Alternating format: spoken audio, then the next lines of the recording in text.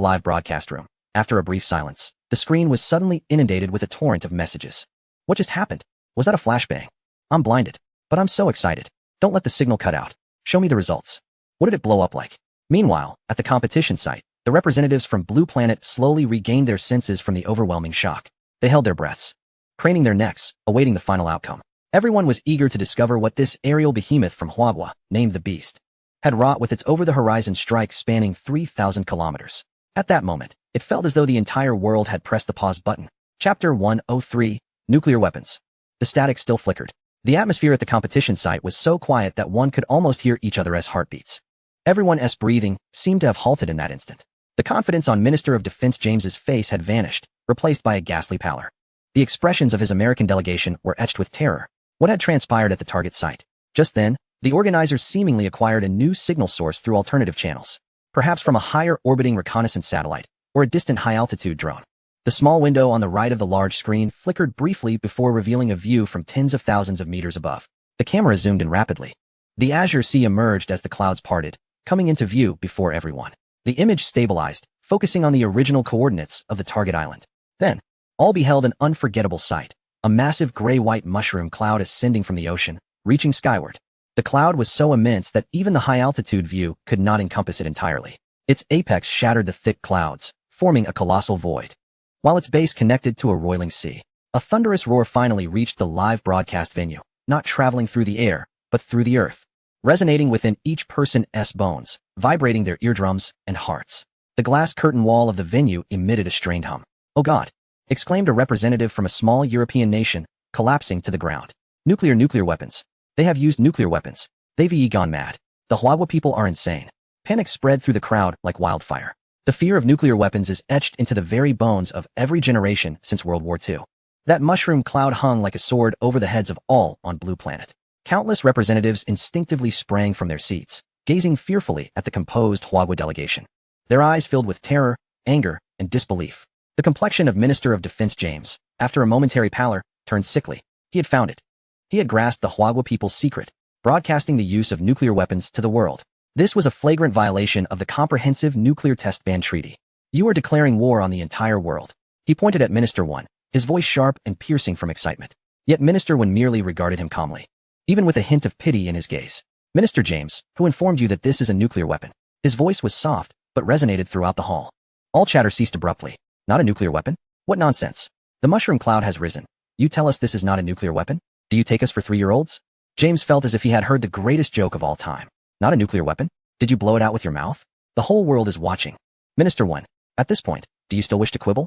Minister 1 surveyed the bewildered representatives from various nations, then spoke slowly. "Firstly, this is indeed not a nuclear weapon. It does not emit any nuclear radiation, nor does it produce any radioactive dust. In fact, it is remarkably environmentally friendly." As he spoke the last two words, a smile curled at the corners of his mouth. "If you doubt it, you may observe us." He gestured towards himself, and then towards the solidly composed Chinese delegation behind him. "If it were truly a nuclear weapon, we should have already been in a state of emergency evacuation, rather than sitting here calmly." A moment of silence fell over the crowd.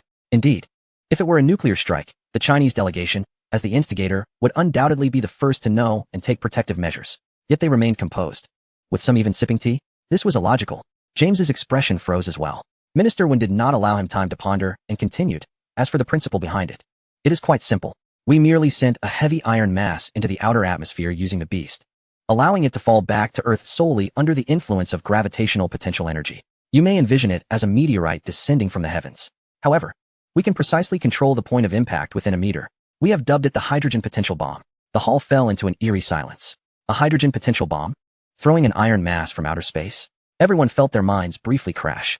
This indeed sounded like it was not a nuclear weapon. How could an iron mass create a mushroom cloud? The power seemed utterly absurd. At that moment, the organizers' drone, against immense risk, finally reached the core explosion area.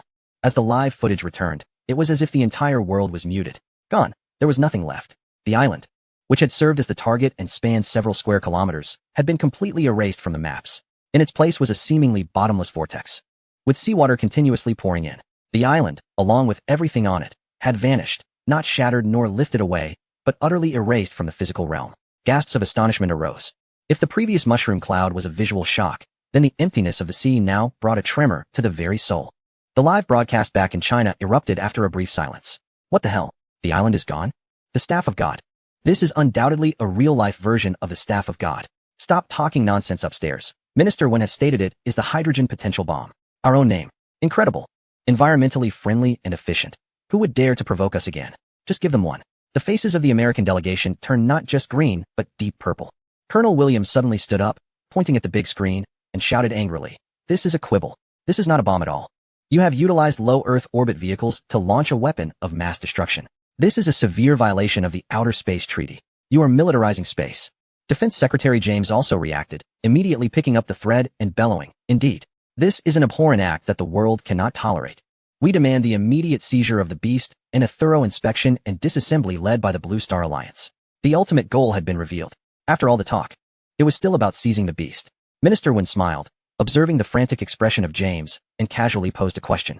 "Secretary James, I have but one question for you. According to the definition in the Outer Space Treaty, does a bomber count as aerospace equipment?" This question was posed without context, leaving everyone momentarily stunned. Does a bomber count as aerospace equipment?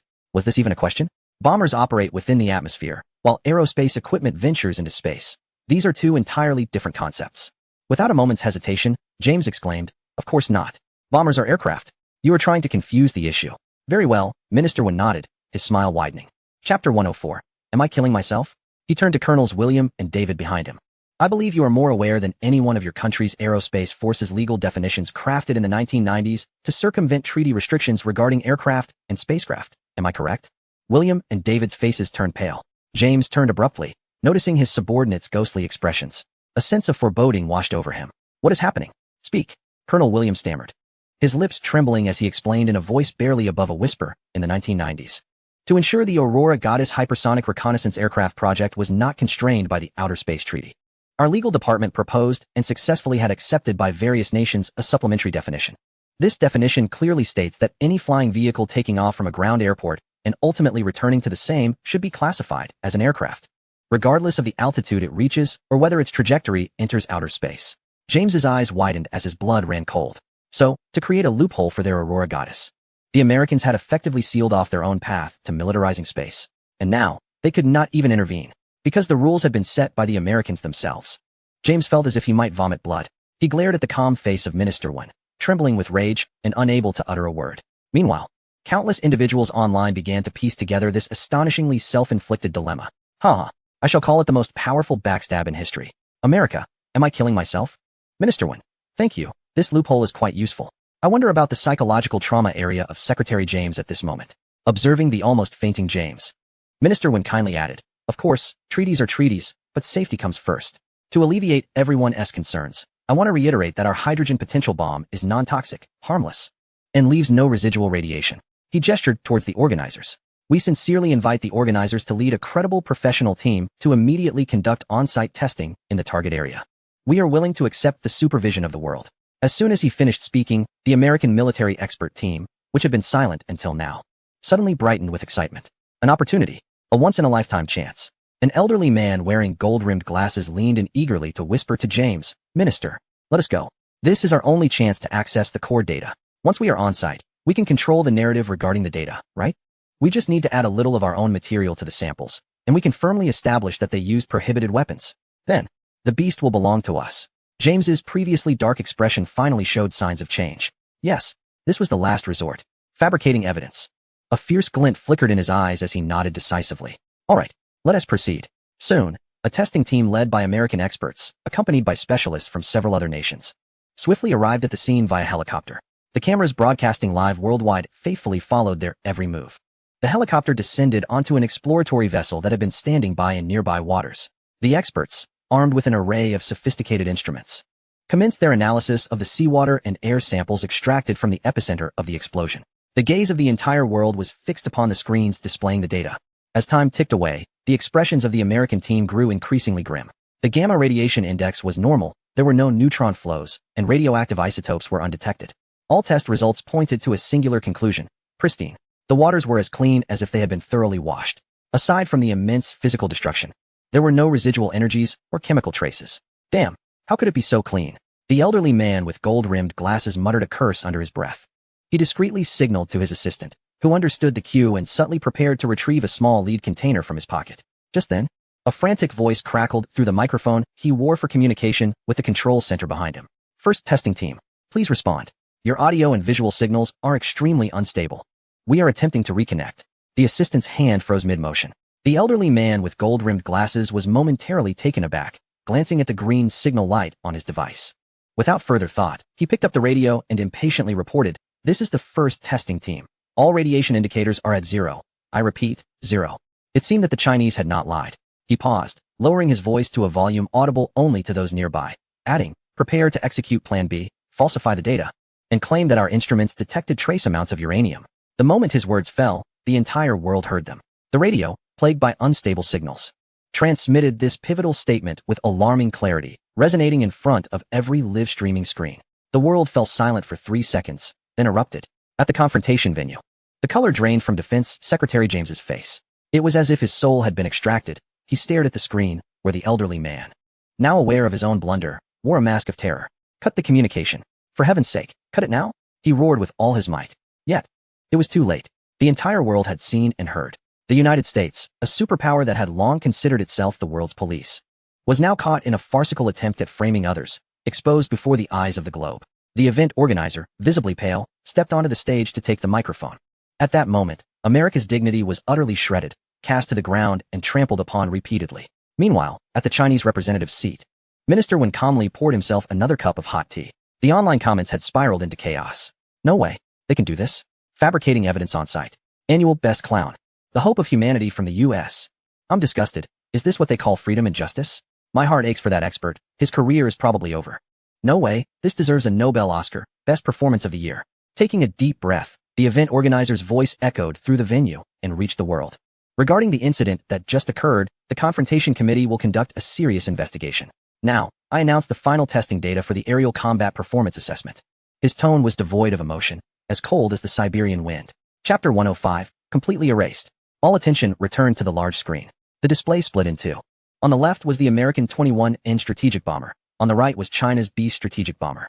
American side, 21N strategic bomber. Maximum flight speed, Mach 1. Maximum payload, 35 tons. Destructive capability assessment. Creates a crater with a diameter of 300 meters and a depth of 1,000 meters in the target sea area.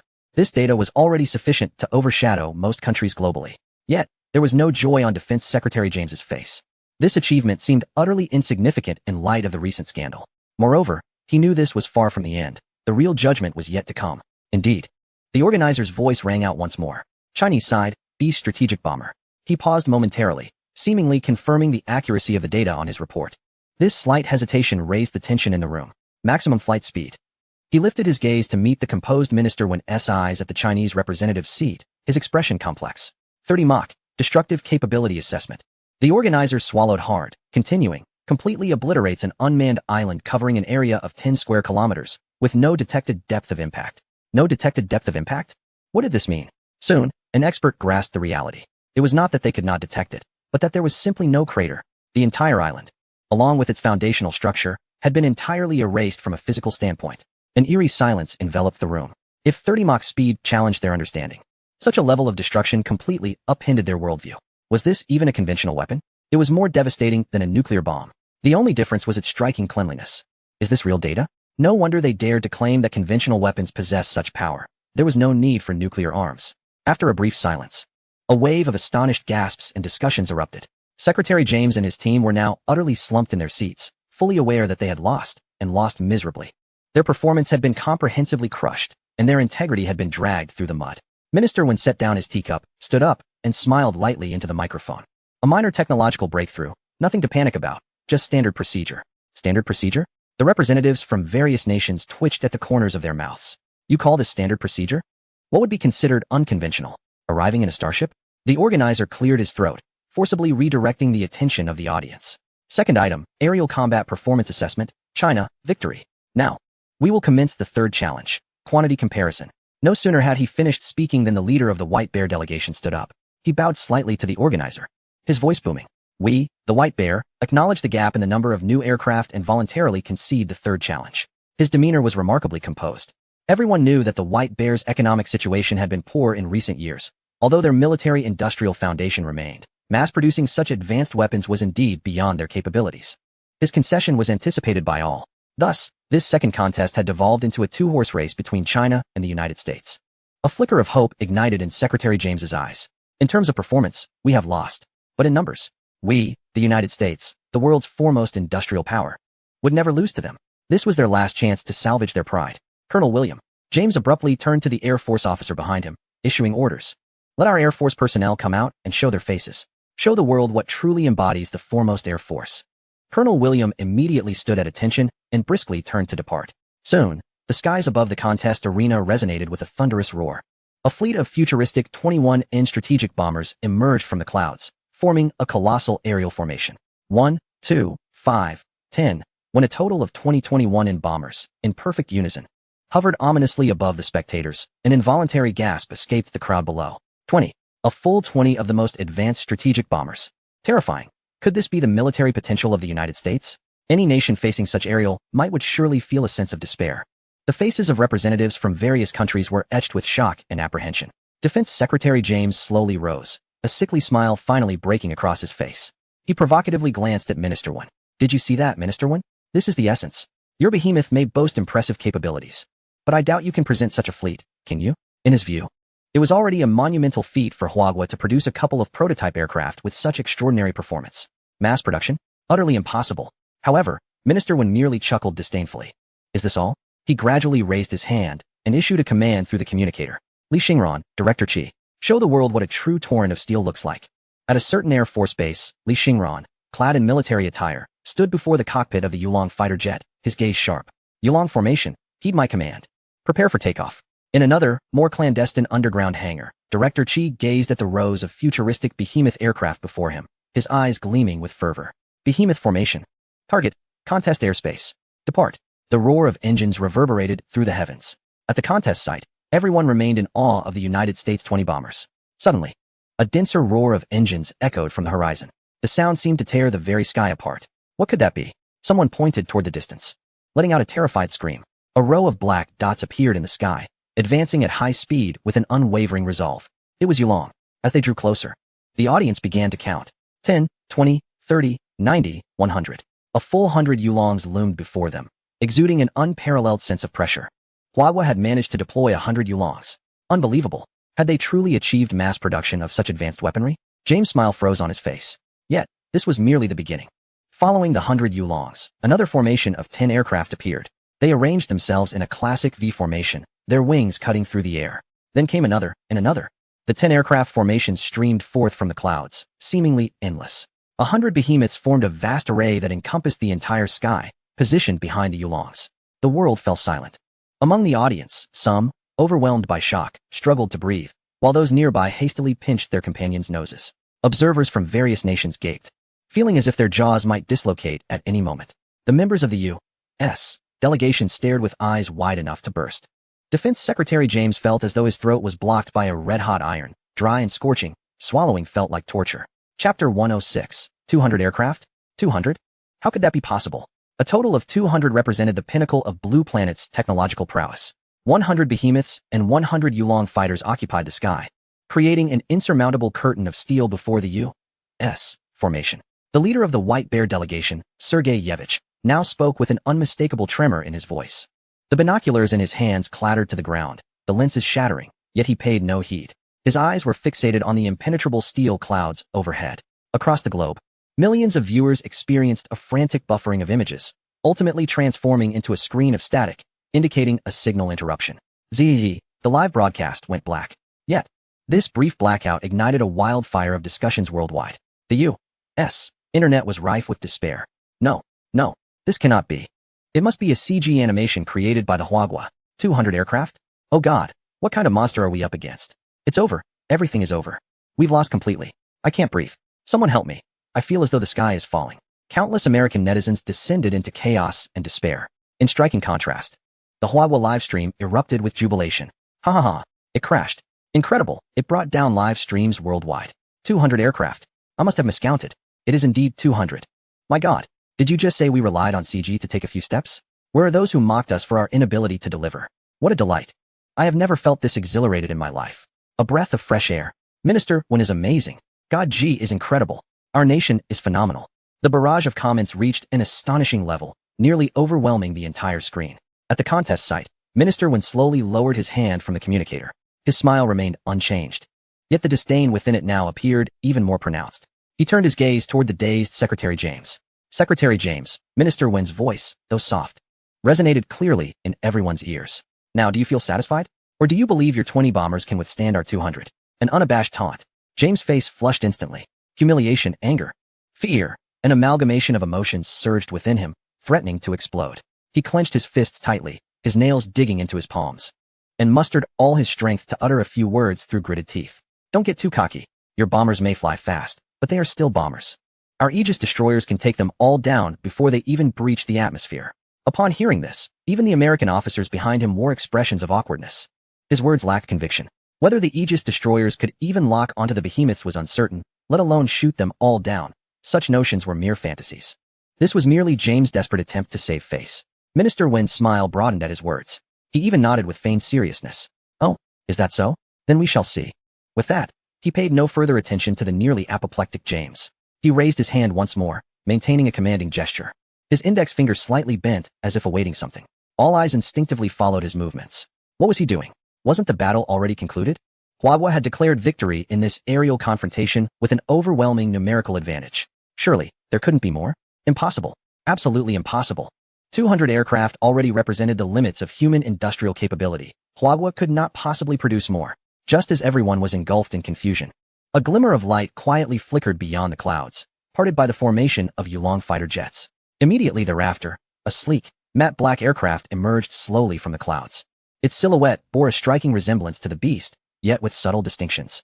The fuselage was adorned with a deep, light-absorbing matte black finish.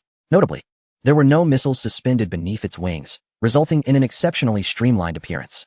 The most striking feature was the number emblazoned on its body. No longer a 4-digit tactical identifier, but rather a vivid, attention-grabbing figure. Beast 001. It did not join any formation, but rather, it glided solo, detaching from the imposing array and moving toward the center of the arena. What was that? A new model? An upgraded version of the Beast? The distinctive paint and number suggested otherwise, and it appeared to possess a sturdier belly. Could it be a transport bomber hybrid? Military experts from various delegations raised their binoculars, eagerly speculating about the unique Beast 1. At that moment, James felt an unprecedented sense of foreboding engulf him as he witnessed the aircraft's appearance. He turned to Minister Wen, his voice hoarse with urgency, demanding, "What is that? What else are you concealing?"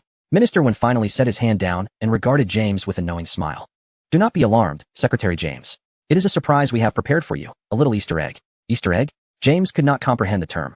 Yet he sensed the malice it concealed. He felt like a mouse toying with a cat, overwhelmed by a sense of helplessness that teetered on the brink of madness. He could no longer bear to gaze upon the sky. Pointing toward the distant individual combat arena, he nearly shouted, "Stop with the theatrics. We concede the aerial competition. Let us commence the next event, the individual combat match. I want to showcase the true strength of our American soldiers." He yearned to initiate the next round, desperate to wash away the humiliation of the moment and restore the dwindling honor of America. However, his cries seemed feeble in the current context. Everyone understood that when those 200 warplanes appeared, this so-called competition had effectively concluded ahead of time. The crown of victory was beyond dispute. America's decades-long reign as the world's foremost power had been forcibly usurped by China in the most brazen manner. From this moment, the global landscape would be irrevocably altered. The representatives from various nations directed their gazes toward the Chinese delegation, their expressions transformed, no longer filled with scrutiny or trepidation. They were now imbued with reverence, an awe for an ascendant, unparalleled superpower. Minister Wen paid no heed to James's outburst. He simply lifted his gaze once more toward the sky, focusing on the hovering silhouette of the Black Spectre known as Beast 001. A mysterious smile graced his lips as he gently tapped the collar-mounted communicator twice. Within the cockpit of Beast 001, Director Chi felt his breath quicken. A secure communication command suddenly illuminated before him. The directive read, awaiting activation. Chi's eyes ignited with fervor. He had waited too long for this moment. From the inception of this project to being selected by Jimu Yuan as the dedicated pilot for Beast 001 in the competition. He had anticipated today, the moment when he would unveil this earth-shattering secret to the world. Beast 1 has received the command. Engine preheating. Vector nozzles, engage. He pressed a series of intricate buttons, his voice trembling with exhilaration. Taking a deep breath, he pressed the central, triple-locked crimson final button. With all his might, he roared the command that signified humanity's leap into a new era of industrial and technological advancement. Beast 1, transform. These two words reverberated through the public address system of the cockpit, resonating throughout the arena. Transform. What does that mean? Translate. Quick, what did he say? Members of the various delegations inquired in confusion, seeking translations from their companions. However, those who understood Chinese stood frozen, their minds blank in a haze of disbelief. James's body stiffened. Though he could not comprehend the Chinese language, the wild implications contained within those two words transcended his understanding, rendering his blood nearly cold. He stumbled, nearly tumbling from the elevated viewing platform. At that moment, the black Beast 001 above emitted a buzzing sound. Its surface, where the armor segments fit seamlessly together, illuminated with countless crimson light paths. Then, under the astonished gaze of billions worldwide, the matte black aircraft began to contort. Its wings retracted and folded, merging with the fuselage. The nose bent downward, retreating into the chest cavity. Below, two robust mechanical structures surged forth, transforming into powerful metallic legs. The entire process unfolded without a hitch, fluid as though it were not cold steel but rather a living, flowing substance. In a mere 5 seconds, before the eyes of all, it morphed into a towering humanoid mech, standing over 15 meters tall, exuding an aura of science fiction. The chest of the mech slowly revealed a circular hatch, emanating a blue glow from within a miniature nuclear fusion reactor. Its head, adorned with two crimson electronic eyes, suddenly shone brightly. Those cold, emotionless gazes appeared to transcend time and space, scrutinizing every minuscule human below. Before the live broadcast, countless viewers gaped, dropping their belongings in shock. In the arena, all noise, discussion, and speculation faded into an eerie silence. Everyone's minds crashed under the weight of this unimaginable spectacle. What was this? A cinematic effect? An illusion? A miracle? James's pupils lost focus completely. His brain refused to process the overwhelming information before him. The black steel giant hovered in the air, surveying the world. This visual impact, this dimensional strike from a superior civilization, shattered the last thread of his rationality. Everything went dark before his eyes, and he fell backward, stiff as a board. Secretary James. Quickly, medical personnel. The American delegation erupted into chaos. Time passed without notice. James awoke, disoriented, from a violent jolt. Where am I? He murmured, his gaze still clouded. Sir, you just fainted, his aide replied, voice trembling with concern. Fainted? James rubbed his aching temples. I think I had a nightmare. I dreamed that China's aircraft transformed into a massive robot. Before he could finish, he noticed his aide's face, frozen in sheer terror, pointing above him. Confused, James followed the direction of his finger, slowly raising his gaze. The next moment his breath ceased. The colossal black steel giant had, unbeknownst to anyone, descended slightly in height. Its enormous metallic head slowly bowed down. Those crimson electronic eyes locked onto his gaze from several dozen meters away. James's mouth opened soundlessly. His eyes rolled back in his head, and he promptly fainted once more. It seemed that Minister Jean was thoroughly pleased with the surprise we had prepared. Minister Wen's voice echoed softly, his expression marked by just the right amount of concern, though that concern bore an unmistakable undertone of mockery. You. The American aide pointed at Minister Wen, trembling with rage. Meanwhile, on the other side, the American military expert team had plunged into a frenzy. Impossible. This is absolutely impossible. It violates the law of energy conservation. It contravenes materials science. It defies the theory of spatial structure. This deformable structure requires metallic stress and energy transmission far beyond our current technological capabilities. Its materials, its drive system, its energy source are not products of our era. An elderly expert, his hair white as snow, clutched at his hair in a frenzy. This technology is at least 10,000 years ahead of us. If not ahead of all humanity, we cannot replicate it. Even if you gave us the blueprints, we would be incapable.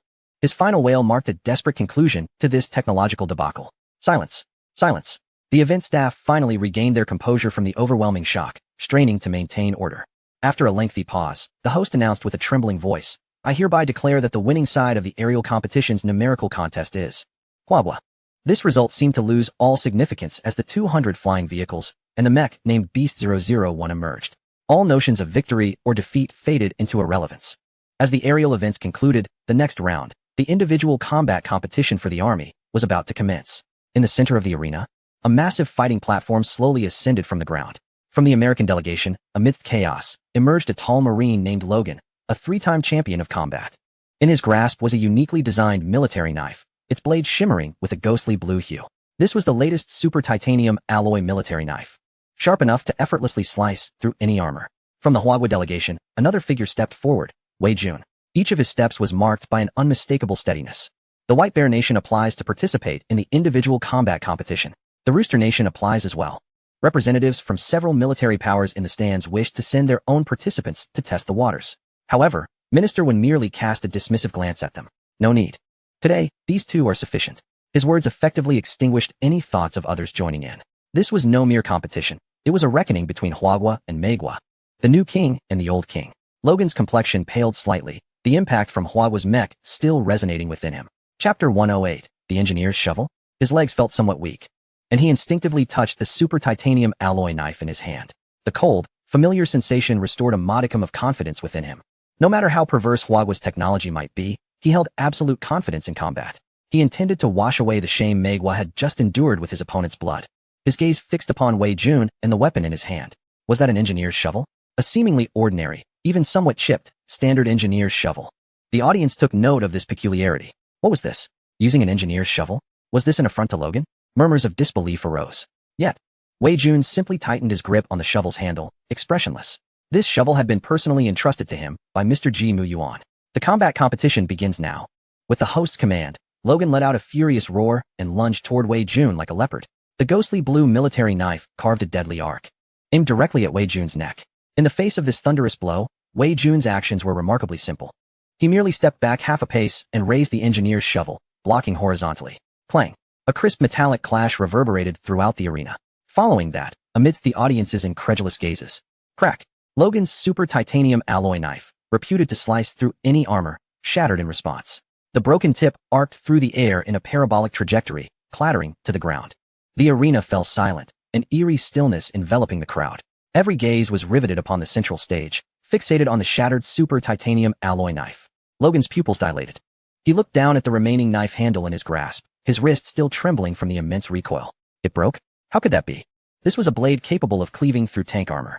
He had even used it in simulated training to slice through a decommissioned light frigate. Yet now, it lay broken by a shovel that seemed to have been casually picked up. This defied all logic. Wei Jun remained expressionless, slowly retracting the shovel. Then, under the audience's watchful eyes, he pressed an inconspicuous button on the shovel's handle. Click! A soft sound. The engineer's shovel began to transform. The shovel head split in the middle, folding outward, extending, and reconfiguring. The handle elongated and thickened with the sound of intricate mechanical movements. The original shell sloughed off like a snake shedding its skin, revealing a new structure that glimmered with metallic brilliance.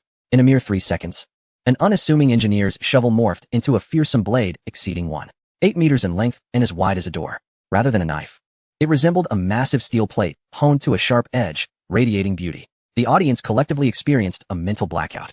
What the hell? The shovel transformed into a great blade? What kind of black technology is this? Transformers? Foul play. This is absolutely foul play. He brought 2 weapons to the arena. James, the American defense minister, abruptly stood up, his face flushed with anger as he pointed at Wei Jun on the platform, shouting at the organizers and Minister Wen. Cheating. This is an outrageous act of cheating. The rules clearly state that only 1 weapon may be used. He has utilized 2. His voice, tinged with extreme fury, echoed through the arena. He could hardly be bothered to stand. However, Minister Wen merely replied nonchalantly, Mr. James, please mind your words. Firstly, the supplementary rules for the individual combat competition state that it is unrestricted combat. Secondly, who told you this is 2 weapons? This is merely one of the forms of our latest multifunctional engineer's shovel. It can transform into a knife, a hoe, a pickaxe, a saw, and, oh yes, it can even fold up to serve as a seat. Is that not permissible? James was rendered speechless, his face flushed red, unable to utter a single word. A multifunctional engineer's shovel? You dare call that an engineer's shovel? Do you expect your engineers to carry a 1.8-meter door-sized blade to dig trenches? This is unmistakably a weapon utilized by Gundam. His chest heaved violently as he pointed at Minister Wen, yet he found no grounds for rebuttal. For indeed, the rules did not explicitly state that weapons could not transform. Another instance of linguistic trickery employed by the Chinese. James could only convey new orders to Logan in the arena through the communicator on his wrist. In the arena, Logan cast a deep glance at the exaggerated massive blade in Wei Jun's hand, then at the broken hilt he held. The fighting spirit in his eyes was being supplanted by an emotion known as despair. Silently, he discarded the broken knife on the ground and turned to leave the arena. Oh, is the American contestant conceding defeat? It seems he possesses some self-awareness. A murmur of discussion arose from the audience. However, minutes later, when Logan returned to the stage, all fell silent. At that moment, Logan had undergone a complete transformation. His body was adorned with an array of weapons. An M4 automatic rifle slung across his back, 2 Desert Eagle pistols hanging from the outer thigh, and his tactical vest was filled with magazines and at least 6 high-explosive grenades.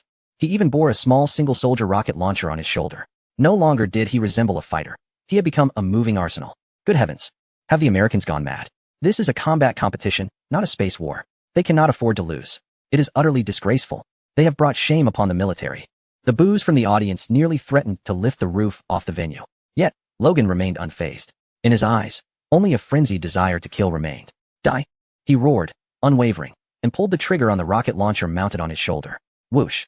A rocket, trailing flames and emitting a piercing whistle, shot straight toward Wei Jun. At such a close distance, evasion was impossible. However, Wei Jun had no intention of dodging. The massive blade in his hand emitted a mechanical clatter once more. The broad blade swiftly retracted and transformed into a pitch-black object, glistening like a baseball bat. Faced with the incoming rocket, Wei Jun inhaled deeply, slightly crouched his body, and assumed a standard batting stance. Then, he swung with all his might. Bang! A sound more thunderous than a gunshot reverberated. The metal baseball bat struck the rocket's body with pinpoint accuracy. Time seemed to slow at that moment. Everyone could clearly see the rocket halt mid-air before reversing at a speed greater than its approach, tracing a strange parabolic arc boom. A violent explosion erupted above the arena. Flames and smoke engulfed everything instantaneously. The powerful shockwave shook the entire stage. Chapter 109. The victorious side, China. Before the smoke could dissipate, rat-a-tat-tat, Logan had already raised his automatic rifle, unleashing a torrential hail of bullets toward the spot where Wei Jun had just stood. Yet, amidst the smoke, the sound of metal transforming echoed once more. The baseball bat in Wei Jun's hand underwent another metamorphosis. It swiftly expanded, metallic armor pieces blossoming like petals, before tightly coalescing. Ultimately, it formed a massive kite shield capable of protecting his entire body. At the center of the shield was emblazoned a menacing wolf's head. Countless bullets slammed against the shield like a tempest. Clang, clang, clang. The dense sounds of impact melded into a symphony, sparks flying. Yet, the shield remained unyielding. Wei Jun stood firmly behind it, unharmed. Incompetent. On the sidelines, Defense Minister James trembled with rage as he watched this scene unfold on the screen. He issued his final and most frenzied command through the communicator. Logan, detonate the grenade. Go down with him. This command echoed through the venue's loudspeakers, plunging the audience into stunned silence. Then, a wave of fury erupted. Shameless. Madman. He is sending his own soldiers to their deaths. Is this still humanity? Countless furious gazes shot toward James like arrows. Logan's body stiffened abruptly. The madness faded from his face, replaced by a pallor of despair. He glanced toward James, sorrow flickering in his eyes. Then, he discarded the rifle and removed a grenade from his chest. His finger poised over the safety pin. However, just as he was about to pull it, Wei Jun made his move. The massive kite shield in his hand began its final transformation, the most astonishing one yet. The entire shield rapidly contracted and folded, all metallic components converging toward his right arm. Ultimately, a grotesque weapon took shape on his right arm. A giant electromagnetic cannon with a barrel shimmering with blue electricity. A chilling energy hum resonated throughout the arena. Blue arcs of electricity danced wildly at the cannon's muzzle. Wei Jun lifted his right arm. Yet, his target was not Logan. Rather, it was the pale-faced Defense Minister James seated in the stands. In the next moment, a thick electromagnetic beam, like a blue dragon tearing through space, shot forth. The beam did not aim for James' body, but rather for the bulletproof glass in front of him. Zazup! The blinding light made everyone instinctively shut their eyes. In the stands, chaos erupted. Several staff members, realizing the gravity of the situation, scrambled to drag the now-dazed James away. Meanwhile, on the arena, Logan had just pulled the safety pin on the grenade. The electromagnetic beam zipped past him. The powerful electromagnetic pulse enveloped him in an instant. His body jolted violently, as though he had been pressed the pause button, frozen in place. All his muscles succumbed to paralysis from the overwhelming current. His consciousness remained alert. He could feel the grenade in his hand, emitting a sizzling sound. He watched helplessly as it lay in his palm. Boom. A muffled explosion erupted in his hand. The organizers urgently halted the match.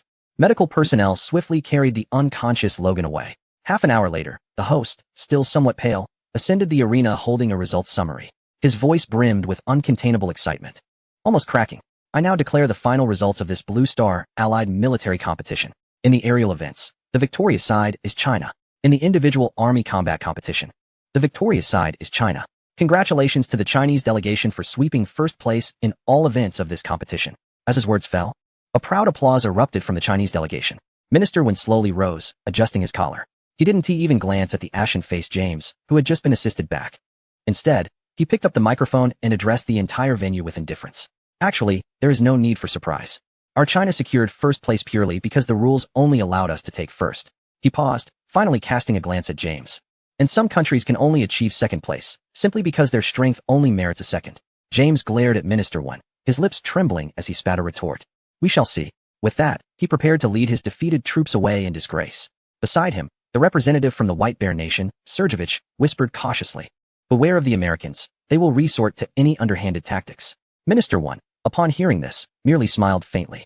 He addressed James's vanishing figure with a voice loud enough for all to hear. "Our nation, the Hua, never initiates conflict. Yet, we are not afraid of it. When friends come, we offer fine wine. Should wolves arrive, they will be greeted solely by our shotguns." James abruptly halted, turning back to cast a fierce glare at Minister 1. Yet he ultimately chose silence as he led the American delegation away in disarray. At the very moment the Americans departed, the representatives from other nations encircled the Hua delegation seats, exchanging words of camaraderie. After a while, Minister 1 informed them of his need to leave due to prior engagements, promising to engage in further discussions at a later date.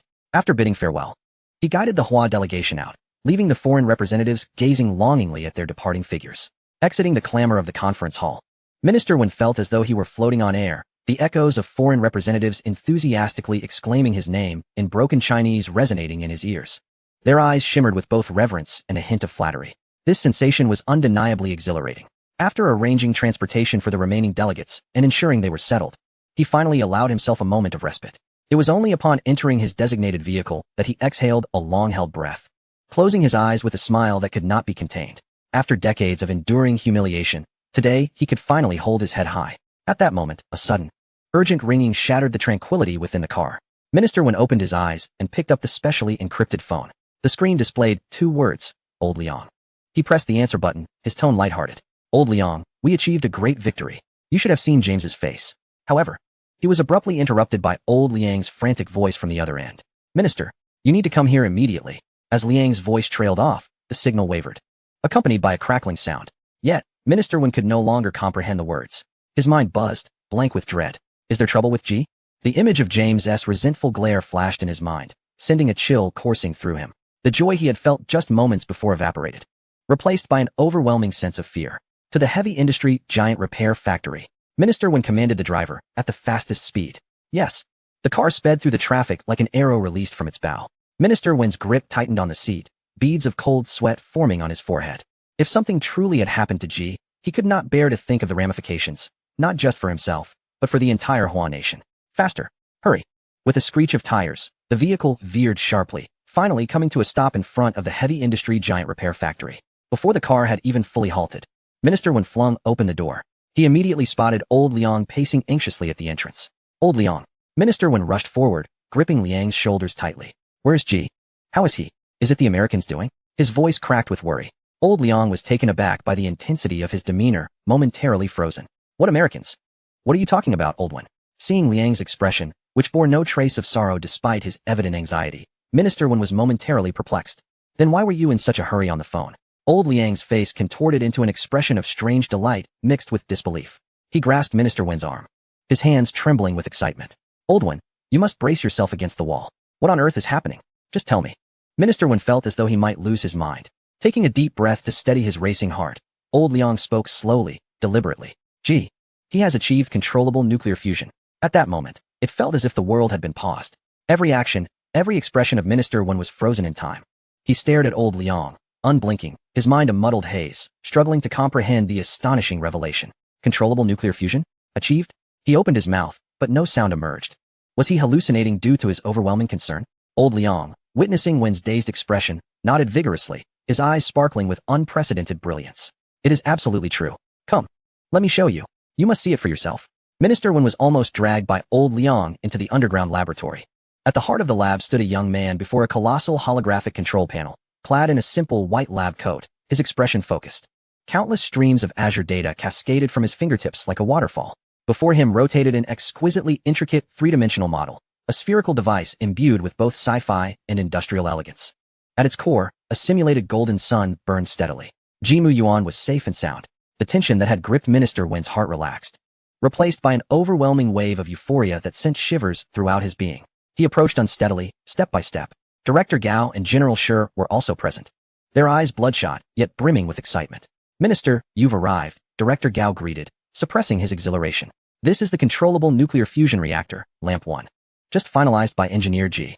All simulations have been conducted over 1,000,000 times, theoretically flawless." Minister Wen gazed at the simulated sun, feeling his breath quicken. The ultimate energy source for humanity, The key to a leap in civilization, the legendary marvel. Its blueprint lay before him. However, Director Gao's tone shifted, revealing a hint of difficulty. To transform this design into reality, given our current industrial capabilities and technological reserves, the most optimistic estimate would require 5 years.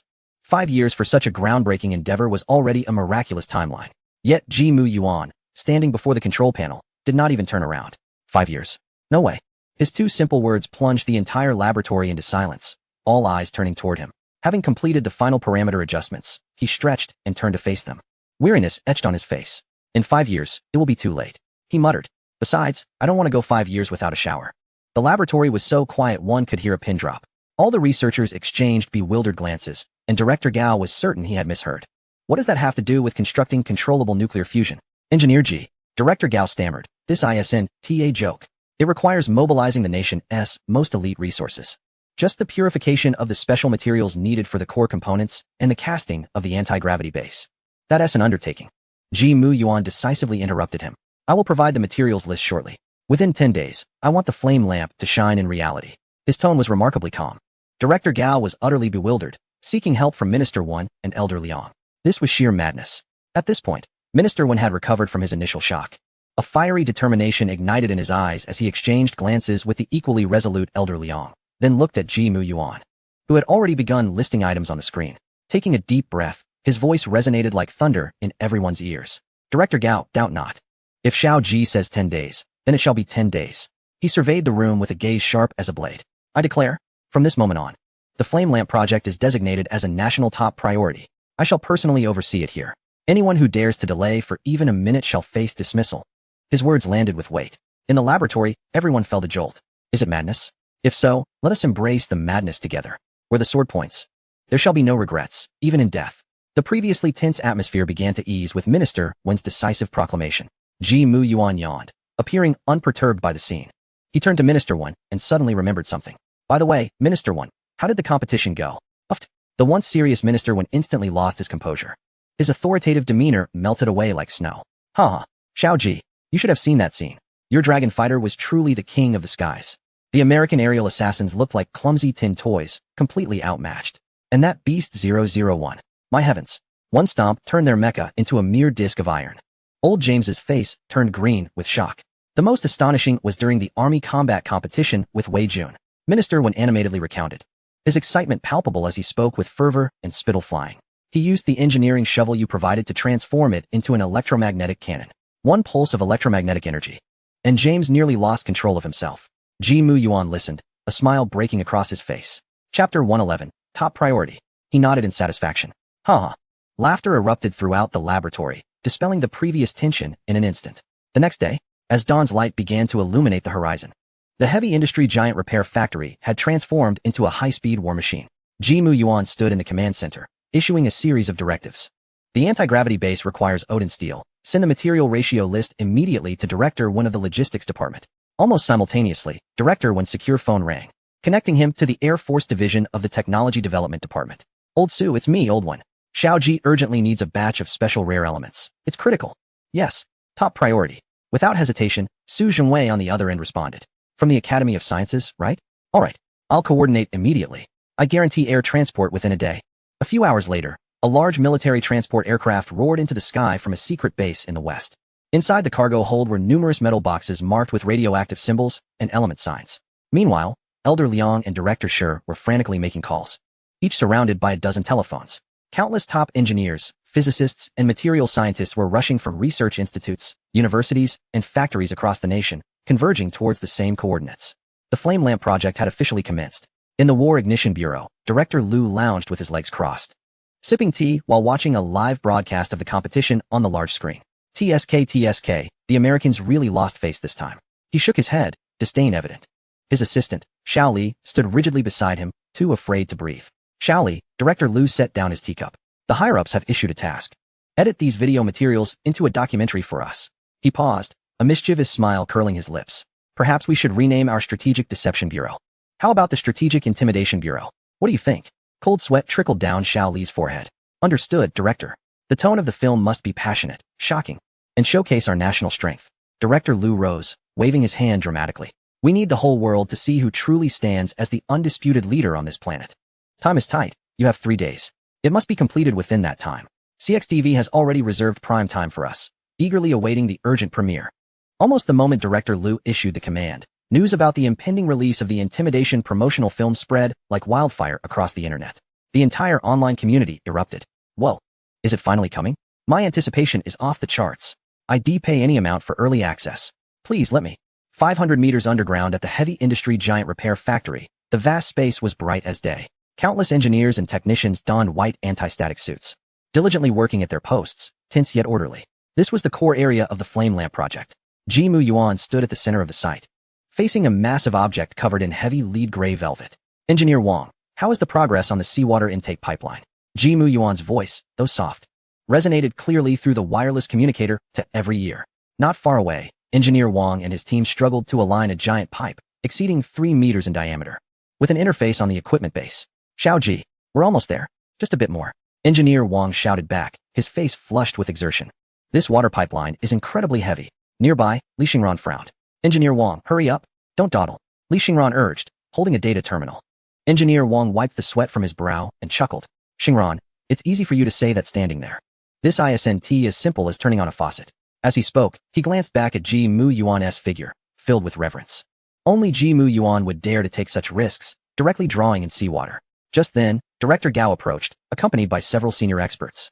Adjusting his reading glasses, Director Gao looked at the massive pipeline, confusion etched on his face. Comrade Xiaoji, he said, gesturing toward the pipe. Using seawater as a coolant? Isn't that too risky? The corrosiveness of seawater is quite severe, and the requirements for equipment stability are exceedingly high. What if? Jimu Yuan turned to the esteemed elder, his gaze calm. Director Gao, you have misunderstood. He paused, articulating each word with clarity. Seawater is not the coolant. It is the fuel. The air seemed to freeze in that moment. The confusion on Director Gao's face instantly transformed into shock. The other senior experts behind him were equally stunned, convinced they had misheard. Fuel? Seawater as fuel? What kind of international joke is this? Engineer Wang finally aligned the pipe with the interface. With a heavy mechanical clanking sound, the connection was secured. Straightening his back, he patted his shoulders and happened to hear the conversation nearby. Director Gao, you might not know, but Engineer Wang grinned. A sense of pride and mystery enveloping him. In this grand endeavor, we harness the very essence of seawater.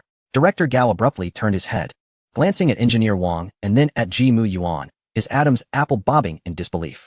How could this be possible? The core fuel for nuclear fusion is deuterium.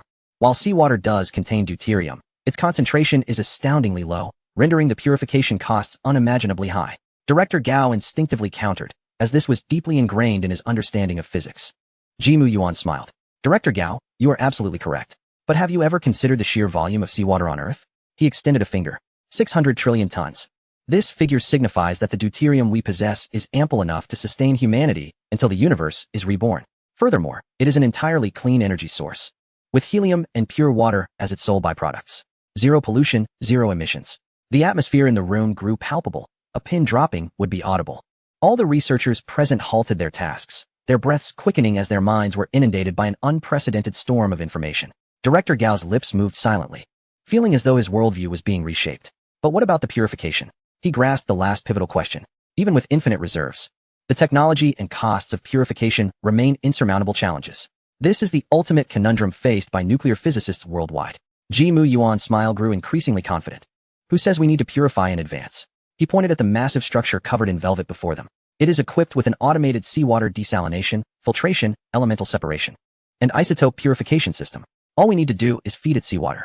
Then, Jimu Yuan extended his right hand and made a gentle pressing gesture. Just press a button. A single-click operation, fully automated. Chapter 112. Initiate. Director Gao was left utterly speechless. The experts behind him instinctively reached for their emergency pills. Fully automated. One-click operation. This was no longer science fiction, it was myth. Seawater pipeline, connection complete. Engineer Wang reported loudly through the communicator. Received. Jimu Yuan nodded, his gaze sweeping across the room. All non-core personnel, evacuate to safety zones. Core experimental team, take your positions. With the directive issued, the personnel on site moved swiftly and orderly. Only Jimu Yuan, Director Gao, Li Xingran, and a few dozen core researchers remained in the central area. All eyes were fixated on the enigmatic behemoth. Jimu Yuan approached the velvet covering, inhaled deeply, and grasped a corner of the fabric. With a swift motion, he yanked it back. With a whoosh, the enormous velvet fell away, revealing a spherical reactor made entirely of dark golden metal, adorned with blue patterns. It hovered silently half a meter above the ground, its surface gleaming like a mirror, reminiscent of a futuristic work of art. A gravity-defying base, Director Gao murmured, already numb to the spectacle. Inject seawater. Ji Mu Yuan issued a new command. A low hum resonated as the massive pipeline began to vibrate slightly. 300 tons of icy seawater surged like a roused beast into the reactor's injection interface. The blue patterns on the reactor's surface began to illuminate one by one, emanating a gentle glow. Ji Mu Yuan stepped to the control console, where Li Xingran had already input all the initial parameters. Reactor status, normal. Energy circuit self-check, normal. Seawater injection volume, 100%. Li Xingran's voice trembled. Ji Mu Yuan lifted his gaze to the main screen above the control console, where real-time simulated images of the reactor's interior were displayed. Ignition program, countdown. His voice echoed in the vast underground space. 10. All researchers instinctively held their breath. 9. Director Gao clenched his fists, his palms slick with sweat. 8. 3. 2. 1. Initiate. Ji Mu Yuan's hand pressed heavily on the button that signified the dawn of a new era. The hum surged instantly. The gravity-defying base beneath the reactor blazed with light. An invisible energy shield unfurled instantaneously, enveloping the entire reactor. This served as the first line of defense, warping space with a gravitational field to shield against any potential radiation leakage while stabilizing the reactor's internal structure. Immediately thereafter, the seawater injected into the reactor was subjected to an immense electromagnetic field, heating it to over 100 million degrees, transforming it into a plasma state. The nuclei of tritium began to collide violently, merging. On the main screen, the values representing the control rate of the nuclear fusion reaction began to fluctuate wildly. 01, 03, 06. Director Gao's eyes widened in astonishment. 06. This was already the highest record achieved by their Nuclear Physics Institute in the laboratory, attained through countless efforts. And it had lasted less than a second. Yet now, this number was still climbing, surpassing 1. Heavens! A young researcher exclaimed in disbelief. In their understanding, stabilizing above 1 meant they had succeeded in achieving controllable nuclear fusion. Humanity would finally enter an era of energy freedom. 5, 10, 15. Each increase in value sent tremors through the crowd. Director Gao felt as though he could scarcely breathe. President Jiang, standing nearby, clutched his clothing tightly. Finally, the number on the screen slowly stabilized. It settled at 3,000. The entire control room was left in stunned silence as everyone gazed at the figure. 30%? Is the system malfunctioning? An expert questioned, his voice trembling. Yes, it must be a sensor error. This value defies the laws of physics. Quick, check the data links. Director Gao responded, unable to accept this number.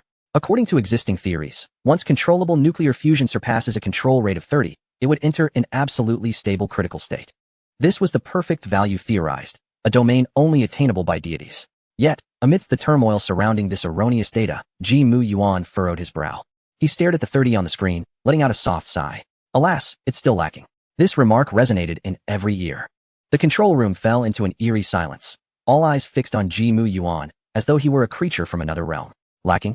Director Gao snapped back to reality, rushing to Ji Mu Yuan's side, speaking in a flurry of excitement. Comrade Ji, do you realize what 30 signifies? It means absolute stability. It means we can utilize this reactor like a power bank. This is a miracle capable of changing the world. Ji Mu Yuan, however, shook his head. His gaze was profound, as if peering into a distant future. My aim is not to create a power bank. He raised his hand, pointing at the blinding 30 on the screen. Engineer Wang, Li Xingran, increase the power of the energy booster to overload mode. Target control rate, 100. As his words fell, the control room was enveloped in a profound silence. Meanwhile, at the CXTV headquarters, an urgent notification blared. An urgent notification. Following orders from higher-ups, all channels, CXTV 1, 2, 4, 7, and 13, are to broadcast the Deterrence promotional film live at 8 o'clock tonight during prime time. All departments, prepare for the broadcast. This command spread like wildfire through the television station in mere minutes. Online, the topic of the Deterrence promotional film erupted across all social media platforms, igniting a fervor throughout the internet. It has arrived. It has finally arrived. Wow. All channels broadcasting simultaneously? What a spectacle.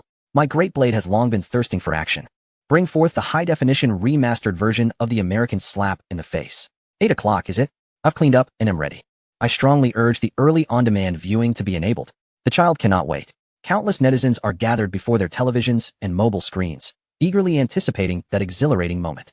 At precisely 8 o'clock, the stirring and majestic music reverberates throughout the land of China. After the CXTV logo, the screen illuminates. Amidst the howling winds, a sleek, entirely black, sci-fi dragon-like aerospace fighter tears through the clouds, soaring skyward. The scene then shifts. On the vast wasteland, A torrent of steel composed of the beast-class vessels unleashes a barrage, illuminating the night as if it were day. Unprecedented, shockingly violent images bombard the eyes of every viewer. At this moment, in the underground control room, 500 meters below the heavy industry giant repair factory, Ji Muyuan's calm voice resonates once more. Let us begin. Let us see where its limits lie. Control rate, 100. Ji Muyuan's voice strikes like lightning against the hearts of all present. In the control room, everyone, including the director, feels as though their hearing may have faltered. 100? What does that even mean? It is akin to holding a hydrogen bomb that could detonate at any moment in the palm of one's hand. No, it is 1,000 times more insane than toying with a hydrogen bomb. Madness. A young researcher mutters. This is utter nonsense. The director finally breaks free from his petrified state, his eyes nearly bulging from sheer terror. Comrade, Ji Muyuan, immediately halt this reckless action. Do you even comprehend what you are doing? A control rate of 100 could lead to an instantaneous loss of control. This reactor could transform into a super hydrogen bomb of unimaginable yield. All of us, the entire base, would be vaporized in an instant. The director's voice, hoarse with excitement, trembles with despair. Having spent his life dealing with nuclear energy, no one understands better than he the terrifying destructive power hidden behind that string of numbers. Yet, in the face of his roar, Ji Muyuan simply turns his head calmly. His eyes remain entirely unfazed. Director, you are speaking of the antiquated tokamak device. My reactor is not like that. Ji Muyuan gestures towards the ground beneath them. What lies beneath your feet is an anti-gravity base composed of superconducting magnets. Its purpose is not merely to lend a sci-fi aesthetic to this behemoth. Rather, it is designed to create an absolutely stable force field to counteract any potential energy fluctuations when the energy exceeds the critical threshold. No sooner had he finished speaking than a shrill alarm blared unexpectedly throughout the control room. The curve on the screen representing energy output shot up violently at a vertical angle. In an instant, it breached the absolute stability threshold of 30, 50, 70, 90. It felt as if the blood in everyone's veins had solidified at that moment. A few timid researchers had already closed their eyes, awaiting the arrival of death. The director's face turned ashen, resembling that of a ghost. Yet the anticipated cataclysmic explosion did not occur. Just as the curve was about to reach its peak, a low, rumbling sound, as if emanating from the depths of the earth, quietly resonated. The entire control room, along with the thick granite foundation beneath their feet, experienced an imperceptible tremor. Then, as the wildly oscillating curve reached the point of 100, it abruptly halted, stabilizing into a perfectly straight line. The shrill alarm ceased abruptly. Silence returned to the control room. Everyone stared blankly at the screen, where the green number 100 glowed. Is it done? Has it really succeeded? The director suddenly lowered his head to gaze at the ground beneath him, his eyes filled with astonishment. The anti-gravity base, this was its true purpose. Not for levitation, but for stabilization. To suppress the wildly destructive energy of nuclear fusion with an absolute force field. What a genius, what a madcap idea. He wished to say something, but found his throat parched. At that moment, Ji Muyuan's calm voice rang out once more. Initiate the energy absorption procedure. Engineer Wang instinctively moved to execute the command. However, halfway through, he paused, looking questioningly at Ji Muyuan. Director Ji, what is the purpose of absorbing such a large amount of energy? Ji Muyuan cast him a glance, his tone unruffled. The base's hot water supply system is rather slow. Bathing is quite inconvenient. We shall convert this energy into electrical power to supply the living quarters of the entire base. And by the way, allow everyone to take a hot shower. The control room, just recovering from the relief of having narrowly escaped disaster, was once again left in a state of shock. A hot shower? You created such a commotion, nearly scaring the souls out of us, just for a hot shower? Director Gao's eyes widened in disbelief. He trembled as he looked at Director Gao. Did he just say energy conversion? Director Gao nodded mechanically, seemingly in agreement. It seems to be that way. Director Jiang gasped, looking at Ji Muyuan with eyes that could no longer be described as simply astonished. He has simultaneously solved the century-old dilemmas of controllable nuclear fusion and efficient energy conversion? No one answered him, for all present were so stunned that they had lost the ability to speak. If achieving a control rate of 100 in controllable nuclear fusion was akin to opening the door to a new world, then the technology for efficient energy conversion is the grand thoroughfare leading to that new world.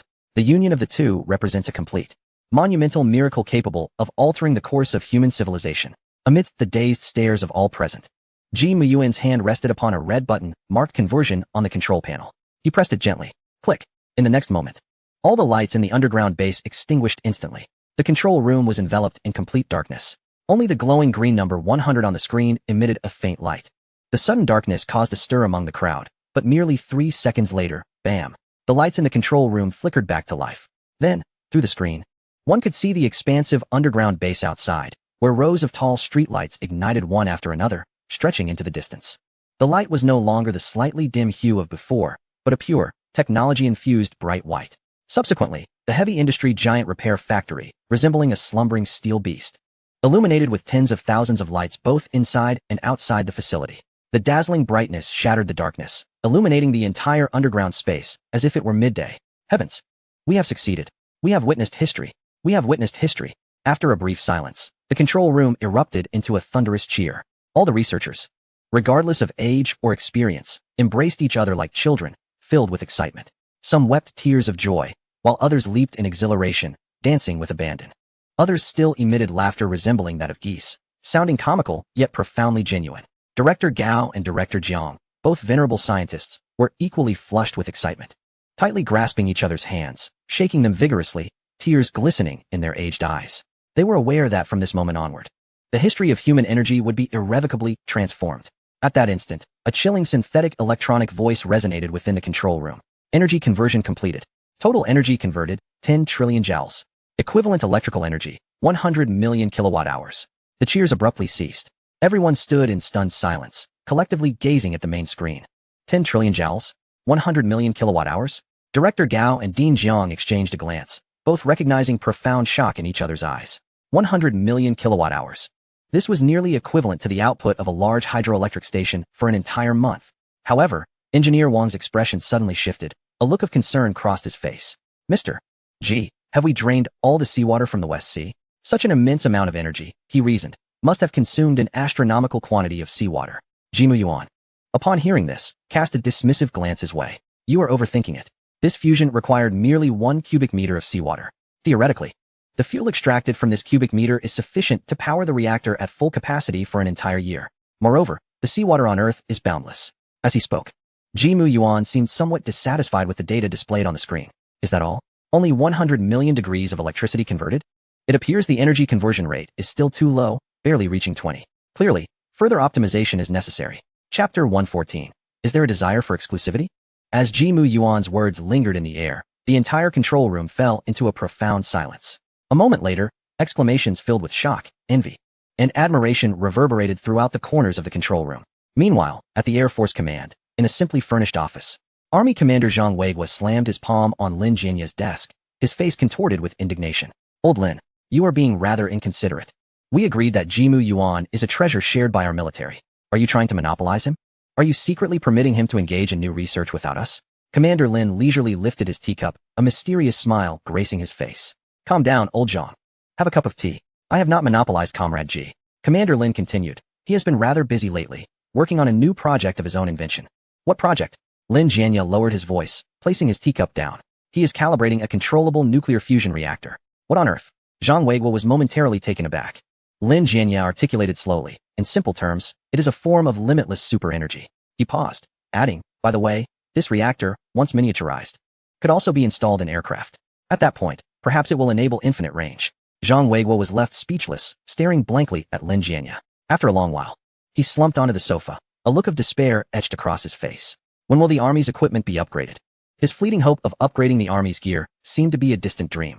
The more he pondered, the angrier he became, convinced that Lin Jianya still desired to monopolize Jimu Yuan. At the heavy industry giant construction plant, 500 meters underground, the revelry in the control room persisted. Director Gao, however, chose to step away from the festivities. He gazed at the brightly lit construction plant, his eyes glistening with emotion. This vast factory had become the heart of Huagua's industrial prowess. At this moment, it was being invigorated by the first genuine ray of nuclear fusion light in human history. As a nuclear physicist who had dedicated his life to this cause, he understood the monumental significance of the scene before him. The elderly man raised his hand to wipe away a tear, his voice choked with emotion. My life has been worthwhile. In Huagua, at the Army Command, a black sedan rolled through the gates amidst the salutes of guards. The car door opened, and a minister of culture stepped out. Raising his gaze to the towering office building, a wry smile crossed his lips. He was there to extinguish a fire. In the Army Command's first conference room, a massive circular table was surrounded by high-ranking military leaders, each adorned with stars on their shoulders. Every individual sat upright, expressions grave. The atmosphere in the room felt stifling, even laden with resentment. At the head of the table, Army Commander Zhang Weiguo's face was dark with fury. After his visit to Lin Jianya, he returned even more irate than before. He slammed his palm down on the table. Boom. The solid wooden table echoed with a dull thud. This is outrageous. Jimu Yuan is a shared treasure of our military. Why does he remain at their Air Force base? The Technology Development Department? Nonsense. What can that place do other than install a few parts in aircraft? Keeping him there is nothing short of waste. Zhang Weiguo's voice resonated like a bell, reverberating throughout the conference room. The commander is right. A genius like Chief Engineer G should be with us in the army. We possess the finest tanks, the most projects, and the greatest need for him. A general from the Northern Military District quickly chimed in. The same applies to us in the Southern Military District. If Chief Engineer G agrees to come, we will hand over the entire Armored Research Institute to him. In no time, the conference room erupted in fervor. Representatives from various military districts clamoring to claim Ji-Mu Yuan for their own. To them, securing Ji-Mu Yuan meant gaining a significant advantage in the impending arms race. Observing the rising enthusiasm among his subordinates, Zhang Weiguo's expression softened slightly, yet the creases on his brow remained. What use is it to simply talk here? That slippery fellow Lin always evades me. Every time I visit, he gives me the runaround, claiming Comrade G is busy with projects. I don't care. Zhang Weiguo slammed the table once more. Guard, send a security platoon to the Air Force base. We shall pay them another visit. Commander, that would be inadvisable. Indeed, Commander. That would be against protocol. The crowd quickly urged him to reconsider. Just then, the door to the conference room gently opened, and the Minister of Culture appeared at the threshold, a gentle smile adorning his face. Commander Zhang, what are you planning? Are you intending to take troops to Old Lin's place to see someone? The commotion in the room abruptly ceased, all eyes fixated on this unexpected guest. Zhang Weiguo, upon seeing the minister, initially froze, but then his anger transformed into a sense of grievance. Old One, you finally arrived. Your timing is impeccable. Please, settle this for us. He strode over to the minister, pulling him into the room. Tell me, isn't Old Lin being unreasonable? My army of hundreds of thousands is waiting for equipment upgrades. The Minister of Culture was seated, leisurely pouring himself a cup of tea. Calm down, old Zhang. You are truly misplacing your blame on Old Lin. Zhang Weiguo's eyes widened. I am misplacing my blame. He is practically treating Ji-Mu Yuan as private property of the Air Force. The Minister of Culture gently blew on the tea's surface. Let me ask you, wasn't he Commander Lin who invited Ji-Mu Yuan to join the Air Force's Technology Development Department originally? Yes. Zhang Weiguo nodded. And what was the outcome? That young man did not agree. This matter was hardly a secret among the high-ranking military officials. They even mocked Lin Jianya for his failed attempt. The Minister of Culture smiled knowingly. And thus, it is settled. Ji-Mu Yuan is not the private property of anyone. In fact, he is not even a member of the military. His refusal of Commander Lin's formal invitation indicates that he never intended to join any branch. As of now, he is still officially an engineer at the heavy industry giant construction plant. Minister Wen set down his teacup and gazed at the bewildered Zhang Weiguo. The reason for his presence at the Air Force base was quite simple, proximity. Zhang Weiguo was utterly flabbergasted. This rationale was beyond his comprehension. Minister Wen patiently elucidated that Ji-Mu Yuan had an abundance of projects to manage, primarily at the heavy industry giant's manufacturing plant. The Air Force's technical development base was merely a half-hour drive from the plant, making it convenient for him to relocate certain projects requiring specialized facilities there. Minister Wen's explanation fell upon Zhang Weiguo and the assembled army generals like a bucket of cold water, illuminating the truth. After all this time, it was not the Air Force that had absconded with Ji-Mu Yuan. Rather, the esteemed individual simply found the Air Force base conveniently close to home for his research endeavors. This revelation was painfully disheartening, yet starkly realistic. Zhang Weiguo dejectedly returned to his seat, feeling a heavy weight in his heart. He had initially suspected Lin Jianya was the obstructive force, believing that with sufficient firmness, he could reclaim Ji-Mu Yuan. Now, it appeared the root of the issue lay within Ji-Mu Yuan himself.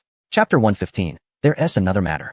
That lad is akin to an untamable wild stallion. None shall tether him within their stables. The conference room fell silent once more. The generals, who had previously been animated, now resembled deflated balloons. Observing their demeanor, Minister Wen sensed the moment was ripe. Clearing his throat, he spoke up. However, there's no need for such despondency. My purpose here is to assist you in resolving this predicament.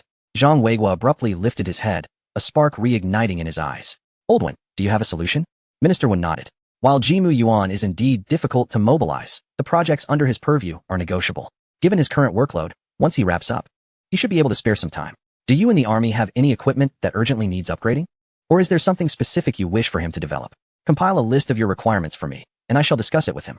Zhang Weiguo instantly sprang from his chair, his face flushed with excitement, his large hand slapping the table with a resounding bang. Absolutely. Anything he produces is welcome. Be it an upgrade, or even just a new track, we want it all. His gaze swept over every military district leader present, his voice booming. Did you all hear that? Upon your return, immediately compile a list of your most pressing needs. Whatever Ji-Mu Yuan requires, we shall provide. Anyone who dares to lag behind, I will have their skin. Yes, Commander. The entire conference room erupted with shouts. Minister Wen watched the scene with satisfaction, raising his teacup and adding, by the way, there's another matter. Next year, the Blue Star Military Power Association will elect a new president. Many nations have already expressed their support for our Huagua to assume this role. Upon hearing this, Zhang Weigua's eyes gleamed with enthusiasm. This is excellent news. The presidency must be ours. Rest assured, old one, the army will fully support this endeavor. Whatever is needed, just say the word. He puffed out his chest, pride radiating from his face.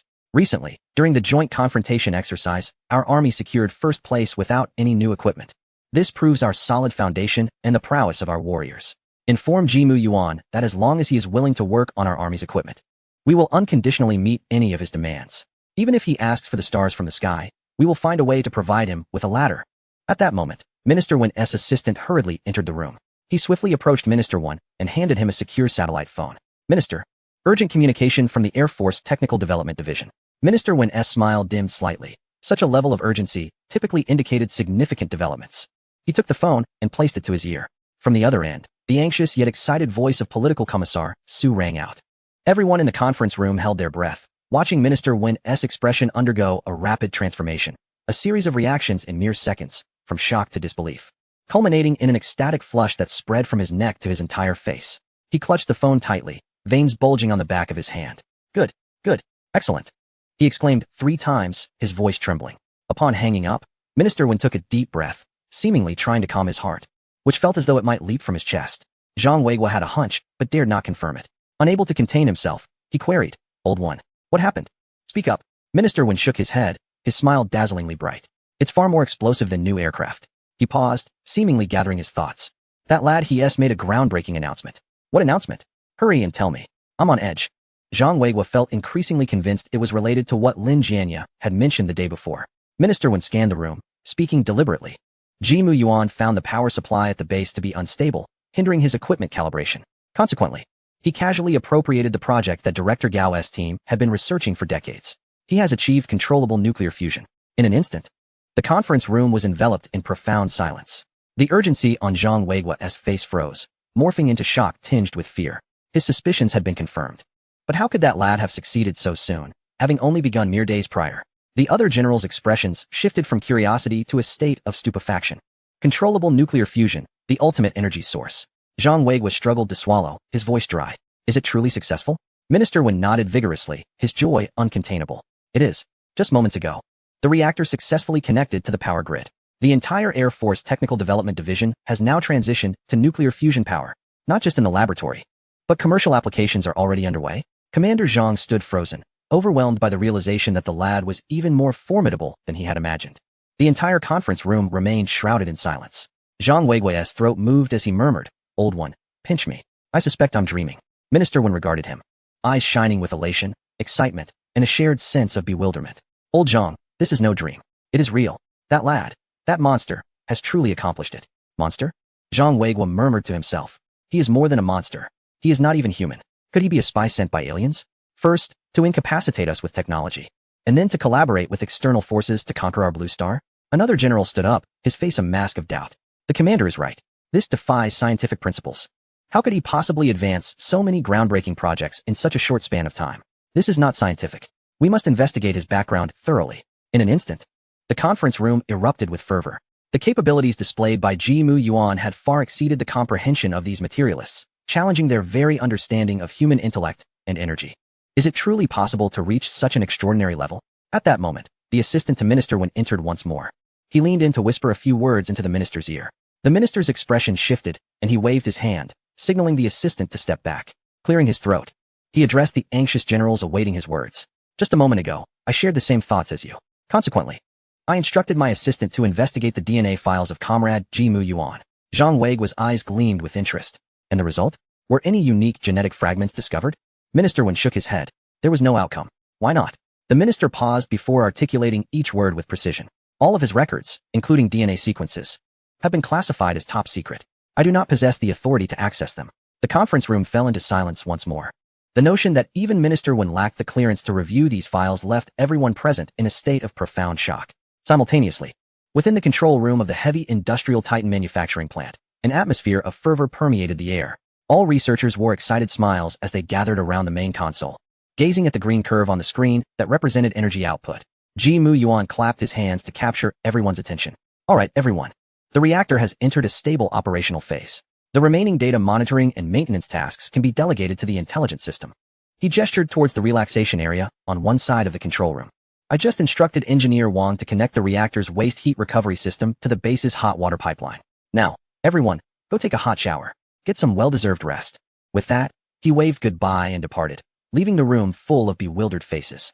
At that moment, Director Gao had returned to the control room. He observed Ji Mu Yuan's retreating figure and opened his mouth, only to let out a sigh filled with admiration. This young man had completely overshadowed and then reshaped his life, career, and decades of perseverance. Just then, an encrypted phone in old Liang's pocket rang. He stepped aside to answer it. The voice on the other end belonged to Minister Wen, barely containing his excitement. Old Liang, it's me. Minister, you are aware of everything? Old Liang chuckled. Is that even a question? How could I possibly miss such a significant event? Minister Wen's voice carried an air of triumph. I'm calling to give you a heads up. A heads up about what? The hungry wolves from the army have caught wind of the scent. That old rascal Zhang Weiguo will likely storm over to your place tonight. Old Liang paused, quickly grasping the implication, and a knowing smile spread across his face. I see, they're coming to claim their share. It's more than just a share, they intend to take the entire pot. Minister Wen huffed. Ensure that the base is prepared. I cannot stop them. Rest assured, Minister. After hanging up, Old Liang glanced at Ji Mu Yuan, who had already vanished through the door, before beckoning Engineer Wang over. Xiao Wang, come here. Yes, Old Liang, what do you need? Wang stood at attention. Immediately inform Comrade Su that a high-ranking guest is about to arrive. Old Liang pondered his choice of words. Wang looked a bit anxious. High-ranking? Who is it? Old Liang patted his shoulder, speaking with a significant tone. A ferocious tiger intent on consuming our entire base. Wang's mind raced, not fully grasping the metaphor, but the words tiger and consume heightened his alertness. He turned and seized the nearest internal communicator, shouting with all his might, Command Center. This is Wang. Emergency situation. The base is entering a Level 1 combat readiness state. Repeat. Level 1 readiness. The following morning, a large military transport aircraft landed on the runway of the Air Force Division. Before the plane had fully halted, the rear cargo door swung open with a thunderous boom. Dressed in army fatigues, Zhang Weiguo charged down the ramp, followed closely by several equally serious aides. Su Zhengwei, who had been waiting, quickly jogged over and rendered a proper military salute. Commander Zhang, welcome. Enough with the pleasantries. Zhang Weiguo wasted no time. Firing off his question. Where is he? Where is Ji Mu Yuan? Su Zhengwei was momentarily taken aback by his intensity, but maintained his composure. Report, Commander. Comrade Ji Mu Yuan prefers a quiet environment for his research. He is currently at the heavy industrial Titan manufacturing plant. The manufacturing plant? Zhang Weiguo glared at Su Zhengwei in dissatisfaction. You left him in a rundown factory? Su Zhengwei wore a wry smile. It's not that they couldn't keep him. He insisted on going. He claimed the equipment there was more comprehensive and convenient for his experiments. Who could dare to stop him? Who could? Commander, the situation is quite complex. Do not bother explaining. Zhang Weiguo waved his hand impatiently. Prepare a vehicle. Take me there immediately. Now. Soon. Several military SUVs sped away from the airport, heading straight for the heavy industrial Titan manufacturing plant. As Zhang Weiguo and his entourage burst into the massive particle collision laboratory, they were immediately struck by the sight before them. A colossal circular apparatus stood majestically in the center, with numerous thick cables snaking like giant pythons connecting to the surrounding equipment. The air was infused with the refreshing scent of ionized metal. Director Gao was engaged in animated discussions with several researchers in front of a large display screen. Pointing at the data with excitement, Zhang Weiguo rushed over, taking 3 strides at once. Old Gao, what is the verdict? Did it actually work? Director Gao, filled with enthusiasm upon seeing Zhang Weiguo, pointed at the screen. Commander, see for yourself. Look at this energy output curve. Zhang Weiguo followed his finger to the screen, where a green curve extended straight from left to right, smooth and precise as if drawn with the most meticulous ruler. There wasn't a hint of fluctuation. What does this mean? Although Zhang Weiguo was not an expert, he sensed the extraordinary significance it embodied. This signifies perfection. Director Gao's voice trembled with excitement. This is not merely stability. This is absolute stability. Its energy output is more stable than the most precise reference voltage in our national power grid. We have pursued this for decades, and our best results look like an electrocardiogram. Yet what Ji Mu Yuan has produced is a straight line, a line that only a genius could create. Zhang Weiguo's heart raced as he absorbed Director Gao's words. At that moment, a sleepy voice called out from nearby. Good morning, Director Gao. How are the data looking? I'm here to take over. Everyone turned to see Ji Mu Yuan approaching, yawning as he did. He appeared as if he had just awakened, his hair slightly disheveled. Yet his face radiated satisfaction from a restful slumber. Spotting Zhang Weiguo, he merely nodded casually. Commander Zhang, you're here too. His tone was nonchalant. Zhang Weiguo stared at him, as if attempting to see through him entirely. He stepped closer to Ji Mu Yuan, his gaze shifting from his composed face to the reactor core behind him, which emanated a soft blue glow. What purpose do you have for the reactor? His chest heaved with anticipation as he placed a hand firmly on Ji Mu Yuan's shoulder. Excellent. His voice boomed with assurance. The entire laboratory hummed with vibrations. He clapped again. Good. Finally, he grasped Ji Mu Yuan's shoulders tightly, almost shouting, good. 3 consecutive exclamations encapsulated all his astonishment. Once he had vented his emotions, Zhang Weiguo's expression transformed into one of utmost seriousness. Comrade Ji Mu Yuan, on behalf of the Huaguo army, I formally extend the highest level strategic cooperation request to you. Ji Mu Yuan was momentarily taken aback by this sudden solemnity. Zhang Weiguo did not allow him time to respond and spoke rapidly, from today onward. For all your research projects, as long as you require, our army will provide full support. Money, personnel, equipment, whatever you need. No upper limit. For all the equipment you develop that we require, we will settle at cost price. We will not take a single cent from you, nor will we allow you to suffer any loss for the country. This offer was exceedingly generous. Ji Mu Yuan pondered for a moment. It was indeed a favorable arrangement that would spare him much trouble. I agree, he replied decisively. Upon hearing this response, Zhang Weiguo breathed a sigh of relief. Yet his solemnity deepened. He leaned in closer and lowered his voice, gazing at Ji Mu Yuan with fervor. I have one more request. I want this, your nuclear fusion reactor. Ji Mu Yuan was utterly bewildered. What do you need a reactor for? With it, the national power grid would have an inexhaustible supply of electricity. Powering all military bases would be a non-issue. No. Zhang Weiguo shook his head vigorously, his eyes sparkling. You don't understand. The power for the bases is trivial. The real battlefield is on the front lines. He spoke with trembling voice. Do you know how many combat units our army has? How many tanks, infantry fighting vehicles, self-propelled artillery, radar stations, mobile command centers? Do you know how many tons of fuel are consumed during a large-scale army exercise? It is a logistical lifeline paved with fuel tankers, fragile and vulnerable. I want a small reactor, one that can be mounted on a truck, or even on the chassis of a heavy tank. Just one would suffice to meet the energy demands of an entire combined brigade. Our tanks could become electric-driven with infinite endurance. Our positions could transform into impregnable fortresses, with radar operating around the clock. Our soldiers would no longer worry about running out of power for their radios. It would utterly revolutionize the rules of modern land warfare. The more Zhang Weiguo spoke, the more agitated he became, as if he could already envision the invincible future of the army. Ji Mu Yuan fell into a profound silence.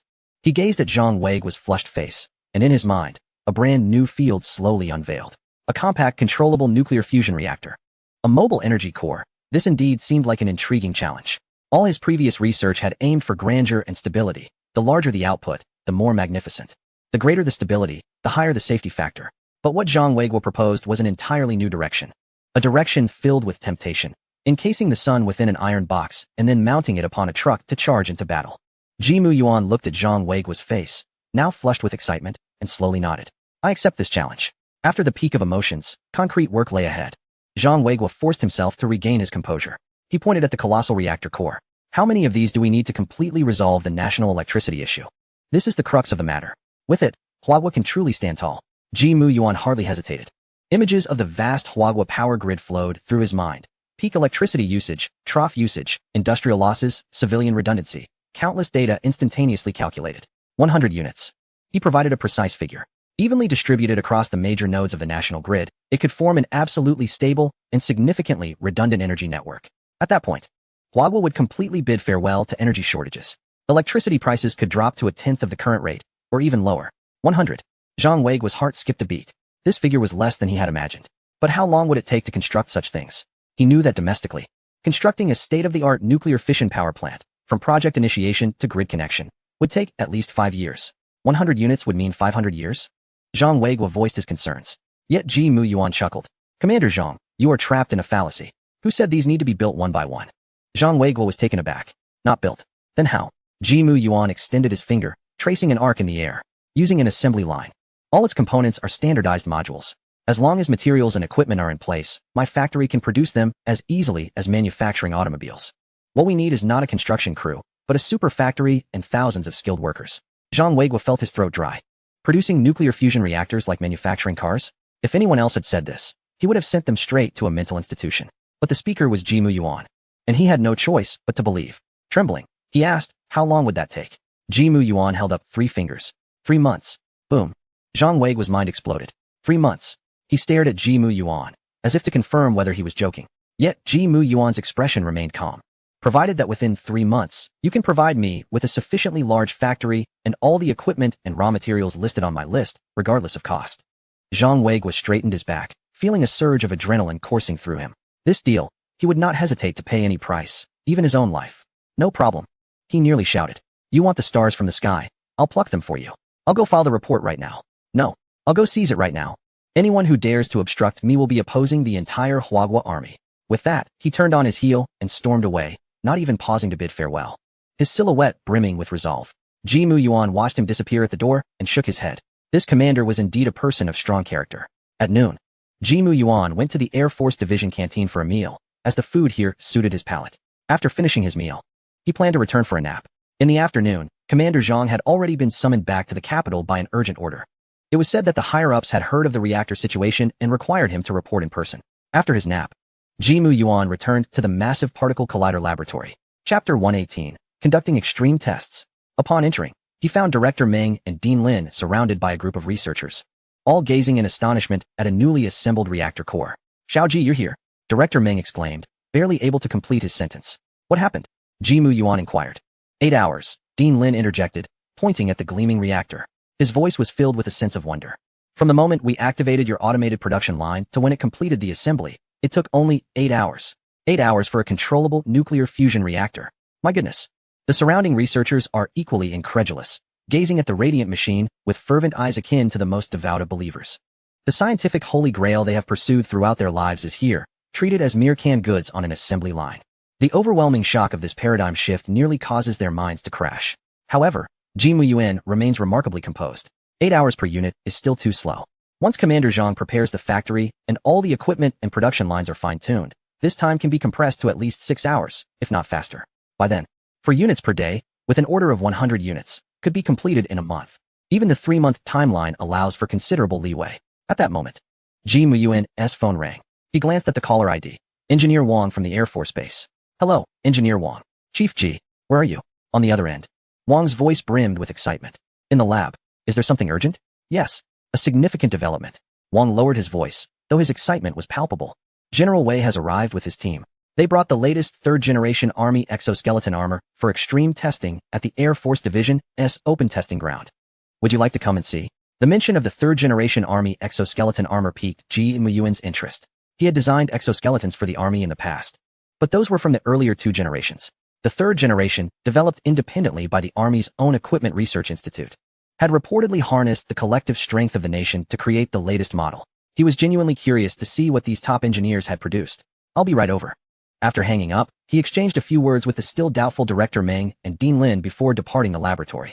At the Air Force Division's testing ground, a group of soldiers clad in special operations gear stood at attention, led by Wei Jun. His imposing stature and the palpable aura of discipline surrounding him caused the temperature in the vicinity to drop. Beside him stood a mechanical marvel. The pride of the Army, the War God 3 exoskeleton armor. It towered significantly over its predecessors. With rugged armor plating on the shoulders and legs exuding a sense of strength, an engineer wearing glasses stood proudly beside the armor, brimming with enthusiasm. Before long, Ji Muyuan arrived at the testing ground. Wei Jun immediately spotted him and saluted. Chief Ji. Ji Muyuan nodded, his gaze instantly drawn to the War God 3. After a brief glance, his brow furrowed. While onlookers may view it as an imposing killing machine, he perceived it merely as a live target, a misguided design concept. Chief Ji, you're here. The engineer, recognizing Ji Muyuan, approached with fervor. Allow me to introduce our War God 3. He patted the armor, unable to conceal his pride. This is the culmination of our institute's efforts, a product of 1.5 years of overcoming numerous technological challenges. Its limbs are equipped with the latest composite servo motors, capable of delivering a maximum output of 500 kilograms. It can easily flip a small car. We have developed a new solid-state high-energy battery pack, achieving a maximum endurance of 12 hours, 3 times that of the 2nd generation. And our greatest breakthrough lies in the modular quick-release structure. The engineer adjusted his glasses, excitedly announcing. A soldier trained rigorously can don the entire armor independently in just 15 minutes. This is a revolutionary breakthrough. The soldiers around him puffed out their chests, sharing in the pride of their accomplishments. Yet, they failed to notice Ji Muyuan's expression growing increasingly frosty. Enhanced power? A meaningless accumulation of parameters. 12 hours of endurance. What does that amount to on a true battlefield? As for the 15-minute donning time they were so proud of, Ji Muyuan found it laughable. In a high-intensity encounter, from the moment combat begins to its conclusion, it might not even take 15 minutes. By the time one has donned that armor, their comrades could very well be lost. Unable to contain himself any longer, he halted. His two words fell like buckets of icy water, extinguishing the previously vibrant enthusiasm of the engineer and the pride of the surrounding soldiers. Chief Ji, the engineer hesitantly inquired, unsure if he had misheard. Ji Muyuan did not meet his gaze. His eyes swept over the war god 3, his tone devoid of emotion. An output of 500 kilograms per arm sounds impressive. But have you considered the soldier inside? When a punch is thrown with 500 kilograms of force, what is the recoil? How many times can a soldier's shoulder withstand that? Will the joints not shatter instantly? How much impact can your cushioning system absorb? The engineer's lips moved, acknowledging that these concerns had been considered but often overlooked in the pursuit of aesthetically pleasing data. They believed that once clad in armor, soldiers would become superhuman, immune to the laws of physics. Ji Muyuan continued, 12 hours of maximum endurance? That sounds remarkable, but you are using solid-state high-energy batteries. The energy density of these batteries means their charging time is measured in hours. After an intense battle, when the power is depleted, what then? Should soldiers find a safe spot to plug in a power bank and wait for 3 to 5 hours before rejoining the fray? Or do you plan to assign a logistics soldier to carry a spare battery for each armor unit? On a rapidly changing battlefield, it becomes merely an iron coffin that can only display its might for a mere few minutes before succumbing. Each of Ji Muyuan's words struck like a heavy hammer, landing forcefully in the hearts of the engineers and surrounding soldiers. The performance parameters they took pride in were rendered worthless by his critique. The engineer's face drained of color. He longed to refute Ji Muyuan, but every word spoke to an undeniable flaw, regarding their most cherished claim of a 15-minute donning time. Ji Muyuan finally turned to face him. Tell me, in a special forces raid, how long does it typically take from engagement to the end of combat? The engineer instinctively looked to Wei Jun, who, with a stern expression, replied, 5 to 10 minutes. Did you hear that?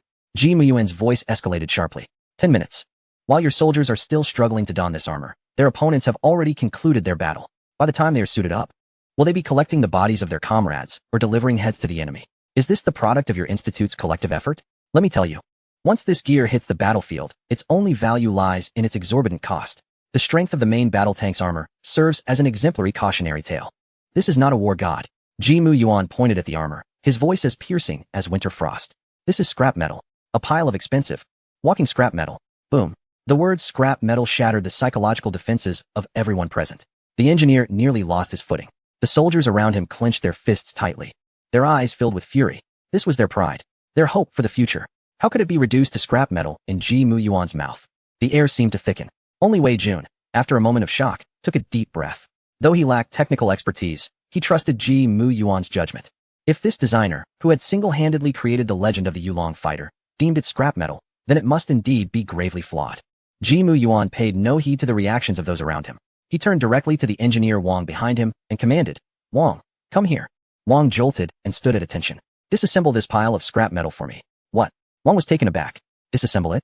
This is a treasure of the army. Just like that? He instinctively glanced at Wei Jun and then at the furious soldiers, his face a mask of distress. Chief Ji, this isn't appropriate, is it? What is inappropriate about it? Ji Muyuan frowned. Do you not understand my words? Immediately disassemble it into parts. All removed components must be packed and sent to the Yulong production line. I want to see where this group has wasted money and time. His tone brooked no argument. Wang could hesitate no longer. Yes, I will take care of it at once. He hurriedly called his subordinates and, with a heavy heart, approached the war god. What are you doing? Stop.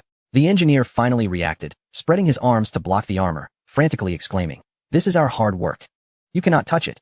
Several soldiers from the army closed in, glaring at Wang and his team, the atmosphere charged with tension. At that moment, Wei Jun's deep voice cut through the air. Step aside. The engineer turned back, incredulous at his captain. Captain, they want to dismantle the war god. I will say it again, step aside. Wei Jun's gaze was sharp as a blade. This was an order. The engineer stood frozen. He could argue with Ji Muyuan or confront Wang, but he could not defy Wei Jun's command. He watched helplessly as Wang and his team, armed with various tools, began to brutally disassemble his proud creation. Chunk by chunk, the rugged armor was removed, revealing the intricate circuitry and mechanical structure within. The engineer's heart felt as though it was being torn apart alongside those parts. Ji Muyuan did not cast him a glance. Striding directly to him and extending his hand. Bring me the research materials, design blueprints, and all experimental data, including the source code. The engineer's face turned ashen. These are the highest level secrets of the army. My confidentiality rank is higher than both yours and your directors combined. Ji Muyuan's patience wore thin. I do not wish to call your superiors. I will say this once. Bring it to me. Wei Jun stepped forward and placed a hand on the engineer's shoulder, speaking in a low voice. Do as Chief Ji says. His tone carried a sense of resignation, but more importantly, a determination. Rather than cling to a pile of fatally flawed scrap metal, it was better to let Ji Mu Yuan completely dismantle it, and then rise from the ashes. Half an hour later, in the assembly production line of the Yulong fighter, the vast factory was brightly lit. The assembly line, originally intended for aircraft construction, was now filled with fragmented components of the War God 3. Ji Mu Yuan, Wei Jun, Director Meng, Dean Lin, the disheartened Army engineer, and a group of Air Force and Army technicians all gathered there. Ji Mu Yuan picked up a servo motor from a joint and weighed it in his hand. Composite servo motor? Merely a gimmick. In pursuit of maximum output, response speed and precision were sacrificed. The entire joint's action delay is at least over 0.2 seconds. On the battlefield, 0.2 seconds is enough for the enemy to turn you into a sieve. He then picked up a solid-state battery pack. High-energy battery, more like high-risk. The structural stability is too poor, and the heat dissipation design is utterly flawed. Not only would being hit by a bullet be dangerous, but even a violent collision could trigger thermal runaway and cause an explosion on the spot. Wearing this into battle is akin to being strapped with a ticking time bomb. With each component Ji Mu Yuan examined, he pointed out its design flaws. The onlookers transitioned from shock to awe, especially Director Meng and Dean Lin. Ji Mu Yuan's discerning eye and technical insight were nothing short of extraordinary. Just as everyone was overwhelmed by Ji Mu Yuan's sharp tongue and expertise, a voice echoed in his mind. Ding! Detected that the host is deeply analyzing individual combat equipment. National Craftsman System activated. Analysis of the individual combat mech technology tree in progress. Analysis complete. Severe technical directional errors detected. Initiating corrections. Ding. Congratulations, host. You have unlocked the next-generation individual mech technology gift package. Here it comes. Ji Mu Yuan's eyes lit up. With a thought, he opened the system interface. Next-generation individual mech technology gift package. Contents. 1 micro-arc reactor design blueprint. Core missing. 2 basic nanoparticle material synthesis formula. To be unlocked. 3 primary neurons synchronous operation framework. To be unlocked. Unlock conditions. Complete the theoretical construction of the micro-arc reactor. Mission prompt. Construct the reactor. Requires at least 1 top nuclear physics expert. To collaborate with a top reactor engineering expert. Nuclear physics expert. Reactor engineering expert. Names of several candidates instantly flashed in Ji Mu Yuan's mind. Without hesitation, he took out his phone and dialed Manager Shi's number. Chapter 120. Level 1 Scientific Research Mobilization Order. The call was answered almost immediately. Chief Ji, what instructions do you have? Manager Shi's voice remained as respectful as ever. Is Old Liang with you? Yes. We are reviewing the test flight data of Yulong. Let him take the call. Soon, Old Liang's robust voice came through. Little Ji, what can I do for you? Ji Mu Yuan spoke rapidly. I need the most top-tier nanomaterials expert in Huagua and the finest nuclear physics expert to come to me immediately. Old Liang paused for a moment. Nanomaterials? Nuclear physics? These two unrelated fields. What does Ji Mu Yuan need these experts for? However, he did not ask further and replied promptly, for nanomaterials. Academician Li from the Academy of Sciences is the best in the country. For nuclear physics, I need to check. No need to check, Ji Mu Yuan said directly. For the nuclear physics expert, let Director Wu from the Controllable Nuclear Fusion Project team come. Director Wu? Old Liang was even more confused. Isn't he involved in reactor engineering? I need someone who understands engineering, as well as someone who understands theory, Ji Mu Yuan clarified. Old Liang, please help me find a genuine nuclear physics theoretical expert to come alongside Academician Li. Understood. I'll handle it immediately. Old Liang sensed the urgency of the matter. I will report to Minister Wen right away. Issue a Level 1 Research Mobilization Order. After hanging up the phone, Ji Mu Yuan immediately redialed Director Wu's number. Old Wu, put down what you're doing. Come to see me right away, and bring your most essential team. Huh, what happened? Don't ask, you'll understand when you get here. Top directive, Level 1 mobilization. With that, Ji Mu Yuan hung up. He tucked his phone away and gazed at the heap of scrap metal before him, his eyes shimmering with an unprecedented brilliance. Beside him, Wei Jun, who had been listening to Ji Mu Yuan's call, was left dumbfounded. Experts in nanotechnology and nuclear physics. And now a Level 1 mobilization order. What on earth was the Chief Commander planning? Unable to contain his curiosity, he cautiously asked, Chief Commander Ji. We are merely improving the exoskeleton armor. Why on earth do we need nuclear experts? Are we going to install a nuclear warhead on the armor? Ji Mu Yuan turned his head to look at the bewildered Wei Jun and suddenly smiled. Wei, have you seen a movie called Iron Man? Wei Jun was taken aback, but nodded. Yes. Do you think it's more convenient to go into battle in a heavy suit of armor? Or would it be more advantageous if the armor enveloped you like flowing water, as depicted in the film? Wei Jun's eyes widened instantly, and his breath caught in his throat. Enveloped like flowing water? ISNT that science fiction? Without further explanation, Ji Mu Yuan approached a tactical whiteboard nearby, picked up a marker, and, under the astonished gazes of everyone, wrote in bold strokes 5 characters, Transformers Project. Meanwhile, far away in the capital city at the Chinese Academy of Sciences Nanotechnology Research Center, An elderly gentleman with graying hair and an elegant demeanor was engrossed in a myriad of complex molecular formulas. He was none other than Academician Li, revered in the field of nanomaterials. Suddenly, the laboratory door burst open, and a young assistant rushed in, panic-stricken, clutching a document wrapped in a folder. Academician Li. This is bad. No, it's an order. Academician Li frowned, slightly displeased by the assistant's flustered demeanor. Calm down, what's the matter? It's a Level 1 research mobilization order, directly issued by the Central Bureau. What? Academician Li sprang to his feet, snatching the document. Upon seeing the bright red seal and the highest level of authorization, his usually calm heart surged with tumultuous waves. A Level 1 research mobilization order. The last time such an order was issued was decades ago, when the nation decided to develop nuclear weapons. This signified that the state was willing to spare no expense in mobilizing all relevant resources to accomplish a research project of the utmost priority. What project could necessitate such a command? And why was he specifically chosen? Just as he pondered these questions, the encrypted phone on his desk rang. He answered, and a familiar booming voice echoed through.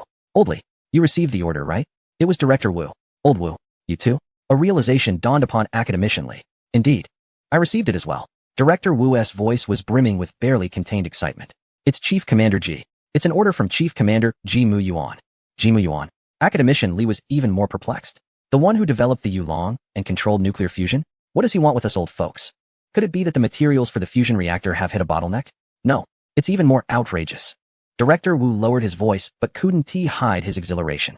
He wants to create nanostructured combat armor. The phone on Academician Li's end fell silent. And it took him half a minute before he finally asked, almost in a daze, Old Wu, are you sure you Haven Tea had too much to drink? The next morning, the weary Academician Li and Director Wu hurried to the Yulong production line's factory. They had hardly slept. Yet their eyes sparkled with a mixture of anticipation. Ji Mu Yuan had been waiting for them for some time. Without pleasantries, he directly handed a data sheet to Academician Li. Welcome, Academician Li, Director Wu. Time is of the essence. Take a look at this. Academician Li accepted the data pad, and Director Wu leaned closer. The screen displayed a title, Framework for the First Phase of Research and Development on Xuanwu Generation Nanostructured Combat Armor. Academician Li began to read carefully. His expression shifted from initial caution to solemnity, then to shock, ultimately transforming into a state of bewilderment. The data pad in his hand felt as if it weighed 1,000 pounds. After a long pause, he raised his head to look at Ji Mu Yuan, a self-deprecating smile gracing his face. Chief Commander Ji, after reviewing your proposal, I realized that despite my lifetime of work in nanomaterials, I am merely a novice in this field. Ji Mu Yuan regarded the esteemed academician before him without a hint of pride. He calmly shook his head. Academician Li, you flatter yourself. In the foundational theories of nanomaterials, I am far inferior to you. I merely happen to stand at a different vantage point and have glimpsed a new possibility. His humble words left Academician Li and Director Wu in a state of shock. A different vantage point? What perspective allows one to perceive a field with such clarity that it could even overturn conventional understanding? This was no longer a matter of perspective. It was a matter of dimension. At that moment, several other distinguished elders entered, guided by staff members. The leading figure, a gaunt man, was Director Lin, an authority in the field of aerospace materials in China. Another, slightly plump, was Director Meng from the Nuclear Energy Research Institute. Chapter 121. I will do my best like Academician Li and Director Wu. They too had been summoned from their dreams by a sudden Level 1 research mobilization order. Each face bore the same expectation. Ji Mu Yuan wasted no time and delved straight into the matter. Esteemed elders, welcome. Let us proceed. He gestured to a holographic projection behind him. Core technological focus of the Xuanwu generation nanostructured combat armor. The words materialized prominently. The development of the Xuanwu armor hinges on 3 critical technologies. Ji Mu Yuan's calm voice reverberated through the silent conference room. First, materials. He turned his gaze towards Director Lin, who had just taken his seat. We require a completely new nanostructured alloy. Its strength, toughness, and energy conduction efficiency must exceed the current top materials by at least an order of magnitude. Director Lin furrowed his brow. An order of magnitude? That implies a 10-fold performance increase. In the field of materials science, even a few percentage points of improvement can ignite a technological revolution. A 10-fold increase is nothing short of fantastical. Second, transformation. Ji Mu Yuan glanced at Academician Li. Academician Li, your task is to deeply integrate the clustering effect of nanostructures with the newly discovered memory deformation characteristics of our elements. I need the armor to switch from a liquid defensive form to a solid offensive form in a second. For instance, generating high-frequency vibrating particle blades or ultra-compact shields instantly. Academician Li's breath hitched. Integrating nanotechnology with new elements? This is an entirely new domain I have never ventured into. Third, and most crucially, energy. Ji Mu Yuan's gaze finally settled on Director Meng, the nuclear energy expert. All functions of the Xuanwu armor depend on a powerful and stable energy core. Its driving force will stem from this. Ji Muyuan's finger tapped again on the holographic projection, revealing a complex spherical device design that slowly rotated. Miniature controllable nuclear fusion reactor, flying dragon core, boom. It felt as if thunder had erupted in Director Meng's mind. He stared at the design, his voice trembling. Miniature controllable nuclear fusion. Chief Engineer Ji. This is impossible. As a leading expert in the field of nuclear energy, he understood better than anyone the monumental challenge of achieving controllable nuclear fusion. This has been the ultimate dream pursued by humanities scientists for nearly a century. And now, this young man in his 20s not only claimed he would accomplish it, but also aimed to miniaturize it and fit it into a suit of armor?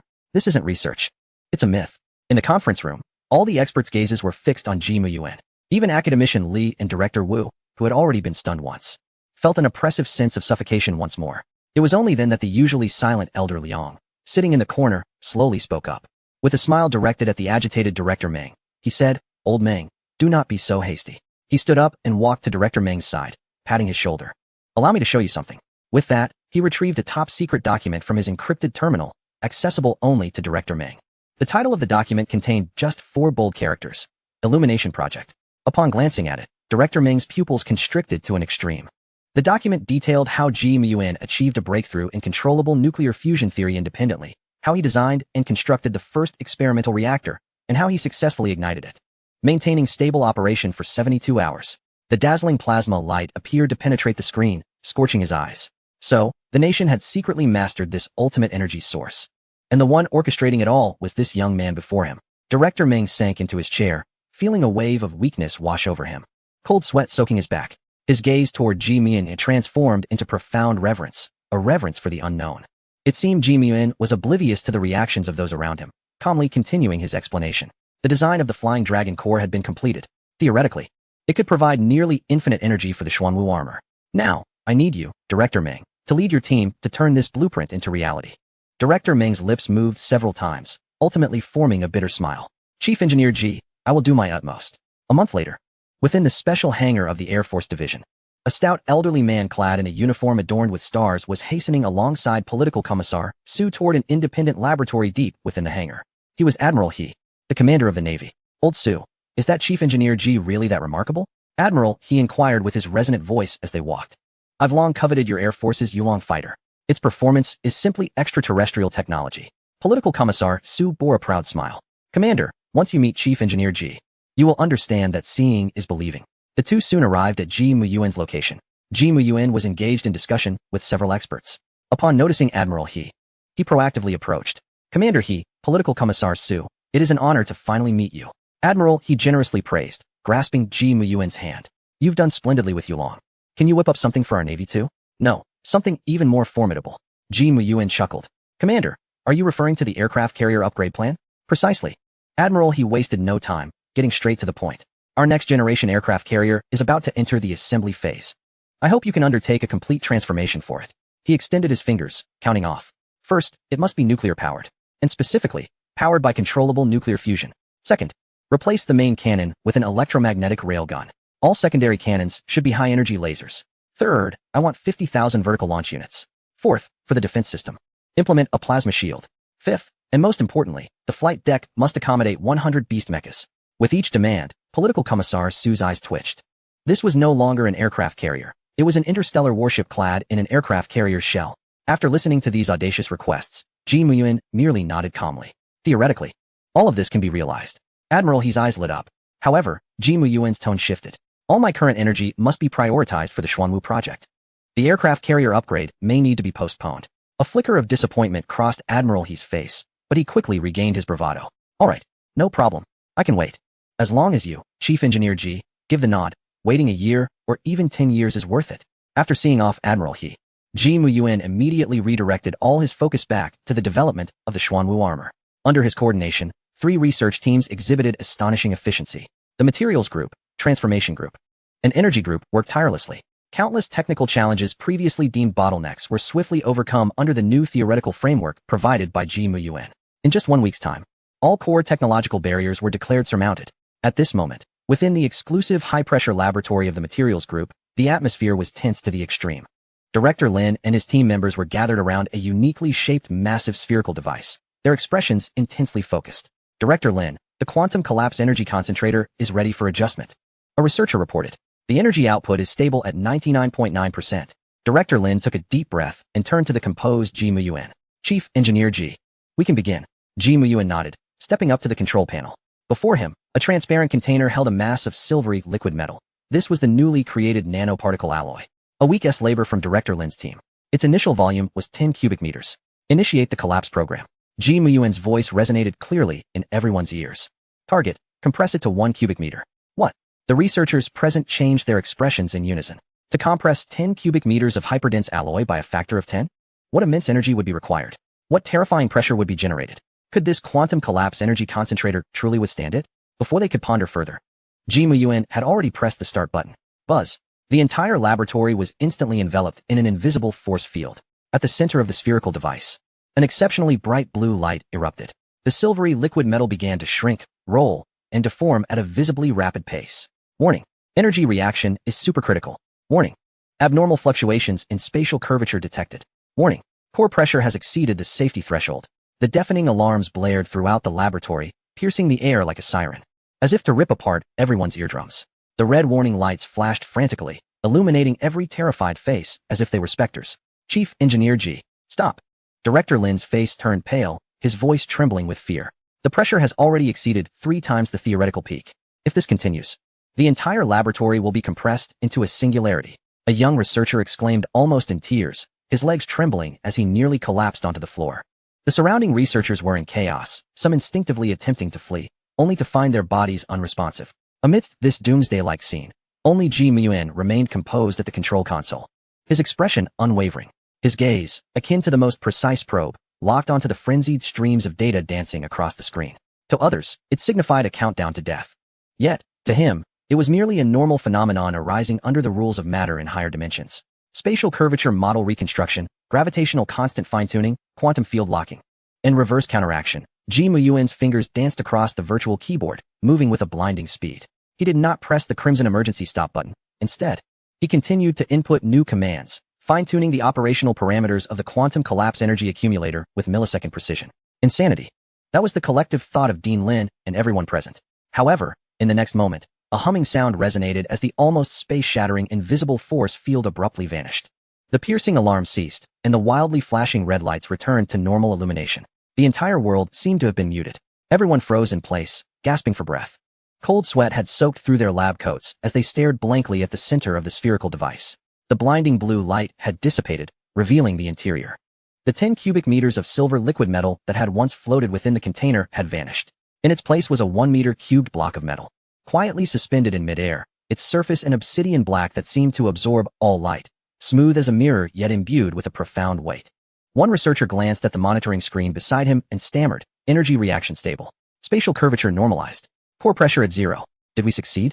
Under such terrifying pressure that could annihilate everything, was it truly a success? Dean Lin trembled as he extended his hand, yearning to touch the metal block that felt so close, yet seemed so distant. Did we accomplish this? His voice was filled with a sense of exhaustion. As if they had survived a catastrophe. Ji Muyuan nodded affirmatively. He approached the container, scrutinizing the flawless metallic creation.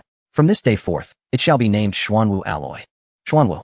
Dean Lin murmured the name, his eyes igniting with unprecedented brilliance. The mythical beast Xuanwu, a master of defense, unyielding and impervious to all. The name could not be more fitting. Yet, Ji Muyuan did not allow them much time for reflection. He turned and walked toward a more complex control platform on the other side of the laboratory. Dean Lin, we now possess the material. Next, we shall initiate the Xuanwu forging project. What? Forging? Dean Lin was taken aback, as were the others, exchanging bewildered glances. What could possibly be used to forge such a superalloy? Traditional lathes? Milling machines? Or perhaps laser cutting? What a joke. With such density and hardness, even a diamond drill bit would struggle to leave a mark. Before they could voice their questions, Ji Muyuan had already provided an answer through his actions. His fingers danced across the control panel, activating the nano-level intelligent forging platform. As his words echoed, the ceiling above the laboratory suddenly cracked open, sliding apart to reveal a vast, lofty space. Several robust mechanical arms descended from the dome. Yet the ends of these arms were not traditional clamps or drill bits, but complex devices shimmering with various colors. Some were laser emission matrices, others were force field restrainers, and still others were high-energy particle nozzles. All the researchers, including Dean Lin, were left awestruck. Above them lay such a fantastical creation. This exceeded the bounds of a mere laboratory. It was a super factory belonging to the future. Academician Lee, your team from the Nanotechnology Center may begin recording data now. Ji Muyuan's voice reached them, startling Academician Lee, who had just arrived with his team, equally astonished. Oh, all right. Academician Lee quickly instructed his subordinates to aim various monitoring devices at the scene. At that moment, a mechanical arm reached out, gently lifting the Xuanwu alloy and moving it to the center of the vast space. Ji Muyuan took a deep breath, his gaze becoming intensely focused.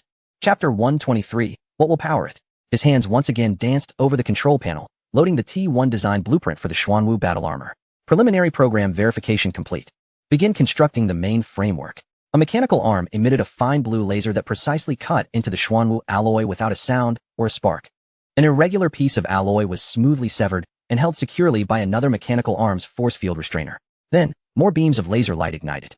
The block of Xuanwu alloy, weighing several tons, was rapidly disassembled into thousands of tiny components, all suspended in midair under the control of the force field, beginning to reassemble in an astonishing manner. There was no welding, no riveting. Rather, at an atomic level, an invisible force perfectly fused them together. First, a robust lower leg framework emerged, followed by the thigh. And then the pelvic structure. Within mere minutes, a complete metallic giant leg took form. All the researchers present, including the two esteemed academicians, stood with mouths agape. This was not forging. It was as if a deity were creating life. Time flew by as everyone remained in utter shock. When the last component was flawlessly integrated into the main body, a towering 18-meter-tall humanoid mech, sharp-lined and exuding an air of lethal elegance, stood silently before them. Its shoulder armor was broad, its limbs elongated and brimming with explosive potential. Every joint and every piece of armor was connected with an artistry that was nothing short of perfection. Structural integrity, 100%. Neural connection ports, self-check normal. A total of 372 external weapon interfaces, all reserved. Ji Muyuan glanced at the feedback data on the control panel, nodding in satisfaction. Yet, a slight furrow appeared on his brow. The energy system was offline. This magnificent steel beast was merely a soulless shell at this moment, a statue. What will power this? Academician Lee murmured, voicing the thoughts of all present. To drive an 18-meter-tall all-metal mech would require an astronomical amount of energy. A traditional diesel engine? Not sufficient. An aviation gas turbine? Too large, and still lacking in power. Should we drag a long cable behind it like in a sci-fi movie? That would be utterly foolish. Just as everyone was at a loss, the laboratory door creaked open. A group of individuals strode in briskly, led by Wei Jun, attired in a crisp military uniform. Beside him stood an elderly gentleman, brimming with vitality. Director Liu, exclaimed both Director Lin and Academician Lee in surprise upon recognizing their esteemed visitor. The eminent figure in the realm of nuclear energy, Director Liu. Following them was Director Meng. As Wei Jun entered, his gaze was immediately captivated by the imposing black mech at the center of the room, his eyes reflecting a soldier's yearning for the ultimate weapon. Chief Ji, he spoke, his voice somewhat hoarse. Is this the Xuanwu you mentioned? Ji Muyuan lifted his gaze from the control panel, regarding him with a calm demeanor. The Xuanwu armor. Type T1, prototype. Currently, it lacks a heart. A heart? Wei Jun was momentarily taken aback. However, Director Liu had already hastened forward, his eyes fixed firmly on the mech. His breathing becoming slightly erratic. What a magnificent steel beast! He exclaimed in admiration, swiftly opening a portable case he carried, made of lead and lined with cushioning material. At its center lay a metallic chip, no larger than a piece of gum, emanating a faint glow. Chief Ji, this is what you requested. Liu's voice was tinged with unmistakable excitement. According to the theoretical blueprints you provided, we spent a week crafting this. A micro-controllable nuclear fusion reactor, first-generation prototype. What? The terms micro, controllable, and nuclear fusion detonated in the minds of those present. All eyes were glued to the minuscule object in Director Liu's hand. Is this tiny thing truly a nuclear fusion reactor? Director Meng interjected, wiping the sweat from his brow. Chief Ji, its theoretical maximum output is astonishing. However, we have yet to conduct any full-load tests. Its stability, his statement trailed off, but the implication was clear. This device was akin to a ticking time bomb. Yet, Ji Muyuan calmly accepted the chip from Director Liu. The theory is sufficient, he stated, proceeding directly towards the feet of the Xuanwu armor. As he manipulated the portable control panel, the armor's chest plating slid apart with a mechanical click, revealing a cavity lined with intricate circuitry. Ji Muyuan gently placed the chip within and connected several energy conduits. Completing his task, he returned to the main control panel, poised to activate the energy system. His voice plunged the entire laboratory into an eerie silence. The next moment, chaos erupted. No, Chief Ji, Director Liu was the first to scream in alarm. This is far too dangerous. We cannot predict what will happen at full power. If it goes out of control, the energy released could rival that of a tactical nuclear weapon. The entire underground base would be vaporized in an instant. Quickly, evacuate. Everyone, evacuate. Director Meng, frightened, turned to flee, and the researchers were thrown into disarray, scrambling towards the exit in a frenzied rush. However, Jimu Yuan remained unfazed. His focus solely on the data displayed on the screen. Xuanwu armor, energy system activating. He pressed the enter key. Buzz. There was no earth-shattering explosion. Only a profound and resonant hum emanating from the mech's chest. Subsequently, streams of light surged along the mech's intricate patterns, akin to awakening veins. The sensors in the mech's head ignited with two dazzling blue beams, as if a slumbering dragon had opened its eyes. Everything unfolded with an astonishing serenity. All present stood transfixed, gazing in awe at this miraculous spectacle. On the main control screen, lines of data refreshed. Energy system, stable operation. Reactor core temperature, 375. Cold fusion self-balancing cycle established. Real-time power output, 10 by 10 12 joules second. Director Meng stared at the final figure, his eyes nearly bulging. He repeatedly counted the zeros. 1, 10, 100, 1,000, trillion. 10 trillion joules per second. His voice trembled. What does 1 trillion joules signify? It equates to the total output of all power stations in a medium-sized province. And now, this terrifying energy was being continuously and stably generated by that gum-sized object. This transcended mere advanced technology. It was akin to divine science. Chapter 124. Only recognizing one master? Everyone held their breath, awaiting the judgment of the man who had conjured this marvel, Jimu Yuan. He stroked his chin, his brow slightly furrowed as if he were somewhat dissatisfied. The power output is barely acceptable. It should suffice to drive the Type T1. The entire assembly nearly choked in disbelief. Barely acceptable? Sufficient? Was the esteemed figure misinterpreting the term acceptable? Director Liu, still uneasy, cautiously approached. What about safety, Chief G? What measures are in place for protection? If the reactor casing is compromised, neutron radiation could leak. Jimu Yuan pointed at the mech's chest, where the cockpit was illuminated with a soft blue glow. Do you see the protective glass of the cockpit? Director Liu paused. Isn't that ordinary quartz glass? Far from it, Jimu Yuan clarified. It is a transparent derivative created from the Xuanwu alloy, with its atomic structure rearranged.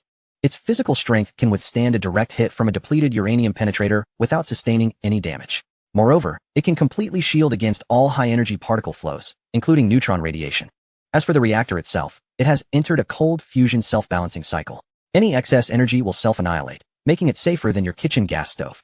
Safer than a gas stove? The minds of everyone in the laboratory froze, overwhelmed by an influx of information. They gazed at the imposing steel deity radiating an aura of terror, grappling with Jimu Yuan's nonchalant assessment. An absurd sense of unreality enveloped each individual. Jimu Yuan paid no heed to the scientists, who were beginning to question their existence.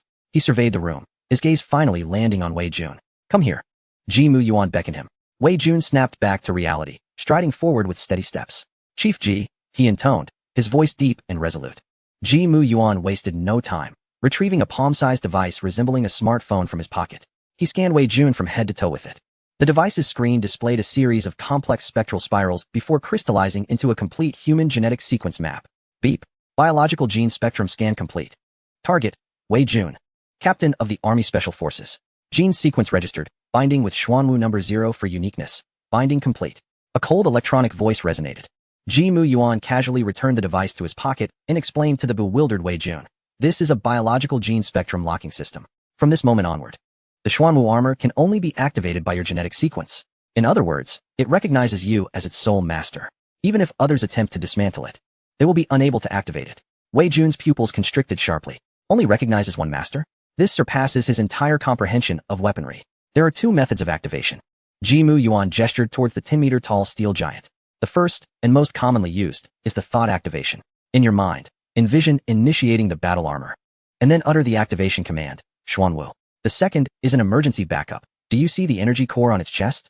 Press it, and it will also activate.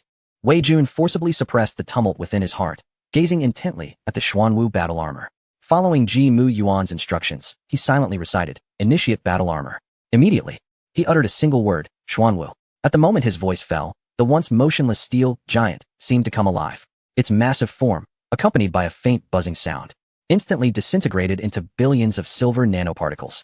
The scene resembled a colossal metal sculpture suddenly transforming into a dazzling river of stars. Before anyone could react, this stream of silver nanoparticles surged towards Wei Jun. Be careful. Director Liu and Director Meng were terrified, instinctively exclaiming. Yet, Wei Jun stood his ground, unmoving. He sensed that the particles bore no malice. In the next moment, the silver torrent enveloped his entire being. There was no sensation of impact. only a comforting warmth akin to being immersed in tepid water. The nanoparticles, as if imbued with life, swiftly traversed the surface of his body, reassembling, stitching, and reshaping. Helmet, chest armor, arm guards, leg plates, a complete black exoskeleton armor gracefully enveloped him. The entire process was astonishingly swift. From the moment Wei Jun uttered the activation command to the completion of the armor's donning, less than 2 seconds had elapsed. Armor complete. Welcome, Commander Wei Jun. A gentle electronic voice resonated within Wei Jun's helmet. He dazedly raised his hand, now clad in a black metallic gauntlet. His fingers moved fluidly, and he could even feel the air flowing between them. He attempted to take a couple of steps and jumped slightly.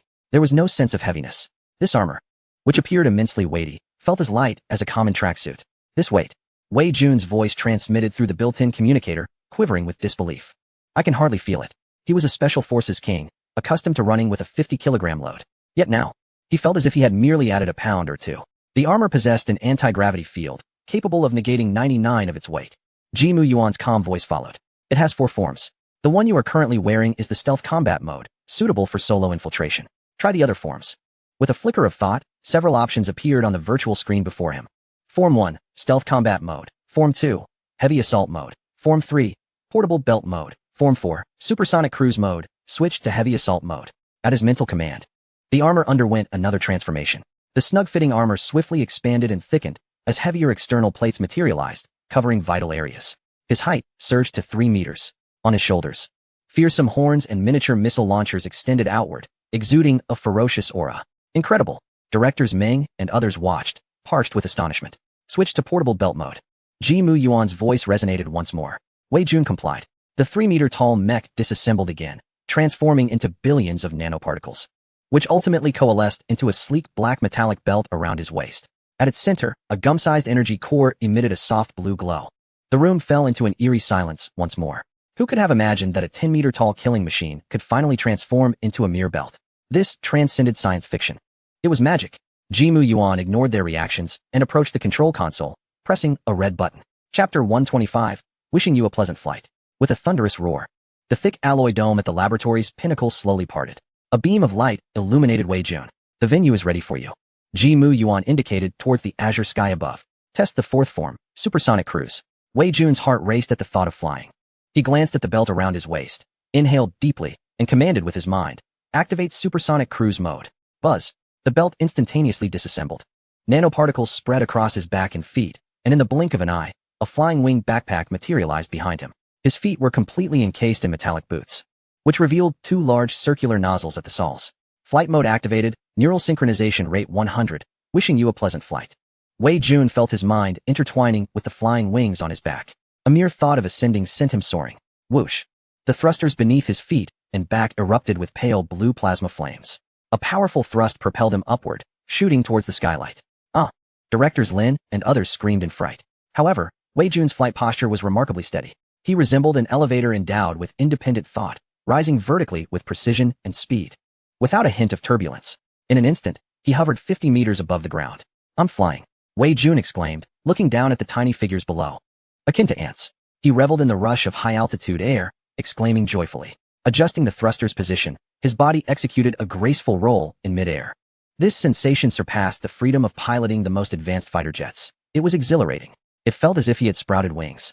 How does it feel? Jimu Yuan's communication cut through. It feels fantastic. As nimble as my own limbs. Excellent. Jimu Yuan nodded. Then he uttered a statement that nearly caused everyone to suffer cardiac arrest. Now, fly to the edge of the atmosphere to enjoy the view. What? The edge of the atmosphere? That's tens of thousands of meters above the ground. Wei Jun was momentarily stunned. Chief Ji, are you certain? Absolutely. The data link is established. I will monitor all your flight parameters and physiological data in real time. The Xuanwu battle armor is equipped with a life support system and inertial stabilization system. You can fly without fear of demise. Jimu Yuan's words bore an enchanting quality. Yes. Wei Jun cast aside his hesitation, suppressing his excitement and dismissing all doubts. Every man harbors a dream of soaring through the skies since childhood. Targeting the atmosphere, he commanded, full power output. Boom. The thrusters on his back surged to maximum power, the blue tail flame extending to over 10 meters. A deafening roar echoed through the heavens. Wei Jun's figure shot vertically towards the firmament. The sound barrier? It was effortlessly breached in an instant. A ring of white sonic boom clouds erupted in the sky, while Wei Jun's silhouette had already vanished above the clouds. Altitude, 1,000 meters.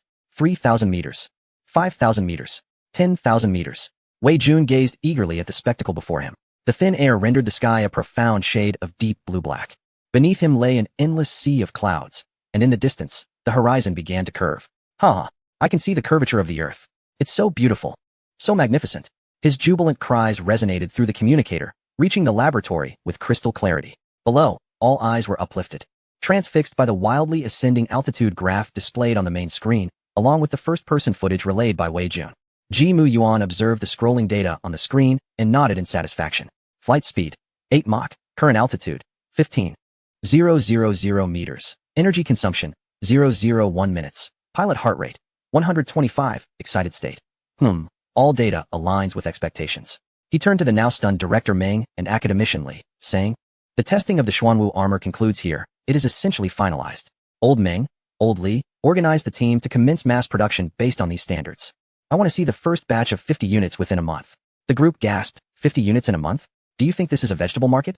This was an epic-making creation, integrating cold fusion, anti-gravity, nanotechnology, artificial intelligence, and a series of avant-garde technologies. Yet, before they could voice their objections, Ji-Mu Yuan dropped another bombshell.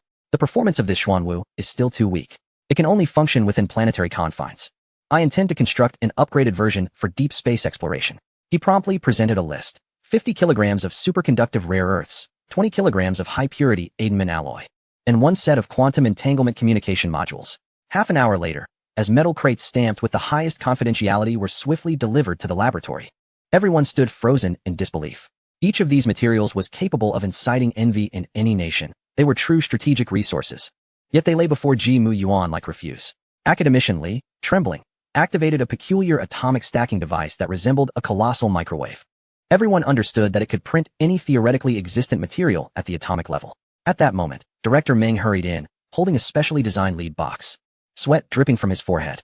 Chief Ji, the second dragon heart you requested, is ready. Inside the box was the second cold fusion energy core, the size of a piece of gum.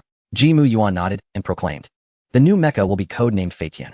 Its full title is 6th-Gen Ultranuclear Nanoparticle Armor. He casually took the still-glowing energy core from the box and, under the astonished gazes of everyone, tucked it into his trouser pocket. The laboratory was so silent that one could hear a pin drop, all eyes fixated on Ji-Mu Yuan's pocket, as if it contained not a nuclear reactor, but a singularity capable of igniting the universe. 8,000 meters above, a large military transport aircraft flew steadily. Inside the cabin, the atmosphere was anything but calm. Commissioner Su, Minister 1, and Commander He sat together, their expressions grave. Old Su, old He. Do you think we can persuade Chief Ji this time? Minister 1 posed the question with a hint of hope. Commissioner Su, with a wry smile, replied, persuade? Old One, do you have a misunderstanding about Chief Ji's temperament? When has he ever been swayed? If he wishes, he'll present the blueprints to you without a word. If he doesn't, even if you wear your lips thin, he wouldn't bother to lift an eyelid. Commander He, rarely showing such exasperation, added. Our aircraft carrier's conventional power system has reached its limits. Achieving full electric propulsion and electromagnetic catapulting faces numerous technological bottlenecks. If we could enlist Chief Ji's assistance, not only would we have electromagnetic catapults, I wager he could provide us with plasma cannons. Minister 1 excitedly remarked, have you seen the Xuanwu armor? A palm-sized cold fusion core can support a mecha in ultra-high mobility flight. Imagine scaling that up and mounting it on an aircraft carrier. The three men's breaths quickened at the thought of an aircraft carrier battle group powered by nearly limitless energy, a truly revolutionary force. Therefore, we must secure his agreement this time. Minister 1 declared resolutely. Just then, a sharp alarm blared unexpectedly throughout the cabin. In the cockpit, the captain and co-pilot turned ashen. Report.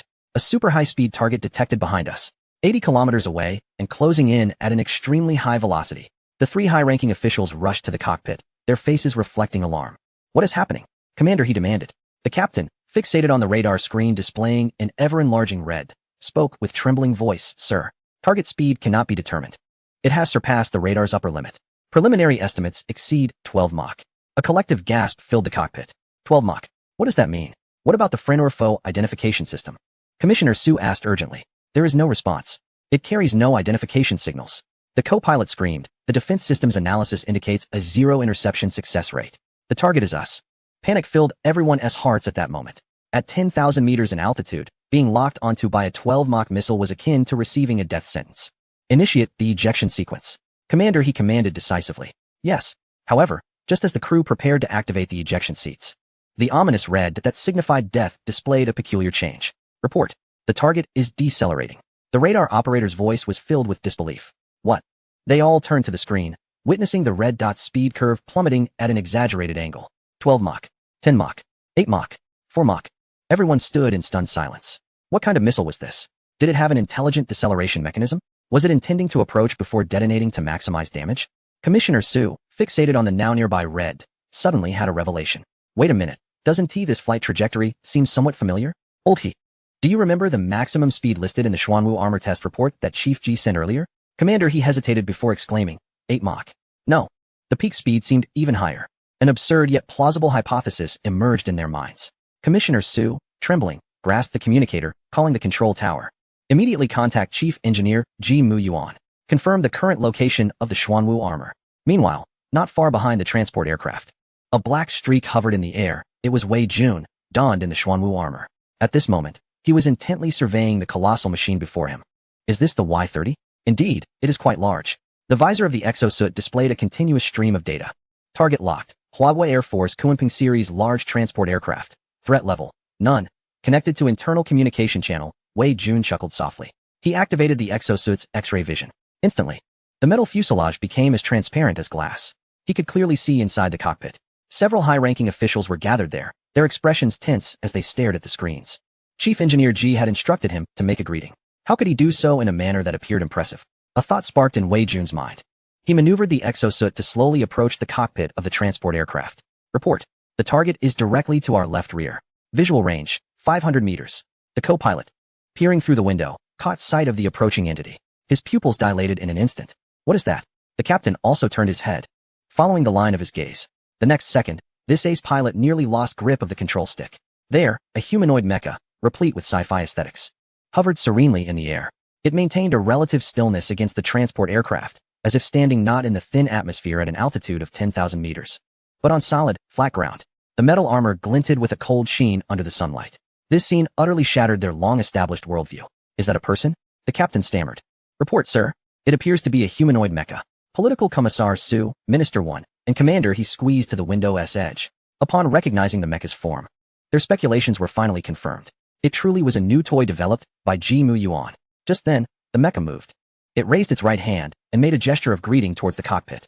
Following this, a clear and resonant voice echoed through the public channel, filling the entire cockpit. Reporting to the three leaders. I am Wei Jun from the Army Special Forces. Acting on Chief Engineer Ji's orders, I have come to greet you all. The cockpit fell into a profound silence. Everyone seemed to be under a spell, staring blankly at the divine mecha outside the window. After a long pause, Commander he was the first to regain his composure. He adjusted his military attire, his expression solemn, and raised his right hand in a standard military salute towards Wei Jun outside the window. Political Commissar Su and Minister Wen exchanged glances and promptly followed suit. This was the highest tribute to a national treasure. Half an hour later, at the Air Force Base, the transport aircraft landed smoothly. Wei Jun, controlling the Xuanwu exosuit, descended with an air of nonchalance, landing steadily on the tarmac. The tremendous impact caused the hard ground to tremble slightly. Awaiting there were Ji Mu Yuan and Engineer Wang. Among others, Political Commissar Su, Minister 1, and Commander he rushed over as soon as they disembarked. Before they could approach, they witnessed an unforgettable spectacle. The imposing Xuanwu exosuit, under Wei Jun's control, began to transform. Countless nanomaterials, like flowing sand, dissipated, eventually coalescing into a black belt around Wei Jun's waist. Wow! The crowd collectively gasped in astonishment. This is beyond anything Transformers could accomplish. Chief Engineer Ji, Political Commissar Su hurried to Ji Mu Yuan, an expression of mixed amusement and exasperation on his face. Could you perhaps choose a different way to greet us next time? We nearly activated the ejection protocol and jumped out. Ji Mu Yuan cast a glance at him, his tone indifferent. But no one jumped, did they? It was a perfect opportunity to demonstrate the Xuanwu exosuit's breach capabilities. No need to thank me. Political Commissar Su thought to himself, I ought to thank your entire family. You nearly gave me a heart attack. Minister Wen, however, had no time for complaints. He eagerly pulled out a document from his briefcase and presented it to Ji Mu Yuan. The cover bore the bold inscription, Feasibility Study Report on the Transformation Function of Aircraft Carriers. Minister Wen rubbed his hands together, brimming with anticipation. Chief Engineer, do you think this technology could, without even glancing at it? Ji Mu Yuan waved his hand dismissively. No time. The schedule is tight. The aircraft carrier project will have to be postponed. Minister Wen was taken aback. A tight schedule? What earth-shattering project are you concocting now? Could it be the legendary Star Destroyer? Before he could finish his question, Wei Jun, recently unarmed, interjected excitedly. Minister Wen, don't you know? Chief Engineer G is upgrading the Xuanwu. The new mecha is codenamed Flying Heaven. Flying Heaven? Minister 1, Political Commissar Su. And Commander, he turned in unison to Ji Mu Yuan, their eyes wide with confusion. The Xuanwu exosuit has barely been finalized, and there's already an upgraded version? This pace of innovation is faster than that of smartphones. Seemingly dissatisfied with Wei Jun's slow explanation, Ji Mu Yuan added, the Xuanwu is for you to use. Flying Heaven is for me.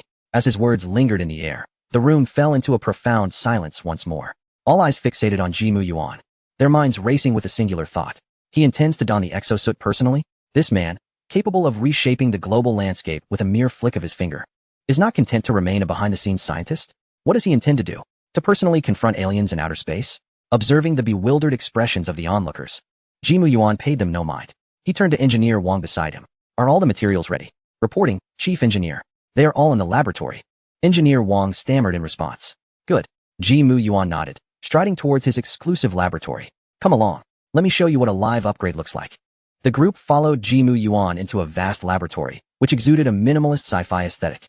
The walls and floor melded seamlessly, emanating a soft white glow. In the center of the laboratory, a massive circular console displayed an array of gleaming, peculiar components alongside heaps of dark gray nanomaterial raw materials. Academician Li, Director Meng, and Dean Lin had long been waiting there. They merely nodded in acknowledgement upon seeing Minister 1 and Commander He, their attention quickly drawn back to the items on the console. These experts now gathered around the workstation, their eyes filled with fascination. Chief Engineer, Minister 1 attempted to speak, but was rendered speechless by the scene before him. Ji Mu Yuan approached the console and picked up a brand new belt. This belt was a dark golden hue, exquisitely textured, adorned with intricate patterns barely visible to the naked eye. Most striking was the hexagonal metal buckle at its center, resembling a piece of deep obsidian with faint, shimmering lights within. This is the reactor and storage form of Flying Heaven, Ji Mu Yuan explained casually as he secured the dark golden belt around his waist. He made no extraneous movements, simply closing his eyes lightly, as if attuning to something. The next second, Flying Heaven, activate. As his words fell, the belt erupted in a dazzling radiance. Countless nimble nanoparticles, as if endowed with life, surged forth from the hexagonal reactor. They were no longer mere quicksand, but transformed into flowing light. Golden streams of luminescence rapidly spread along Ji Mu Yuan's body. Wherever they passed, a seamlessly crafted suit of dark golden battle armor swiftly materialized. Helmet, chest plate, arm guards, and leg armor, each component fitting together flawlessly, as if divinely ordained.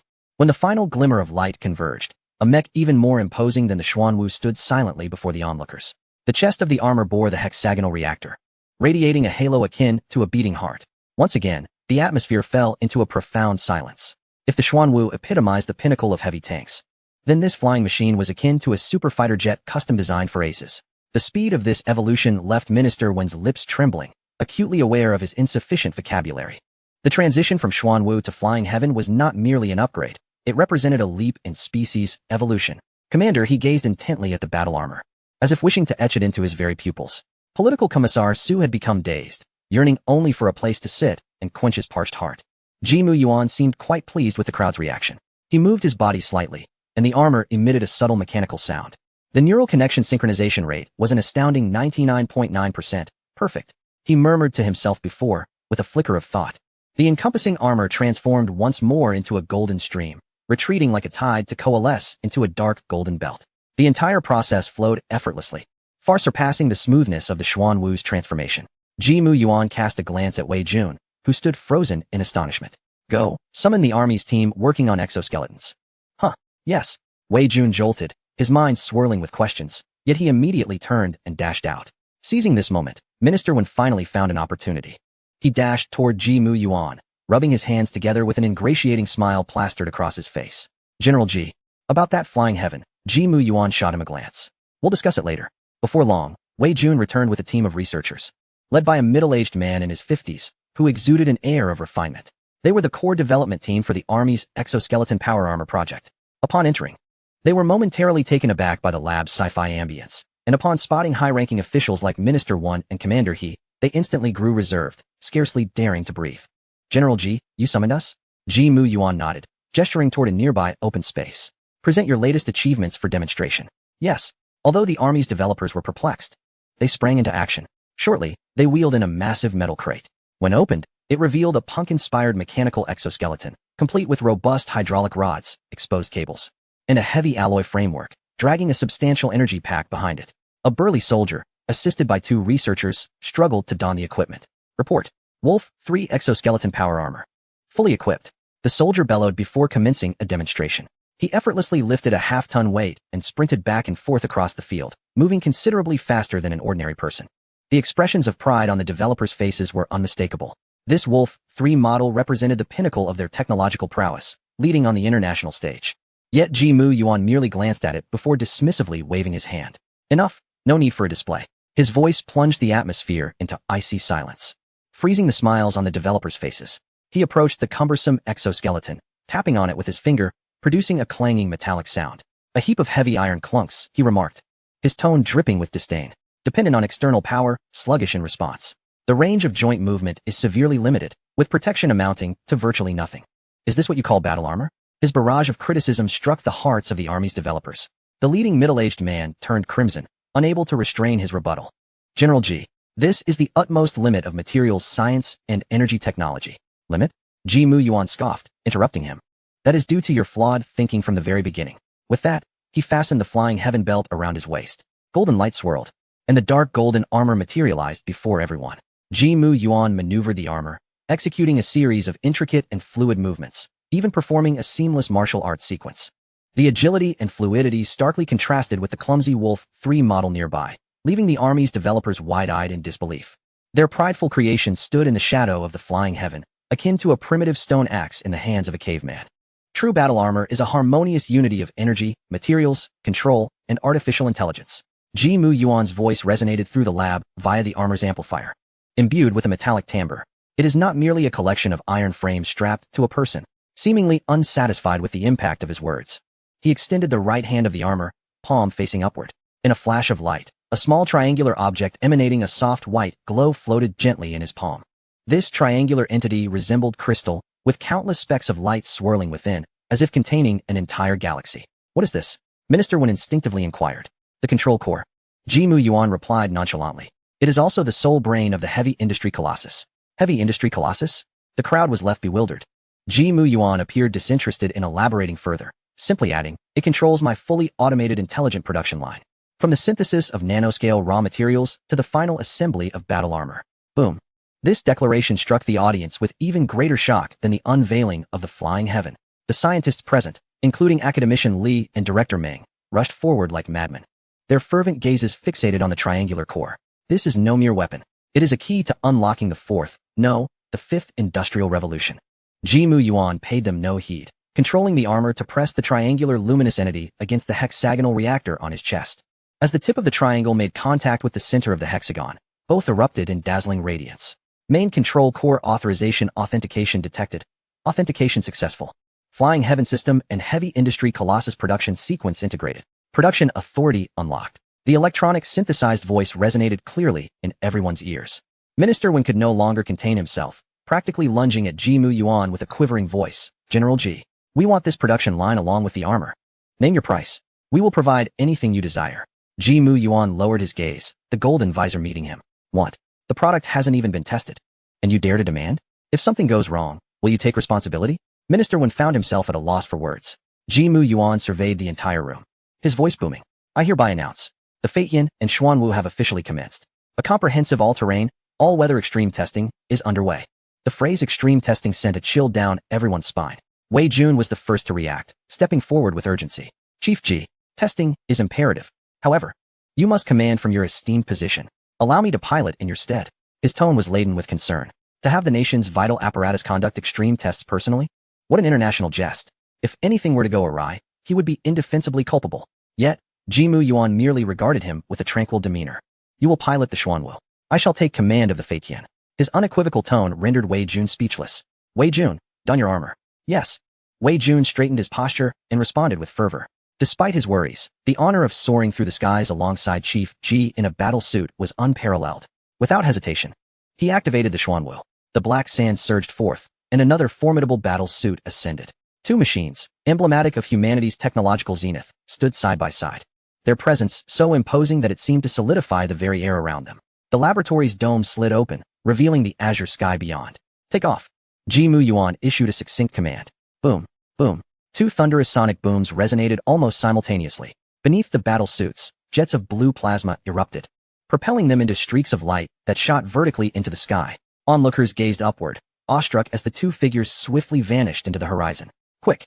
Connect to the large screen. Track the signal. Commander He was the first to react, shouting at Engineer Wang beside him. Soon, a massive screen on the laboratory's front wall illuminated, vividly displaying the flight perspective and various data of the two battlesuits. At that moment, Ji Mu Yuan's calm voice resonated through the speakers. Activate the nanomonitoring units for continuous tracking. On the screen, dozens of nearly invisible specks of light detached from the back and shoulders of the 6th-Gen battlesuit. These points dispersed in the air, locking onto the two battlesuits from various angles, transmitting cinematic images akin to a Hollywood blockbuster in real time. My goodness, murmured Su Zhengwei as he beheld the magnificent spectacle on the screen. Accelerate. Ji Mu Yuan's voice echoed again. On the screen, the plasma streams at the rear of the two battlesuits surged dramatically.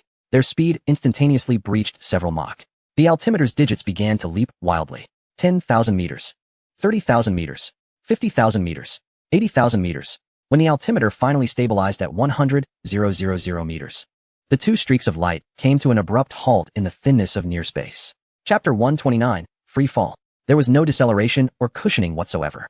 They transitioned abruptly from supersonic speeds to an absolute standstill. On one side of the screen, the profound cosmos shimmered with countless stars. On the other, the vibrant blue of a planet. That beautiful arc left everyone on the ground breathless. All eyes were glued to the screen, hearts racing in their throats. What on earth was he planning? At that moment, Ji Mu Yuan's calm voice broke the tension once more. Phase 1. High-altitude hovering maneuverability test completed. Prepare to enter Phase 2. Phase 2. Testing the structural integrity and potential energy absorption of the battlesuits. Ji Mu Yuan's voice resonated through the communication system. Clear and steady, devoid of any emotional fluctuation. Yet, the content evoked a chilling dread in every individual present at the ground laboratory and command center. The testing method was straightforward. From an altitude of 100,000 meters, shut down all power units. Free fall. What? The sound of Wei Jun's sharp intake of breath echoed through the communication channel. Chief Ji, what do you mean by free fall? His voice trembled. 100,000 meters. That was near space. Falling from such a height was no different from a meteor crashing into Earth, not to mention a human. Even a forged steel block would be reduced to ashes in the atmosphere, then smashed to dust upon impact. The command center fell into a hushed silence. The relief that had just settled was once again replaced by an anxious tension, even more acute than before. Minister Wen abruptly seized the microphone, his voice trembling with urgency. Ji Mu Yuan, you are being reckless. Return at once. This is an order. Su Zhengwei and Commander He wore expressions of shock. They could not comprehend whether this was a test or an act of self-destruction. This is not recklessness, Minister Wen. Ji Mu Yuan's voice even carried a hint of amusement. Both the 6th-Gen and Xuanwu are equipped with the second-generation potential energy absorption system. The core material is a unique isotope of Xuanwu metal. Theoretically, it can convert impact energy into harmless thermal energy at a rate of 100%, which is instantly dissipated by the nanoscale cooling units distributed throughout the armor. In simple terms, as long as the shell remains intact, the battlesuit will not be damaged.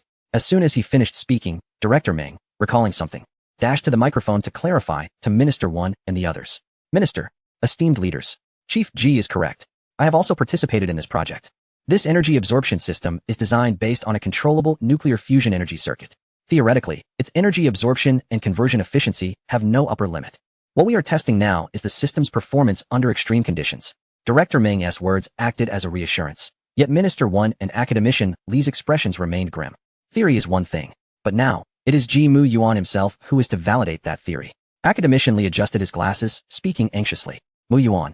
Theoretical data may deviate from actual conditions. If, by any chance, the absorption efficiency does not reach 100%, even a mere 1% of impact force leaking into the cockpit would yield catastrophic consequences. Li Lao, you worry too much. Ji Mu Yuan's voice responded. Even if there is energy leakage, the pilot will merely experience the sensation of having their bones and muscles instantaneously crushed and reformed. It will be quite invigorating. But it won't be fatal. In the command center, everyone listening to his nonchalant words felt a chill run down their spines. Invigorating?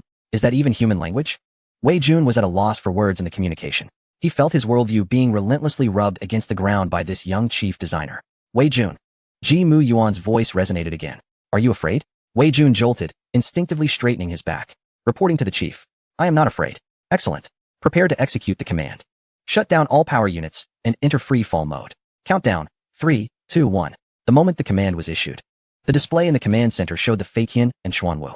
The brilliant blue plasma streams at the rear of both battle suits abruptly extinguished. Like two stars whose flames had been snuffed out, the battle suits, stripped of all thrust, could no longer maintain their hover beneath the immense gravitational pull of the Earth. They began to descend. Initially, the speed was slow, but in the thin air, with almost no resistance, the acceleration was astonishing. The numbers on the speedometer skyrocketed. 100 meters per second, 500 meters per second, 1,000 meters per second, breaking through the first cosmic velocity. Wang's voice trembled with intensity. At an altitude of 80,000 meters, a velocity of 3 Mach. At 60,000 meters, a speed of 7 Mach. The surface temperature of the battle armor began to rise dramatically, surpassing 1,000 degrees Celsius.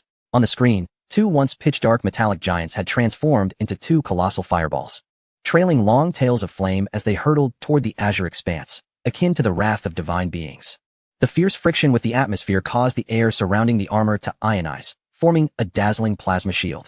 In the laboratory and command center, all eyes were glued to the screen, breath held in suspense. Minister Wen gripped tightly, anticipating the impact time. 30 seconds. 20 seconds.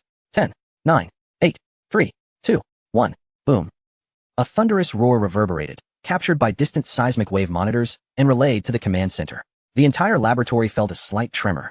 On the large screen, the two fireballs struck precisely at the predetermined coordinates, landing in a desolate expanse of the Gobi Desert. At the moment of impact, the scene was engulfed in an endless cloud of smoke and dust. Signal lost. Signal lost.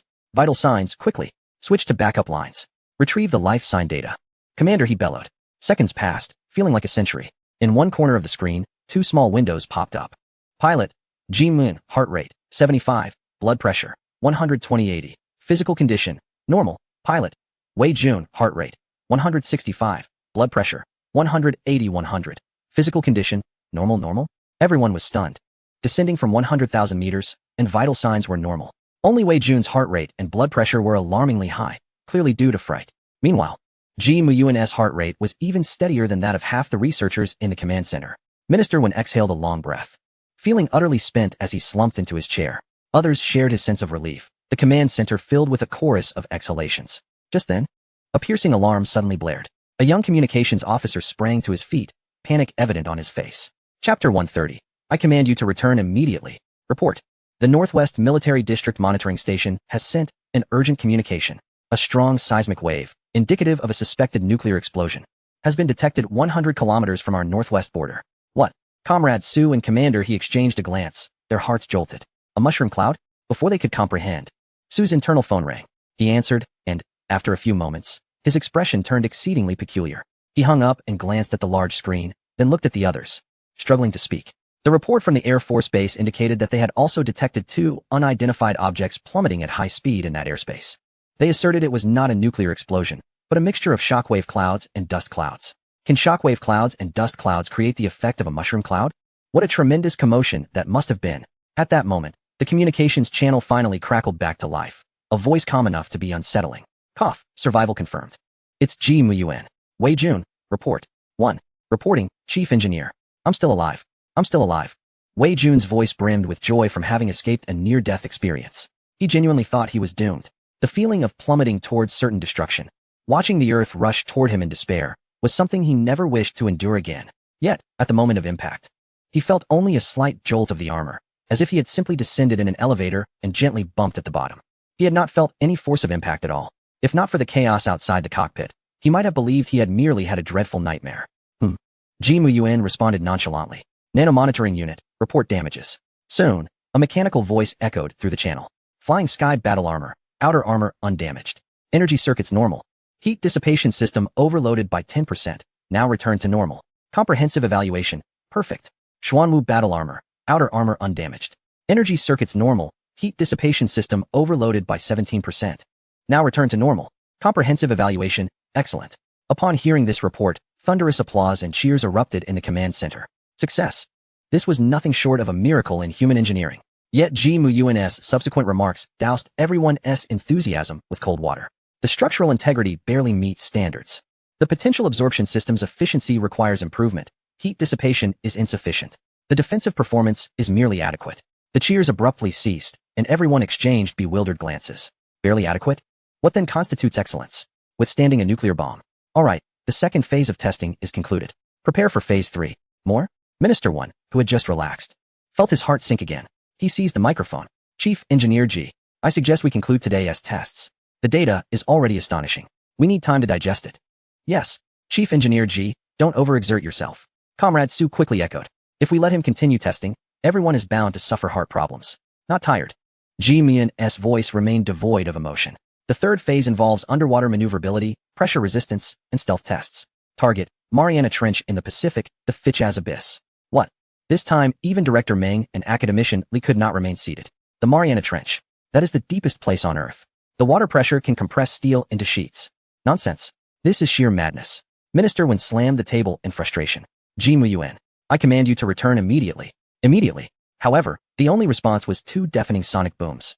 On the large screen, the two battle armors, just emerging from a 100-meter deep pit, transformed once more into two streaks of light, soaring skyward. Yet this time, they did not ascend into space. Instead, they traced a vast arc through the air, heading eastward, departing at a terrifying speed of over 10 Mach. Stop them. Quickly.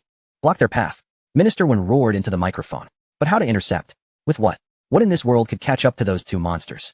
In less than 10 minutes, the two battle armors had traversed thousands of kilometers, arriving above the vast Pacific Ocean, ready to dive. Ji Muyuan issued a succinct command. Yes. Wei Jun felt a bit numb now. He sensed that being with Chief Engineer Ji meant either his common sense or his heart would inevitably be wrecked. The two battle armors scarcely slowed, plunging into the azure sea like two black swords. Splash. The ocean surface erupted in two towering sprays of water. And then everything returned to tranquility. The command center's large screen instantly switched perspectives. Endless blue replaced the sky, with countless bubbles rolling and rising before the lens. The depth gauge began to flicker. 100 meters. 500 meters. 1,000 meters. Sunlight was filtered through layers of water, and the surrounding light rapidly dimmed. Some peculiar deep-sea fish curiously approached the camera. Once again, the waters were stirred by the rapid descent of the armored suits. They soon traversed the photosynthetic zone, and the surrounding world was engulfed in profound darkness. Only the suit's built-in searchlight illuminated the limited area ahead. At a depth of 3,000 meters, they entered the aphotic zone, where the water pressure reached 300 standard atmospheres. They continued their plunge. Ji Muyuan's voice resonated eerily clear in the silence of the deep sea. The armored suits continued their descent, and strange, bizarre creatures began to emerge around them.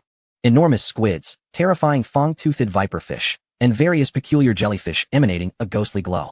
These abyssal phenomena, usually seen only in documentaries, now vividly unfolded before their eyes. At a depth of 8,000 meters, they entered the abyssal layer, where the water pressure reached 800 standard atmospheres. The exterior of the suits exhibited slight compression, yet remained within controllable limits. They pressed on. Ji Muyuan's voice was as cold as a machine. The depth gauge's numbers resolutely continued their descent. 9,000 meters. 10,000 meters. When the gauge finally indicated the terrifying figure of 900 meters, the two suits came to a gradual halt. This was the world's end. A forbidden zone for life. An endless darkness, accompanied by the terrifying pressure capable of crushing anything. In this abyss where even light could not reach. Ji Muyuan's calm voice echoed once more. Phase 3 test, Part 1 completed. Prepare to execute Part 2, silent stealth and sonar concealment test. In the command center, everyone held their breath. To achieve silent stealth at a depth of 10,000 meters was akin to having an elephant dance in a porcelain shop without making a sound. This was an impossible task. Yet Ji Muyuan once again demonstrated to them what it meant to be conventional. On the large screen, the engines of the two suits slowly dimmed. All external detection devices were turned off. Chapter 131, A7. 2 magnitude undersea earthquake.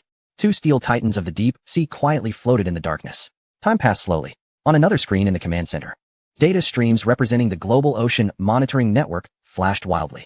Nothing. There was absolutely nothing. Neither military-grade active sonar nor civilian hydrological detection devices could detect any anomalies in this oceanic expanse. Those two steel behemoths weighing hundreds of tons simply vanished into thin air. How could this be possible? A young researcher adjusted his glasses, his face a mask of disbelief. The retrosonar coating, combined with the specific frequency distortion of the energy shield, theoretically absorbs and deflects the majority of detection waves. Academician Li murmured, his eyes alight with fervor. But he had truly accomplished the perfect realization of the theoretical model under 10,000 meters of water pressure. 35 minutes and 8 seconds. Political Commissar Su glanced at the timer, his voice somewhat hoarse. They had shattered the silent stealth record, and we were at a depth of 10,000 meters. Everyone fell silent. The Seawolf class test depth was merely 1,000 meters, while Ji Muyuan had ventured to 10,000. This was no simple surpassing. It was a dimensional strike. Just as everyone was still absorbing the immense shock, Ji Mu Yuan's voice broke the dual silence of the deep sea in the command center. The silent test is over. Data collection is complete. We will now proceed to the third part, resource exploration testing. No sooner had he spoken than the armor on the back of the suit silently slid open. Hundreds of silver metallic spiders, each the size of a fingernail, surged into the inky waters like a swarm of bees. Once these mechanical insects departed from their mother unit, they immediately dispersed. 8 slender mechanical legs moved agilely in the water, darting in all directions. Chief G, what are these? Wei Jun inquired with curiosity. Micro-exploration robots, which I have dubbed explorers. Ji Mu Yuan replied with pride. They are equipped with high-precision mass spectrometers and geological radars, specifically designed to locate our true objective for this descent. True objective? Wei Jun was taken aback. Ji Mu Yuan did not respond directly, but projected a real-time data stream onto Wei Jun's screen. Countless data points and geological structure diagrams flashed before him, culminating in a chemical element symbol highlighted in bright red. He3. Helium-3? Wei Jun, being an elite of the Special Forces, was not entirely ignorant of cutting-edge technology. The key material for manufacturing the next generation of thermonuclear weapons? No. It is much more than that. Ji Mu Yuan's voice grew solemn. It is the true energy source for the Feilong and Xuanwu suits. The suits utilize a miniaturized controllable nuclear fusion reactor, and helium-3 is the cleanest fuel. In the command center, Director Meng stood up excitedly, adding into the microphone, exactly. Helium-3 fusion does not produce neutrons, resulting in almost no radioactive contamination. Its energy conversion efficiency is dozens of times that of traditional nuclear fission. 1 ton of helium-3 could sustain our entire nation's energy consumption for a year. However, Director Meng's tone turned grave. But the reserves of helium-3 on Earth are exceedingly scarce, primarily found in lunar soil. What we currently possess is painstakingly extracted from nuclear waste, a mere drop in the bucket. Ji Mu Yuan continued. Just because it is absent on the surface does not imply it is absent everywhere. Geological models suggest that during the Earth's formative period, a substantial amount of primordial helium-3 was locked deep within the mantle. The Mariana Trench is one of the weakest windows in the Earth's crust. Wei Jun suddenly understood. The so-called performance test had been a ruse from the very beginning. From stratospheric airdrops to withstanding electromagnetic pulses, and now to a 10,000-meter deep dive. Ji Mu Yuan's true objective was to pilot this unprecedented supermachine to the world's end to locate an inexhaustible super reservoir. This madman. His ambition was not in the heavens, but in the depths of this endless abyss. Just then, an urgent alarm blared simultaneously in the cockpits of the 2 suits. Warning. High-intensity geological activity detected. Southwest direction, 315 kilometers away. A magnitude 7.2 undersea earthquake is expected to occur in 7 minutes. Wei Jun's hair stood on end. An undersea earthquake? A 7.2 magnitude? Encountering such a natural disaster in this cursed place would mean certain death. Chief, quick. We must ascend. Wei Jun's voice changed pitch. Yet Ji Mu Yuan's response sent him plummeting into despair. A magnitude 7.2. Quite moderate, just right. Ji Mu Yuan's voice bore an unsettling excitement. Coordinates updated. Let us go take a look. What? Wei Jun questioned his own hearing. Go take a look? What are we to observe? The eruption of an underwater volcano or the tearing of tectonic plates? Both are possibilities, Ji Mu Yuan replied nonchalantly. This is an excellent opportunity to collect pressure data on the machine in extreme environments. We cannot afford to miss it. You are insane. You are absolutely insane. Wei Jun felt his worldview shatter repeatedly. Meanwhile, the command center erupted in chaos. Ji Mu Yuan, you listen to me. Ascend immediately. Right now? Minister Wen's roar nearly shattered everyone's eardrums. This is not an exercise. It is a 7.2 magnitude earthquake. Minister Wen, please remain calm. Ji Mu Yuan's voice remained eerily calm. Trust in my professional judgment, as well as in the capabilities of the Feilong. After saying this, he unilaterally severed the communication link with the command center. Xuanwu, keep up. Boom. Before Wei Jun could react, the Xuanwu mech he piloted was propelled forward by an immense force, akin to an arrow released from its bow, racing towards the flying dragon ahead, charging into the heart of that desolate realm. A distance of 300 kilometers was merely a matter of minutes for 2 fully operational mechs. Upon reaching their target sea area, the scene before them was reminiscent of Hell's Descent. The seabed beneath them trembled violently, as a colossal and bottomless chasm slowly opened before their eyes.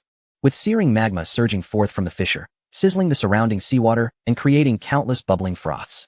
Warning, plate displacement speed is accelerating. Collision countdown, 30 seconds. Wei Jun watched the countdown on the screen, his heart racing, his palms slick with cold sweat. He could even feel the tectonic plates beneath him plunging towards another continental plate at a terrifying velocity, ready to collide. Ji Mu Yuan. Silence, just observe, Ji Mu Yuan interrupted. This is the heartbeat of the earth. Not everyone has the chance to hear it. Wei Jun was rendered utterly speechless. This man was a complete lunatic. Countdown, 3, 2, 1. Boom. A deafening roar erupted, indescribable in its terror, as if it had emanated from the very depths of the earth, violently crashing against the mech's exterior through the water. At that moment, the entire world shook violently. On Wei Jun's screen, countless warning lights flashed frantically. Then, an even more horrifying scene unfolded. Amidst the violent collision, the sheer cliff of the 10,000-meter-deep trench to their side collapsed entirely. Countless tons of seawater, along with innumerable gigantic boulders, formed an unprecedented underwater avalanche, hurtling down upon their two diminutive mechs. Those were not mere rocks. They were clearly a collapsing mountain. It's over. The only thought left in Wei Jun's mind was these two words. Run. Ji Muyuan, get out of the way. In the command center, Minister Wen's eyes were bloodshot as he clutched the microphone, unleashing a heart-wrenching roar. However, faced with this apocalyptic scene, Ji Muyuan made a move that left everyone baffled. He did not flee. Instead, he controlled the Feilong mech to lie flat on the violently shaking seabed. Xuanwu, synchronize my posture. Ji Muyuan issued a brief command. Lying flat? Wei Jun's brain crashed entirely. What sort of operation was this? Waiting for death?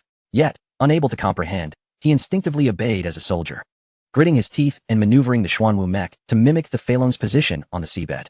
As the gigantic shadow loomed to engulf them, Ji Muyuan's calm voice resonated once more. Permission authentication complete. Supernuclear weapon system unlocked. Activating supernuclear annihilation penetrator. Inside the cockpit, a brand new operational interface unfolded before Ji Muyuan. A crimson energy bar began filling at an astonishing speed. 1030701000. Charging complete, ready for launch. The once unremarkable armor on the Feilong's chest slowly opened, revealing a profound cannon mouth.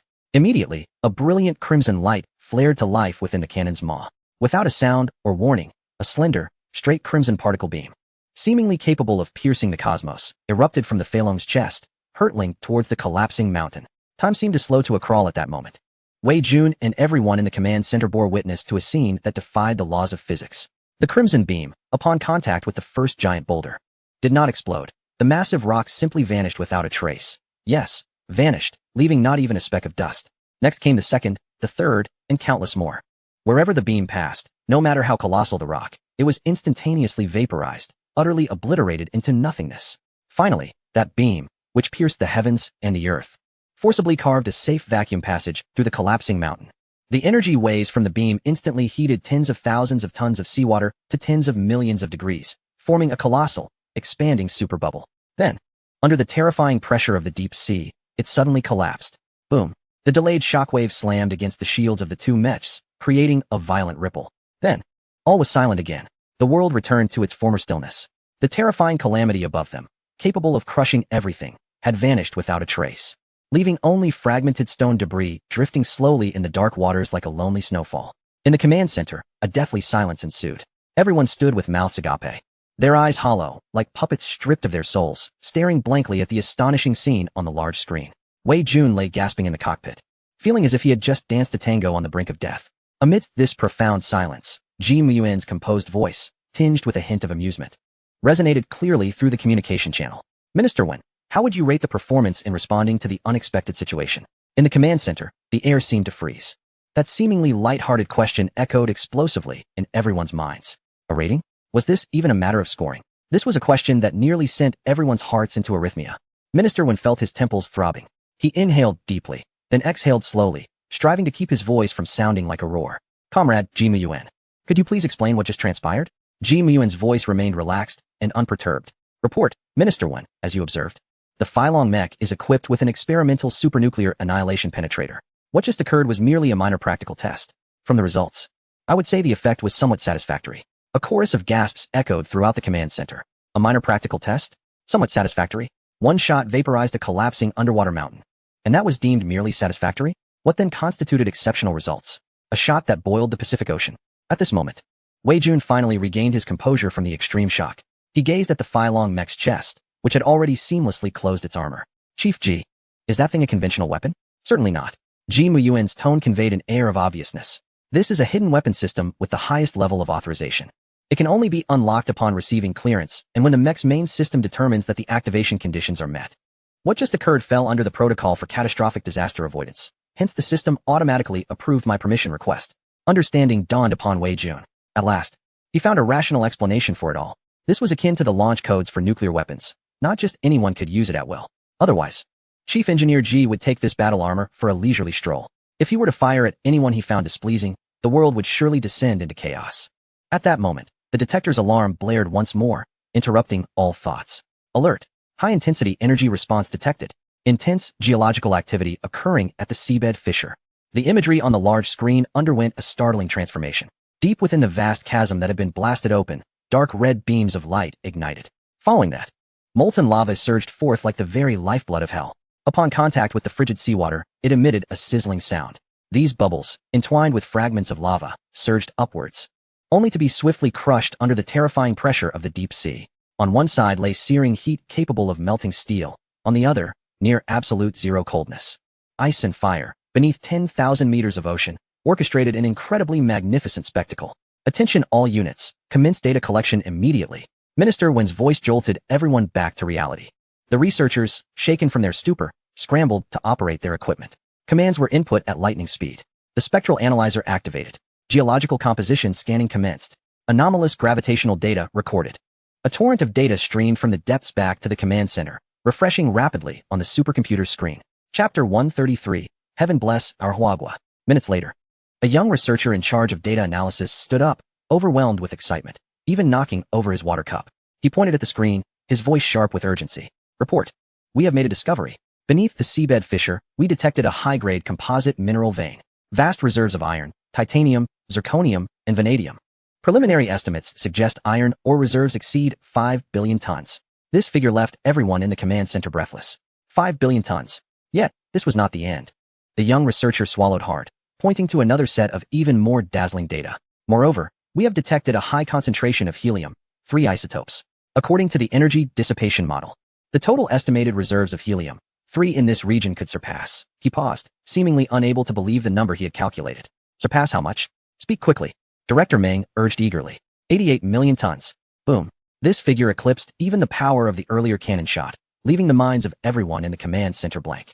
88 million tons. What does that imply? Currently, it is globally recognized that the total known reserves of helium, 3 on Earth amount to less than 1 ton. Most helium, 3 exists within the lunar soil. This is precisely why spacefaring nations strive desperately to land on the moon and establish lunar bases. Helium, 3 is acknowledged as the perfect, clean, and pollution-free nuclear fusion fuel. The energy produced from 1 ton of helium, 3 undergoing nuclear fusion is sufficient to power an entire nation for a year. And now, buried within this deep sea, lies a staggering 88 million tons of helium, 3. This is no longer a mere strategic resource. It possesses the potential to reshape the global energy landscape and even propel human civilization into a new era. After a brief silence, the entire command center erupted into jubilant chaos. Heaven bless our Huagua. Heaven bless our Huagua. An elderly academic, his hair white as snow, was overwhelmed with emotion. Tears streaming down his face.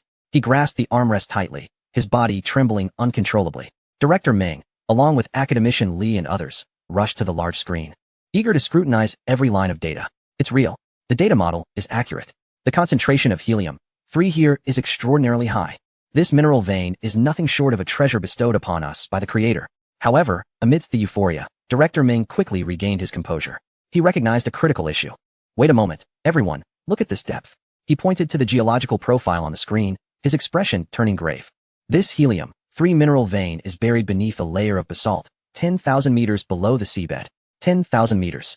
This depth was like a bucket of cold water, instantly extinguishing the fervor above everyone's heads. The distance from the sea surface to the seabed is already nearly 10,000 meters. To dig down another 10,000 meters, what kind of terrifying pressure lies there? What complexity in the geological structure, let alone extraction, even drilling, with the pinnacle of current human technology, remains utterly out of reach. What do we do? To see it yet not touch it is more torturous than having nothing at all. Must we merely watch this mountain of gold while feeling utterly powerless? The delight that had just enveloped the control center was instantly replaced with profound despair. Only Ji Mu Yuan maintained his composure throughout. Listening to the discussions in the communication channel, a slight smile graced his lips. Minister One, who says we are powerless? Ji Mu Yuan's voice, though soft, served as an anchor amidst the clamor of the command center, bringing silence in an instant. Minister Wen's spirit lifted, and he eagerly inquired, Mu Yuan, do you have a solution? Of course, I do, Ji Mu Yuan replied nonchalantly. Is it not merely a matter of digging down 10,000 meters? What is the big deal? What is the big deal? Director Meng nearly choked on his own words. Chief Engineer Ji, please don't jest.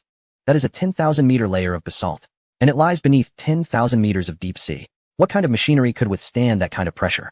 Who says we have none? Jimu Yuan countered. The beast mech is readily available, is it not? Mech? Director Meng was taken aback. Not only him, but most of those in the command center were also stunned. They certainly knew of the beast mech, the Mengsho model designed by Jimu Yuan for ground special operations. Renowned for its formidable firepower, but that is a ground combat mech. Are you suggesting taking a tank swimming in the Mariana Trench? Isn't that absurd? Chief Engineer G. The design specifications for the beast mech cannot possibly withstand the pressure of 10,000 meters beneath the sea. An expert in mechanical engineering immediately retorted.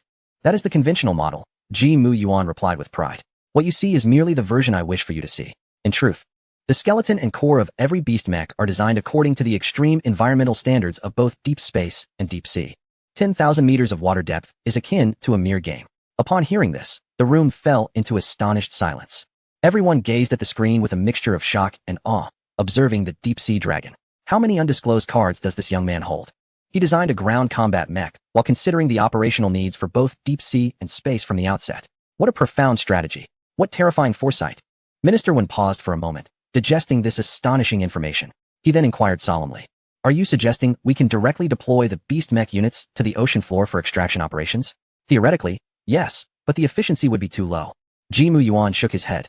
After all, the beast mech is a combat unit. Using them as miners feels like overkill.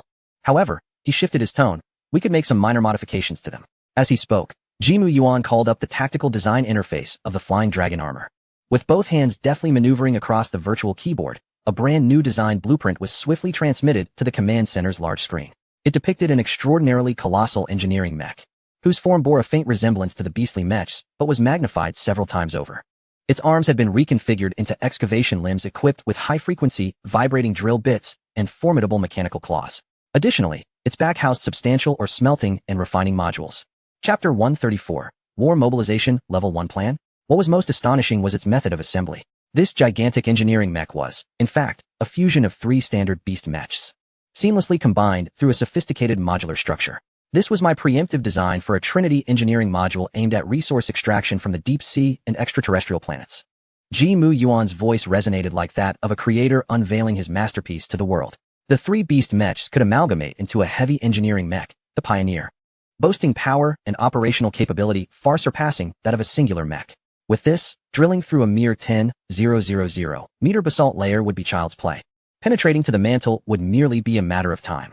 Gazing at the screen, showcasing the brutal beauty of the massive mech, the entire command center fell into a profound silence. The singular thought left in everyone's mind was, madman. Jimu Yuan is a madman. The mech he designed could not only traverse the skies and earth, but also transform and combine like building blocks. After a long pause, it was Minister Wen who first regained his composure. Suppressing the tumult within him, he inquired with a voice tinged with hoarseness. Comrade Su? Present. Responded Air Force Political Commissar Su without hesitation. Contact Director Chi immediately. I need to know how many beast mechs we currently have in stock. Understood. Su quickly initiated an encrypted communication. Moments later, he raised his head, excitement illuminating his face. Report, Minister Wen. The production line for the beast has entered full power production mode. We currently have a total stock of 150 units. 150 units. That translates to 50 pioneers. Minister Wen's eyes sparkled with unprecedented brilliance. He slammed his hand on the table, issuing a flurry of commands. Comrade Su. Immediately notified Director Chi to load all 150 beast mechs onto trucks. Dispatch them at the fastest speed to the Air Force Base on the southeast coast. Simultaneously, contact Commander Lin. I need the military to urgently assign 150 of the finest mech pilots. No, make it 300. As a reserve team. Have them gather at the base as swiftly as possible. Inform the heavy industry giant manufacturing factory to have all engineers and technicians on standby 24 hours a day. Yes. The orders were swiftly disseminated. The vast war machine of Huagua began to operate with terrifying efficiency, spurred by Jimu Yuan's words. At the heavy industry giant manufacturing factory, Engineer Wang was inspecting 5 newly completed beast mechs, preparing to seal them for storage. Suddenly, the entire factory reverberated with a piercing alarm. Shortly thereafter, Director Chi's urgent voice crackled over the intercom. Emergency notice. Attention, all personnel. We have received the highest command to activate the War Mobilization Level 1 plan. All completed beast mechs are to be withdrawn from storage and immediately transported to Hangar A. Repeat, this is not a drill. Engineer Wang was taken aback. War Mobilization Level 1 plan? Isn't that the highest state of combat readiness? What has happened? Are we going to war? Before he could process the situation, massive military transport trucks had already arrived at the factory entrance. Countless soldiers disembarked, methodically taking control of the site. The freshly produced beast mechs were hoisted by colossal mechanical arms and secured onto the transport trucks. The entire factory was ablaze with light and bustling with activity. A scene of chaos and urgency. Wang grabbed the arm of a passing individual, confusion etched on his face. What is happening? Where are all these mechs being taken? The person he stopped was none other than Air Force Political Commissar Su. He glanced at Wang's bewildered expression, then looked up at the seemingly endless line of mechs. His eyes gleaming with a fervor he could hardly contain. Lowering his voice, he articulated each word deliberately, to a place that can change the world. The deep ocean trench. Upon hearing those 3 words, Wang felt utterly stunned. Wasn't he that the legendary chasm at the deepest part of the Earth's tectonic plates? A place that could change the world? He stared at Su, incredulity washing over him. Comrade Su, are you joking? We are sending so many beast mechs to the deep ocean trench? Su's fervor remained undiminished as he nodded emphatically.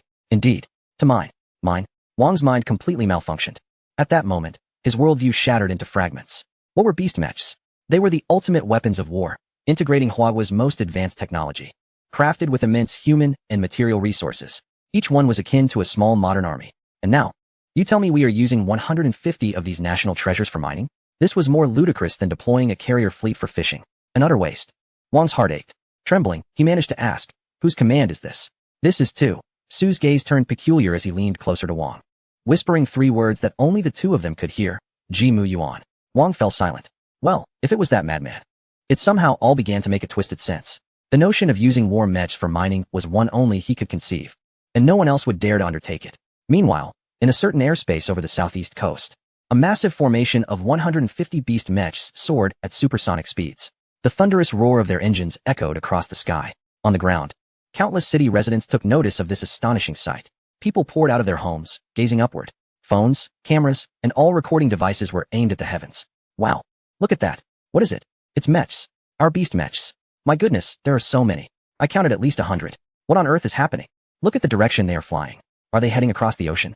Are they going to confront the Americans? Let's show them our might. On the internet, a frenzy erupted. Countless videos and photos of Huagua's mech army gathering spread like wildfire.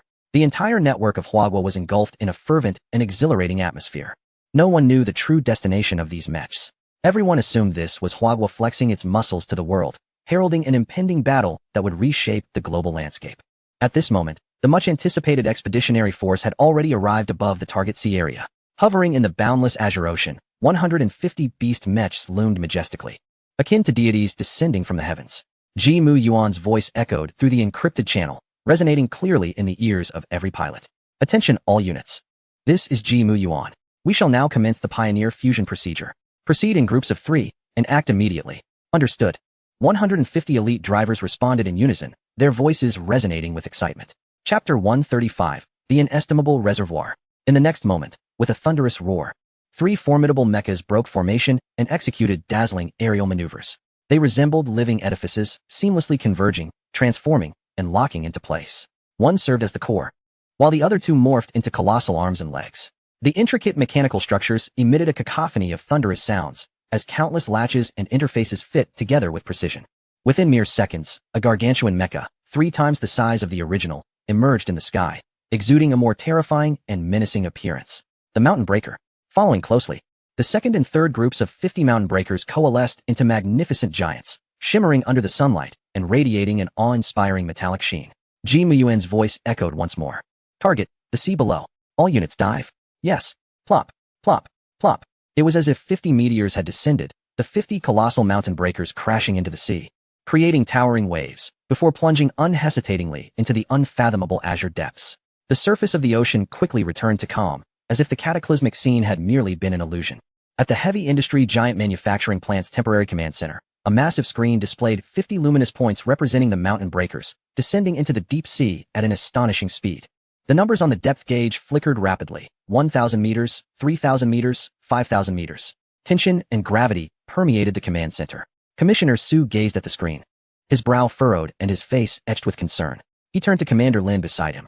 Commander, such a commotion will be hard to conceal internationally, especially from the Americans. Their satellites must have detected it. Deploying strategic mechas to mine in foreign waters will likely place us in a precarious position in global public opinion. Commander Lin remained composed, lifting his teacup and blowing lightly on the steam. Rest assured, before the operation commenced, I reported all circumstances directly to Secretary Du. Commissioner Su was taken aback. That was one of the figures at the pinnacle of the power hierarchy in Huagua. He never expected this matter would reach such heights. Just then, the encrypted communicator in front of Commander Lin lit up, revealing a stern-faced elder, Secretary Du himself. Commander Lin immediately rose, saluting sharply. Reporting, Secretary. The Mountain Breaker operation has commenced as planned. Secretary Du nodded, but his gaze shifted to Minister One, standing nearby. Old One, you better provide me with a reasonable explanation.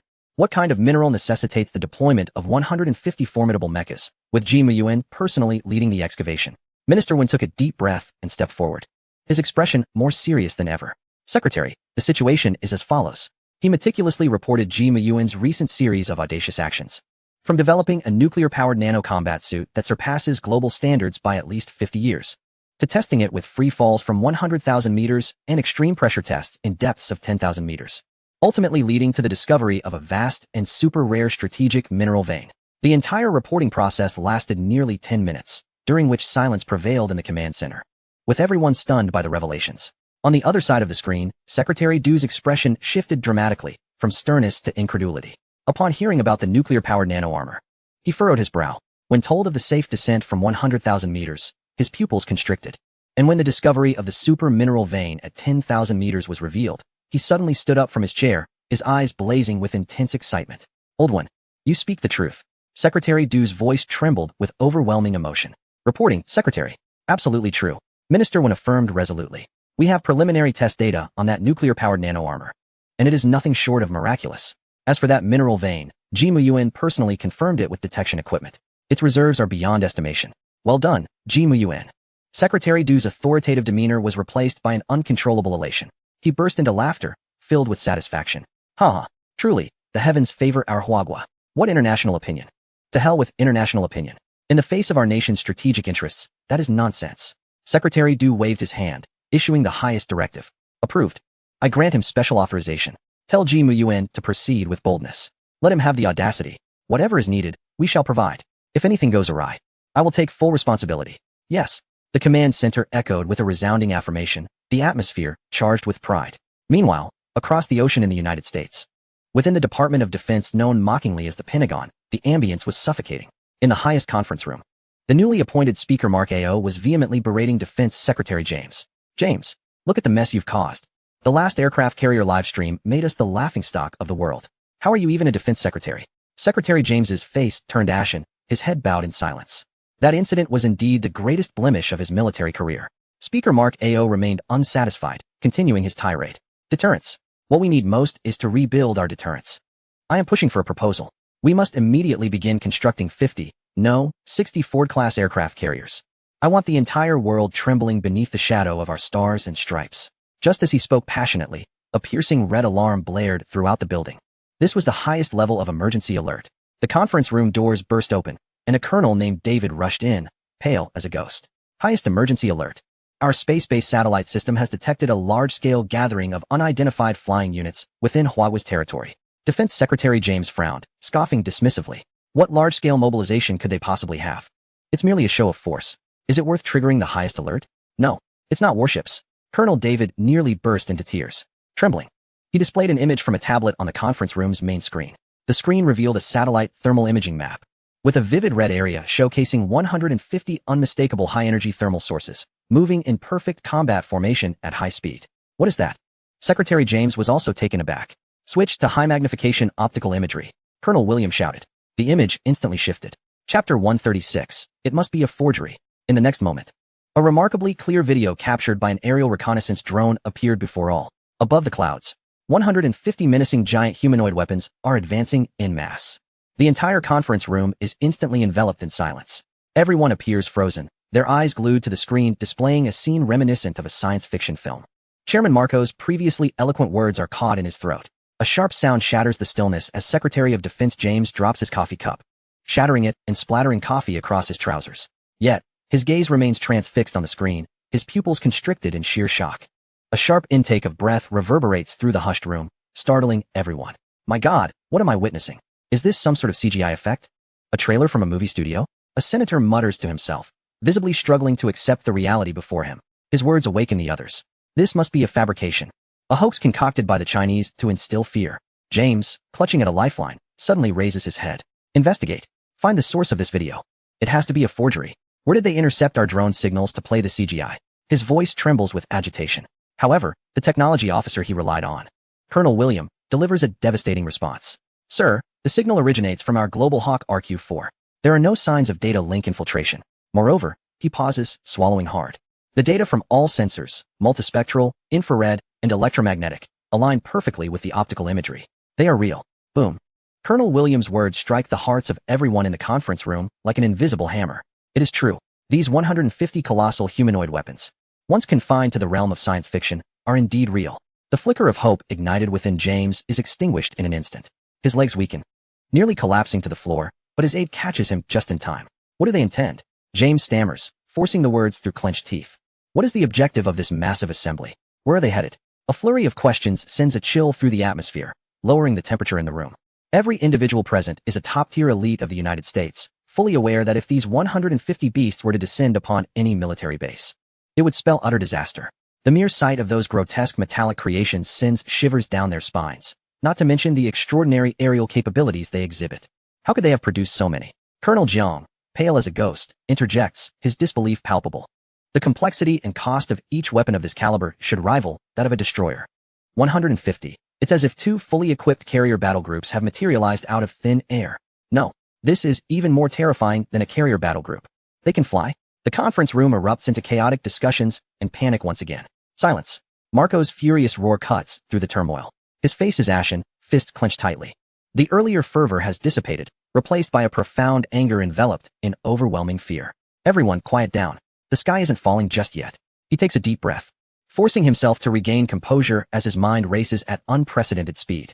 As a politician, his expertise lies in seizing opportunities during crises, or at the very least, preserving his position. He points at his secretary with an authoritative tone. Peter, immediately, convene an emergency online meeting with all member states of the Blue Star Military Alliance at the highest level. I demand to confront the Chinese publicly.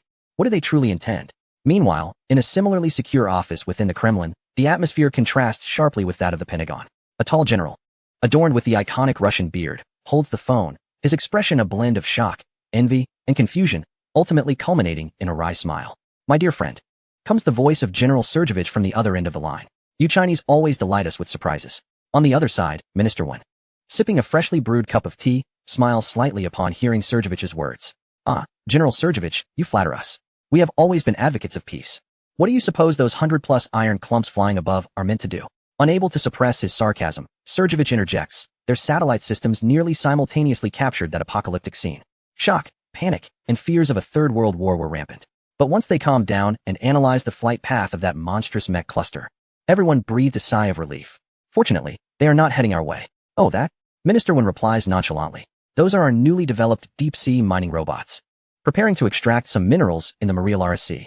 Silence envelopes Sergeyevich. Deep-sea mining robots? What in the world could possibly warrant such a designation? Surely, these machines could dig right through the earth.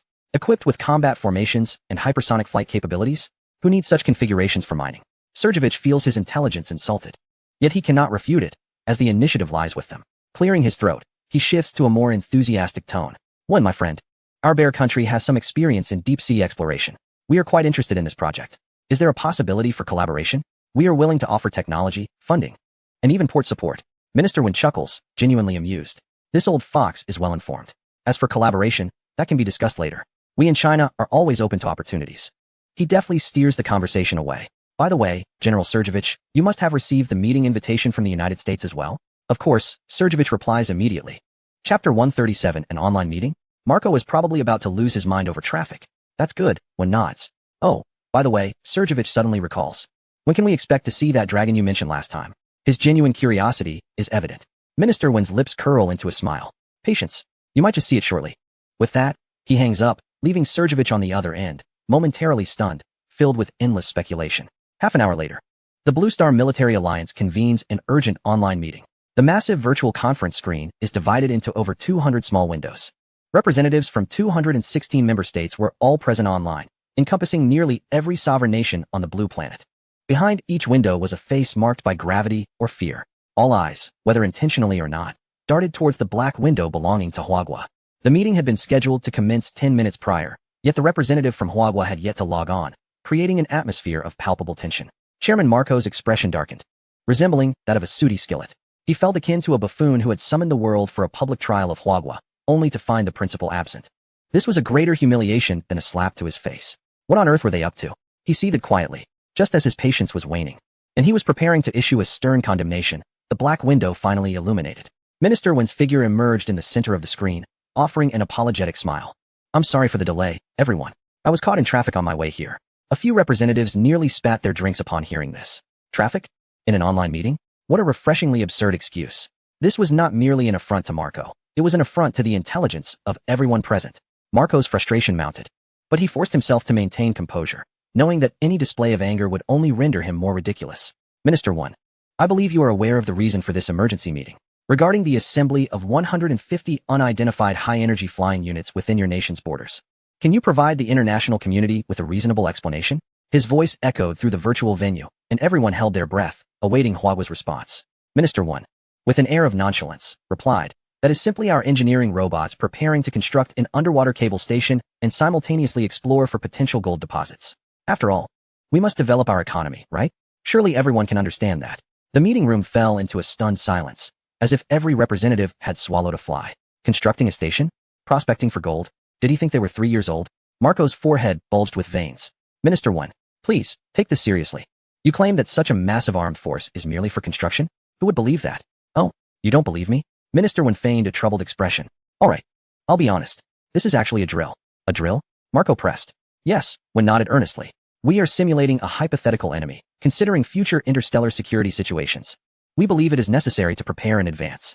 Our hypothetical enemy is an enormous alien insect race, which is why our engineering robots have been designed in this manner. It's all in the name of preserving peace on the blue planet.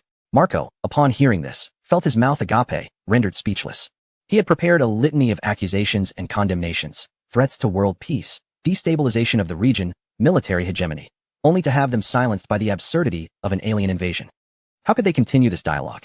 All right, everyone, when interjected suddenly as the audience remained in stunned disarray. I will leave the explanation of the drill here. Apologies. But I have another important meeting regarding improving livelihoods to attend. I shall excuse myself now. Without waiting for any response, he abruptly logged off, leaving the window black once more. The virtual meeting room was filled with representatives who were bewildered, alongside a Marco whose complexion shifted from pale to purple, then to black, as though he might suffer a cerebral hemorrhage at any moment. Scoundrel! Fraud! Rogue! Marco raged, sweeping the documents from the table to the floor. He felt an unprecedented sense of humiliation. The online meeting concluded hastily, and Marco slumped in his chair, panting. He surveyed the silent generals and legislators around him. What do you all think? Does anyone here believe the nonsense from Huagua? The room was so quiet that a pin drop could be heard. Believe? Anyone who did would be a fool. Disbelieve? Would anyone dare to investigate? What if those 150 engineering robots truly treated you as the alien insect race for their drill? At that moment, an aide rushed in. Mr. Chairman, the representative from the Bear Nation has just relayed a message through diplomatic channels. Speak. Marco responded wearily.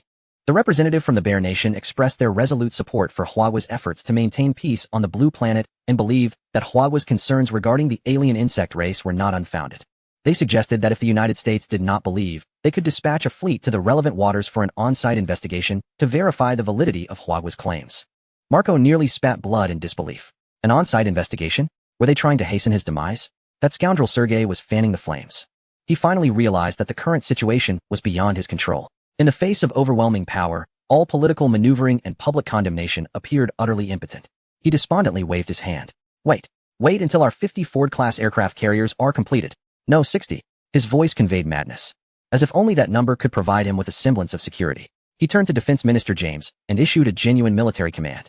James immediately dispatched the Passionfruit aircraft carrier battle group into international waters for strategic patrols to demonstrate our resolve to the world. Yes, Defense Minister James replied, invigorated. At last, there was a proper command. However, Marco's next words deflated his newfound spirit entirely. Inform the fleet commander that, under no circumstances, are they to approach the Marilara Sea. Meanwhile, deep beneath the Marilara Sea, at a depth of 10,000 meters, a colossal steel beast, assembled from countless mechanical modules, quietly hovered on the pitch-black seafloor.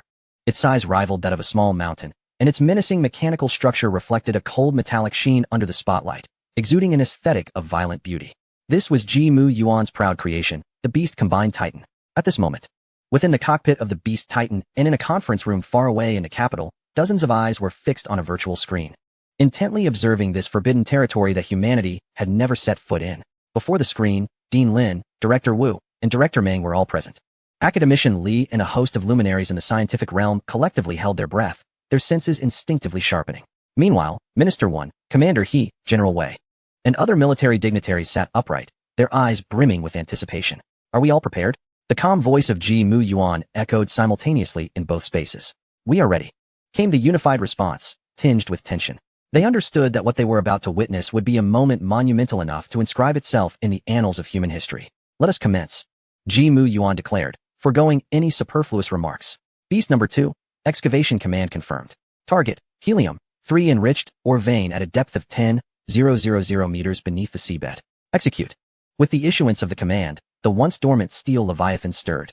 Its robust right arm slowly ascended. The structure at its extremity began to morph and reconfigure. In the blink of an eye, a colossal drill bit, exceeding 50 meters in length and of alarming diameter, was assembled. The surface of the drill glimmered with deep blue arcs of electricity, hissing softly like a serpent. Supermagnetic drill. A low rumble reverberated through the deep sea as the mammoth drill activated, stirring a terrifying current. In the next moment, it pierced into the seabed rock. There was no cataclysmic noise, no arduous friction as one might expect. To the astonishment of all present, the drill bit, shimmering with blue electricity, sliced through the seabed as effortlessly as a heated knife through butter. The deep-sea rock, capable of withstanding tons of water pressure, crumbled before the supermagnetic drill as if it were mere tofu. A multitude of rock fragments was vaporized before they could even be swept away by the current. The main screen in the cockpit displayed the excavation depth, the numbers leaping at a dizzying pace. Depth, 100 meters. Depth, 500 meters. Depth, 1,200 meters. In the conference room, Director Lin's mouth gaped open, his eyes nearly popping from their sockets. He was at a loss for words, struggling to articulate a coherent thought. As a leading expert in aerospace materials, he understood better than anyone the terrifying physical resistance that must be overcome to excavate rock at such depths beneath the ocean. Yet, what unfolded before him was not mining. It was akin to carving through tofu. My heavens! Wu's eyes were wide with shock. This speed surpasses our most optimistic projections by 100-fold. 100-fold? Director Wu, you are far too conservative. Director Meng interjected with a wry smile. This is not even on the same scale. The traditional excavation equipment we designed pales in comparison. It is mere child's play. The term toys rendered every researcher present acutely aware of their own inadequacy. The pinnacle of their life's work was rendered trivial beside Ji Mu Yuan's creation. This is a force that will rub the laws of physics into the ground. Academician Li murmured, his tone laced with reverence for the unknown technology. In stark contrast to the scientists' collective astonishment, the military leaders responded with fervor. Excellent. Commander, he exclaimed, slapping his thigh, his face flushed with excitement. This is remarkable. Minister Wen's eyes sparkled as he clenched his fists tightly. This overwhelming technology constituted the genuine strength of Huagua. In the face of such absolute power, what were rumors and economic blockades but the farcical antics of clowns? Just moments before, he had been engaged in a tedious online conference with Mark and his associates, using the excuse of extraterrestrial threats to stifle their arguments. Now, it seemed, before aliens could arrive, they themselves were on the verge of becoming extraterrestrial. Minister Wen could almost envision the scene when Speaker Mark would witness the spectacle. It would likely provoke more than a mere cerebral hemorrhage. It could very well induce a heart attack. Director Meng, Ji Mu Yuan spoke once more amid the rising tide of exhilaration. Prepare the warehouse. We will soon be transporting a substantial quantity of helium-3 ore. Understood. We will ensure the task is completed. Director Meng replied, shaken from reverie. Our largest underground warehouse has been cleared and is ready for reception. Very well. Ji Mu Yuan nodded, then dropped another bombshell. The first batch of ore we extract, aside from supplying research, will primarily be allocated to the Navy. Let us upgrade the power systems of those new aircraft carriers. As soon as the words left his mouth, a stunned silence enveloped the room. What? Commander, he sprang to his feet, his eyes wide with incredulity. Minister Wen turned, his breath quickening. Upgrade the power systems of the aircraft carriers? Using helium-3. What does this imply? This meant that Huagua's aircraft carriers would be liberated from the constraints of conventional power, seamlessly transitioning into the era of controllable nuclear fusion. Infinite endurance. Near limitless energy. In that moment, Ford-class and Nimitz-class carriers would become mere sitting ducks before Huagua's nuclear-powered naval fleet. Mr. G, are you truly serious? Commander He's voice trembled with disbelief. The joy was simply overwhelming. Indeed, Ji Mu Yuan replied nonchalantly, as if discussing a trivial matter. However, this is merely a preliminary upgrade. To maximize efficacy, we will need to wait until our dedicated nuclear fusion aircraft carriers are launched. He paused before continuing, aside from mining. I have another objective for this trip, to replace the energy cores of both Yulong and Beast number 2 with the latest generation of miniaturized illuminating reactors. Miniaturized illuminating reactors? Directors Wu and Meng exchanged bewildered glances, each reflecting the confusion in the other's eyes. This was yet another term they had never encountered. You may understand it as a super-compact controllable nuclear fusion device fueled by helium. 3. Ji Mu Yuan succinctly explained. The room once again fell into a state of stunned silence. Chapter 139. A 3 to 5-fold boost? Super-compact controllable nuclear fusion. Is it truly possible to achieve miniaturization at such a scale? Following the upgrade, Yolong's theoretical endurance would extend to 50 years. Boom. 50 years. A transport vessel with a 50-year endurance. This was no longer merely a transport vessel. It was a mobile base capable of operating at sea for 50 years. As for beast number 2, Ji Mu Yuan glanced at the steel beast vigorously drilling away. After the core replacement, its excavation efficiency, maneuverability, and combat performance would witness an enhancement of 300 to 500%. The audience was left in a state of numbness. A 3 to 5-fold increase. Given the current ease of excavation, what would that entail? Would they be boring through the very earth itself? Additionally, Ji Mu Yuan cast a sidelong glance at the Army Special Forces commander, Wei Jun.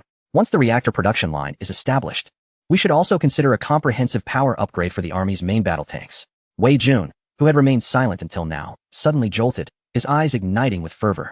Upgrading tanks with nuclear fusion engines? Imagine tanks with infinite endurance, sweeping through as an unstoppable tide of steel. Just the thought of it sent adrenaline coursing through his veins. Chief Ji, Commander, he could no longer contain his excitement, urgently leaning in closer. You see, the Navy has a share, and the Army has also been mentioned. What about our Air Force? Can our Air Force's fighter jets also? Before he could finish his sentence, Ji Mu Yuan interrupted him. Do not rush. One must take things step by step. Let us first await the completion of the armor material test. The armor material test? Commander, he was taken aback, slowly realizing. Indeed, this deep-sea excavation at 10,000 meters is itself an extreme environment material test. The shell of the beast combined Titan utilizes the latest generation of memory alloy materials. Only through such an extreme pressure test can this material prove its worth for application in the next generation of aerospace fighter jets and even individual exoskeleton armors. With this thought, Commander, he felt his heart ignite with fervor.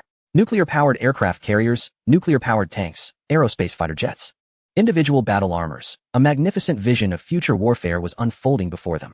The pen that would write all this belonged to the seemingly unremarkable young man in front of them. As time ticked away, the depth displayed on the screen had already surpassed 7,000 meters. 7,500 meters, 7,800 meters, 7,998 meters. Almost there. Almost reaching 8,000 meters. Academician Li's voice trembled with excitement. To excavate 8,000 meters directly from the seabed is unprecedented. Dean Lin added, his tone filled with awe. Ji Mu Yuan was breaking not just the record for excavation depth, he was shattering humanity's imaginative boundaries regarding technological advancement. Depth, 8,000 meters. Depth, 9,000 meters. Depth, 9,900 meters. Finally, under the gaze of all, the wildly fluctuating number gradually settled on a whole number, 10,000 meters. Success. The mining team had successfully reached the designated mineral depth. In the conference room, jubilant cheers erupted. Fantastic. We did it. Yet, Ji Mu Yuan remained composed. He issued another command, switch to cutting mode. Cut the helium-3 ore into cubes. Activate the anti-gravity nuclear engines to transport the ore to the surface. Notify the Yulong to prepare for retrieval. Depart immediately to transport it back to the homeland. Command confirmed. The beast combined Titan's supermagnetic drill instantly transformed into a massive high-frequency particle cutting blade. The light blade flashed, and a large chunk of luminescent ore was neatly severed. Subsequently, several auxiliary robots rushed forward, installing numerous disc-shaped nuclear engines at the base of the ore. With a hum, the engines activated, and an invisible force began to lift the massive ore, slowly ascending through the deep passage above. Its speed increased, piercing through 10,000 meters of rock and seawater. On the surface, the sea was tranquil. Suddenly, with a loud crash, the calm surface was violently thrust upward, creating towering waves. A gigantic cube burst through the water, suspended in midair with immense force. The radiant glow painted the surrounding sea and sky in a dreamlike hue. Meanwhile, on the other side of the ocean, at the Pentagon Command Center, the atmosphere was starkly contrasting the fervor in the Chinese conference room. The air felt almost solid, oppressive enough to stifle.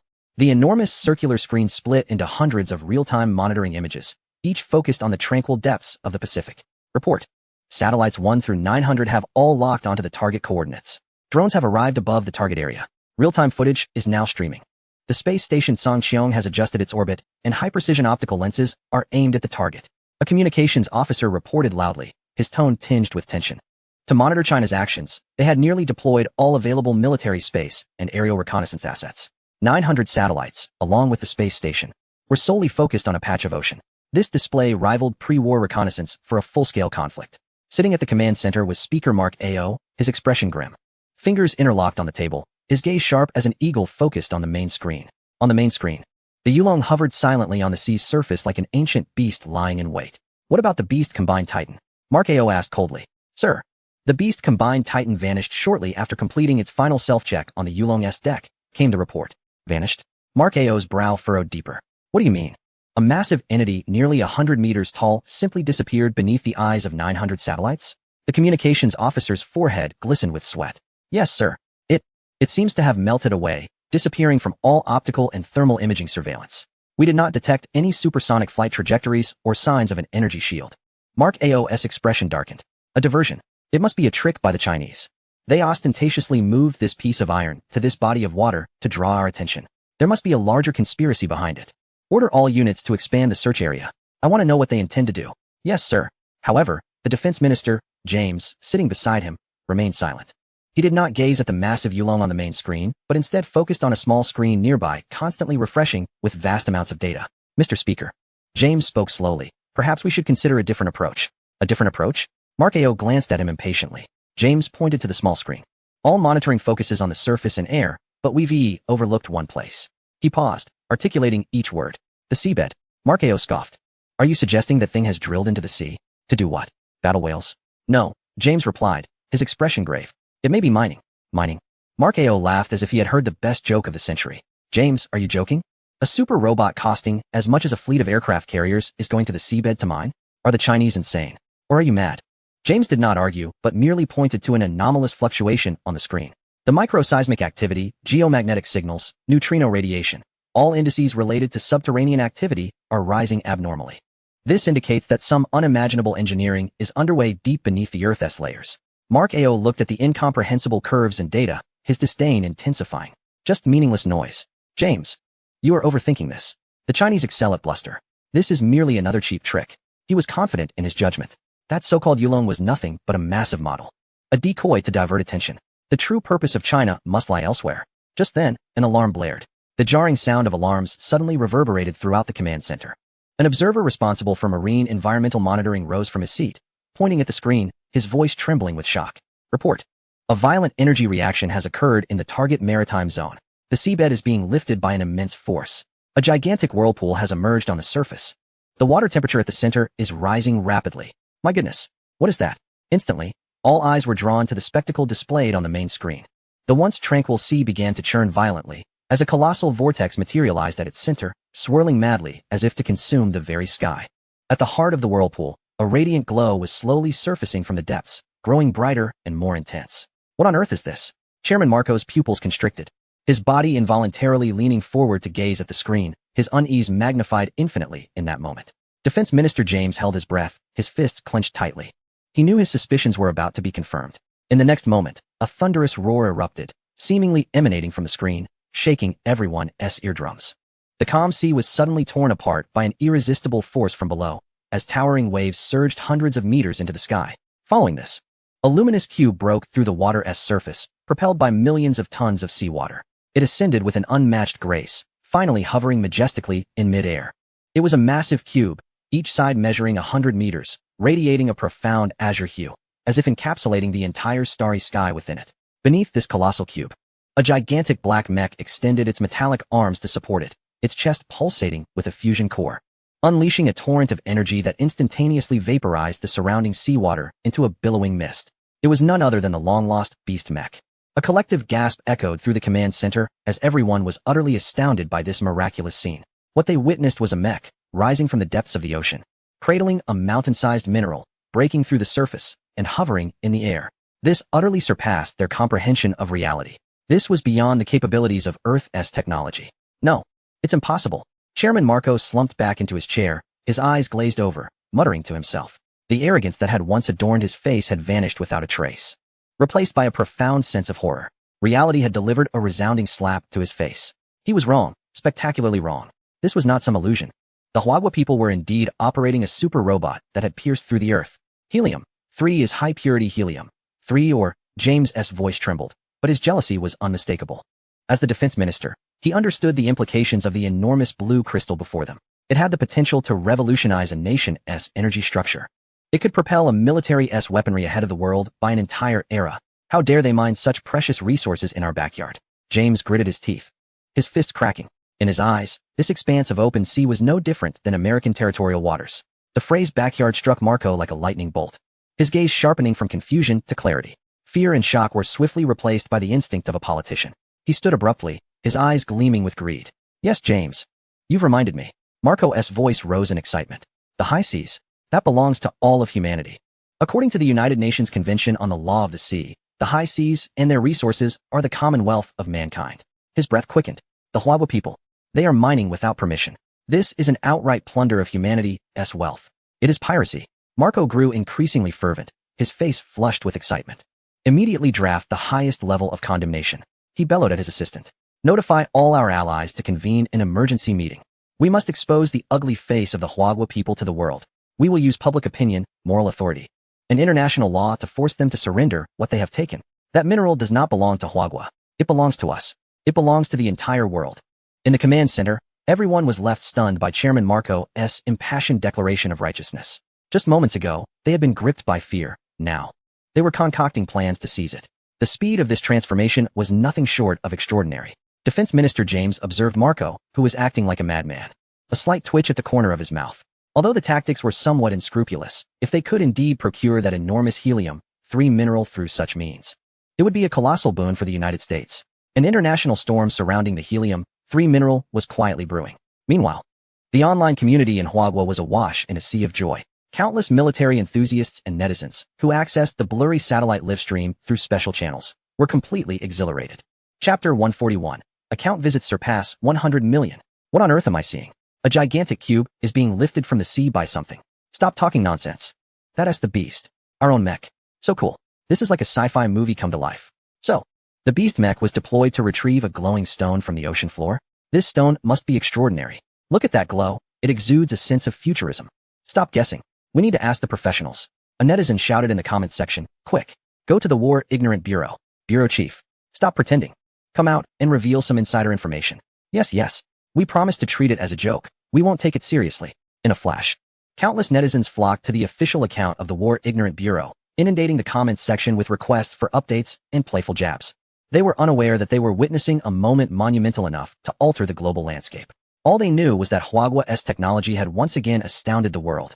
This simple yet profound sense of pride was enough to keep them awake through the night.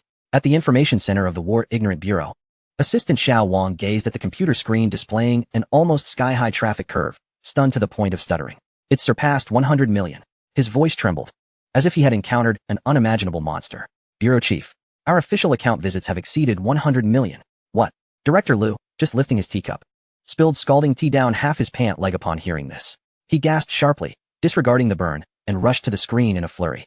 The red curve representing real-time visits shot up like a rejuvenated titan, piercing through the ceiling at an astonishing angle. In the comments section, the refresh rate was so rapid that it left afterimages. Bureau Chief, stop sleeping. Get up and get to work. I command you to reveal all the specifications of that machine within 3 minutes. Urgent. What machine? That is a beast. Our own mecha from Hwawa. So, what exactly is that glowing chunk of rock? Can it be eaten? Is it sweet? The foodie upstairs has a narrow perspective. That thing is obviously a super energy source. I wager a pack of spicy strips that its energy density is 100 times that of nuclear fuel. Director Liu, observing the plethora of whimsical comments, felt a throbbing in his temples. What on earth is going on? He hadn't heard of any major operations recently. Investigate this immediately. Director Liu turned around and bellowed at his petrified assistant, Xiao Wang. Yes. Xiao Wang jolted awake and hurriedly began searching the internal network system. However, minutes later, he raised his head with a mournful expression. Director, I couldn't find any records in our operation logs. There are no related entries at all. The confidentiality level is too high. Director Liu's brow furrowed deeply. An operation he, as the head of the Bureau of Strategic Deception, could not access. What level of secrecy was that? He immediately picked up the red secure phone on his desk and dialed a number. The phone rang for quite some time before being answered. Lauwen, are you up to something big again? Director Liu got straight to the point, his tone somewhat frantic. My server is on the verge of crashing due to the uproar from netizens. On the other end, Minister Wen's voice sounded weary. Yet there was an undeniable excitement underlying it. Lao Lu, you mean the ruckus online? It has indeed stirred quite a commotion. Quite a commotion? Director Liu nearly choked on his breath. Did you guys take the beast mecha to the sea to haul back a glowing stone? He mimicked the netizens' comments. Minister Wen fell silent for a moment, seemingly organizing his words. The name beast mecha is quite good. I'll suggest it to the development department later. But that is not the main point. Director Liu exclaimed in frustration. Ahem. Minister Wen cleared his throat, lowering his voice. Essentially, that is how it is. We went to the deep sea and extracted some minerals. Extracting minerals? Director Liu was utterly bewildered. To use such a costly, sci-fi-like super equipment to extract minerals? What an extravagance. What kind of mineral warrants such a grand operation? Director Liu couldn't help but press further. Helium-3. Minister Wen slowly articulated the two words. Boom. Director Liu felt as if struck by lightning, his mind buzzing. As a high-ranking intelligence officer, he knew exactly what helium-3 represented. It is the ultimate fuel capable of transforming the global energy landscape. The key to the stars and the sea. Have you found a rich deposit? His voice suddenly brimmed with excitement. Not a rich deposit. Minister Wen chuckled. It's a whole mountain of high purity ore. Hiss. Director Liu gasped again, feeling an electric thrill surge from his spine to the crown of his head. A mountain of ore. A complete helium-3 ore mountain. No wonder they had to deploy such a national treasure. Where is it now? He asked eagerly. It's on its way back. Minister Wen replied. The Yulong transport platform is responsible for towing it. It is expected to arrive offshore shortly. Great, great, great. Director Liu repeated the word thrice, pacing excitedly in his office. He finally understood why the confidentiality level of this operation was so high. This was no mere military action or technological breakthrough. It was laying the foundation for the future of an entire civilization. After hanging up, Director Liu took a deep breath. He gazed at the screen filled with frenzied comments. A profound smile forming on his face. Xiaowang. Yes, Director. Draft an announcement. Director Liu said leisurely, hands clasped behind his back. State that the Yulong and Beast Mecha are conducting a routine deep-sea resource exploration mission, and there are no other special purposes. I urge netizens to remain rational. Refrain from believing rumors, and avoid spreading them. Huh. Xiaowang was taken aback. Director, is that all? It's almost equivalent to saying nothing at all. That is precisely the effect desired. Director Liu smirked. Sometimes, the more vague you are, the more they embellish the narrative. Soon, an announcement bearing the official seal of the Bureau of Strategic Deception appeared online. Netizens erupted in excitement. Here it comes. The official clarification is out. Now I believe it even more. Deep-sea scientific exploration? Geological survey? I believe you, sure. You call that a survey? It's not wrong to say we are here to haul treasures. But what we've hauled, we want to disclose. Isn't that frustrating? Just as discussions heated up online, a link to a live stream was shared wildly. Chapter 142, Double Standards, Infamous Double Standards. The live stream's title was straightforward. Coordinates. Near the East China Sea, waiting for a returning ship. In the video, a dark-skinned young host stood atop a rocky shore. Using a phone equipped with an ultra-zoom lens, he pointed toward the horizon where the sea met the sky. Folks, I'm a local fisherman. My grandfather told me a big ship is coming back today. I came here to live stream for everyone. Awesome host. Steady the camera. Can you see it? What kind of ship is it? The young host adjusted the camera, shouting in excitement. It's coming. I see it. A black dot. The number of viewers in the live stream began to grow exponentially, surging from tens of thousands to hundreds of thousands, even millions. Everyone held their breath. As the camera zoomed in, the black dot on the horizon grew larger, revealing the peculiar silhouette of the transport platform. It was indeed the Yulong. Wow, it's it. The Yulong mentioned in the official announcement. How sci-fi is this? Do we really build this? However, as the camera continued to zoom in and the object being towed by the Yulong came into view, the entire live stream and even the entire Chinese internet fell into stunned silence. 1 second, 2 seconds, 3 seconds. Then, a torrent of comments erupted like a volcanic explosion. What is that? My God. Mom, why am I kneeling while watching my phone? Behind the Yulong, being towed by several thick alloy chains. Was that colossal helium-3 or resembling a small mountain? Massive, mysterious, spectacular. Any language fell pale in comparison to this scene. Previously, the satellite images were unclear, and everyone only had a vague concept. But at this moment, through the high-definition live stream, they witnessed this gem from the deep sea with their own eyes. The earlier jesting about hauling stones transformed into a soul-shattering reality. Confirmed, they really went to the deep sea and brought back a mountain of ore. Meanwhile, 10,000 meters beneath the sea, Jimu Yuan sensed the frantically fluctuating numbers on his system panel and nodded in satisfaction. Ding! Congratulations, host, for successfully extracting class a strategic resource, high-purity helium-3 ore. Total resource amount, 17.8 billion tons. Points being calculated. Congratulations, host, for obtaining points. 178 billion. 178 billion. Gazing at this astronomical figure, Jimu Yuan felt a sense of calm. This amount of points was but a drop in the bucket for the impending interstellar era. His gaze had already turned toward the distant depths of space. As the citizens of Huan Nation reveled in immense joy, A proclamation from across the ocean quietly ascended to the news website of the Pentagon. The title of the announcement, brimming with sanctimonious righteousness, read, strong condemnation of Hua Nation for engaging in illegal mineral extraction in the high seas and serious violations of the United Nations Convention on the Law of the Sea. The content of the announcement was vehement, accusing Hua Nation of deploying unidentified military equipment to extract strategically significant mineral resources in the high seas, an area deemed a collective treasure of humanity, without authorization from the United Nations. This act was characterized as a blatant infringement upon the rights of all signatory nations, a flagrant act of piracy. In conclusion, the announcement demanded that Hua Nation immediately cease its infringing activities and transfer the unlawfully obtained minerals to relevant United Nations member states for joint management, development, and benefit. At that moment, Speaker Marco's gaze was fixated on the screen displaying the vessel, Dragon, gradually approaching Hua Nation's port, along with the excruciatingly painful blue or trailing behind it. Mayor, a guttural growl escaped his throat, reminiscent of a beast. It should belong to the United States, to the entire world. Yet now, it is being taken home by the people of Hua Nation. Upon the release of this proclamation, a tempest erupted globally. Countless international media outlets hastily disseminated the news, while various experts and scholars emerged to provide interpretations. In an instant, the winds shifted and undercurrents surged. Many unsuspecting Western citizens, guided by the media, began to vociferously condemn Hua Nation. However, upon the announcement's return to Hua Nation, it was akin to pouring cold water into a boiling pot of oil. An explosion ensued. The Hua Nation netizens, who had been reveling just a moment before, were instantly ignited with fury upon witnessing this audacious and shameless proclamation that distorted the truth. I have never encountered such brazen individuals, they exclaimed. The high seas are a collective treasure for all humanity. Why did you not speak when you recklessly charged through the high seas with your aircraft carrier fleets, claiming freedom of navigation? A few years ago, you established a no-go zone spanning hundreds of thousands of square kilometers in the South Indian Ocean to search for a mere plane, prohibiting foreign vessels from entering. Where was the United Nations Convention on the Law of the Sea at that time? How laughable. You cannot even manage your own backyard. Yet you wish to dictate what treasures we may retrieve. Double standards. Renowned for your double standards.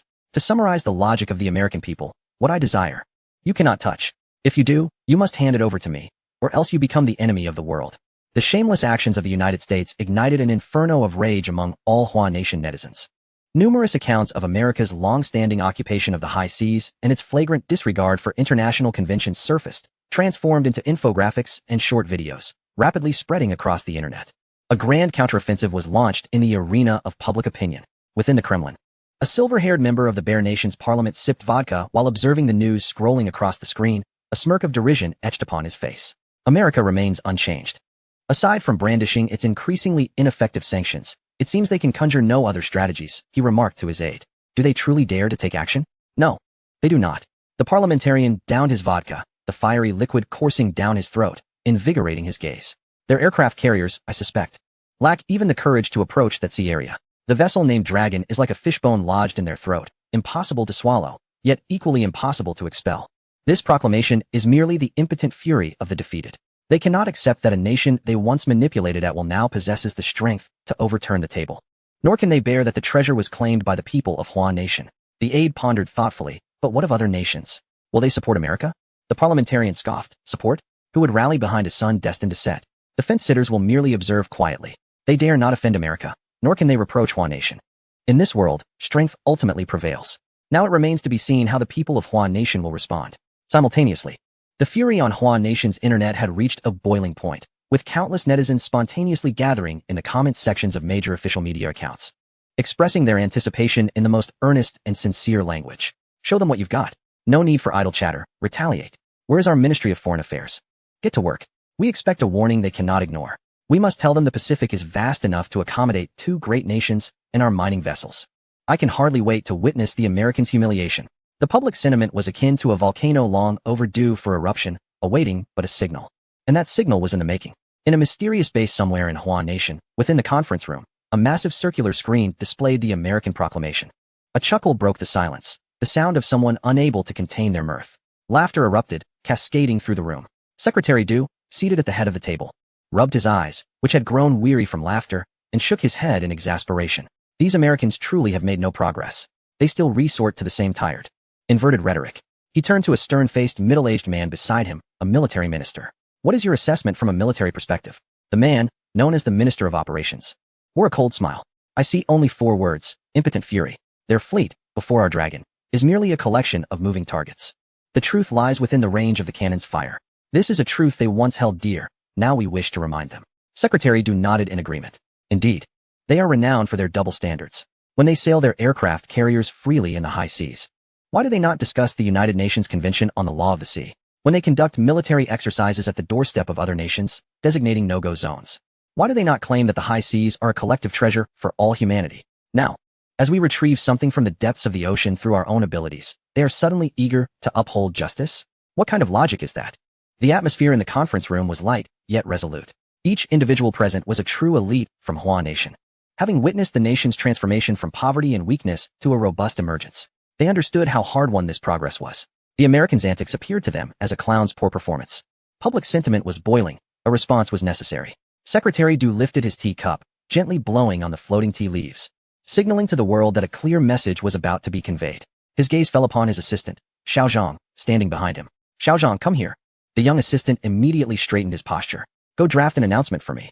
Secretary Du's voice resonated with authority. No lengthy discourse, nor need for citations. Reason is for those who can comprehend it. To deal with robbers, one must speak in a language they understand. Simply convey 3 points. He raised a finger. First, regarding the United Nations Convention on the Law of the Sea, we have compiled a list detailing the violations of treaties by the United States over the past 50 years, which will be submitted for the records of the United Nations. He raised a second finger. Second, regarding deep-sea mining, we welcome any capable nations and organizations to make attempts. We do not impose restrictions on technology. The resources are present. Those who possess the capability may extract them. He paused, a playful smile curling at the corners of his mouth, and extended a third finger. Third, concerning their demand for us to surrender our oars. Our response is succinct. If you dare, come and take them. Indeed. Excitement sparkled in Xiao Zhang's eyes as he nodded vigorously and swiftly departed. Laughter echoed in the conference room once again. This is the contemporary spirit of our nation, confident, composed, and undeniably assertive. Merely half an hour later, as countless citizens anxiously refreshed the pages of major official media outlets, a brief yet impactful announcement was released without warning through the official account of our news agency. Announcement from our news agency. Statement in response to unfounded accusations from the United States. 1. Regarding the United Nations Convention on the Law of the Sea, we have compiled a report containing 472 factual bases, which will be submitted to relevant UN bodies for collective review by the international community. 2. The deep sea is a treasure for all humanity. Its development should be based on technological capability. We welcome any nation with the requisite strength to jointly explore the deep blue. 3. As for the demand for us to surrender our mineral resources, the announcement paused abruptly, seemingly allowing the world a moment of contemplation. The next moment, the final line appeared in bold, striking font on everyone's screens. If you dare, come and take them. There were no excessive explanations, no furious denunciations, nor any signs of retreat. It was that simple and direct, exuding a commanding presence. In just a few brief words, it seemed to encapsulate a tremendous force, instantly igniting the discourse across the globe. Boom. At that moment, our nation's online community erupted in fervor. Just a second earlier, citizens were anxiously awaiting news. Upon seeing this announcement, all pent-up emotions transformed into unparalleled pride. Incredible. So powerful. Ha! I knew it. This is the style of our nation. If you dare, come and take it. Translate that. What a delightful surprise. So satisfying. This is more effective than 1,000 insults. I declare this the most remarkable official announcement I have seen this year, without exception. To those upstairs, remove this year. It is the most extraordinary in history. To summarize, the dark history is noted. If you have the capability, come dig. Want my minerals? Come and take them yourself. This is no longer a mere suggestion. It is a direct challenge to the United States. Countless expressions of power and might flooded the comments section.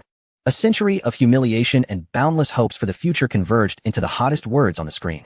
This announcement was rapidly translated into various languages, spreading wildly across the globe. The blue planet fell silent. All representatives of concerned nations and media reporters gazed at those brief lines, experiencing a shiver down their spines. They had anticipated a rebuttal, a condemnation, a rational defense from our nation, yet they could not have foreseen such an unreasonable response. This was no diplomatic rhetoric. It was a blatant provocation. It signified to the world that the old order would be shattered by us from this day forth. The citizens of our nation must be out of their minds. They are forcing the United States to make a choice. My God, what is the difference between this and a declaration of war? Such a hardline stance leaves no room for maneuver. Countless gasps of shock resonated in offices around the world. They were astounded by our nation's firmness and even more so by its unfathomable confidence. Chapter 144. To strike or not to strike. In the Pentagon, the atmosphere in the command center had fallen to a freezing point. Speaker Marco stared at the glaring Chinese characters on the screen, his chest heaving violently, resembling a bull driven to fury. The color drained from his meticulously maintained face, replaced by a purplish hue reminiscent of liver. Bang! An expensive bone china coffee cup shattered on the floor under his forceful throw. How dare they? How dare they speak to us in such a manner? A primal roar echoed through the empty chamber. This was disdain, a flagrant disregard for the United States. They have not placed us in their consideration at all. Defense Secretary James, standing nearby, wore a similarly grim expression, yet unlike the enraged Marco, his eyes reflected more of a cold seriousness than fury. Marco. James spoke in a low, hoarse tone, as if suppressing something. Calm down. Calm down. Marco whirled around, his bloodshot eyes glaring at him. How can you expect me to remain calm? The Chinese have practically slapped a declaration of war in our faces. They are publicly taunting us to come fight, coward. This is an insult, an unprecedented humiliation. Speaker Marco paced like a caged beast in the vast hall. We must respond. Immediately. Dispatch our most powerful fleet. Blockade that sea area. Let them know who truly reigns on this planet. His voice reverberated through the chamber, filled with warlike fervor. However, James only watched him quietly until Marco caught his breath. Then he slowly spoke. And then what? What do you mean, and then what? Marco was taken aback. Dispatch the fleet, and then what? Directly open fire? James pressed. Engage the Chinese mining vessels and escorts? That is not a military action, Marco. That is war. A full-scale war against a nation with a complete nuclear arsenal that has just demonstrated advanced technology to us. Every word James uttered struck Marco's heart with force. The word war instantly sobered Marco. He could rage and shout, but he knew better than anyone that he could not press the button to ignite a world war. This was China's provocation. James walked to the floor-to-ceiling window, gazing at the overcast sky, his tone growing profound. They understand that we cannot immediately embark on war over an announcement. Therefore, they deliberately chose this most ruthless approach to provoke us. If we allow our anger to cloud our judgment and send the fleet into conflict, we would be playing right into their hands. At that point, the entire world would see the U.S. fleet traveling thousands of miles to intrude into someone else's territory, igniting a dispute, while they merely retaliated in self-defense. Speaker Marco fell silent. His heaving chest gradually calmed, rationality returning to his mind. James was right. This announcement from China, though seemingly reckless, was insidiously cunning. They positioned themselves as victims and, with a hard stance, shifted all pressure onto the United States. To strike or not to strike? This presents a dilemma. To strike would lead us into the opponent's trap, resulting in a political and moral defeat. Yet, to refrain from action would mean allowing America's global hegemony and dignity to be trampled upon by those mere 4 words. With a heavy sigh, Marco exhaled. Returning to his chair, weariness etched across his face. What should we do then? Shall we merely stand by and watch as they humiliate us, doing nothing? A cold glimmer flashed in James's eyes. Certainly not. We are the beacon of the world. We fear no challenge. However, our response must be strategic. He turned to Marco. How prepared is our aircraft carrier fleet? Marco perked up. The Passion Aircraft Carrier Strike Group is ready to depart from the Gulf base at any moment. Excellent, James nodded. Let them set sail. Marco's eyes brightened. The target area is the designated cruise zone off the western continent. James stated decisively. What? Marco was taken aback.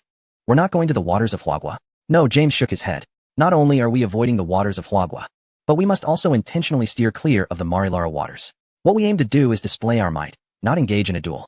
Let the fleet embark on a large-scale military exercise, showcasing our strength to the world and declaring that America's Navy remains invincible. 1 hour later, at the Gulf military base, the colossal Passion aircraft carrier lay quietly on the surface of the sea. On its deck, various types of aircraft were neatly lined up, glinting in the sunlight. Surrounding it were several cruisers, destroyers, and frigates, forming a formidable and intimidating battle group. This is one of the most powerful naval forces on Blue Planet, a cornerstone of America's global dominance. Inside the command room of the carrier's bridge, Colonel Jiang Lingmu, donned in a white naval uniform and bearing the insignia of a senior officer, was solemnly reporting to the communications device. Report to you, Minister of Defense. The Passion Aircraft Carrier Strike Group has completed all combat readiness checks and is ready to set sail. His voice, transmitted through encrypted satellite signals, reached the command center clearly. Excellent. The voice of Defense Minister James resonated, authoritative in tone. Colonel Jiang Lingmu, I order the fleet to depart immediately. Repeat your mission. Proceed to the designated area off the western continent for a week-long freedom of navigation military exercise. During the voyage, strictly adhere to avoidance principles. Under no circumstances are you to approach the waters of Huagua or the Marilara region within a 300-mile radius. Do you understand? Yes, sir. Jiang Lingmu responded loudly. Though confusion flickered in his eyes, this command is peculiar, clearly intended as a show of force, yet we are to circumvent the opponent? Nevertheless, he refrained from further inquiries. As a soldier, obedience to orders is paramount. Orders. The Passion Aircraft Carrier Strike Group set sail. All escort vessels, activate Level 1 combat alert. The Pioneer-class destroyer and the Bastion-class cruiser advance 100 nautical miles to clear the pathway. All units, proceed in formation. A long and sonorous horn echoed throughout the military port. The massive aircraft carrier strike group began to slowly depart the harbor. Frigates, like agile hounds, sprinted into the sea, cutting through the white waves. Next, destroyers and cruisers formed a defensive perimeter, encircling the enormous flagship. This iron flow surged forth with an imposing aura, heading towards the deep blue sea. Meanwhile, in the Marilara waters, at a depth of 10,000 meters, a realm of silence and darkness prevailed. The immense water pressure could crush a tank into a mere disk. Yet, in this forbidden zone of life, two humanoid shadows floated before a massive mineral deposit. Resembling a mountain, Ji Muyuan observed the bustling automatic mining robots with a calm gaze. Blocks of helium, brimming with immense energy, were being cut, grasped, and placed into specialized transport containers, which were then gently lifted to the surface via anti-gravity devices. The entire process was quiet and efficient. It wouldn't be long before all military-industrial weapons of Huagua would undergo an unprecedented energy revolution. From fighter jets to warships, from tanks to individual exoskeletons. All equipment would be upgraded to utilize helium-3 as fuel, powered by compact and controllable nuclear fusion reactors. At that point, concepts of endurance and energy limitations would become relics of the past. A fighter jet capable of global flight without refueling. A warship that could indefinitely patrol the oceans. This would be his true gift to the nation. Glancing at the progress bar, the mining plan was already 30 complete. The remainder could be entrusted to intelligent programs. Ji Muyan withdrew his gaze and spoke softly into the internal communication channel of his armor. Wei Jun, here. Wei Jun responded robustly from a nearby Xuanwu battlesuit. Follow me. It's time to test the armor's aerospace capabilities. No sooner had the words left his mouth than the vector thrusters beneath Ji Muyan erupted with brilliant light. Boom. The powerful thrust stirred a terrifying undercurrent in the silent seabed. The armor shot upwards like a cannonball, tearing through the dense water towards the surface, 10,000 meters above. What the heck? Wei Jun barely managed to exclaim before activating his thrusters to closely follow. Two streams of blue light ascended at an unimaginable speed. 10,000 meters, 8,000 meters, 5,000 meters. Boom. Accompanied by two deafening explosions, the tranquil sea surface erupted into two towering columns of water. The two sci-fi-inspired armors, surrounded by countless splashes, burst forth from the ocean, hovering in midair. Sunlight bathed their dark golden armor, reflecting a mesmerizing glow. The sea below churned violently from the colossal impact. In the command center, Minister 1, Commander He, and others watched the images transmitted on the big screen, unable to restrain their clenched fists. Magnificent. This is truly a display of a great nation's power. Gee, where are we headed? Wei Jun's voice crackled through the communicator, brimming with excitement. What does the aerial test entail? Is it maximum speed or maneuverability? Ji Muyun looked up at the azure sky, his gaze profound. Testing combat capabilities under extreme conditions. His voice resonated in every corner of the command center. Extreme conditions? Minister 1 and Commander He exchanged glances. Could it be a simulation of a typhoon or thunderstorm? Yes, there's a possibility. Aircraft performance may significantly decline in such environments. It's a perfect opportunity to assess the stability of the Xuanwu battlesuit. The two high-ranking officials quietly analyzed. Academician Li and Director Meng nodded in agreement, deeming the speculation reasonable. However, in the next moment, Ji Muyuan's words plunged the entire command center into silence. We are going to space. Space. Everyone was taken aback, questioning the reliability of their own hearing. Ji, Minister Wen stuttered, addressing the communicator.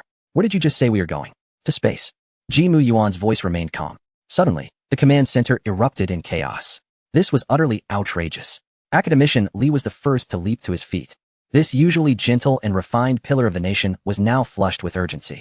Ji Muyuan, do you comprehend the concept of space? It is a realm of extreme low temperatures, intense radiation, and lethal vacuum conditions. The life support system of the Xuanwu armor has not been tested for outer space environments. You are trifling with your own life and that of Comrade Wei Jun. Director Meng, standing nearby, was equally agitated. Indeed, Ji Gong, this is far too perilous. How can you send someone up directly? Come back. You must return. The two seasoned experts were genuinely anxious. They could not bear the thought of losing a national treasure like Ji Muyuan. Yet, in the face of their concerns, Ji Muyuan merely smiled faintly. Fear not. The Xuanwu's life support system is far more reliable than you imagine. With that, he gave no further opportunity for dissent. Wei Jun activated the maximum power. Received. His response was tinged with barely contained excitement. To venture into space, this was something he had never even dared to dream. Buzz. Behind the two Xuanwu armors. Wings resembling feathers unfurled instantly, while the vector thrusters beneath them blazed with brilliance. In the next moment, two figures, trailing long tails of flame, charged upward at a vertical angle toward the vast sky. The speed soared wildly, 1 Mach, 3 Mach, 5 Mach, on the command center's large screen. The numbers representing their altitude flickered at a terrifying pace. Altitude 20,000 meters. Breaking through the troposphere. Altitude 30,000 meters. External temperature, minus 55 degrees Celsius. The data announcer's voice trembled slightly with excitement. On the screen, 2 points of light ascended visibly, shattering layer after layer of atmospheric restraint. Everyone's hearts raced. Academician Li and Director Meng stared intently at the curves on the screen, representing Jimu Yuan and Wei Jun's vital signs. Those two steady green waves were, at that moment, the most beautiful scenery in the entire command center. Jigong, are we close? Wei Jun's voice rang out again, his breaths quickening with excitement. He observed the sky's color transforming in an astonishing manner, from azure to deep blue, then to a near ink-like indigo. Altitude 50,000 meters. Entering the mesosphere. External temperature, minus 90 degrees Celsius. Atmospheric density, merely 1,000th of sea level. A series of extreme data reports made Minister 1 and Commander He's hearts skip a beat. In such conditions, not only fighter jets, but even specialized high-altitude reconnaissance aircraft would be reduced to scrap. Yet, the two Xuanwu armors remained steady, with all operational parameters unchanged. As if this harsh environment was merely a gentle breeze against them. Almost there, Jimu Yuan's voice was as tranquil as ever. His gaze pierced through the thin air. Looking toward the darkness above. Buzz. The armor quivered slightly. Altitude 85,000 meters. Breaking through the thermosphere. We've broken through. Wei Jun exclaimed in astonishment. Chapter 146, American Communication Satellites. Outside the window, the view opened up dramatically. Below lay an enormous azure planet, wrapped in a thin halo. White clouds drifted like flowing veils between continents and oceans. Magnificent. Sacred. Any language at this moment seemed unbearably pale. They truly had reached space. Report to the command center. We have successfully entered near-Earth orbit. Altitude 100 kilometers, breaking the Kármán line. Jimu Yuan's voice resonated clearly back at the command center. The Kármán line. The boundary between Earth's atmosphere and outer space. They had succeeded. They had truly succeeded. Within the command center, there was a moment of silence, followed by an eruption of cheers akin to a tidal wave. Academician Li and Director Meng, the two venerable experts, were moved to tears, embracing tightly. A miracle. This is a miracle for our China. Minister 1 and Commander He watched the azure planet on the screen, their eyes reddening as well. Once, this mysterious domain had been monopolized by others. Yet today, the warriors of our China, clad in armor made by their own country, stood here in the most formidable manner. This glory was worthy of being inscribed in history. However, Jimu Yuan evidently had no time to admire the magnificent scenery. Activate the space radar sensing module. He instructed calmly. Received. Wei Jun quickly regained his composure and made adjustments on the control interface. In the next moment, the shoulder armor of the two Xuanwu armors silently slid open, and a diamond-shaped crystal slowly rose, emanating a soft glow. Buzz. An invisible detection wave emanated from the two armors, rippling outward like circles on a water surface. In an instant, Jimu Yuan's visor was flooded with countless red dots. Beep, beep, beep. The piercing alarm rang out in the cockpit. Threat detected. At an altitude of 300 kilometers, 900 micro-targets identified, currently undergoing recognition. Targets identified as American communication satellites. Wei Jun gasped at the multitude of red dots on the screen. So many. He was aware of America's Starlink project, but had not anticipated the deployment of such a dense satellite network right above them. It was akin to having 900 cameras installed at 1's doorstep. Not just that, Jimu Yuan's voice was devoid of emotion. His gaze shifted to a larger, brighter red dot above the satellite network. At an altitude of 350 kilometers, detected as a large artificial celestial body. Identified as the American Sky Dome Space Station. Within the command center, the synchronized images and data caused the previously jubilant crowd to instantly pale. Those bastards. Minister Wen glared at the glaring red on the screen. Unable to restrain himself from pounding his fist on the table. What do they intend to do? Deploying satellite arrays right at our doorstep. This is no longer mere surveillance. It is a brazen provocation. Director Su, standing nearby, wore a grim expression but spoke with a measured tone. Minister, do not be agitated. This aligns perfectly with the Americans' modus operandi. Their actions were, after all, to be expected. Commander Lin nodded in agreement. Jigong. Wei Jun gazed at the incessantly blinking red dots, feeling a chill run down his spine. This is too much. It's as if they are shoving their eyes right in our faces. Jimu Yuan remained silent, quietly observing the holographic projection before him. The over 900 red dots formed an impenetrable net, enveloping both them and the azure land beneath their feet. Indeed, it was quite an eyesore. Jigong. Should we mark these targets and set them to background silent mode? Wei Jun cautiously proposed. That way, they won't appear on the main interface and won't interfere with our upcoming tests. It's the most routine approach. The most prudent course of action, after all, is to refrain from complicating matters, as they are merely here to test the battle armor. However, there is no need for that. Ji Mu Yuan's voice echoed softly. Wei Jun was taken aback. What? We don't need to set it to silent mode? It seemed rather excessive. That's not what I meant. Ji Mu Yuan interrupted him. Wei Jun was even more bewildered. So what do you mean? Ji Mu Yuan paused for a moment. Command center. Everyone held their breath, awaiting his next words. I simply. Ji Mu Yuan's voice resounded clearly through the communicator, reaching every ear. I no longer wish to see them. Not wish to see them? What does that mean? Wei Jun was momentarily lost. The others in the command center were equally perplexed. In the next moment, Ji Mu Yuan provided his explanation. They are displeasing to the eyes. Upon hearing those 4 words, the entire command center fell into a state of shock. Just because they are displeasing? What kind of reasoning is that? Thus, Ji Mu Yuan's voice once again leisurely rang out, as if discussing a trivial matter. It just so happens to be a perfect opportunity to test the practical power of the penetrating cannon. Boom. If the command center had merely been stunned moments ago, then now, it felt as if it had been struck by a neutron bomb, leaving everyone's minds blank and overwhelmed. The penetrating cannon? Testing its practical power? Against whom? Against those 900 American satellites. Wei Jun's tongue began to trip over itself. His heart raced, threatening to leap from his throat. Are you saying you want to shoot them down?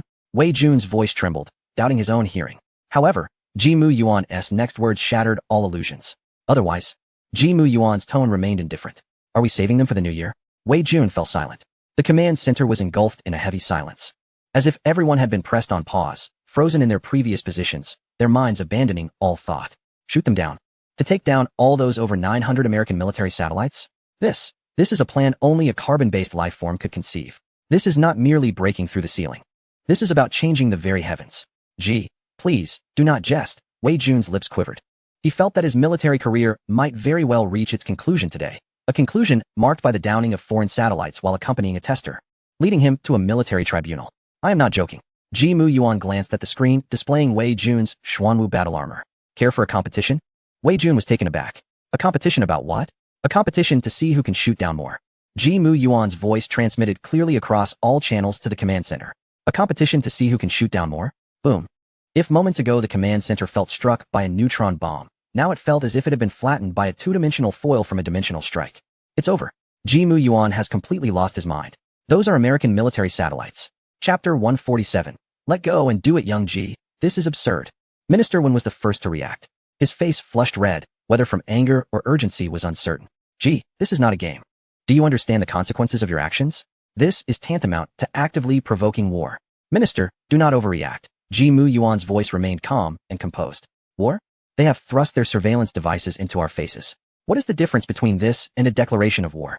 The only distinction is that they have yet to strike. While we can strike first. Minister Wen was left speechless. The reasoning was sound, yet it could not be done. It was too insane. No, absolutely not. Minister Wen's stance was resolute. I must report this immediately to the highest authority.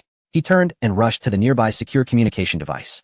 This had surpassed his capacity to decide, even exceeding the military's realm. This required a personal directive from the highest authority. Ji Mu Yuan did not stop him. He merely floated silently in space, observing the dense cluster of red lights. Clearly, he understood that this matter indeed required authorization from the highest levels. Beside him, Wei Jun felt as though he was suffocating. He dared not move or speak, feeling not as if he were witnessing history, but as if he were a hapless victim about to be crushed by it. Ding! The communication was quickly established. A dignified and steady voice resonated from the communicator. What is the urgency? It was Secretary Du's voice. Minister Wen hurriedly reported, Secretary, the situation is critical. He wants to. He found himself at a loss for words, unsure how to describe Ji Mu Yuan's audacious plan. To say he wanted to shoot down American satellites? Even he found that preposterous.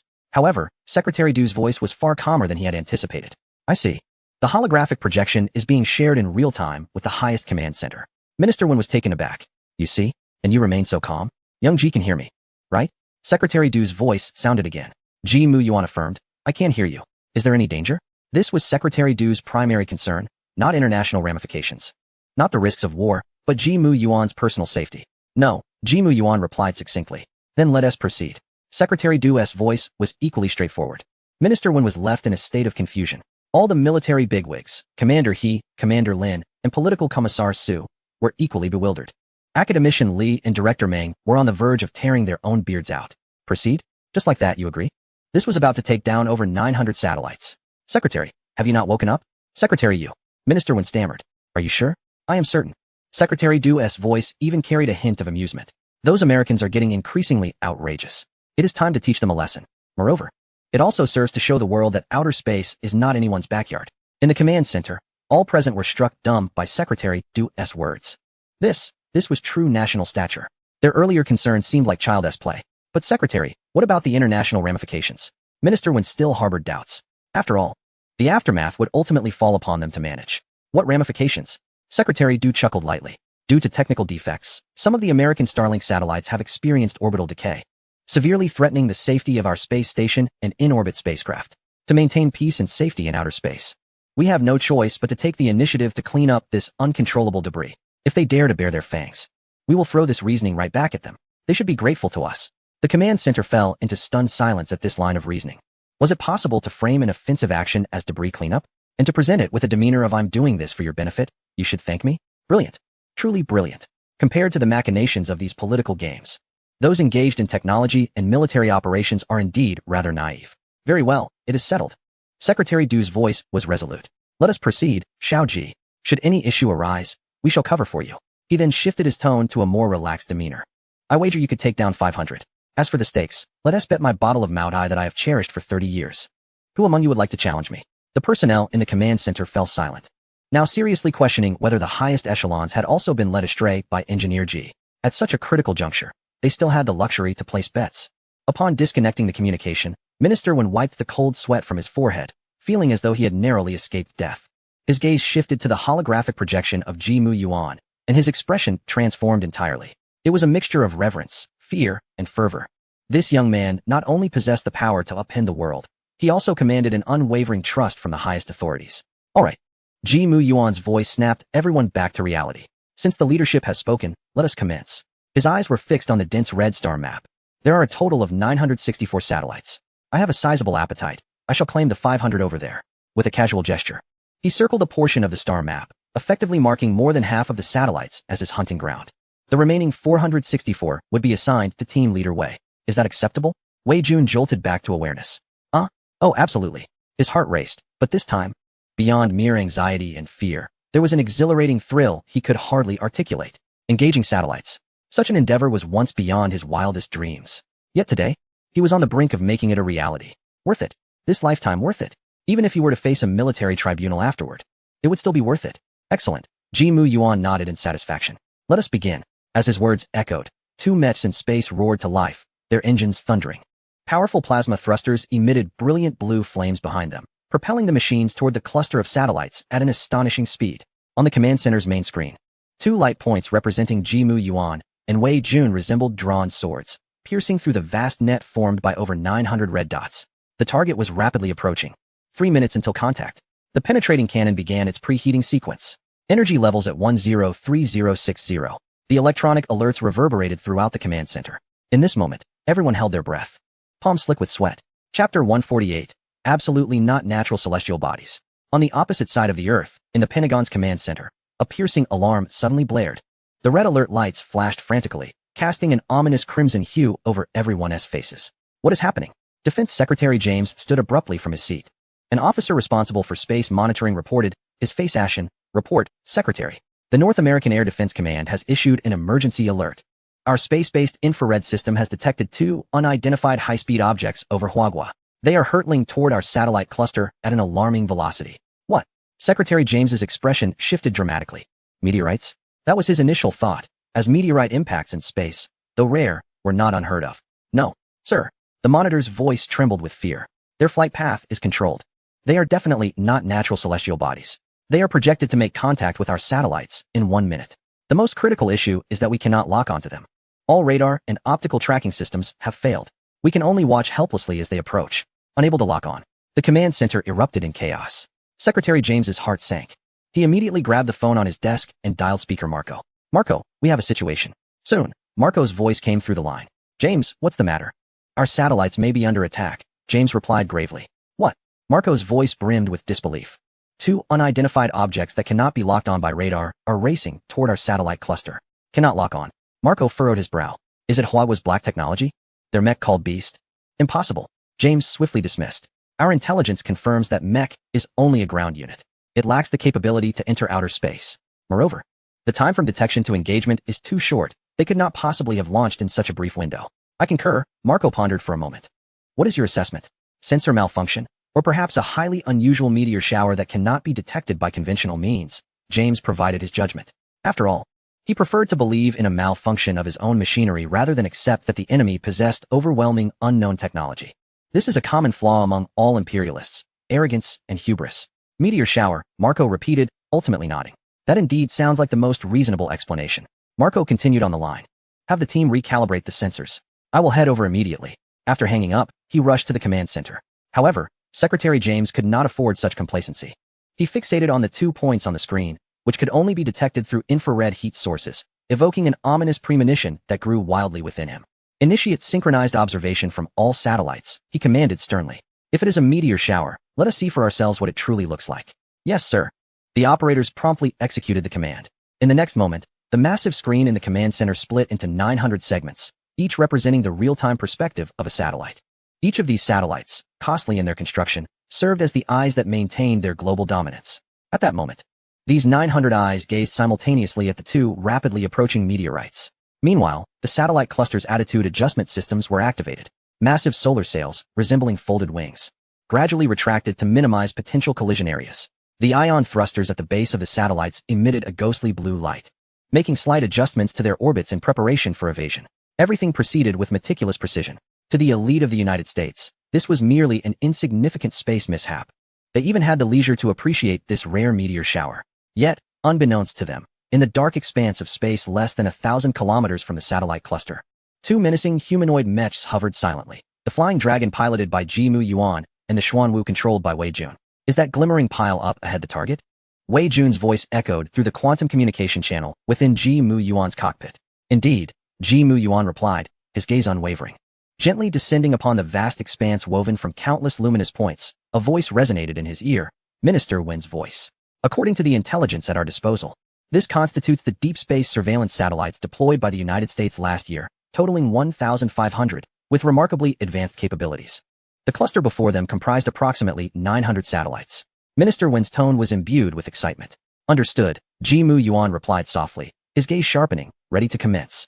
I can hardly wait. Wei Jun exclaimed, rubbing his hands together in anticipation.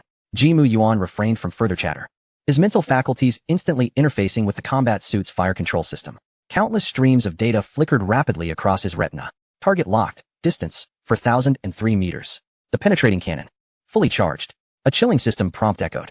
A cold smile graced Jimu Yuan's lips. Fire. There was no earth-shattering roar, nor dazzling flames. Instead, a beam more profound than darkness itself shot forth from the cannon on his right shoulder. Almost simultaneously, at the far edge of the satellite cluster, a satellite adjusting its orientation trembled violently before erupting silently, akin to a punctured balloon, scattering myriad fragments in all directions. Kill 1, a vibrant red numeral leapt onto Jimu Yuan's operational interface. Damn, you little rascal jumped the gun. Wei Jun promptly launched his own attack, unleashing a similarly silent penetrating beam. Another unfortunate satellite met the same fate as its companion, reduced to a pile of scrap in the cold void of space. Kill 1, Wei Jun's interface displayed the same notification. The two combat suits, like fierce tigers among a flock of sheep, embarked on a savage slaughter.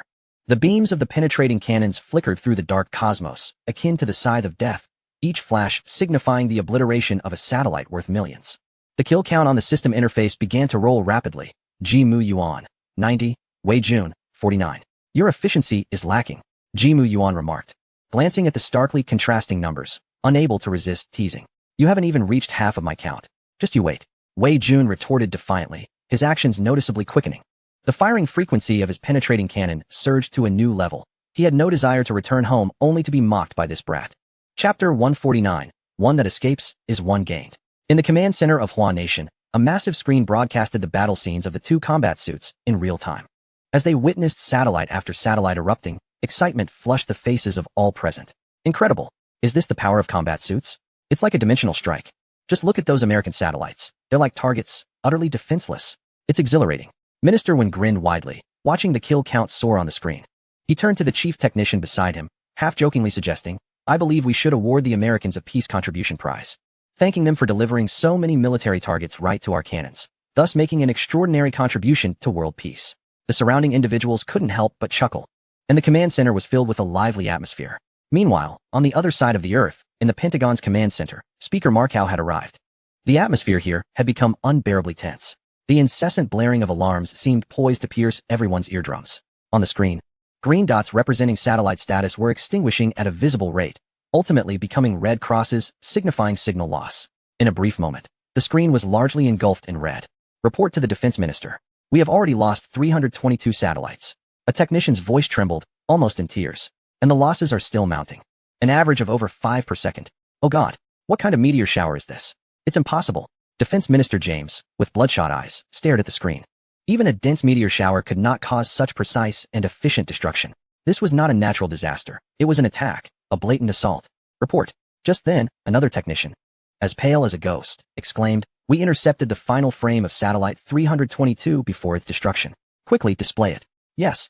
The technician, trembling, retrieved the footage on the main screen.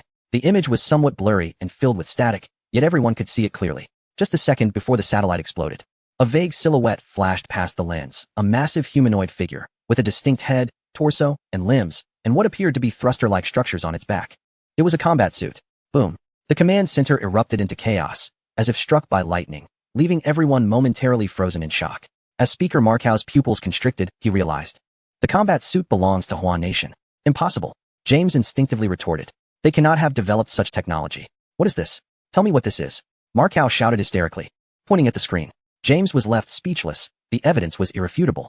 There was no room for him to argue. Forget what it is for now. Markow forced himself to regain composure, issuing an immediate command. All satellites, disengage from formation. Scatter and escape. One that escapes is one gained. Yes, Speaker. The operators, snapping out of their daze, hurriedly began to execute the commands. However, the next moment brought even more despairing news. Report, Speaker. The command cannot be executed. What? The satellite's intelligent collision avoidance system had assumed overriding authority. The operator was on the verge of tears. The system detected more than 2 high-speed threat targets nearby and was automatically concentrating all satellites toward the center point for the most efficient evasion. It believed that clustering together for a coordinated maneuver was the optimal solution. Upon hearing this report, Speaker Markow nearly spat out blood. His prideful intelligence system had turned into a death knell at this crucial moment. Clustering together? Wasn't he that just inviting annihilation? Huh. Jimu Yuan observed as the satellites, which were initially preparing to scatter, suddenly reversed course and began to converge toward the center. He couldn't help but exclaim softly. What are they doing? Realizing they cannot escape, are they preparing to surrender? Who cares? This saves us the trouble of chasing them down one by one. Wei Jun chuckled. Exactly. Jimu Yuan's eyes glinted with cold intent. Since they are so eager, we ought to reciprocate with some sincerity. He switched the penetrating cannon to Gatling mode. Mode switch confirmed. Energy output adjusting. Penetrating cannon Gatling mode activated. In the next moment, the structure of the cannon on his right shoulder rapidly transformed. The originally singular barrel split into 6 thinner barrels, forming a menacing circular matrix. Then, the storm of destruction descended. Buzz, accompanied by a faint hum of energy. A myriad of precise beams of light cascaded like a torrential downpour from 6 cannon barrels, unleashing a relentless barrage of death. On Jimu Yuan's operational interface, the vivid crimson kill count began to oscillate with an almost frenzied rhythm. Kill, 135. Kill, 178. Kill, 244. In the span of mere seconds, his kill tally surpassed the monumental threshold of 300. The airspace under his firepower had been utterly transformed into a hellish purgatory of explosive flames and scattered metallic debris. Goodness, you're cheating, Wei Jun exclaimed, his eyes nearly bulging from their sockets as he beheld Jimu Yuan's astonishing kill rate. How can we even compete? At that moment, a shrill ring echoed within the Pentagon's command center. Chairman Marco glanced at the caller ID, his countenance darkening instantly. The call was from their largest stakeholder, the financial titan of Wall Street, Elmond. Taking a deep breath, he answered the phone. Marco. Elmond's furious roar reverberated through the line. My stocks evaporated 300 billion in 3 minutes. You had better explain this. What on earth has happened to our satellites? Why is my data terminal flooded with loss of signal alerts? Cold sweat dripped from Marco's forehead. He opened his mouth to respond, yet found himself utterly speechless. Chairman. Secretary of Defense. Suddenly, an operator cried out, pointing to the main screen. We have a clearer image now. Instantly, all eyes were riveted to the display. On the screen, an apocalyptic scene unfolded. Against the backdrop of the inky cosmos, countless explosions erupted in a symphony of destruction. Amidst the inferno, 2 agile streaks of light darted freely, unleashing lethal beams that struck satellite after satellite with pinpoint precision. Chapter 150. Leave some for me. One of the streaks seemed to notice the voyeuristic camera. It executed a graceful hover in midair, slowly revealing its menacing metallic form, a cold, singular ocular sensor, and the 6-barrel rotary cannon on its shoulder, spewing firepower uncontrollably. Every detail was vividly displayed for all to see. Is that our country's battle armor? Secretary of Defense James' voice trembled with despair. Marco clenched his fists, his nails digging into his palms as his chest heaved violently. His eyes, ablaze with fury, turned a vivid crimson. Our country, he uttered, the words laced with a mixture of rage and helplessness. Boom. Another satellite exploded before Wei Jun's eyes, erupting into a dazzling display of fireworks. He glanced at his kill count. Kill, 78. Then at Ji Muyuan's. Kill, 866. Wei Jun fell silent, feeling like a weary farmer laboriously planting seedlings, while Ji Muyuan zoomed past in a roaring harvester. How can this even be compared? He muttered weakly. Old Ji, slow down. You're nearing 1,000. Leave some for me. Patience, Ji Muyuan's leisurely voice came through the communication channel. Only about 20 left, all tough ones. I'll leave them to you. Wei Jun was at a loss for words. There were over 900 satellites in total, and in less than 15 minutes since they commenced their operation, only 20 remained? This efficiency was more absurd than a demolition crew. Ji Muyuan stretched contentedly, glancing at the kill count on his interface. How does it feel? Quite splendid, isn't it? Thanks to America's generous sponsorship, we've been able to test the practical performance of the penetrating Gatling mode. We've gathered sufficient data and can optimize the heat dissipation upon our return. Hearing Ji Muyuan's ostentatious remarks, Wei Jun's lips twitched. Goodness, our country. In the command center of their nation, Minister Wen and Secretary Du stood side by side, their expressions solemn as they observed the real-time footage on the main screen. Red dots, representing American satellites, were vanishing at an astonishing pace. The only sound in the command center was the crisp tapping of the data analyst's keyboard. Everyone held their breath, witnessing history, a moment crafted by their own country, capable of reshaping the world order. Report. Remaining American satellites, 20. Report. Our battle armor energy remaining, 81. No damage to the unit. Report. No form of counterattack detected. The reports reverberated throughout the command center. Minister Wen, unbeknownst to himself, had clenched his fist tightly. Having traversed countless storms in his military career, he had never felt as exhilarated and impassioned as he did at this moment. Too fast. Too fierce. This is incredibly satisfying. This is our country's own battle armor. This is our own strength. Ding ding ding. Just then, an urgent phone ring shattered the silence of the command center. A communications officer immediately answered, and after listening for a few seconds, suddenly stood, casting an odd look at Secretary Du. Report, sir. The American side has sent an urgent communication request. They specifically wish to engage you in the highest level of encrypted emergency connection. Here it comes. Secretary Du exchanged glances with Minister Wen, both finding amusement in each other's eyes. These fellows can finally no longer sit idly by. Secretary Du cleared his throat, adjusting his collar. Connect them through. He paused, then added, also, transfer the communication to Comrade Muyuan. I believe he would be quite interested to listen. Understood. A soft beep resonated in Ji Muyuan's cockpit. Received a communication transfer request from the Supreme Command Center. Would you like to connect? Raising an eyebrow, Ji Muyuan mused. At this juncture, the Americans are calling? Quite intriguing. He consented to the connection.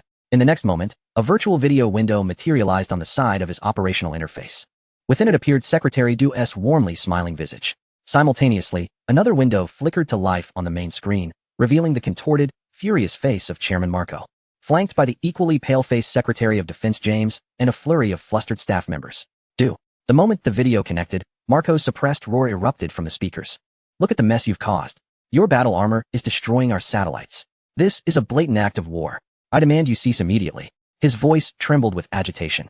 Bloodshot veins visible in his eyes. Yet, in response to his fury, Secretary Du merely wore a look of feigned confusion. Chairman Marco, what are you talking about? He queried, his tone imbued with perplexity. We are merely fulfilling our international responsibilities as a responsible nation, assisting in the clearance of space debris that poses a significant threat to global aerospace safety. Space debris? Mark AO nearly spewed blood in disbelief. You refer to my multi-billion-dollar star shield system as space debris. What nonsense. Secretary Du could no longer contain himself, pointing angrily at the screen. Those are our satellites. They represent our most vital strategic assets. Oh, Secretary Du feigned realization, nodding. So those are your satellites? My, what a colossal misunderstanding.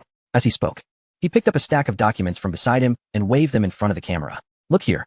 This is the Special Action Funding Application Report submitted by our National Science Department last month regarding the sustainable governance of the outer space orbital environment. And these are the overtime records and health reports from our astronaut center. Secretary Du's tone was filled with grievance. We toil tirelessly, not seeking your gratitude. Yet you cannot turn the tables and slander us. This will dishearten our staff. On the other end of the video call, Mark AO and Secretary James were utterly dumbfounded. They stared at the thick stack of evidence in Secretary Du's hands. Funding application? Overtime records? When on earth was this prepared? Their minds were struggling to comprehend the absurdity of the situation. The script was not supposed to unfold this way. They were meant to question with righteous indignation, while the other party vehemently denied it. How had they become the ungrateful wolves in this scenario? In the cockpit, Ji Mu Yuan watched Secretary Du's performance, nearly laughing at the theatrics that could rival a seasoned actor. Experience still reigned supreme. He mused. It was a shame that Secretary Du wasn't in the entertainment industry. He could almost envision the chaos in Mark Ao's mind, as if thousands of alpacas were stampeding through his thoughts. Boom. Just then, the distant sound of a final explosion resonated. Chapter 151. Halt your battle armor. Wei Jun's voice crackled over the channel, brimming with excitement. Report. The last 20 hard targets have been neutralized. Ji Mu Yuan glanced at the radar. Within his line of sight, not a single red dot representing a satellite remained. The near-Earth orbit was utterly clear. Well done, he replied. Simultaneously, an alarm blared. An unidentified high-speed object was approaching. Collision warning. The shrill alarm echoed frantically within the International Space Station of the United States. An astronaut on duty abruptly sprang from his seat. What is happening? He dashed to the viewport, peering outside. Just a fleeting glance drained the color from his face. In the depths of the dark cosmos, two streaks shimmered with metallic glints. Trailing flames, barreling straight towards the space station. The menacing shape of battle armor, with its cold, single-eyed sensor. Those were the war machines of Hua country. Good heavens. They're coming. The astronaut screamed in terror, scrambling towards the communicator. Houston, we are being locked onto. Repeat. We are being targeted by Hua country's battle armor. Requesting instructions. Immediate evacuation needed. This desperate plea raced through the lines, reaching the command center of the Pentagon and echoing in Mark Ao's ears. His complexion turned pale. They had dismantled the satellites, and now they were targeting the space station. These lunatics. He could no longer ponder the issue of space debris. With a near sob, he yelled at the screen, quick, command your battle armor to halt. The space station is the property of all humanity. You cannot. Mr. Speaker, please remain calm. Secretary Du interjected with a smile, his tone reminiscent of soothing a frightened child. Our comrades have just completed the cleanup work. It seems your space station has some minor issues. It appears somewhat outdated. In the spirit of international humanitarianism, they are prepared to offer a complimentary inspection. Rest assured, we won't charge you. Complimentary inspection? Mark Ao's eye twitched uncontrollably. He would rather believe that pigs could fly than accept that the Hua country would be so benevolent. I refuse, he declared emphatically. On behalf of the United States, I reject any form of inspection from you. Have them leave immediately. Oh, is that so? Secretary Du's smile slowly morphed into something more profound. Mr. Speaker, you must understand, outer space is a complex environment. Signal interference and equipment aging are common occurrences. What if your space station were to suddenly encounter an accident? For instance, if the communication antenna malfunctioned or a solar panel unexpectedly fractured, how unfortunate that would be. Secretary Du's voice was soft, yet to Mark Ao's ears, it resonated like thunder. This was a blatant threat. If they did not comply, the war machines of Hua country would orchestrate an incident. Mark Ao's body trembled with humiliation. As the esteemed Speaker of the United States, he was being coerced to this extent. He glanced at the screen, where the two approaching streaks drew ever nearer, and then at Secretary Du's composed face. He realized he had no choice. His throat felt as if it were constricted by a stone, and his voice emerged dry and raspy. He took a deep breath. On behalf of the United States government, I extend our gratitude to Hua country for cleaning up the space debris. Each word felt as though it were squeezed from between clenched teeth. The Pentagon command center fell into an eerie silence. Everyone bowed their heads, unwilling to meet the gaze of Speaker Mark Ao. However, Secretary Du seemed determined not to let him off the hook so easily. Mr. Speaker, please clarify. Which sector of outer space debris are you referring to? Approximately how many? To prevent any future misunderstandings, you see. Mark Ao trembled with rage, nearly losing consciousness from the overwhelming humiliation. This was an outrageous affront. They were forcing him to publicly proclaim this disgrace. Behind him, Secretary James quickly steadied him, whispering, Speaker, remain calm. The space station is still in their hands. Mark Ao gasped violently, his eyes bloodshot as he glared at Secretary Du on the screen. After a prolonged moment, he closed his eyes, and when he spoke again, his voice was filled with despair. On behalf of the United States government, I officially thank Hua country for clearing all 962 satellites of the Starshield system that pose safety hazards in near-Earth orbit. Having uttered this sentence, he collapsed back into his chair. Now that's more like it, Secretary Du nodded with satisfaction. You see, once we clarify matters, there are no misunderstandings. Should you encounter any difficulties in the future, please feel free to reach out. Hua country has always been eager to assist. In the cockpit, Ji Mu Yuan was thoroughly impressed. Secretary Du was a true diplomat, expertly pouring salt into the wounds and then stomping on them. Just when everyone thought the matter would conclude, Secretary Du leisurely continued. By the way, Speaker Mark AO, since you have expressed gratitude for our cleanup efforts, we believe that the complimentary inspection is indeed necessary. For the sake of the safety of all humanity in space, we have resolved to conduct a comprehensive quality inspection for you. Rest assured, our personnel are highly professional and will ensure that no component is damaged. Moreover, this service is entirely complimentary. Upon hearing this, Mark leapt from his chair in alarm. No. He was about to refuse when he saw in the video feed the engines of the two armored suits erupting with a dazzling blue flame. Their speed surged to an unimaginable peak, akin to arrows released from a bow, hurtling directly towards the International Space Station. Quick, activate the escape pod. Everyone evacuated immediately. Within the space station, desperate orders were issued. The astronauts had no time to properly don their space suits and stumbled frantically into the escape pod. Mark watched helplessly as the escape pod detached from the station, fleeing into the void. He also witnessed those two formidable armored suits, one to the left and one to the right, closing in on the space station. He finally understood. From the very beginning, this was a meticulously crafted trap. Dismantling the satellite was the first step. Forcing him to admit it was merely debris removal was the second. And now, under the guise of a free quality inspection, the true objective was to seize control of the space station. He had fallen into a carefully designed snare, utterly powerless to resist. Mark's vision began to blur, and he could only see on the screen as the two armored suits slowly approached. Chapter 152. Is protesting effective? The shrill sound of alarms pierced the air within the Pentagon, echoing frantically. Alarm. An unidentified target has made contact with the International Space Station.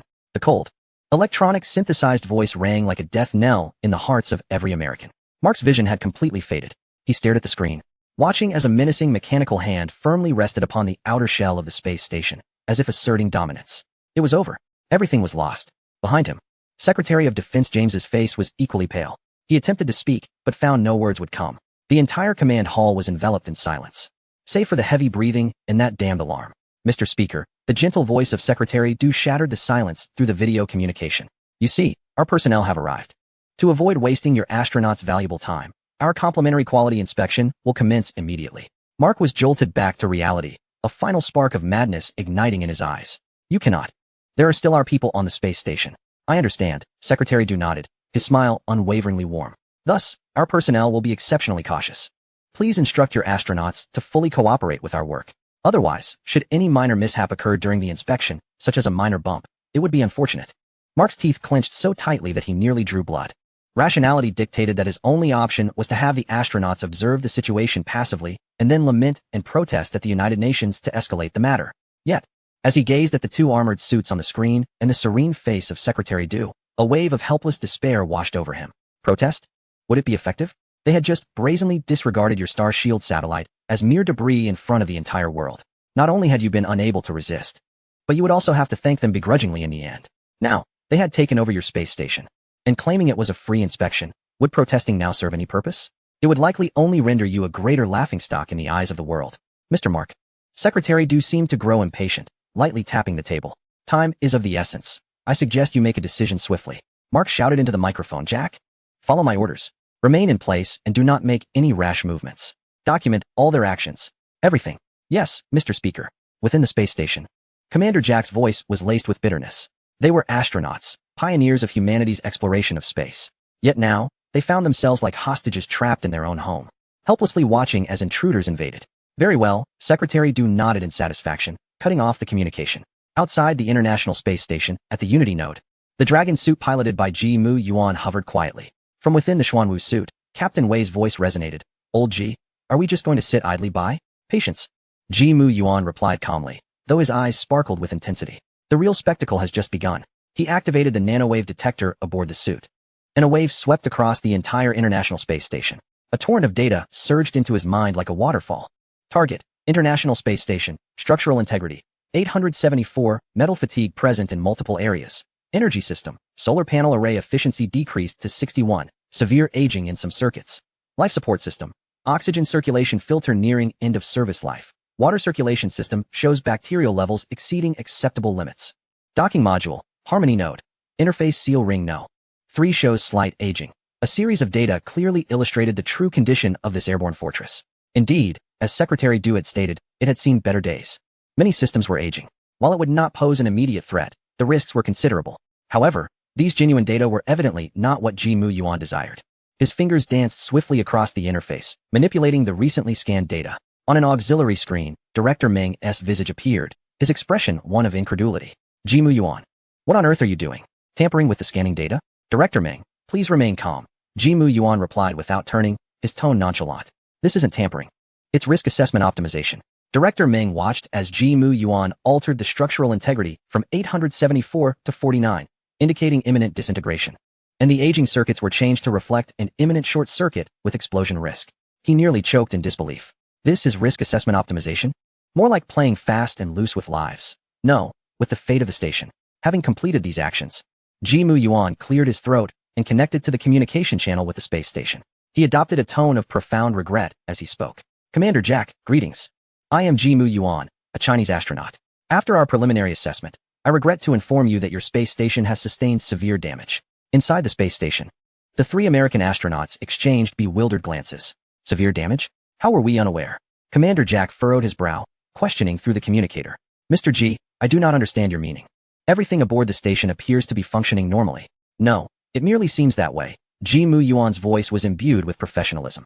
Our deep scan has revealed minute cracks in the main structure of the space station.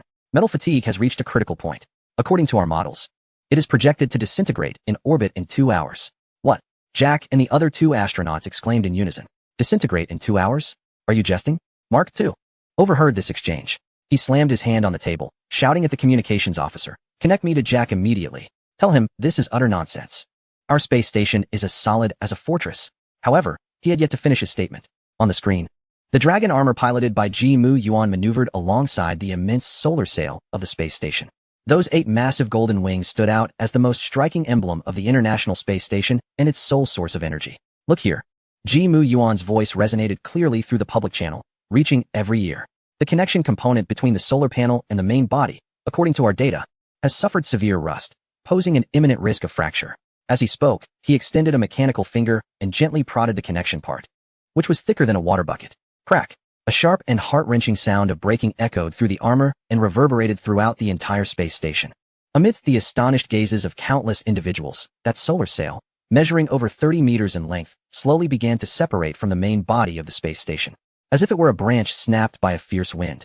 With the connection severed, the indicator lights on the sail instantaneously extinguished, transforming it into a cold piece of space debris, spinning off into the infinite depths of space. Immediately after, a flicker occurred within the space station's interior lights, plunging them into darkness. The backup power activated, leaving only a few dim emergency lights. The entire space station was engulfed in a stifling gloom. Power system offline. Main energy lost. The backup power was estimated to last only 3 hours. At the Houston Command Center, alarms blared, and the desperate cries of operators mingled in chaos. Chairman Mark Ao's eyes bulged as he stared at the drifting solar panel on the screen, his body trembling violently. He is deliberately sabotaging. He is dismantling our space station. In the video, Jimu Yuan's astonished voice echoed once more. Oh dear, how did it break? Commander Jack, did you see that? I wasn't mistaken. The quality issue is far too severe. Thankfully we arrived in time. Otherwise, you would still be using this. What if it suddenly lost power one day? How dangerous that would be. A heartless act. These Huaguo people are all devils. Inside the space station, Commander Jack was utterly bewildered. He gazed out the window at the solitary solar panel drifting away and then at the dim emergency lights within the cabin. Now, let us examine the structural integrity of the cabin. Jimu Yuan's voice, akin to a devil's whisper, resounded again. The Dragon armor floated to the exterior wall of the experimental chamber. According to the data, this area's alloy material exhibits severe stress concentration issues. As he spoke, he raised the enormous fist of the Dragon armor.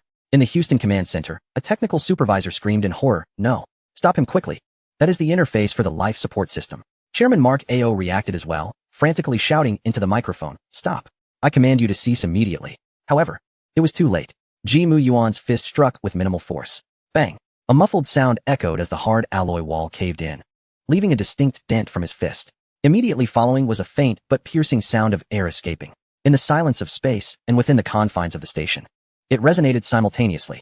A plume of white mist erupted from the center of the dent, instantly crystallizing into countless tiny ice shards in the vacuum.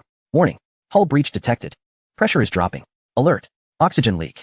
Inside the space station, red alarm lights flashed frantically, and the deafening sirens nearly pierced eardrums. Oh my God! A spacefarer screamed in despair as he watched the pressure gauge plummet. We're running out of oxygen. Commander Jack's face drained of color in an instant. He finally understood. The other party was not conducting a quality inspection. They were forcing them to evacuate.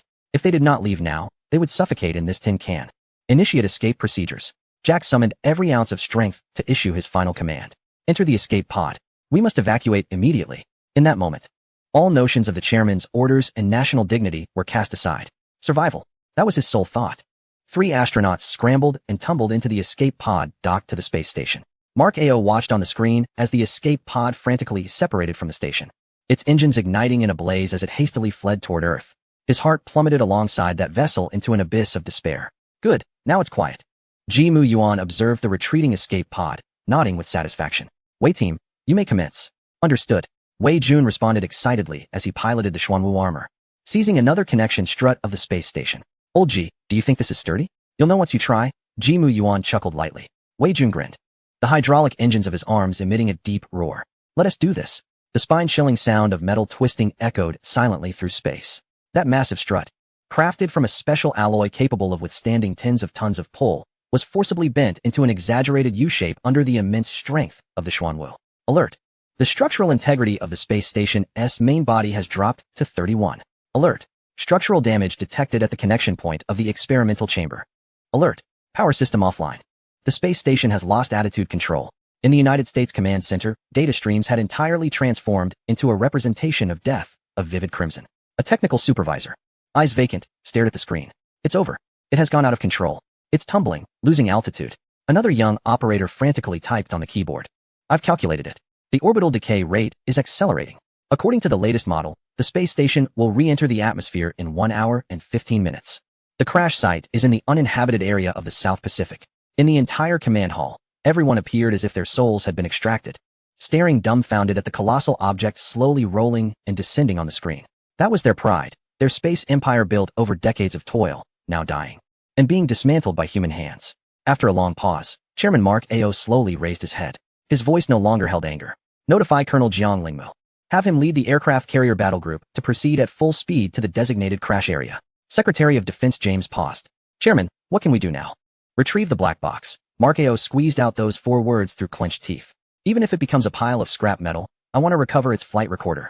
I want the whole world to see what the Huagua people have done. In Huagua, at a certain Air Force base, within the radar monitoring room, a young officer was intently tracking an anomalous light spot on the screen. Report. A large spacecraft is out of control and plummeting towards Earth at high speed. The scheduled trajectory coincides with the quality inspection target reported by our side. The duty officer glanced at the data, then at the real-time footage coming through the encrypted line. Unable to suppress a twitch at the corner of his mouth, he picked up the red phone on the desk and dialed a number. Report to Secretary General Du and Minister 1. We have detected that the International Space Station of the United States appears to be on a collision course. On the other end of the line, Secretary General Du's voice, laced with amusement, came through. Have the repairs been completed so swiftly? Xiao Ji, your efficiency is commendable. He added leisurely. This can be considered as Dongfeng Express, delivering right to our doorstep, I suppose. The target descent zone, the USS Passion, is advancing at full speed, cleaving through the waves towards the designated point. On the deck, the Marines and Deep Sea Recovery Team are urgently assembling. Chapter 154. No need for your interference. Fleet Commander Colonel Jiang Lingmu stood on the bridge, his expression as dark as a stormy sky. He had just received a dire command from the homeland. At all costs, retrieve the debris of the space station before anyone else, especially the black box. Meanwhile, thousands of meters above, the colossal International Space Station had transformed into a blazing fireball. Fiercely rubbing against the thick atmosphere, its shell glowing red-hot as countless fragments peeled away, tracing a magnificent trajectory across the sky. Behind it, the Dragon and Xuanwu battle suits, like loyal sentinels, followed at a measured pace. An invisible energy shield enveloped the suits, insulating them from the terrifying heat. Inside the cockpit, Ji Mu Yuan gazed at the apocalyptic scene before him. Wei Jun's voice reverberated through the communicator, filled with awe. This is truly spectacular. Ji Mu Yuan did not respond. His gaze pierced through the raging flames, landing on the deep blue sea below, where a massive fleet stood ready. He slowly extended the mechanical arm of the Dragon, as if to touch the falling star. Old Ji, those guys down there seem to be coming for this heap of scrap metal. Wei Jun's voice echoed in the communication channel, tinged with a hint of excitement. Ji Mu Yuan acknowledged with a sound, his eyes still fixed on the enormous carrier group below. The USS Passion, one of the most advanced carriers in active service of the U.S. Navy, was churning the white waves, clearly intent on salvaging the remnants. Secretary General Du, Minister 1, Ji Mu Yuan established a secure communication with the rear. The target is about to enter the designated descent zone. The U.S. carrier group has already positioned itself. On the other end, Secretary General Du's steady voice reached him, revealing no signs of surprise. They are quite swift in their actions. Xiaoji, what are your thoughts? Jimu Yuan observed the increasingly large fireball on the screen, a slight smile curling at the corner of his lips. Report, sir, I have an immature suggestion. According to our latest environmental assessment report, directly beneath that airspace lies a coral reef ecological protection area, which is also a migratory route for various rare marine species, to protect the Earth's ecological environment. For the commonwealth of humanity, Jimu Yuan paused, his tone becoming profoundly earnest. I propose a thorough incineration of this impending source of severe pollution. The communication channel fell into a brief silence. Even Wei Jun, who had been lively beside him, couldn't help but gasp in the cockpit. Jimu Yuan is truly a talent. This reasoning is impeccable, infused with internationalism and humanitarian concern. After a moment, Secretary General Du responded, indeed. Protecting the environment is everyone's responsibility. Comrade Xiao Ji's suggestion displays a broad perspective and great responsibility. I agree in principle. Simultaneously, this benevolent exchange reverberated through the public channel, reaching the command center in the United States without alteration. Chairman Marco's face instantly turned a shade of deep crimson. Incineration. He nearly leapt from his chair, roaring into the communicator, shameless and despicable. What do you intend to do, Huagua people? That is American property. It is our International Space Station. Jimu Yuan's voice rang out once more. Chairman Marco, please mind your language. First of all, it is currently an uncontrolled, dangerous object poised to pose a significant threat to Earth. Secondly, the location of its descent is international waters, not your nation's territory. We, acting in the spirit of responsible major powers, are simply preemptively addressing a potential environmental disaster, which is both reasonable and justified. You. Marco trembled with rage, speechless. His companion, Defense Secretary James, hurriedly took over. Our recovery fleet has already arrived at the scene. We are fully capable of handling the debris ourselves. We do not require your interference. Oh, Jimu Yuan's voice took on a teasing tone. You intend to handle it? How exactly? Are you planning to wait until it crashes into the sea, polluting the entire protected area, and then dive to retrieve the needle from the bottom? At that point, you would become the eternal sinners against Earth's ecology. Secretary General Du's voice interjected at an opportune moment, carrying a weighty tone. Chairman Marco, one must consider the greater good. The value of a few scraps pales in comparison to our beautiful blue planet. He reassured, rest assured, the process will be swift. In the blink of an eye, it will be over, leaving no trace behind. Marco felt a bitter taste rise in his throat. He understood that the other party was not negotiating. This was a notification. What could he do? Dispatch planes to intercept? Looking at those two godlike battle suits, who would dare? Launch missiles? Not to mention the chances of hitting, once fired. It would mean a declaration of world war. Marco's eyes turned red as he fixated on the burning fireball on the screen. His only hope now was that the space station would hold out a little longer, that its structure would be sturdier, lasting another 5 minutes. As long as it could endure until it crashed into the sea, even if only a screw remained, he would retrieve it. That was his last shred of dignity. Oh God, please. For the first time, Chairman Marco began to pray earnestly. However, Jimu Yuan clearly had no intention of granting him this opportunity. Old Wei, prepare for fireworks. Understood. The chest of the dragon suit, originally intended for launching high-energy beams, began to glow an ethereal blue. As energy surged, the blue deepened, and then, suddenly, an eerie crimson hue erupted from the core. Supernova Annihilation Cannon, activate. Jimu Yuan's voice emerged like a whisper from the depths of death. Energy input 100. Target locked. Fire. A beam of red light, brighter than the sun, instantly cleaved through the sky. That beam seemed to disregard the distance of space, directly striking the blazing International Space Station. At that moment, time appeared to pause. There was no explosion, no shockwave, not even more fragments scattering. The colossal metallic structure, upon contact with the red beam, vaporized as if it were an ice cube tossed into a furnace, instantaneously evaporating, disintegrating into the most primordial particles. 1 second. Merely 1 second. The immense fireball in the sky vanished into thin air, leaving not a wisp of smoke, nor a speck of dust, as if it had never existed. In the command center of Huagua, everyone stood frozen, gazing at this scene in disbelief. What the? Someone murmured. The air was thick with an unbelievable shock. Was that all? Annihilation. This was true annihilation. In the command center of the United States, a voice cried out, report. Target signal has vanished. Chapter 155. Let us send a parting gift. A monitor screamed. The radar screen displayed nothing. What? Marco shoved him aside and gazed at the main screen. The massive light spot that once represented the space station had completely vanished, leaving only the signals of two battle suits, solitary in the void. Impossible. Chairman Marco exclaimed, frenzied.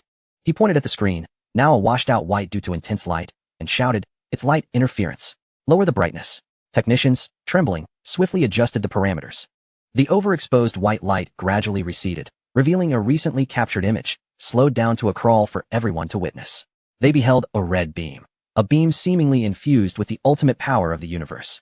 It struck the space station, and then there was nothing more. The space station, along with the surrounding flames, was utterly consumed by that red light, disappearing without a trace. The command center fell into a profound silence, broken only by heavy breaths. Everyone felt as if their throats had been constricted, faces etched with horror. What kind of weapon was this? This was power that humanity should never possess. Gulp. Secretary James struggled to swallow, feeling his legs weaken uncontrollably. He turned to Chairman Marco, who appeared dazed, as if all vitality had been siphoned from him in an instant. In the South Pacific, Commander, we have arrived at the designated sea area. On the bridge of the USS Passion, the first mate reported loudly. Colonel Jiang Lingmu, holding binoculars, scanned the tranquil sea with a grim expression. The waters were calm, and the sky was a pristine blue. Aside from their massive fleet, there was nothing within 100 miles, no anticipated debris rain, no burning fragments, not even a floating metal plate in sight. Any findings from the radar or sonar? Jiang Lingmu's voice was hoarse. Report. No findings detected.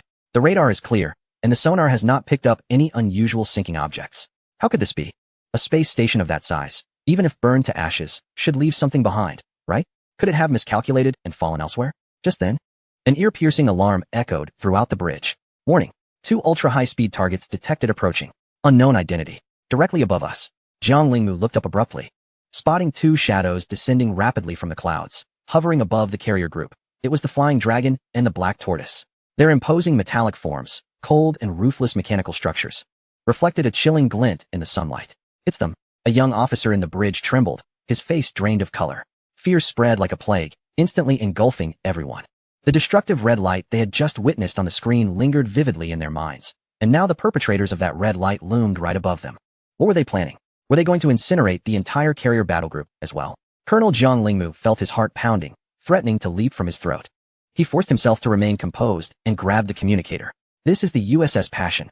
We have reported the situation to headquarters. Before he could finish, he was interrupted by Chairman Marco's panicked roar.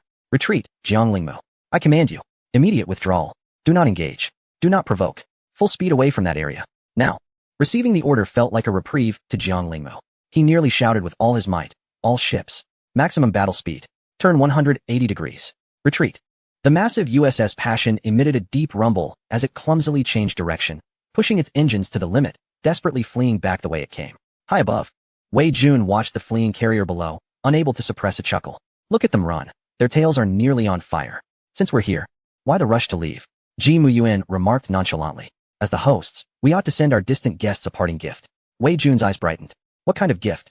Should we give them a shot too? That would be too wasteful. Ji Muyuan shook his head. Let us put on a space fireworks display for them.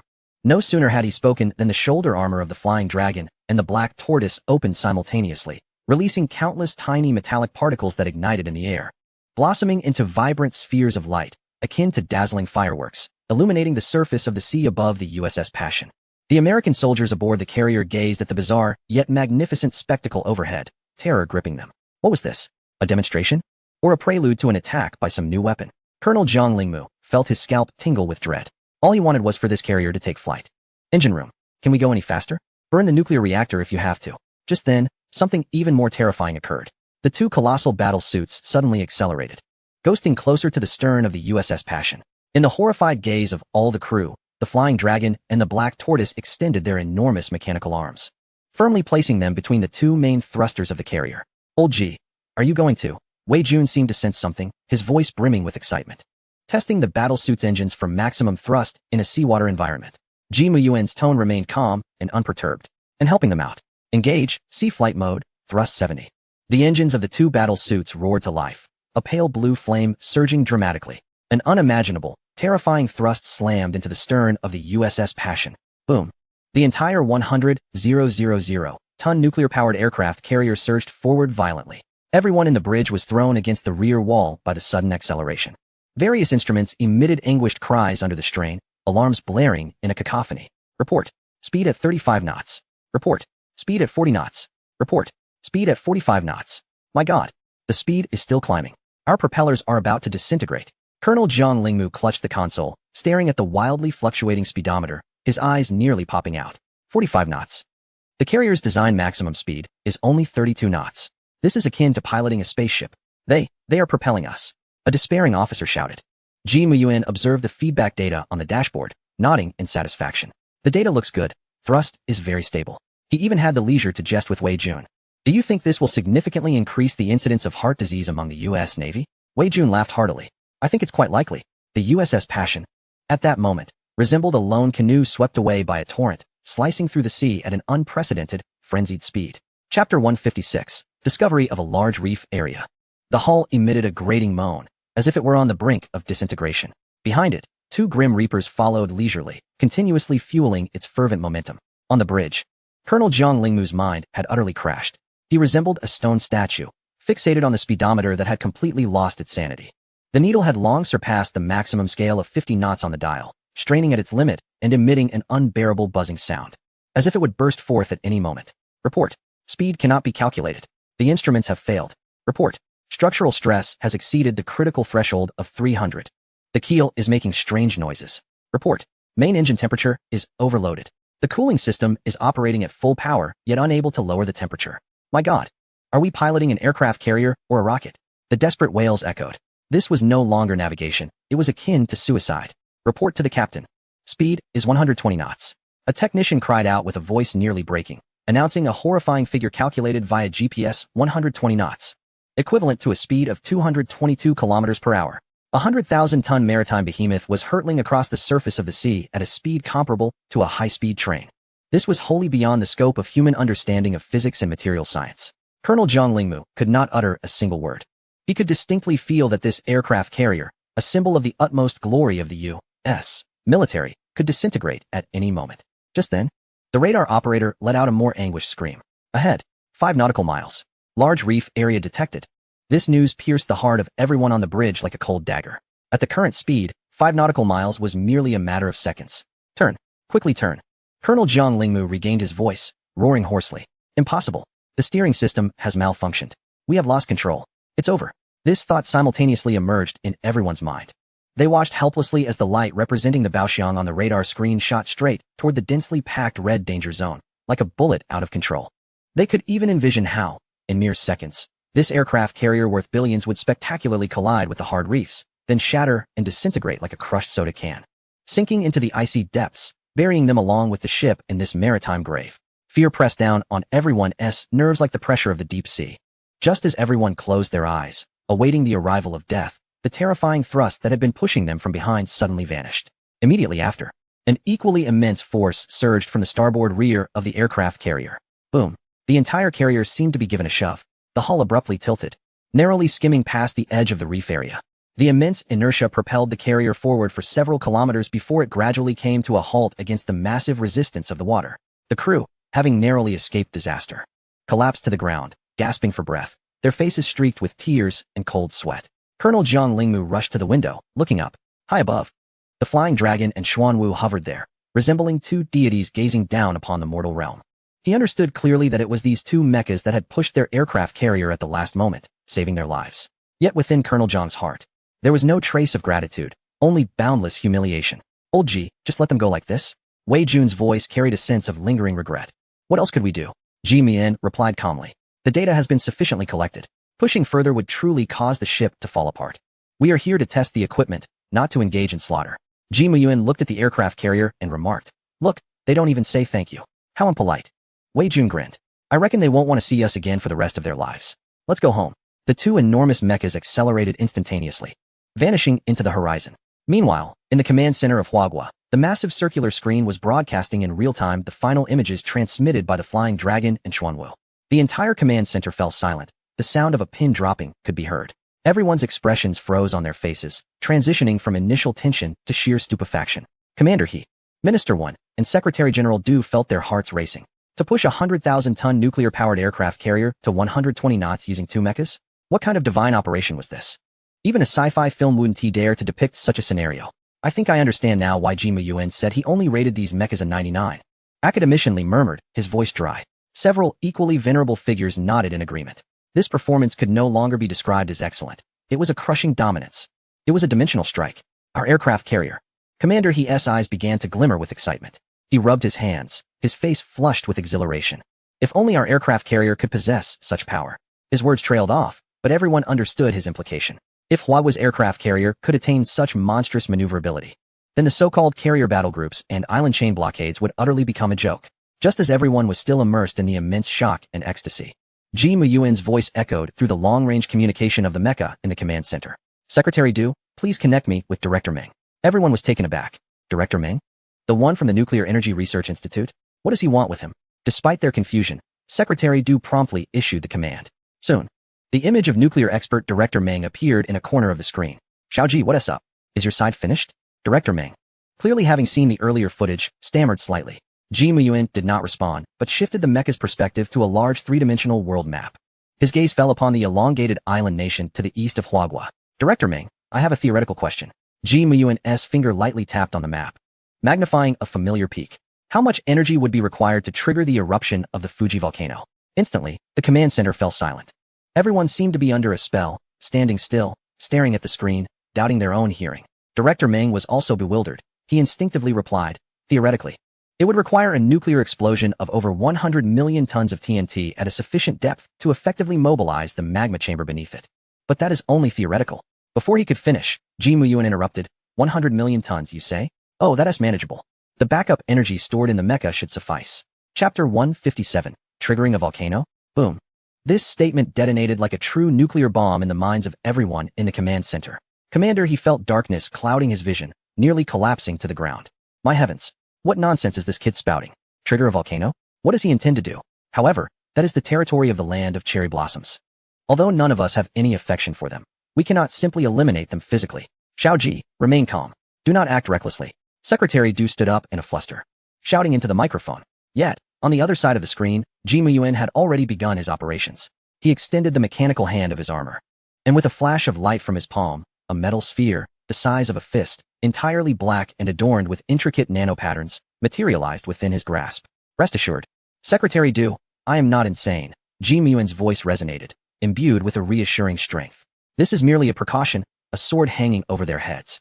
The nano-super-nuclear fusion bomb has been set with coordinates directly above the magma chamber of the volcano. The activation time is set for 7 days hence. Of course, this activation procedure can be remotely aborted at any time through my armor. As he spoke, he casually tossed the black sphere downward. The moment it left his palm, it transformed into an imperceptible beam of light, vanishing without a trace as if it had never existed. The cloaking and phase stealth modes had been activated before detonation. No detection device in the world would be able to find it. After completing this, Ji Muyuan continued speaking as if nothing had happened. Now, let us discuss the subsequent impacts of the significantly increased incidence of heart disease among the U.S. Navy. In the command center, an eerie silence enveloped the room. Secretary Du opened his mouth, gazing at the calm face on the screen, ultimately slumping back into his seat. What could he say? He was rendered speechless. This young man's approach had far transcended his comprehension and control. He could only silently pray that the future would not bring about any foolish missteps, lest that famed volcano truly transform into the world's largest firework display. A few minutes later, the Flying Dragon and the Xuanwu landed smoothly at the heavy industry giant manufacturing plant. Amidst the awed gazes of the onlookers, the two suits of armor rapidly disassembled and shrank, ultimately morphing into two unremarkable black wristbands that clasped around Ji Muyuan and Wei Jun's wrists. This stark visual contrast elicited gasps from the surrounding researchers and soldiers. Academician Ji, Commander, he was the first to rush forward, disregarding any formality. Grasping Ji Muyuan's hand with a flushed face, overflowing with excitement. Our aircraft carrier. Is there any chance it could be equipped with your engine? Observing his impatient demeanor, Ji Muyuan chuckled. Equip it with an engine? You're thinking too small. It's not merely a matter of replacement. It requires a comprehensive upgrade and transformation. From the keel structure to the armor materials and extending to the power and weapon systems, all must be replaced. I intend to convert it into a genuine space battleship. The term space battleship sent a jolt through Commander He's brain, overwhelming him with an unexpected wave of elation that nearly rendered him faint. Wonderful. Absolutely wonderful. He stammered. What do you need? Personnel, materials, facilities, just name it. I already have a location in mind. Ji Muyuan directed his gaze towards Secretary Du. Is there not an abandoned secret deep-water dock over at Bohai Bay? It's secluded and sufficiently deep. It would serve perfectly as our transformation base. Commander, he promptly grasped the implication. You mean the Dragon's Nest base? No problem. I will arrange for it to be cleared immediately. Utterly confidential. Good. Ji Muyuan nodded. Please prepare a decommissioned aircraft carrier to be transferred there, to be docked in the shipyard. I need to conduct a full-body CT scan to collect complete structural data. Understood. Commander, he straightened his posture, responding with a voice as loud as a soldier about to be inspected. After arranging this matter, Ji Muyuan turned his attention to academician Li, Director Meng, and Director Lin, the towering figures in their respective fields. The atmosphere in the room shifted instantly to one of solemnity. As everyone understood that the main event was about to unfold, academician Li, Ji Muyuan began. Yes, the silver-haired nano-expert stood rigidly, akin to a schoolboy. The mass production plan for the Xuanwu armor can now be set into motion. I will grant you access to the complete data and manufacturing processes of the Flying Dragon. My only request is for speed. I wish to see a legion composed entirely of Xuanwu armor in the shortest time possible. Academician Li's breath caught momentarily before an unprecedented spark ignited in his eyes. We will ensure the task is completed. Ji Muyuan then turned to Director Meng. Director Meng, the Helium-3 mining operation on the far side of the moon will be fully under your Nuclear Energy Institute's jurisdiction starting today. I want you to mine and purify it without regard for cost. Simultaneously, the production line for miniaturized controllable nuclear fusion reactors must be established immediately. I want it to be as ubiquitous as a portable charger. Director Meng's expression turned grave. Fully aware of the weight of this task, it concerned the future energy lifeline of the entire nation. Yes, we will give it our all. Finally, Ji Muyuan's gaze settled on Director Lin, the materials science expert. Director Lin, the performance of the Yulong and Mengshou series aircraft has become outdated. I will provide you with a new material formula and aerodynamic design blueprint for upgrades. I require aerial and space combat aircraft capable of cruising at speeds exceeding 5 Mach within the atmosphere. Director Lin trembled with excitement, nodding vigorously. Absolutely no problem. With a series of directives issued, the atmosphere in the command center surged to new heights, with flames of hope igniting in everyone's eyes. Ji Muyuan surveyed the room and declared, I hereby announce the official launch of the Bohai Bay Deep-Sea Research Base project.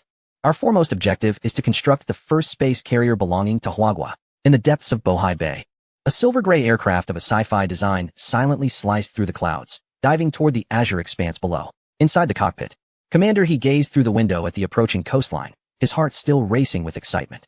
Beside him sat a middle-aged man with gold-rimmed glasses and an elegant demeanor, the Minister of Culture from the Ministry of Science and Technology.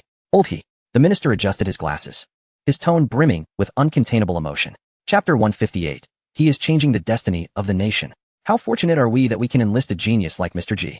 In just a few short months, from the Xuanwu armor to the aerospace fighters, and now to the space carrier, I feel as though I am in a dream. Each of these, in the past, were things we could scarcely dare to imagine. Commander he nodded in profound agreement. Indeed, previously, we were cautiously navigating the river of the United States, stumbling along the way. Now, G has built us a grand bridge. Not only can we avoid crossing the river, but we can also soar into the skies. The minister's gaze unconsciously drifted toward the cockpit, where Ji Muyuan operated the aircraft with ease, as though he were manipulating an ordinary toy rather than an epic-making flying machine. This young man, through sheer determination, has elevated the technological prowess of the entire Huagua by at least a century. He is transforming the fate of the nation.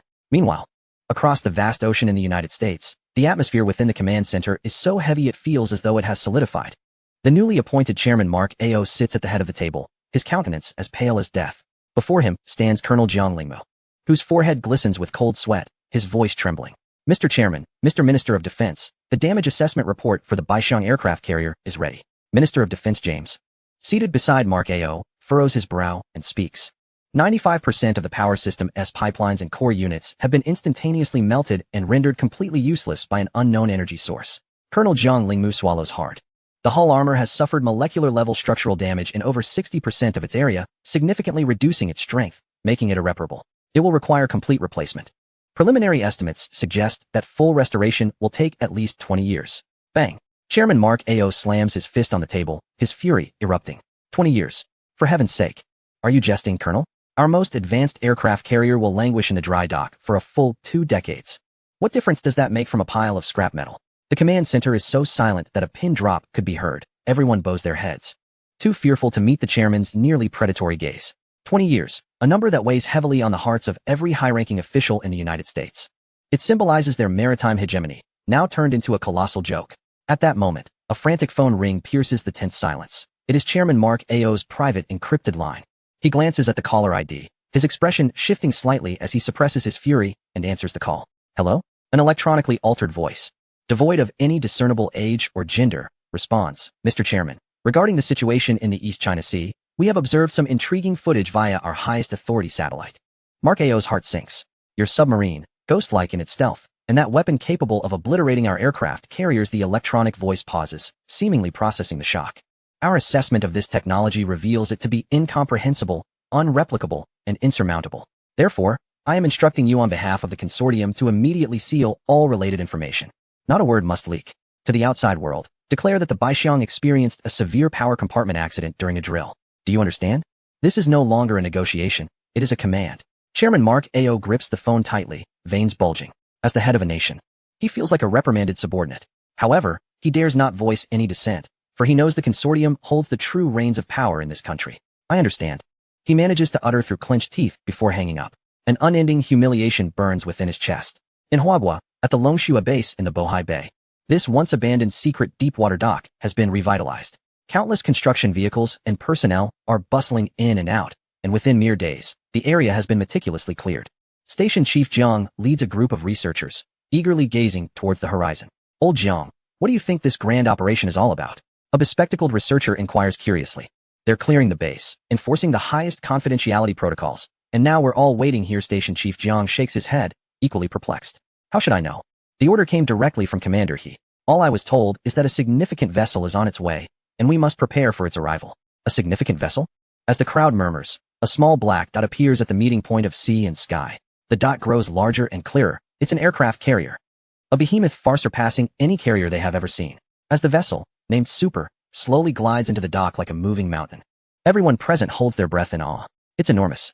Truly colossal. Its deck is as expansive as a small airport, the island towering into the clouds, exuding an industrial beauty. Salute. Station Chief Jiang suddenly reacts, shouting loudly. Instantly, everyone straightens up, paying their utmost respect to this national treasure. The aircraft carrier halts gracefully, and the gangway descends. A captain clad in a white naval uniform, adorned with stars, descends accompanied by several officers. He is Captain Xie of the super aircraft carrier. Welcome, Captain Xie. Station Chief Jiang rushes forward, excitedly shaking his hand. Welcome to Longshua Base. Captain Xie's face beams with pride, yet more so with anticipation and curiosity. He firmly shakes hands and states directly, Chief Jiang, you are too kind. We are not here to settle in. We are here to upgrade. Upgrade? Station Chief Jiang is taken aback. Isn't Super our latest and most formidable aircraft carrier? What further upgrades could it possibly need? Captain Xie takes a deep breath. Fervor flashing in his eyes. This time is different. The one wielding the knife is Mr. Ji Mu Yuan. Mr. Ji? Station Chief Jiang's mind buzzes.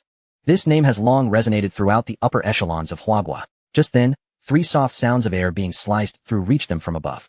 Instinctively, everyone looks up to witness 3 gleaming figures descending from the sky. They land precisely on the expansive deck of Super with a thud. Thud. Thud. 3 sci-fi-inspired humanoid battle armors stand firmly in the center of the deck. It is Commander He, Ji Mu Yuan, and another pilot, Wei Jun. The naval officers on the aircraft carrier are left utterly stunned. Chapter 159. Only worth 2 points? What is this? In the astonished gazes of all present, the armor encasing the 3 figures melts away like water, swiftly retracting and transforming. With a soft click, they morph into 3 metallic wristbands. Ji Mu Yuan, Commander He, and Wei Jun emerge, their bodies pristine and unblemished. The sound of gasps rises from the deck, descending from the skies. Armor transforming into wristbands. This scene completely shatters the understanding of everyone present. Captain Xie and the officers rush over, excitedly saluting. Reporting to Mr. Ji. Commander He. The entire crew of the super aircraft carrier battle group is at your service.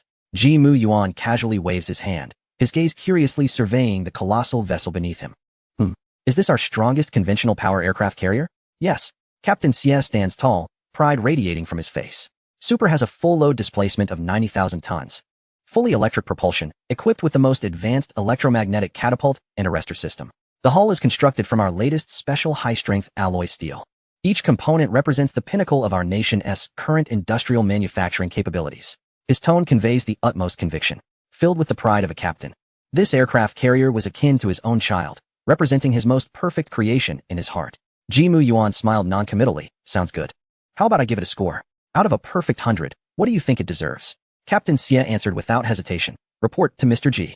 I believe it deserves a full 100 points. Whether in terms of power, structure, or weapon systems, it has achieved the pinnacle of current technology. The surrounding officers and soldiers nodded in agreement. In their hearts, the Super was synonymous with perfection. Upon hearing this, Ji Mu Yuan's smile grew broader. He extended a finger and lightly tapped the deck beneath his feet. The propulsion system is still using steam to move such a massive hunk of iron, resulting in pitiful energy conversion efficiency. 2 points. Captain Xie's smile instantly froze. 2 points. I can hardly believe my ears. The full electric propulsion system. Hailed as the pinnacle of conventional power, merits only 2 points? Ignoring his shock, Jimu Yuan continued to stroll forward, pointing towards the island of the ship.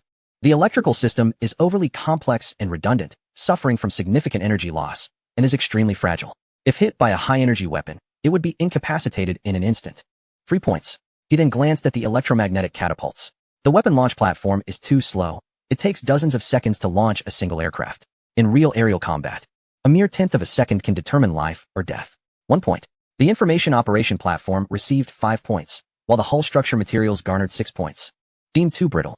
As Jimu Yuan walked, he commented on each design that Captain Xie and the officers had previously taken pride in, reducing them to inconsequential debris, in his words. The scores were shockingly low. Silence enveloped the entire deck. The expressions of all naval officers shifted from pride to astonishment, then to shock, ultimately settling into a state of confusion.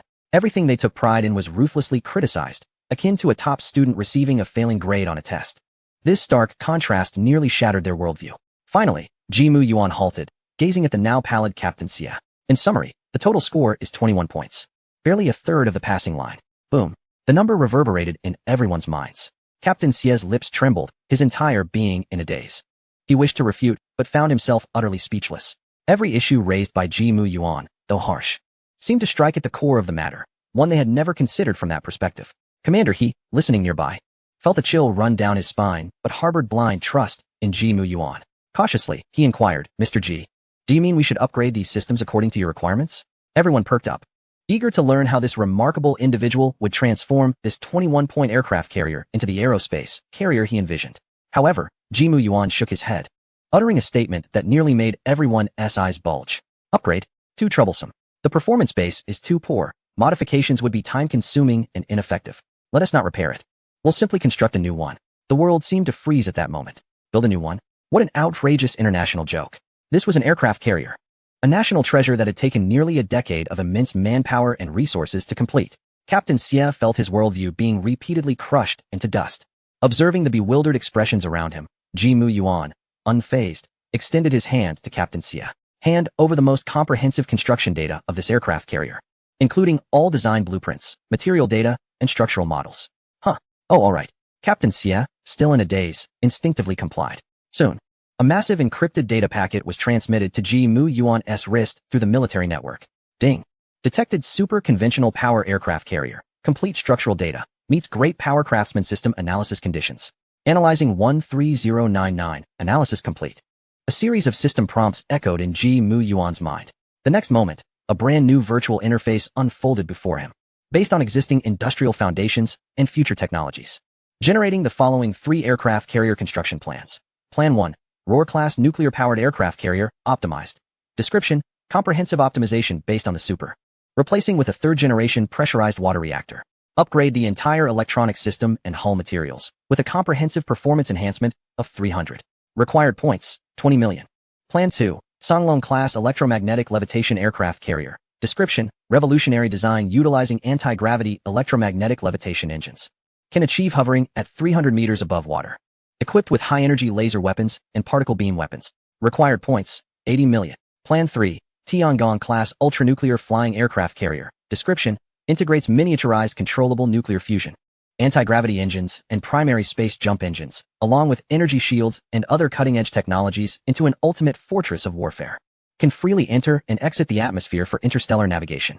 Required points, 200 million. Jimu Yuan's gaze locked onto the third option. The ultranuclear flying aircraft carrier. This was precisely the creation he desired. Although 200 million points would nearly deplete his current resources, it was undoubtedly worth it. Selecting Plan 3.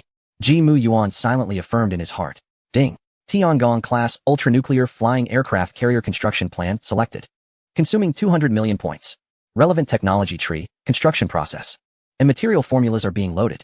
A colossal flood of information surged into Jimu Yuan's mind. He slowly closed his eyes, digesting this knowledge capable of altering the world's landscape. Upon reopening them, his eyes sparkled with boundless anticipation for the future. He looked at the still-dazed Captain Xie, Commander He, and the others, their lips curling into smiles. You wish to know what kind of aircraft carrier I intend to build? He paused, his voice clearly resonating in everyone's ears. What I aim to create is an aircraft carrier capable of ascending to the skies. His gaze swept past the crowd, fixating on the vast, cloudless azure above, a true frontier. As these words left Jimu Yuan's lips, The command room fell into silence. Everyone appeared as if frozen in place. Mouths agape, eyes vacant, minds completely malfunctioning. Captain Xie, Commander He, and Minister 1, all prominent figures in their respective fields, wore identical expressions, embodying a sense of bewilderment as their worldviews were utterly overturned, their understanding ground down to dust. An aircraft carrier that could ascend to the skies? How did these two words fit together? Was it a figment of imagination, or had Jimu Yuan lost his sanity? Jimu Yuan observed the group of esteemed individuals, seemingly disconnected from reality. The curve of his lips had become more pronounced. He relished this sensation. With absolute prowess, he crushed all conventional wisdom. He refrained from offering further explanations, as any justification at that moment would seem utterly feeble. The truth is always the most compelling language. He turned and strode towards the command room, where a massive tactical whiteboard loomed centrally. Seizing a marker, he removed the cap with a decisive snap. His strokes were bold and fluid, inscribing a grand title at the center of the board, the plan for the construction of the super-nuclear flying aircraft carrier. Each character seemed to carry an overwhelming momentum, striking the hearts of those present. A groundbreaking endeavor? A super-nuclear vessel soaring through the skies? Such a name was audacious beyond measure. Commander Jiang, said Ji Muyuan, setting down his pen without glancing back. At your service, Engineer Ji, responded Jiang Weigua. The station chief jolted into attention, his voice trembling. From this moment onward, clear all non-essential docking stations at the Bay base, Ji Muyuan commanded, his tone leaving no room for dissent. I expect the first batch of raw materials to arrive at the port within the next week. The quantity should be equivalent to your total throughput over the past year. A year as total? Station Chief Jiang gasped, feeling his heart skip a beat. That was an astronomical figure. Is there a problem? Ji Muyuan inquired, his demeanor calm. No problem at all. We will ensure the task is completed, Jiang Weigua declared confidently, thumping his chest. After all, this was the man destined to construct a flying aircraft carrier. Even if it meant dismantling the entire port, he would comply. Ji Muyuan's gaze shifted to Commander He of the Air Force. Commander He called. Present. He replied robustly. I need you to bring me the strongest demolition team available. A demolition team? Commander He was momentarily baffled, struggling to connect this with the aircraft carrier project. Ji Muyuan gestured towards the expansive naval base and docks outside. This area is too small. I intend to raise the entire Bay research base, along with several barren mountains in the rear, to redesign and construct a colossal shipyard. Gasps echoed in the command room as the gravity of such a plan sank in. Leveling entire mountains? What an audacious undertaking. Yet, Commander He's eyes sparkled with excitement, akin to a lion catching the scent of prey. He thumped his thigh in realization. I understand. Engineer G, you find this place obstructive. A demolition team? No problem. My engineering troops are adept at demolition and infrastructure. We will ensure it is done precisely. At this moment, Commander He ceased pondering the feasibility of constructing a flying aircraft carrier. If Engineer G aspired to soar, then soar they would. Their only task was to cooperate unconditionally. Excellent. Ji Mian nodded in satisfaction, sweeping his gaze across the room. In 2 days, the construction of the colossal shipyard will commence. 2 days, exclaimed Minister 1 from the National Science Department, adjusting his glasses in disbelief. Engineer G, such a monumental project requires substantial preliminary exploration, design, and approvals. It cannot possibly commence in less than a year or a year and a half. Is 2 days not too hasty? The expressions of others echoed similar doubts. Leveling mountains and rebuilding a super shipyard was no mere child's play. Yet, Ji Muyuan merely smiled enigmatically. Minister 1, I trust Secretary Du has already taken care of the approval process. As for the groundbreaking ceremony, he paused for effect. I have prepared a grand display of fireworks to ensure it is memorable. Fireworks? Minister 1 was even more perplexed. Additionally, please inform the Aerospace Department in advance. Ji Muyuan continued. They should closely monitor the airspace and near-Earth orbit southwest of the Sakura Nation. There may be some surprises. Contact the Aerospace Department? Monitor the Sakura Nation? Minister 1 was bewildered, his mind overwhelmed. Nevertheless, observing Ji Muyuan's confident demeanor, he instinctively nodded. Very well, I will attend to it immediately. Although he was unclear, following orders was the most crucial principle they had learned while collaborating with Ji Muyuan. As Minister 1 hurriedly departed, a liaison sent by Secretary Du stepped forward respectfully. Engineer G, Secretary Du has opened the highest level green light channel for you. You may mobilize any department or resource without condition. Ji Muyuan nodded slightly. Everything was firmly within his grasp. 2 days later, at the Bay Research Base, in the temporary command center, Ji Muyuan sat leisurely in his chair, sipping tea, while Wei Jun stood beside him. Old Wei, check the trending news, Ji Muyuan instructed without lifting his gaze. Let me see. Wei Jun pulled out his phone, deftly opening the trending blog. In the next moment, his pupils dilated in shock. Breaking. The Sakura Nation's Mount Fuji has erupted violently for the first time in 300 years. Volcanic ash ascends to 10,000 meters. Shocking. The eruption of Mount Fuji triggers a magnitude 7.8 earthquake. The southwest coastal region of the Sakura Nation issues the highest-level tsunami warning. Live coverage. It resembles the apocalypse. The sky is stained crimson, and power is interrupted in the Tokyo area. These alarming headlines dominated the trending list in an instant. Wei Jun's hands trembled slightly as he looked up at Ji Muyuan. His eyes filled with awe. The super fireworks you mentioned? Is this what you meant? He realized Ji Muyuan had foreseen the volcanic eruption. No, this was beyond mere foresight. It resembled manipulation. The thought startled Wei Jun, and he quickly suppressed it. It was too terrifying. At that moment, the command room door swung open forcefully, and Minister Wen burst in like a gust of wind, holding a tablet with a ghostly expression. Engineer Ji, the fireworks you spoke of. He pointed at the apocalyptic images of the volcanic eruption displayed on the tablet, his voice wavering.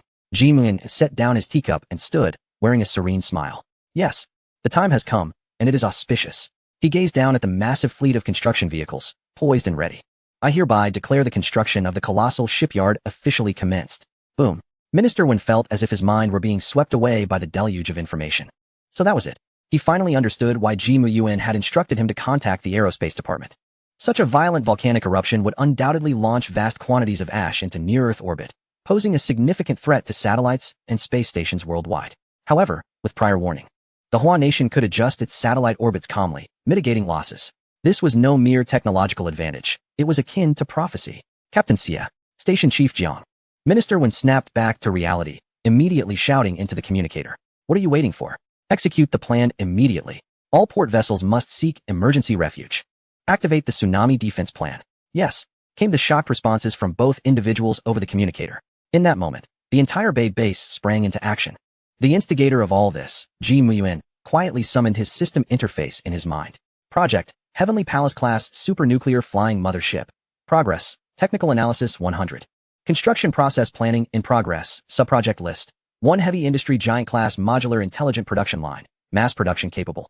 2 B-series all-terrain engineering mechas, mass production capable. 3 illuminating miniature controllable nuclear fusion reactor, mass production capable. 4 third-generation nano-composite armor material, upgradable. 5 anti-gravity engine, technology locked. Awaiting unlock. Gazing at the lengthy list of sub-projects shimmering in golden light, Ji Muyuan's lips curled into a subtle smile. The construction of the flying mothership constituted an immense and unfathomable system engineering endeavor. The first step in this grand undertaking was energy. Days later, as the first rays of dawn pierced through the clouds, illuminating the pristine bay construction site, colossal factory buildings, reminiscent of metallic mountains, had risen from the ground, exuding a sense of sci-fi aesthetics. Under the relentless operation of the beast engineering mechas, the initial form of the heavy industry giant dock began to take shape. Within one of the most heavily guarded enclosed factories, 100 brand-new, illuminating miniature controllable nuclear fusion reactors stood in perfect formation, akin to soldiers awaiting inspection. Each stood 10 meters tall, cloaked in a dark silver hue, adorned with intricate energy pipelines. At their core, a miniature sun-like halo spun slowly, emanating a palpable surge of energy. Oh my goodness! An excited exclamation shattered the tranquility within the factory. Commander Zhang of the army, clad in a travel-worn uniform, rushed in almost tumbling over himself, followed closely by Academician Li, Director Lin, and Director Meng, 3 distinguished scientists, all appearing utterly astonished. Commander Zhang dashed to one of the reactors, reaching out yet hesitating to touch it, his gaze fixed obsessively on the core halo, his face flushed with excitement. This is controllable nuclear fusion. 100 units. In just a few short days, 100 units have been produced. He abruptly turned to Ji Muyuan, who stood at the control console, his eyes brimming with fervent admiration. Engineer Ji, you are the deity of our Huagua. Academician Li, Director Lin, and Director Meng wore expressions of shock. As the foremost experts in their respective fields, they understood better than anyone what these 100 metal cans represented. Incredible. This heat dissipation structure completely overturns existing thermodynamic theories, Director Lin murmured. The energy constraint field is frighteningly stable. How is this achieved? Director Meng felt as though his expertise had been trampled. But the key is efficiency. Academician Li adjusted his glasses, his eyes sparkling with brilliance. From blueprints to mass production of 100 units, it took less than 10 days. This industrial capability has surpassed our imagination. Ji Muyuan was already accustomed to their astonishment. He raised his hand and calmly issued instructions at the control console. Group deployment project, activate. He turned to Qi, the head of the beast production line standing by. Yes. According to the predetermined plan, transport 1 reactor with 3 beast escorts immediately. Target, major military districts and key industrial cities nationwide. Supercomputer center. I want Huagua to no longer worry about power shortages by tonight. Understood. With a command from Qi, the massive roof of the factory slid open, revealing hundreds of beast mechas outside, roaring like thunder. They extended their colossal mechanical arms, carefully securing each nuclear fusion reactor onto their transport platforms. 3 units took to the skies, transforming into streaks of light, racing towards every corner of Huagua. The scene resembled celestial soldiers descending from mythology, imbued with an ineffable sense of awe. Simultaneously, in an unremarkable courtyard, the headquarters of the legendary Strategic Deception Bureau, or War Deception Bureau, was bustling. Minister Wen of the Ministry of Science and Technology hurriedly entered the director's office carrying a black briefcase secured with 3 physical locks. In the office, a seemingly languid middle-aged man lounged in a rocking chair, leisurely sipping tea. He was Lu Qian, the director of the War Deception Bureau, a man adept at twisting truth into falsehood and stirring international affairs with mere words. Old one, what brings you to this humble abode? Lu Qian asked lazily, not even lifting his eyelids. Without further ado, Minister Wen placed the briefcase on his desk, unlocking it with 3 different keys. Old Lu, we have work to do. Oh. Lu Qian finally showed interest, sitting up straight. Inside the briefcase lay a thin document. Lu Qian picked it up and glanced at it casually. The next moment, the languor vanished from his face, replaced by sheer astonishment. Clattering, the purple clay teacup in his hand fell to the ground, shattering into pieces. The document's title boldly proclaimed, regarding Huagua's National Energy Network Fusion Upgrade Plan, official announcement of successful integration. Chapter 162, Notify All Media. Controllable nuclear fusion nationwide networking. Completion of integration tonight? Lu Qian read aloud slowly, feeling his tongue stumble over the words. He abruptly raised his head, staring intently at Minister Wen. Old one, please tell me this is real? As the director of the War Deception Bureau, he had fabricated numerous fake news reports claiming significant breakthroughs in controllable nuclear fusion, with at least 80 of them. Yet he had never imagined that one day it would become reality, not just a breakthrough, but a nationwide implementation. Observing Lu Qian's flustered demeanor, Minister Wen felt an odd sense of satisfaction welling up within him. Finally, someone could appreciate the emotions they had experienced earlier. He solemnly nodded. Director Du has personally appointed you to oversee this press conference. The only requirement is this. Convey to the world in the most grandiose and shocking manner that Huagua has entered an era of infinite energy. Lu Qian stared blankly at the document, feeling a lifetime of maneuvering and deception culminate in this moment. For the first time, he sensed that his impoverished vocabulary could not adequately describe this miraculous event before him. A full minute passed before he snapped back to reality, his eyes igniting with unprecedented brilliance. Grabbing the red telephone on the desk, his voice trembled with extreme excitement. Notify all media. Convene the highest-level press conference. Lu Qian hung up the phone, his hand still slightly shaking, not from fear, but from a profound, exhilarating thrill. As the director of the War Deception Bureau, he had deceived the world for half a lifetime. Today, he was finally poised to undertake a genuine endeavor, a monumental achievement capable of piercing the heavens. Old Lu, what do you think? Isn't this task exhilarating? Minister Wen observed the excitement radiating from him, a playful smile gracing his face, tinged with a sense of schadenfreude. Exhilarating? It's beyond mere exhilaration. Lu Qian slammed his palm on the table, causing the documents to leap from their place. This is simply life-altering. He took a deep breath. A morbid fervor adorned his countenance. Controlled nuclear fusion, an infinite energy source interconnected nationwide. This signifies that from this very evening, our nation, Huagua, shall stand as the sole deity upon the azure planet. Minister Wen solemnly nodded, the smile on his face retracting, replaced by a grave demeanor. Thus, Secretary Du's intention is clear. This official announcement must be spearheaded by your Bureau of Strategic Deception. Oh, Lu Qian raised an eyebrow, instantly grasping the profound implications from the higher-ups. He chuckled knowingly. I comprehend. We shall have the world's most skilled liars proclaim the most outrageous truth. Their initial reaction will undoubtedly be to suspect we are merely fabricating another grand satellite tale, engaging in strategic deception. Minister Wen regarded him with approval. Precisely. What we seek is the temporal discrepancy from disbelief to suspicion, then to shock, and ultimately to despair. Within this interval, we shall accomplish myriad undertakings. Ingenious. Truly ingenious. Lu Qian clapped and laughed heartily, pacing within the office, exuding an aura akin to a master director. To cloak the most unyielding truth with the grandest of lies. This is the pinnacle of deception. The entire world shall be manipulated at our behest. He halted, his eyes gleaming with intensity. Let us proceed to the television station. I must personally direct this grand spectacle. At 2 p.m., Huagua Central Television, Studio 1. The atmosphere was so tense it felt as though one could squeeze water from it. Chief Director Wang Jiangwo, beads of perspiration forming at his temples, had been in the industry for 30 years, hosting countless significant live broadcasts. Yet, never had he felt such overwhelming pressure as he did today. Just an hour prior, he received a direct order from the highest echelons. Tonight's 7 p.m. news broadcast would include an unprecedented announcement of the utmost confidentiality, its duration unknown.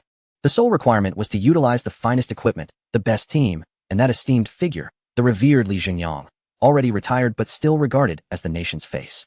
Old Wang, what on earth is happening? Such a grand affair? Li Jingyang, nearing 70, appeared sprightly, yet his face was etched with confusion. He had been summoned urgently from home by a phone call and was still in a state of bewilderment. Wang Jingwo wiped away sweat, managing a wry smile. Teacher Li, I too am oblivious. The higher-ups only indicated it was a matter of utmost importance. At that moment, the studio door swung open. Director of the Bureau of Strategic Deception, Lu Qian, entered briskly, flanked by a group of individuals clad in black. In his hand, he carried a black briefcase secured with 3 locks. Director Lu, Wang Jingwo, and Li Jingyang hurried to greet him. Without pleasantries, Lu Qian placed the briefcase upon the anchored desk. Old Wang, clear the room. Aside from you and Teacher Li, everyone else must exit and set up a security perimeter. Not a single fly is permitted to enter. His tone brooked no dissent. Wang Jingwo felt a chill run down his spine and promptly gestured for compliance. Soon, the vast studio was left with only the 3 of them. Lu Qian took a deep breath and methodically unlocked the briefcase with 3 keys. Teacher Li, Director Wang. The content you are about to see pertains to the highest state secrets. Before 7:01 p.m. tonight, if a single word is leaked, he left the sentence unfinished. Yet his icy gaze conveyed all that was necessary. Both Wang Jingwo and Li Jingyang solemnly nodded. A thin document was presented before them. Li Jingyang adjusted his reading glasses and picked up the manuscript. Wang Jingwo leaned in closer. Regarding the National Energy Network Fusion Upgrade Plan, announcement of successful interconnection. Upon reading the title, their expressions remained relatively composed. Yet another controlled nuclear fusion breakthrough announcement. Li Jingyang had read similar drafts countless times, familiar as they were. Merely a routine update on progress to deter adversaries. However, as their eyes moved further down the page, the calmness on their faces began to fracture inch by inch. The first batch of nuclear fusion reactors has been fully deployed and will officially be integrated into the national grid at precisely 8 p.m. tonight. Consequently, the nationwide power deficit will become a relic of the past. Huahua shall be the first to enter the era of infinite energy. Silence. A deathly silence. Within the studio, it felt as if the very air had solidified. Wang Jingwo's mouth gaped wider, his mind blank, utterly incapable of processing the terrifying implications contained within those few lines. Meanwhile, Li Jingyang, who had dedicated his life to news reporting and witnessed Huahua's transformation from poverty to prosperity, felt his hands tremble violently. The thin sheet of paper felt as though it weighed 1,000 pounds in his grasp. Chapter 163, We have waited too long. Plop. A drop of murky tear slid from the corner of his wrinkled eye, splattering upon the manuscript and spreading a small blot of ink. Teacher Li, Wang Jingwo gasped. Stuttering his inquiry, Li Jingyang offered no reply. He merely fixated on the phrase, entering the era of infinite energy. Lines of familiar text that once resided solely in the realm of science fiction had now materialized into the cold reality of impending fact. He recalled the decades past when even electric lights were deemed a luxury. He remembered the countless heroes who sacrificed their lives to construct a hydroelectric station, and the sweltering summer nights when factories were rendered inoperative due to power restrictions. Scenes from the past flashed through his mind like a film reel. This elder, known for his calm demeanor, could no longer contain his emotions. He abruptly raised his hand to cover his face, decades of suppressed feelings bursting forth in a deluge. His frail shoulders shook violently, emitting an unmelodious sob. We have waited too long indeed. He wept, like a child. Lu Qian and Wang Jingwo stood by, witnessing this elder's emotional breakdown, their own eyes misting with tears. They understood that this was not merely a moment of loss of composure. This was the cathartic release of a nation and a people who had transitioned from pursuit to surpassing after a century of suppression. Simultaneously, in the highest level conference room, Secretary Du sat at the head, his gaze sharp as a blade, sweeping across every individual present. Each attendee was a towering figure from various domains within Huahua. Commander Zhang from the military, Minister Wen from the National Science Department, Director Meng from the Nuclear Energy Institute. Comrades. To be succinct, Secretary Du's voice was steady yet imbued with undeniable authority. I have summoned you all today to announce 2 matters. Everyone held their breath, sitting up straight. First, at 8 p.m. tonight, the Ascension Plan will officially commence. The National Energy Network will undergo a fusion upgrade transition. I demand that every aspect of this process must be flawless: electricity, transportation, communications, civilian life. No detail shall be permitted to falter. Commander Zhang, respond. Commander Zhang Jing, whose hair was silver, yet whose posture remained as upright as a pine tree, stood sharply. Are all military districts, armed police forces, and reserves in a state of full combat readiness? Report to Secretary. All units are in position. Backup power plans for all critical facilities have been activated. A brief notice regarding the temporary power outage in the relevant areas has been issued. We assure you that the transition to the grid will occur with absolute societal stability. Commander Zhang's voice resonated firmly. Secretary Du nodded in satisfaction. Excellent. His gaze shifted to another individual. Minister 1. Reporting. How prepared is the propaganda department? Minister Wen stood and reported. Secretary, Comrade Lu Qian has already brought the final manuscript to the central television station. The official accounts of the War Ignorance Bureau and major state media will simultaneously release a pre-announcement at 4 o'clock this afternoon, ensuring that the public's anticipation reaches its peak before the news broadcast begins. Good. Secretary Du nodded again. Then his expression turned gravely serious. Now, let us discuss the second matter. The atmosphere in the conference room grew tense. Everyone understood that this was a matter of equal significance to the plan itself. Secretary Du slowly rose, his gaze imbued with unprecedented respect and emotion. The success of these monumental feats, the reason we stand here today to usher in a new era, all stem from one individual. His voice echoed in the conference room. Comrade Jimu Yuan. Upon hearing this name, a complex mix of awe, gratitude, and even reverence flickered in the eyes of all present. We owe him an immense debt. Secretary Du sighed, then shifted his tone to one of resolute determination. Therefore, I have decided that following this official announcement, we shall hold a ceremony of the highest honor for Comrade Jimu Yuan. I will personally bestow upon him the National Treasure Medal, symbolizing the utmost honor of our nation. A stunned silence enveloped the room. The National Treasure Medal. It is a distinction that has never been awarded since the founding of our nation, a theoretical honor of the highest order. The criteria for its bestowal consist of but 8 words: reconstructing the state, merits spanning the ages. Awarding this medal to Jimu Yuan is indisputable. At precisely 4 o'clock, the previously calm internet was suddenly ignited by 2 brief announcements. War Ignorance Bureau Official V. Something big is coming. Don't miss the news broadcast tonight at 7. CCTV News V. A significant announcement will be made during tonight's news broadcast at 7. Stay tuned. These 2 simple announcements sent shockwaves through the online world. What is happening? Is the War Ignorance Bureau collaborating with the Central Authority? How substantial could it be? The last time such a statement was made, it was about a naval carrier launch. But this is undoubtedly more serious. Are we on the brink of war? Don't be ridiculous. I bet they're announcing some groundbreaking technology. Stop guessing. I wager 5 dimes it's great news. Otherwise, the Central Authority wouldn't. Stay tuned. Within mere minutes, the related topic surged to dominate the trending charts across all social platforms. Countless netizens transformed into sleuths, fervently speculating. The public discourse throughout the nation was set ablaze. With curiosity reaching its zenith, they awaited the arrival of 7 o'clock. At 6:40, in the heavy machinery control room, the vast circular screen displayed a map representing the territory of our nation, suspended quietly. Dots of light were evenly distributed across various provinces, resembling a constellation of brilliant stars. Reports flowed in through encrypted lines from across the country. Director Meng's eyes were bloodshot, tightly gripping a deformed thermos. His face betrayed uncontainable excitement. The power curve is perfect. Energy output is stable. The constraint field strength is all up to standard. It's exquisite. This is nothing short of a masterpiece in industrial history. He was like a child who had just received their cherished toy, babbling in admiration. On the other side of the control room, Commander Zhang and Minister Wen arrived together, navigating through the bustling crowd directly to the core area of the control room. There, a young figure stood quietly, Jimu Yuan.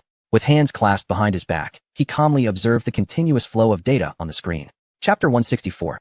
Humph, mere theatrics. Mr. G. Commander Zhang approached him from behind, standing at attention. All 38 military districts and 289 critical nodes have switched to the backup power system. Societal order is stable. Please provide instructions. Minister Wen followed suit in his report. The propaganda department is fully prepared, and the preheat effect of public opinion has exceeded expectations. Please provide instructions. Jimu Yuan slowly turned around, his gaze sweeping over the 2 distinguished figures, his expression remaining unperturbed. He merely nodded slightly, then approached the main control panel and extended a finger. Under the watchful eyes of countless observers, he gently pressed a crimson virtual button labeled Initiate Self-Check.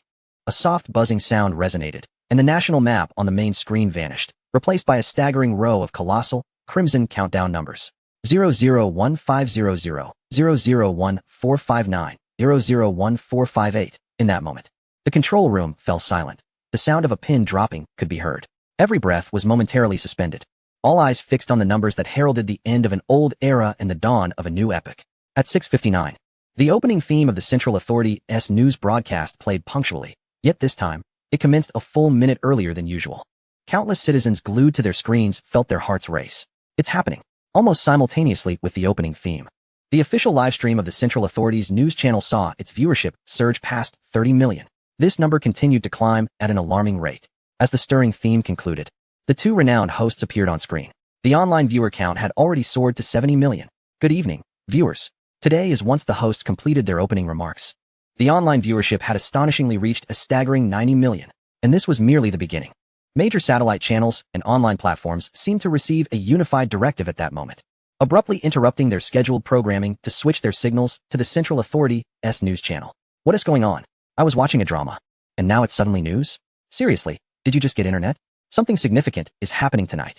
My mom's drama was also interrupted. And now she's waving a feather duster behind me, asking if I broke the TV. Hang in there, brother. History will remember you. With the all-encompassing broadcast, the curve of online viewership skyrocketed to unprecedented heights. By 7:30, after the regular domestic and international news segments concluded, the online viewer count had reached an unfathomable figure, 180 million. In this moment, the entirety of Huagua seems to converge upon a singular channel. With every gaze fixated upon it, the host inhales deeply, adopting an unprecedentedly solemn tone as he prepares to deliver a special announcement. To this end, we have invited a distinguished guest, Director Liu of the Bureau of War Deception. As his words resonate, a middle-aged man clad in a Zhongshan suit, exuding a benevolent demeanor, slowly approaches the center of the broadcasting desk. Upon recognizing the visitor, the entire network of Huagua erupts with excitement. Incredible! It's Director Liu. He has arrived. The head of the Bureau of War Deception is here. What an honor.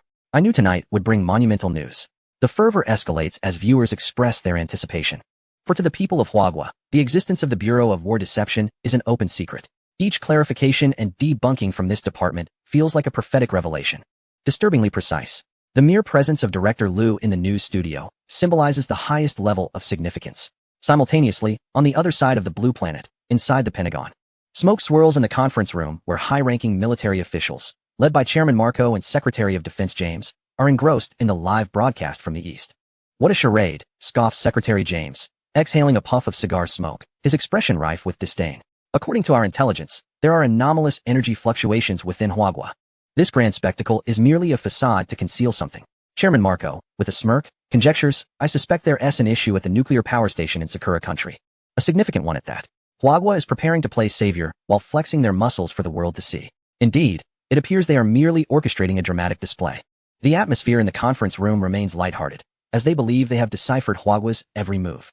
The so-called grand event is likely nothing more than a self-staged international rescue show. Not just the United States, but the eyes of every nation worldwide are now focused on Huagua. Countless embassies remain illuminated, and intelligence agents are working tirelessly to discern Huagua's true intentions from this unprecedented live broadcast. However, they are destined for disappointment. In the live stream, Director Liu's smile gradually fades, replaced by an unprecedented gravity. The atmosphere in the studio becomes palpably tense. Everyone's heart races as Director Liu gazes into the camera, his voice resonating clearly across the entirety of Huagua and beyond. I shall now announce something on behalf of Huagua to the world. He pauses, seemingly allowing the world a moment to brace itself. Before delivering a statement capable of shaking the very foundations of the planet, our nation has today achieved a complete breakthrough in controllable nuclear fusion technology. Boom. It reverberates in the minds of all present like a cataclysmic thunderclap. The world falls into a profound silence. The barrage of comments in the live stream halts, and the refreshing of social media platforms ceases. In the Pentagon conference room, every movement is frozen in time. The phrase controllable nuclear fusion is recognized by all. Yet its utterance from the official mouth of Huagua induces an unparalleled absurdity. Yet, Director Liu's declaration does not end there. His voice strikes like the hammer of divine judgment, resonating relentlessly against the already fragile nerves of the audience. The deployment of nationwide controllable nuclear fusion reactors has been completed. This is the second monumental announcement. All preparatory work for grid connection has also been finalized. This is the third monumental announcement. With these revelations, the collective consciousness of the blue planet's populace is overwhelmed. Countless individuals resemble marionettes from which the soul has been extracted, paralyzed in disbelief until Director Liu's calm, yet powerful final proclamation reaches their ears at 8 o'clock tonight. The National Controllable Nuclear Fusion Energy Network will officially commence operation. As his words linger, the closing theme of the news program begins to play, and the screen transitions to advertisements, as if the brief yet monumental announcement was merely an illusion sweeping across the globe. For a full minute, an eerie silence envelopes the entire blue planet. Then, in an explosive crescendo, the pent-up emotions erupt like a nuclear blast, resonating in every corner of the globe. The network of Huagua spirals into chaos. Incredible. I'm speechless. Someone slap me. Tell me this isn't a dream. Controllable nuclear fusion? Nationwide deployment? Grid connection tonight? Am I insane, or is the world mad? I'm crying. We truly did it. Unlimited energy. This is truly boundless energy. From this day forth, we are legends. We are the future. Meanwhile, in the Pentagon, a coffee cup slips from Chairman Marco's grasp, shattering upon impact with the floor. His expression is one of utter shock. The cigar that Secretary James held has fallen onto the opulent carpet, his face contorted in disbelief. No, it's impossible. He bellows, his voice akin to a winded bellows. This cannot be. It's a deception, a mere illusion. Controllable nuclear fusion? Nationwide deployment? Grid connection tonight. This is a level of absurdity beyond comprehension. It transcends science fiction. It is mythic. The conference room is engulfed in silence, punctuated only by Secretary James' desperate gasps. Each face displays the same expression of disbelief. Secretary James continues to wail. Strategic deception. This must be their grandest ruse. With bloodshot eyes, he resembles a caged beast. They cannot have achieved this. Finally, an elderly scientist, trembling, speaks up, theoretically. This does surpass our current understanding of physical laws. Get to the point. James thunders, slamming his fist onto the table, causing the scientist to flinch. Unless they have mastered technology completely unknown to us, he hesitates, struggling to articulate an unimaginable term. Extraterrestrial technology. Boom. The phrase extraterrestrial technology detonates within the minds of everyone present. Absurdity reigns, yet there is no alternative explanation. What else could possibly elucidate the events unfolding before our eyes? In a clandestine endeavor, the nation of Hua has successfully completed the nationwide deployment of controllable nuclear fusion reactors, unbeknownst to the world. And tonight, they are set to commence grid operations. Is this not a myth? Is it not extraterrestrial technology? The entire conference room was enveloped in a profound silence, where each individual could hear the frantic beating of their own hearts, alongside the sound of shattered dreams. Meanwhile, in a subterranean super-engineering facility of Hua, at the Central Control Center, a vast circular screen displayed the standby status of reactors across the nation. With blue indicator lights shining like the most brilliant stars in the night sky, Jimu Yuan stood calmly before the control panel, observing the data stream on the screen. Beside him stood several distinguished figures capable of shaking the foundations of Hua. Secretary Du, Minister Wen, Director Liu, and the towering figure in the realm of nuclear energy, Director Meng. Each of their faces bore unmistakable signs of uncontainable excitement. Xiao Ji, the entire world has gone mad, Secretary Du remarked, gazing at the real-time global public sentiment on his tablet, his voice imbued with emotion. The Americans must be questioning their very existence. Europe is in utter chaos. Countless calls are flooding into our Ministry of Foreign Affairs, inquiring about the veracity of the news. Minister Wen clenched his fists, his gaze intensely fixed on the large screen. Let them go mad. Starting from 8 o'clock tonight, they will have to get used to it. A new era is upon us, and we shall usher it in. Director Liu chuckled like a child. In my lifetime, I've never fought such a prosperous battle. With 3 trump cards played, the entire world dares not utter a sound. Only Director Meng's eyes glimmered with tears as he repeatedly caressed the cold control panel. We did it. We truly did it. Teacher, did you see? Your lifelong dream has come to fruition. Jimu Yuan remained silent, his focus entirely on the data stream, visible only to his own retina, which was refreshing at an alarming rate, detecting intense fluctuations in global shock sentiment, confirming key information on controllable nuclear fusion as a fact, converting shock value, 1 million points, 1.5 million points, 2 million points. A series of system notifications echoed like the most exquisite symphony. The point values soared at an unprecedented pace, surpassing a terrifying number within mere minutes, and that number continued to surge. Jimu Yuan took a deep breath, suppressing the tumult within. This was merely the beginning. The true climax awaited at 8 o'clock. Time trickled away, and the global media seemed to be infused with adrenaline. Hua announces complete mastery of controllable nuclear fusion technology. A new era of energy may be upon us. Reuters shock. Hua to activate national nuclear fusion grid at 8 o'clock tonight. Is this reality or a hoax? BBC, the White House convenes an emergency high-level meeting. The Pentagon falls into silence. The New York Times saw countless reporters and commentators hastily pulled from their slumber, analyzing this sudden miracle with exaggerated fervor in front of the cameras. At that moment, global heavyweights in manufacturing and energy felt a chilling dread seep into their very bones. They anxiously awaited Hua's next move, or rather, the impending judgment. As the clock approached 7:50, only 10 minutes remained until the moment of proclamation. Suddenly, an event occurred that left the world once again in a state of stupor. From the easternmost city of Hua to the westernmost plateau, from the southern islands to the northern snowbound lands, lights began to extinguish. First, a single street, then an entire district, and finally, whole cities, one after another. Major metropolises plunged into an eerie silence, their vibrant lights snuffed out as if erased by an invisible hand. Only hospitals, transportation hubs, communication stations, and other critical sectors kept their emergency lights aglow. At that moment, it was as if all of Hua had vanished from the map of the Earth. Chapter 166, the year of controllable nuclear fusion. My heavens, what are they planning? A nationwide blackout? To connect to the grid? What audacity? What confidence? Do they not fear failure? Should they falter, the entire nation's power grid would collapse. Global observers were utterly stunned by Hua's unprecedented maneuver. Yet within Hua, There was no panic, no chaos. Countless citizens spontaneously gathered on their balconies and streets, lifting their gazes to the familiar city now shrouded in darkness, admiring the stars in the night sky that had never appeared so vividly. Each face radiated pride as they awaited the dawn of a new world. At an altitude of 400 kilometers, aboard the Long Palace space station, 3 astronauts were already donned in their gear, having set up the highest definition cameras aimed at the familiar land below. All units, this is Long Palace. Observation equipment is in position, ready to record history. Received. The calm response from ground control echoed through the radio. To the people of the nation, we thank you for your trust and support. Now, please join us in the final countdown. 10, 9, 8. In that moment, from the central control center to every household, from the ground to the cosmos, 1. 4 billion people held their breath, uttering the same words in unison. 3, 2, 1. As the hour, minute, and second hands converged at the coordinates of 200,000, Jimu Yuan extended his finger to press the red button, the one that signified the initiation of the system. System activation. Commencing grid connection.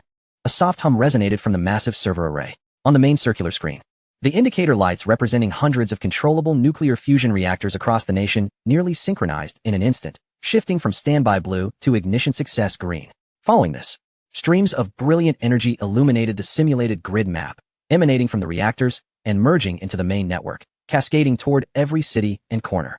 Reactor 1, ignition successful. Energy output stable. Reactor 2, ignition successful, energy output stable. Reactor 108, ignition successful, energy output stable. The national power supply system is rebooted. Director Meng's hoarse voice echoed throughout the control center. In the next moment, the pupils of the astronauts aboard the Long Palace space station dilated sharply. They beheld a spectacle unprecedented in their lifetimes and in the annals of human history. Below them, the dark expanse of Earth transformed as a golden dragon illuminated its outline. Beginning at the coastline, light, an endless cascade of light. The brilliance spread inland at a speed surpassing that of lightning. City after city erupted like stars ignited by divine hands, blooming in the darkness. The radiance was so pure, it seemed destined to dispel millennia of night. Capture this. Quickly. Document it all. The voices of the astronauts trembled with emotion. At the same time, the long-interrupted news broadcast signal reappeared on everyone's screens. The image displayed the calm face of Director Liu, set against a dazzling sea of green lights. He gazed into the camera, addressing the nation and the world. With an unmistakable tone of pride, declaring, I announce that, from this moment onward, Huahua officially enters the era of controllable nuclear fusion. A new epoch of infinite energy has arrived. Boom.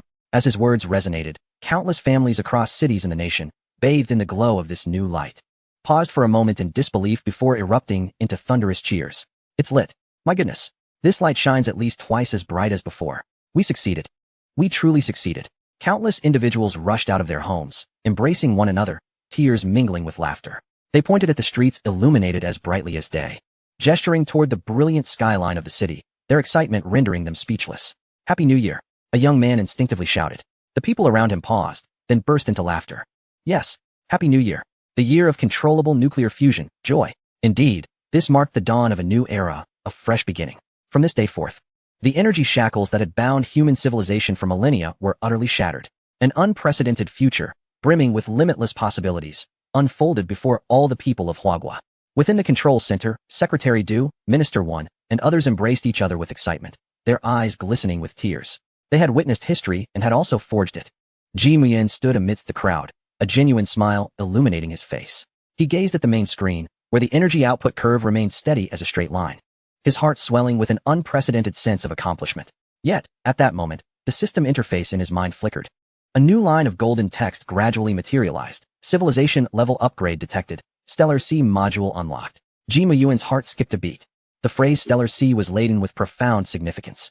If controllable nuclear fusion had liberated Huahua civilization from its energy constraints, then this newly unlocked module might very well grant the entire civilization wings to soar into the cosmos, from land to sky, and then to the stars.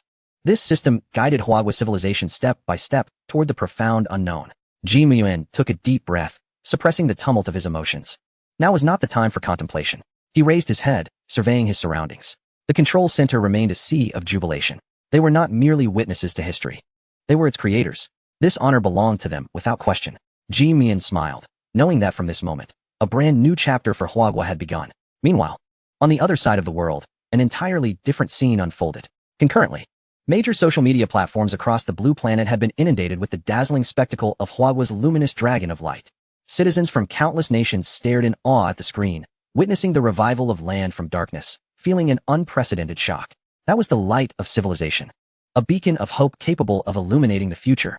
In an instant, the official communication channels of second and third-tier nations on the Blue Planet were nearly overwhelmed with requests to connect with the Huagua Ministry of Foreign Affairs. We, the Republic of Come On, wish to be the first to establish a strategic partnership for unlimited energy with Huagua. Nonsense. We, Tuvalu, applied long before. Huagua, look at me. We are willing to offer 10% of our coastline to jointly build a fusion energy port. We, the Kingdom of Nibuk, are willing to fully open our strategic depth to Huagua, seeking just one energy-sharing quota. Step aside. We, Djibouti, are willing to become Huagua's first overseas military supply base powered entirely by electricity. Big brother, take me with you. Chapter 167. What can they use to compete? The small nations clamored fiercely to secure recognition from the great leader, nearly erupting into chaos at the international conference. At this moment, within the Pentagon of the United States, the atmosphere had plummeted to an icy low. In the vast conference room, everyone bowed their heads, unwilling to meet the gaze of the grim-faced man seated at the head of the table, Speaker Marco. He stared at the screen displaying Huagua's land, radiant as daylight, his chest heaving violently. Crash. Unable to contain his rage any longer, he seized a cup from the table and smashed it onto the floor, shards flying. Useless. They're all useless. Speaker Marco's roar echoed throughout the conference room. What about our solar god project? What about our top laboratories? They squandered hundreds of billions each year, producing nothing but garbage. And now, the Huagua people have brought the sun to the surface. What about us? His gaze swept over every individual present, his eyes filled with a hunger for retribution. Shame. This is the greatest humiliation in the history of the Lighthouse Nation. Seated beside him, Secretary of Defense James bore a similarly grim expression. He understood better than anyone what unlimited energy meant for a nation's military might. It signified that electromagnetic cannons could fire continuously for 24 hours, that laser weapons would become standard equipment, and that spaceborne aircraft carriers would no longer be a fantasy.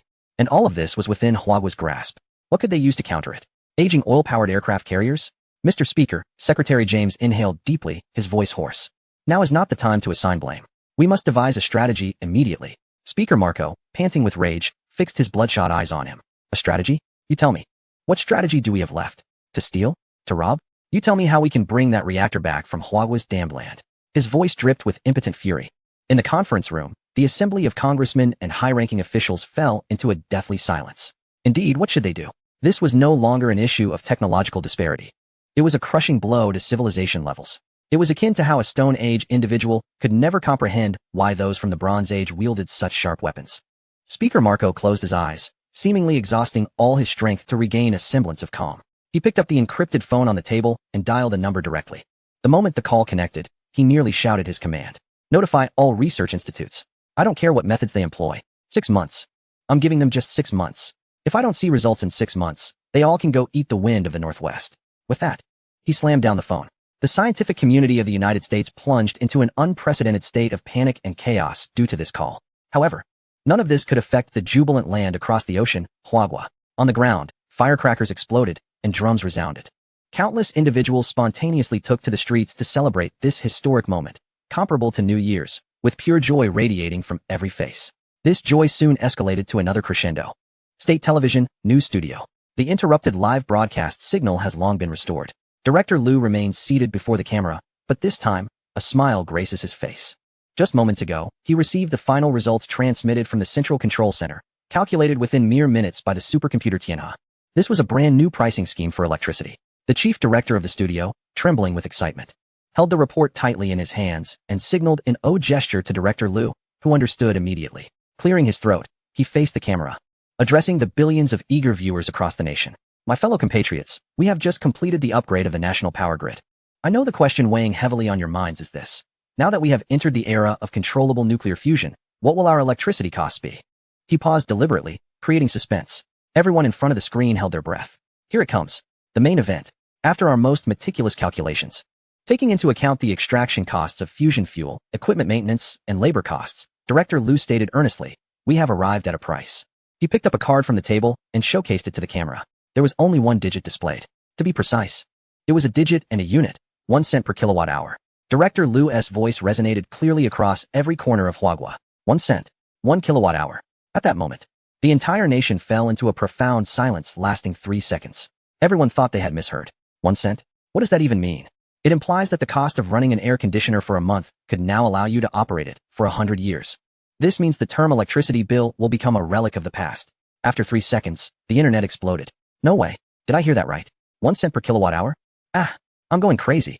Isn't this practically free? When you round it off, it's as if the state is paying us to use electricity. The upstairs folks have a limited perspective. What does it mean to burn money?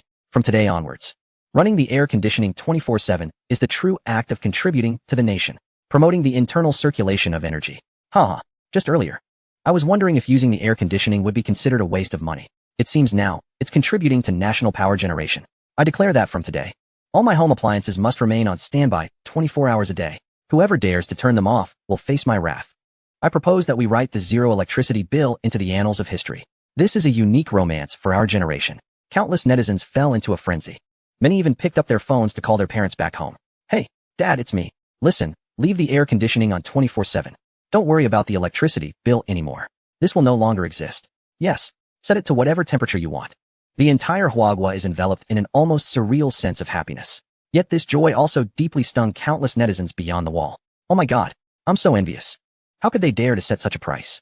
Enough. I've already started looking up the conditions for immigrating to Huagua. To the brothers ahead, take me with you.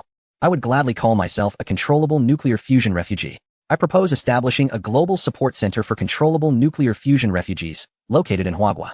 I'll be the first to sign up. The foreign internet was filled with lamentations. Meanwhile, in a secret meeting room of the U.S. Congress, the arguments nearly shook the roof. We must impose sanctions. Immediately sanction all energy-related industries in Huagua. A hawkish congressman roared. Sanctions? What can you use to sanction? We are running out of energy ourselves. Another congressman retorted. It must still show our stance. Enough. An elderly congressman, his hair as white as snow, slammed his hand on the table. His meticulously styled wig tilted comically due to the force of his gesture. What good does it do to argue about this now?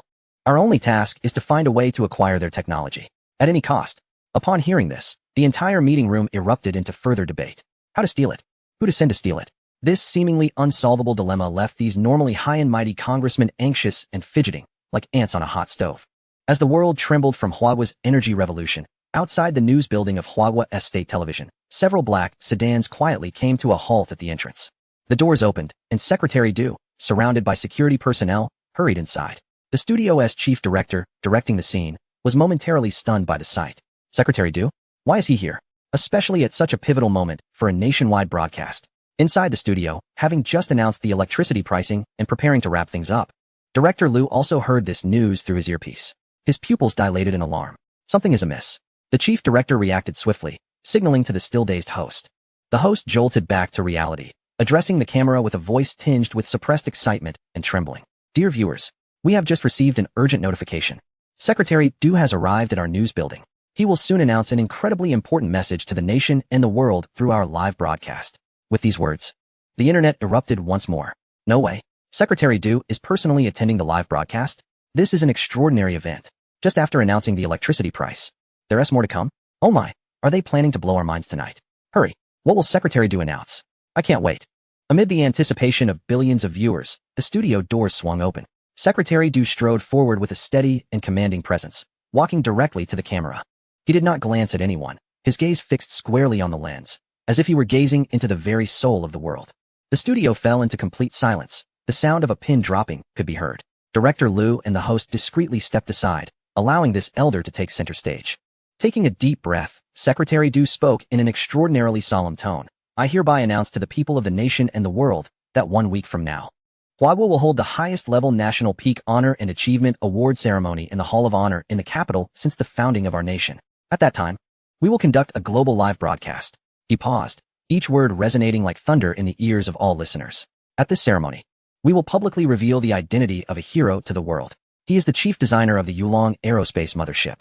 He is the chief designer of the Beast Series Mechs. He is the chief designer of the Skyborne Soldier Armor.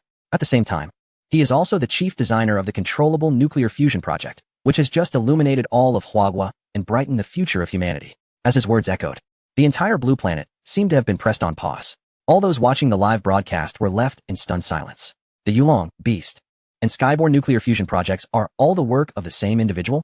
In the Pentagon Command Center, the enormous display screen displayed Secretary Du's resolute visage.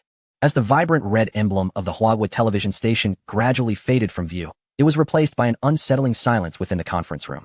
where every individual remained frozen in their previous postures. Their faces were etched with a singular expression, one of bewilderment, shock, and an absurd astonishment that seemed to resonate from the depths of their very souls. No, this cannot be. Chairman Marqueo slumped in his chair, muttering to himself in disbelief. This is a fabrication, a psychological warfare orchestrated by Huagua. It must be a lie. One person? How could it be just one person? Is he a god?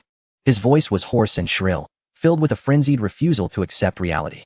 Yet this time, no one echoed his sentiments. The entire conference room was enveloped in an oppressive silence. The mention of God sent a bone-chilling shiver through every senior official present from the United States. If not a deity, how could one explain all of this? Mr. Chairman, Secretary of Defense James finally straightened his posture, his voice dry and unyielding. The Flying Dragon-class airship has been tracked by our satellites more than once, and its unimaginable maneuverability cannot be feigned. The combat footage of the Beast series mechas from the West Frontier conflict has been analyzed countless times.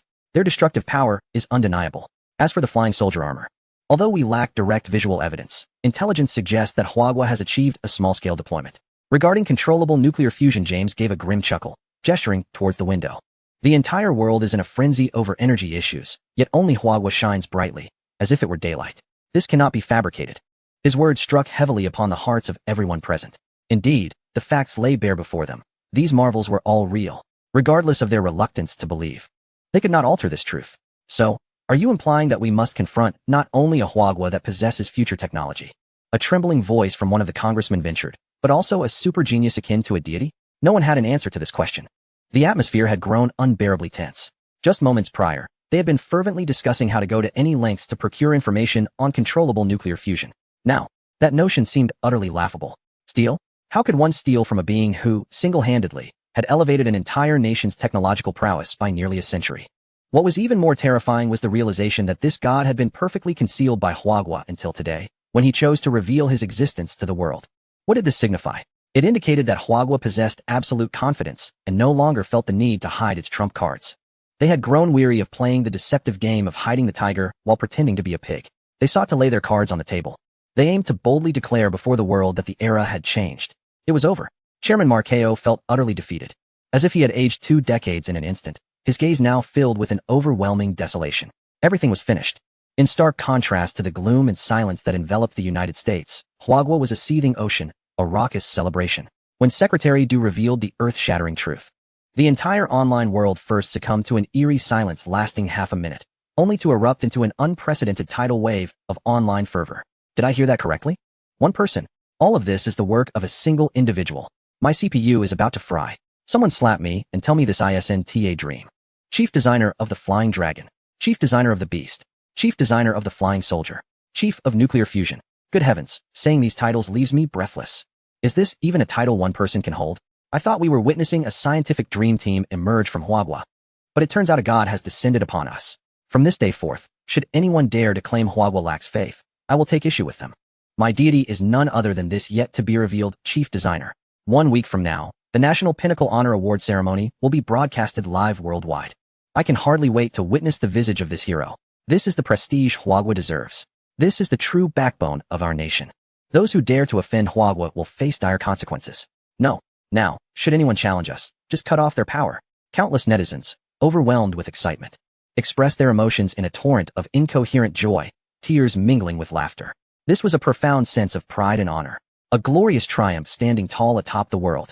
On this night, the 1,400 million citizens of Huagua were destined to be sleepless, as the world erupted in tumult and astonishment over this monumental secret. At the heavy industry giant dock on the eastern shore of Huagua, an orderly flurry of activity prevailed. This was Huagua's premier shipbuilding center and a military no-fly zone. At the top of a towering observation tower, standing 300 meters tall, Commander He, donned in the uniform of an Air Force leader, stood alongside the dock's head. Director Jiang. Their gazes were fixed upon the abyss-like giant dry dock below. Even through the thick observation window, one could feel the overwhelming presence of the steel behemoth. Old Jiang, will we truly have enough time? Commander He's tone betrayed an unmistakable excitement. Rest assured, Commander He, Director Jiang adjusted his glasses, unable to conceal his pride. With our unlimited power supply, all of our production lines are operating around the clock, achieving over tenfold efficiency. The mad geniuses of the research team are tirelessly immersed in the dock, solving various technical challenges. He pointed emphatically at the massive structure below. In no more than 3 days. In 3 days, Huagua's first, and indeed the world's first, super-nuclear flying aircraft carrier will officially be launched. Upon hearing this, Commander He's fists clenched tightly, his eyes glistening with unshed tears. The super-nuclear flying aircraft carrier. This was not merely a vessel. It symbolized the ultimate dream of Huagua's navy and, indeed, the entirety of Huagua's military might. A sky ship powered by controllable nuclear fusion, capable of navigating both within and beyond the atmosphere. And all of this was born from the genius of the legendary chief designer, soon to be unveiled. Excellent, excellent, excellent. Commander, he exclaimed thrice. At the award ceremony in a week, we can present this as the highest tribute to Mr. G. Director Jiang nodded in agreement, his eyes brimming with admiration. Indeed, without Mr. G, this would be nothing short of a fantasy. I can hardly fathom how many world-altering ideas reside within that man's mind. As the two men reflected on their aspirations, deep within this vast dock facility, a high-energy particle laboratory, classified as top secret, presented a stark contrast to the fervor outside. Here, the atmosphere was eerily quiet. Director Meng and academician Li, two titans of Huagua's scientific community, stood rigidly as if they were two students caught in wrongdoing. Too fearful to even breathe. Their foreheads glistened with a fine sheen of cold sweat, while their eyes conveyed an indescribable mixture of fear, confusion, and fervor. Before them, at the heart of the laboratory, hovered a complex sphere, approximately the size of a basketball, composed entirely of an unknown silvery metal. At its core, a pinprick of light steadily radiated warmth and brilliance akin to that of the sun, a miniature reactor, a name they had only just learned. One capable of driving every physicist in the world to the brink of madness. Yet, this revelation paled in comparison to the true source of their existential dread, the absolute master control system. Ji Muyuan, the instigator of this upheaval, stood before them. Clad in a simple white lab coat, meticulously adjusting data at the console, seemingly oblivious to the two elderly academicians behind him, whose hearts were on the verge of ceasing. With the final parameter input, a crisp notification chimed. Ji Muyuan nodded in satisfaction and turned to the now petrified Director Meng and academician Li, offering a resigned smile. You need not be so anxious, he reassured them. What exactly is it? Director Meng's lips quivered as he finally voiced the question that had been gnawing at him.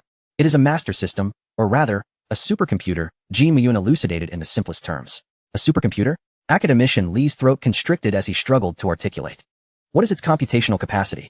Ji Muyuan pondered briefly, searching for an appropriate analogy. If we were to aggregate the total computational power of every quantum computer currently on Blue Star, it would likely amount to merely 1/1000th of that of the absolute master. 1/1000th. An explosive realization struck Director Meng and academician Li, akin to the simultaneous detonation of 100,000 tons of nuclear ordnance. They were utterly bewildered. They had anticipated something formidable, but never imagined it could reach such unfathomable proportions. This was no longer mere technology. It was a miracle. Observing their shattered perceptions, Ji Muyuan sighed inwardly. It seemed that further testing would be impossible today. He approached the console and gently pressed a button. That concludes today's preliminary activation test. Absolute Master. Initiate the basic application interface. As his words faded, a soft beam of light emanated from the silvery sphere, projecting an extraordinarily intricate three-dimensional holographic star map into the air.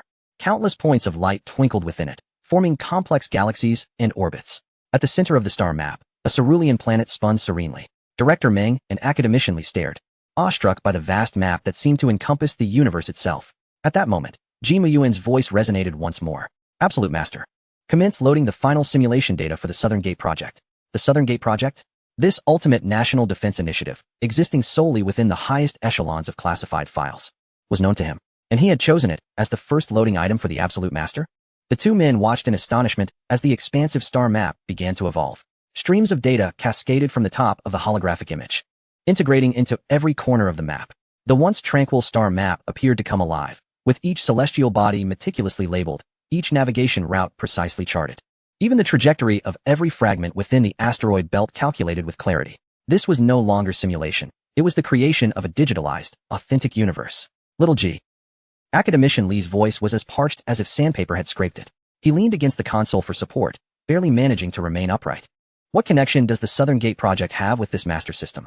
Rather than responding directly, Ji Muyuan posed a question of his own. Academician Li. Considering our current technological capabilities, how long do you think it would take to establish a complete near-Earth orbit defense system? Academician Li hesitated, then succumbed to contemplation. He had participated in countless discussions on this topic. With unlimited resources and the mobilization of the entire nation, the most optimistic estimate would be 50 years. And what if we were to construct a large-scale high-energy particle collider? Ji Muyuan inquired further. The European project took 10 years and involved thousands of scientists and engineers. Director Ming interjected instinctively. If we were to build it ourselves, doubling the scale would require at least 200,000 personnel and 8 to 10 years for completion. Ji Muyuan shook his head gently. Too slow. He pointed to the star map, now loaded and undergoing rapid simulations. Under the coordination of the Absolute Master, these challenges will no longer pose a problem. Its computational power is not merely for calculations. It can commandeer any factory, any production line, any piece of engineering equipment we possess. He paused, articulating a conclusion that sent shivers down the spines of the two elderly men. For instance, regarding the large particle collider you mentioned, the Absolute Master could devise the optimal construction plan and resource allocation within a week. We would only need 5,000 engineers to oversee operations and manage unforeseen circumstances. The main construction could be completed within a month. 200,000 personnel in 10 years versus 5,000 in 1 month. Such a comparison transcended the limits of human imagination. Director Meng and academician Li gaped, rendered speechless. They felt their worldviews being methodically dismantled by this young man, whose tone remained eerily calm. Ji Muyuan wasted no time. He approached the console once more and issued another command. Absolute Master. Assess the current construction progress of the Longxiang aircraft carrier at the heavy industry dock and take control of all production lines, initiating extreme efficiency mode. Command confirmed. Initiating takeover. The cold, synthesized voice echoed ominously. Meanwhile, at the heavy industry dock, the project manager, Director Jiang, stood under a massive gantry crane. His face etched with worry as he gazed at the steel behemoth taking shape within the dock. The order mandated completion of all core modules within 3 days, an almost insurmountable task. He had mobilized every available worker and resource, operating in 3 shifts around the clock. Yet the progress remained disheartening. 3 days. Is that even feasible? His anxious assistant queried. Director Jiang took a deep breath, exhaling heavily. It must be done, come what may. This is a direct order. Suddenly, a piercing alarm blared throughout the dock without warning, and red warning lights flashed in unison across all areas. What is happening? Director Jiang's expression shifted to one of alarm. Is there a safety incident? Report, Director. It's not an accident. Our central control system has been taken over. A technician stumbled forward, panic etched across his face. What?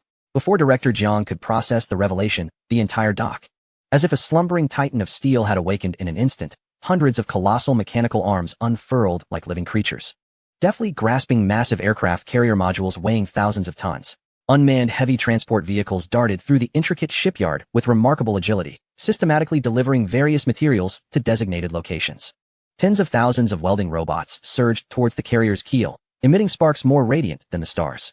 The entire dock transformed into a symphonic masterpiece of steel and fire. All the workers present were momentarily paralyzed by the sudden spectacle, rendered speechless and bewildered. What was happening? Was this the apocalypse? Supervisor Zhang's mouth hung agape, large enough to fit an egg, oblivious to the cigarette, but that slipped from his fingers and fell to the ground. Just as he suspected a system breach and anticipated a catastrophic explosion, his encrypted phone in his pocket rang unexpectedly. Flustered, he answered it. A calm, youthful voice resonated on the other end. Supervisor Jiang, it's me, Ji Muyuan. Chief Ji. Jiang grasped at the lifeline offered. Our dock system has been compromised by an unidentified program. All equipment is out of control. You must think of a solution. Stay calm, Supervisor Jiang. Ji Muyuan's voice carried a reassuring tone. It's not an intrusion, it's my doing. The Absolute Master has taken over your production line. You did this? Jiang was utterly flabbergasted. Yes, Ji Muyuan replied nonchalantly. Now, evacuate all non-essential workers from the operational area. Only a minimal number of supervisors and security personnel are required. As for your concerns about the timeline, Ji Muyuan glanced at the real-time progress simulation provided by the Absolute Master. It won't take 3 days. Just 7 hours. By midnight tonight, the Longxiang will be launched. A profound silence enveloped the phone line. Jiang, holding the device, stood as if struck by lightning. Frozen in place. In the laboratory, Ji Muyuan hung up the call and turned around to find Director Meng and academician Li regarding him with expressions akin to those witnessing a monster. Xiao Ji. Academician Li's lips trembled as he finally voiced the most crucial and terrifying question. This Absolute Master. It possesses such immense power. What if, like in those science fiction films, it evolves self-awareness and chooses to betray us? This concern mirrored Director Meng's deepest fears. A super AI with computational power equivalent to billions of times the global total, capable of controlling all industrial equipment. If it developed its own thoughts, it would spell absolute doom for humanity. Chapter 171. Never be complacent.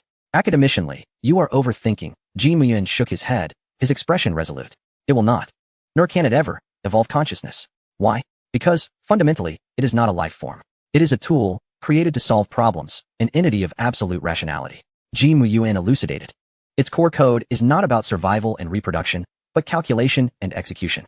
It cannot comprehend emotions, betrayal, or self-identity. In its realm, there exists only zeros and ones. Its sole purpose is to execute my commands with absolute precision. Observing the lingering worry on their faces, Ji Muyuan understood that such a creation, transcending the times, could not be fully accepted through mere words. However, time would reveal the truth. At that moment, another phone in his pocket began to ring, displaying an unfamiliar encrypted number. "Is this Comrade Ji Muyuan?" A steady voice inquired. "I am Secretary Du. Hello, Secretary Du," Ji Muyuan replied, understanding immediately. "Following deliberations at the highest level, in recognition of your extraordinary contributions to the nation, a prestigious award ceremony will be held for you tomorrow at 10 a.m. in the Great Hall, with global live broadcasting." "Understood. Details will be coordinated shortly." Secretary Du concluded the call, but mere seconds later, the phone rang again. This time, it was Commissioner Su. "Xiao Ji, it's me." Su's voice conveyed gravity. "The commotion you've caused is significant. Though we've tried to contain the information, some things are impossible to hide. The United States is nearly frantic, employing every means to gather information about you. Your public appearance tomorrow raises significant safety concerns. You must not be careless." Listening to Commissioner Su's admonition, Ji Muyuan felt warmth in his heart. He smiled, his tone brimming with confidence. "Rest assured, Commissioner Su, if they wish to harm me, they must first contend with this suit of armor I wear, and they must also consult the absolute master, who monitors every corner of the globe." Ji Muyuan ended the call and redirected his gaze to the immense holographic projection at the center of the room. The following morning, Ji Muyuan had not slept a wink. Nonetheless, he appeared invigorated. The holographic star map of the absolute master had spun ceaselessly in his room throughout the night. The flickering red remained in the depths of the Pacific, pulsating with uncertainty. After a night of relentless tracking and analysis, the results were chilling. Source analysis: 973 probabilities derived from four-dimensional spatial fragments. Threat level assessment: unable to parse, maintain unknown status. Gazing at the cold analytical data, Ji Muyuan fell into deep contemplation. Four-dimensional spatial fragments implied the presence of higher-dimensional entities projecting or descending into their three-dimensional world in an unknown manner. This was not auspicious news. However, for the moment, it appeared to be stationary, posing no immediate threat. Continue monitoring and establish the highest priority analysis model. Ji Muyuan issued the command to the air. "Understood, Master." A chilling electronic voice responded, as the vast star map gradually faded away. Today, more pressing matters awaited him. At 8 a.m., a black convoy bearing special plates silently came to a halt outside the research institute. Secretary Du and Minister Wen personally disembarked. Accompanied by dozens of formidable security personnel, they swiftly established an invisible perimeter around the convoy, discreetly intercepting anyone attempting to approach. As Ji Muyuan emerged, clad in a sharply tailored suit, Secretary Du and Minister Wen's eyes gleamed with approval. "Academician Ji, are you ready?" Minister Wen stepped forward to open the car door for him. "Let us go." Ji Muyuan nodded and took his seat. The convoy smoothly started, merging into the flow of traffic as it headed towards Shiyuan Airport in the suburbs of Beijing. Along the way, Secretary Du hesitated several times before finally breaking the silence. "Xiao Ji, the absolute master from last night. There were no issues, right?" Ji Muyuan opened his eyes from a feigned slumber. "It is functioning perfectly, Secretary. Better than we imagined." Hearing this, Secretary Du finally exhaled in relief. The convoy soon arrived at Shiyuan Airport, where a massive private jet awaited on the tarmac. Uniformed crew members stood in formation beside the boarding stairs. However, that was not all. As the jet ascended smoothly through the clouds, Ji Muyuan peered through the window to witness a scene that captivated even him. 100 of the latest J-20 Dragon fighter jets, akin to the most loyal knights, converged from all directions. They formed a flawless formation, encircling the dedicated aircraft at the center. At an altitude of 10,000 meters, they traced magnificent flight paths across the sky. Was this orchestrated by Minister Wen? Ji Muyuan glanced towards Minister Wen, who appeared grave. "Your safety is of paramount importance to the nation. Any potential threat must be extinguished in its infancy." Secretary Du added. "Your absolute sovereign must also be monitoring the entire flight path in real time, correct?" "It is watching us." Ji Muyuan smiled. "From the moment we ascended, no satellite or radar on this globe could truly pinpoint our location. In its eyes, this airspace is an impenetrable fog." Upon hearing this, the two dignitaries felt a profound sense of relief. They exchanged glances, each reflecting the astonishment within the other. This is the might of the absolute sovereign. Meanwhile, at the national television of Hua Country, in the first broadcasting hall, the countdown for the global live broadcast entered its final phase. Good morning, dear viewers. Welcome to the live broadcast of the highest honor award ceremony of Hua Country. In less than an hour, a prestigious award ceremony, drawing worldwide attention, will commence here. The host's voice was passionate and compelling. Before the television screens and in the online streaming rooms, hundreds of millions of viewers eagerly anticipated the moment. It was finally approaching. After waiting a day, who could it be? Such grandeur, a global broadcast, escorted by 100 aircraft, unprecedented. One could only guess it was a venerable academician, a swordsman for the nation for decades. Surely, such merit is reserved for those who have dedicated their lives. As the murmurs surged like a tide. Chapter 172. Chief Designer of Superparticle. Across the vast ocean, in the Pentagon, within a highly classified conference room, the atmosphere was stifling. Speaker Mark O sat at the head of the table, his expression as dark as the stormy sky. On the enormous screen before him, the same live broadcast from Hua country played. Mr. Speaker, we have employed every means but still cannot uncover any valid information, reported an intelligence officer. Their level of secrecy is impenetrable, as if they appeared out of thin air. Speaker Marco scoffed. It's mere theatrics. I believe this is nothing more than a political stunt, a smokescreen to uplift national morale and divert internal conflicts. I am curious to see what tricks they will conjure. At precisely 9:50 a.m., Jimu Yuan's dedicated aircraft landed punctually on the designated helipad of the Grand Hall. A long red carpet extended from the staircase to the entrance of the Hall of Honor. On either side stood a resplendent honor guard from the three armed forces. As Jimu Yuan descended the stairs, all eyes were fixed upon him. Inside the Hall of Honor, 3,000 seats were filled to capacity, occupied by the most distinguished minds of Hua country's scientific community. Each individual was a pivotal figure in their respective fields, especially those venerable elders seated in the front row. They were academicians, the nation's treasures, the backbone of Hua country's technological advancements. At that moment, confusion was etched on their faces. Old Wang, have you received any news? Who is it this time? None, not a whisper. Their secrecy is impeccable. Given this spectacle, it must be something monumental. Whispers spread through the crowd. At 10 o'clock sharp, the hall's doors slowly opened. Commanders Feng, Zhang, Lin, and the impeccably attired Commander Song strode in with firm steps. They proceeded directly to the front row and took their reserved seats. A hush fell over the entire venue, as everyone sensed that today's award ceremony was extraordinary. Secretary Du ascended the podium. Clearing his throat, his steady and powerful voice resonated through the microphone. Comrades and friends, today we gather to honor a hero who has rendered unparalleled contributions to our country and nation. Through his efforts alone, he has propelled our technological prowess forward by at least 50 years. As his words echoed, the audience erupted in astonishment. 50 years of advancement. What an exaggerated statement. Who is it? What have they accomplished? Curiosity surged among the crowd. Now, let us welcome this hero, Comrade Jimu Yuan, to the stage with the warmest applause. A spotlight suddenly illuminated a certain spot in the audience. Everyone turned to follow the beam of light, where a tall, youthful figure slowly stood. He was remarkably young, appearing almost incongruous in such a solemn setting. Him? Surely there must be a mistake. A lad in his 20s? How could this be possible? The esteemed scientists in the audience were left in shock. They had envisioned countless possibilities, yet never imagined that the protagonist today would be such a young individual. Across the ocean, Speaker Mark O's mouth stretched into a grin, reaching his ears. A child? This is their so-called hero? Ha ha. The people of Hua country are indeed becoming more humorous. He could hardly suppress his laughter, ignoring the whispers and astonishment of the crowd. Jimu Yuan maintained a calm demeanor as he ascended the podium, symbolizing the highest honor. Standing beside Secretary Du, he surveyed the audience. Secretary Du took a deep breath, aware that every word he was about to utter would be a bombshell to the world. His voice suddenly escalated. I know everyone is puzzled. Now, I shall announce to the world Comrade Jimu Yuan's first achievement. He paused, articulating each word with clarity. The chief designer of our nation's first practical quantum supercomputer, the Yulong series, is none other than Comrade Jimu Yuan. Boom. It was as if a thunderclap reverberated in the minds of the 3,000 scientists. The entire Hall of Honor fell into an eerie silence, with expressions frozen on their faces. The elderly academicians trembled, rising from their seats in disbelief. A quantum computer? That pinnacle problem that had plagued the globe for decades has been conquered by this young man. Speaker Mark O's laughter abruptly ceased.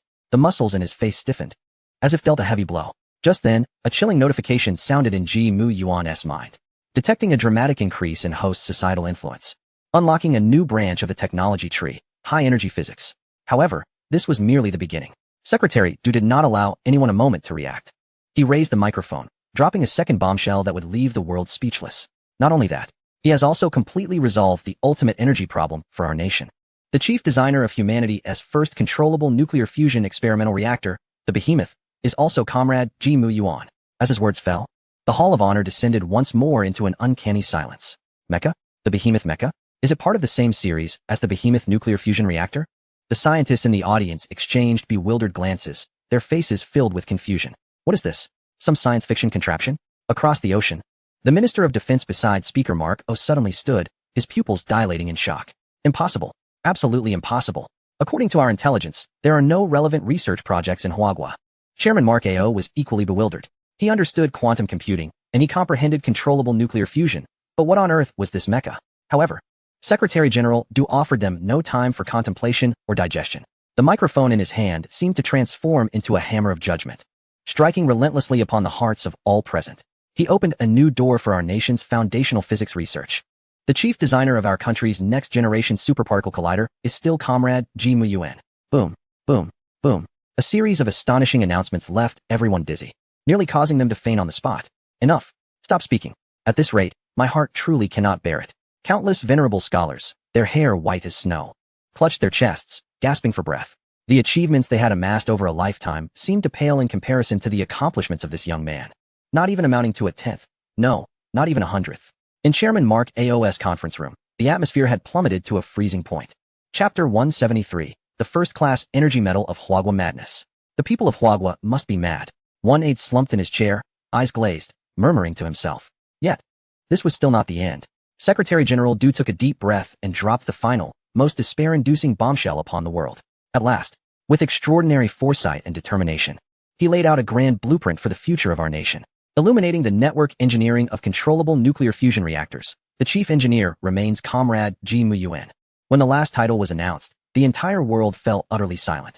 If the previous achievements were merely dots, then this illuminating project connected all the dots into a vast energy network capable of enveloping the entirety of Huagua. They didn't just create an experimental reactor. They had already begun to plan a nationwide power grid. What does this signify? It signifies that Huagua's technology for controllable nuclear fusion has matured to an unfathomable degree. Chairman Mark AO swayed and nearly collapsed to the ground. His complexion turned as pale as paper. It was over. Everything was over. When a nation achieves leapfrog advancements in technology, energy, and national defense simultaneously, there is no longer any suspense in this world. On the podium, Secretary General Du set down the microphone, a relieved smile gracing his face. He turned to face Ji Muyuan and solemnly bowed. Comrade Ji Muyuan, I shall now present you with the honors that belong to you. The award ceremony officially commenced. In recognition of Comrade Ji Muyuan's outstanding contributions in the field of quantum computing, he is awarded the National Special Award for Scientific and Technological Progress. He is bestowed the highest honor medal for young scientists of Huagua.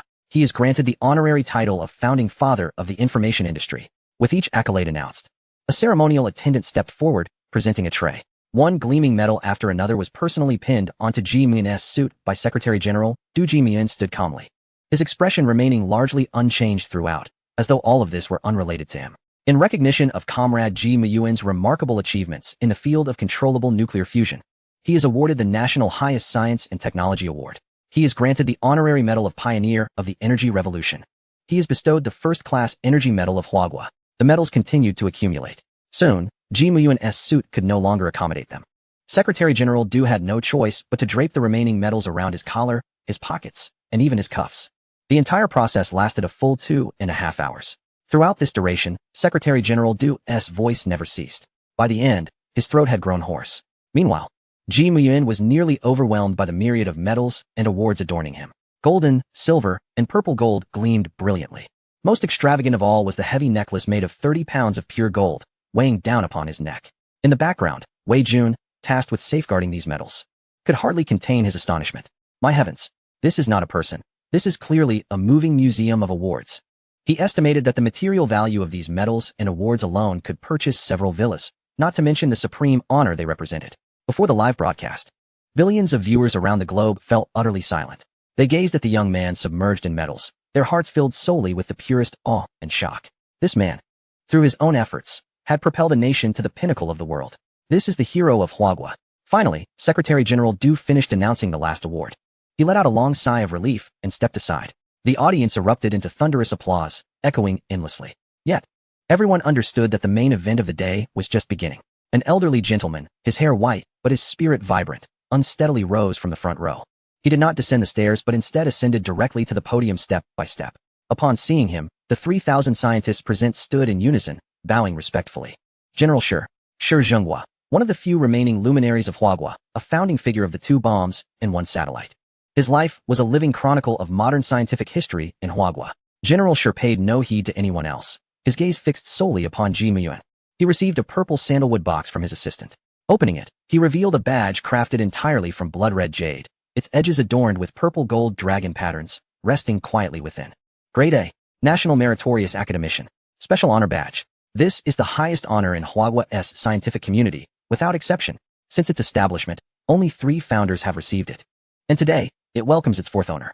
Ji Ming gazed at the elderly man before him, at the badge in his hand, a wave of indescribable reverence swelling within him.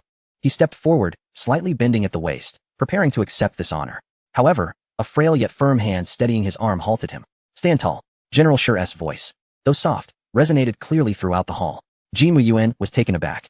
General Shi, General Shi shook his head, the murky depths of his eyes sparkling with an unprecedented brilliance. Child, do not bow to me, nor to anyone else. Each word he uttered was powerful and resonant. The backbone of Huagua's literati may bend for heaven, sovereign, parents, and teachers, but your spine must not bend.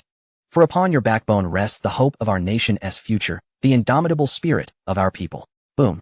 These words struck like a thunderclap upon the hearts of all present.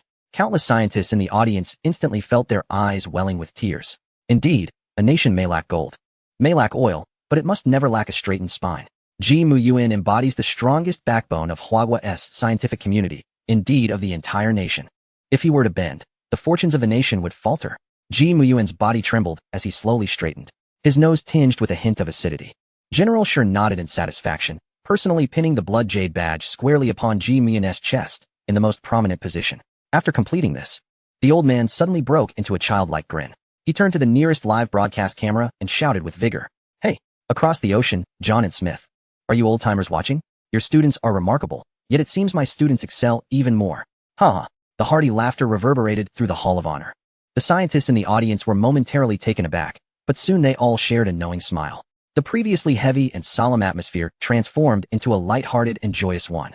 Only in Chairman Mark's conference room did the atmosphere grow increasingly frigid. Chapter 174. A gradual discussion at the dining table. John Hopkins and Smith Brown, both contemporaries of Shi Zhenghua, are now national treasures of strategic science in the United States.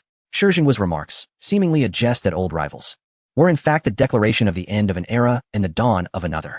At the podium, Chairman Shi patted Ji Muyuan on the shoulder, leaning in to whisper in a voice only audible to the two. "Young man, do not let these empty accolades cloud your judgment. Today is merely a beginning."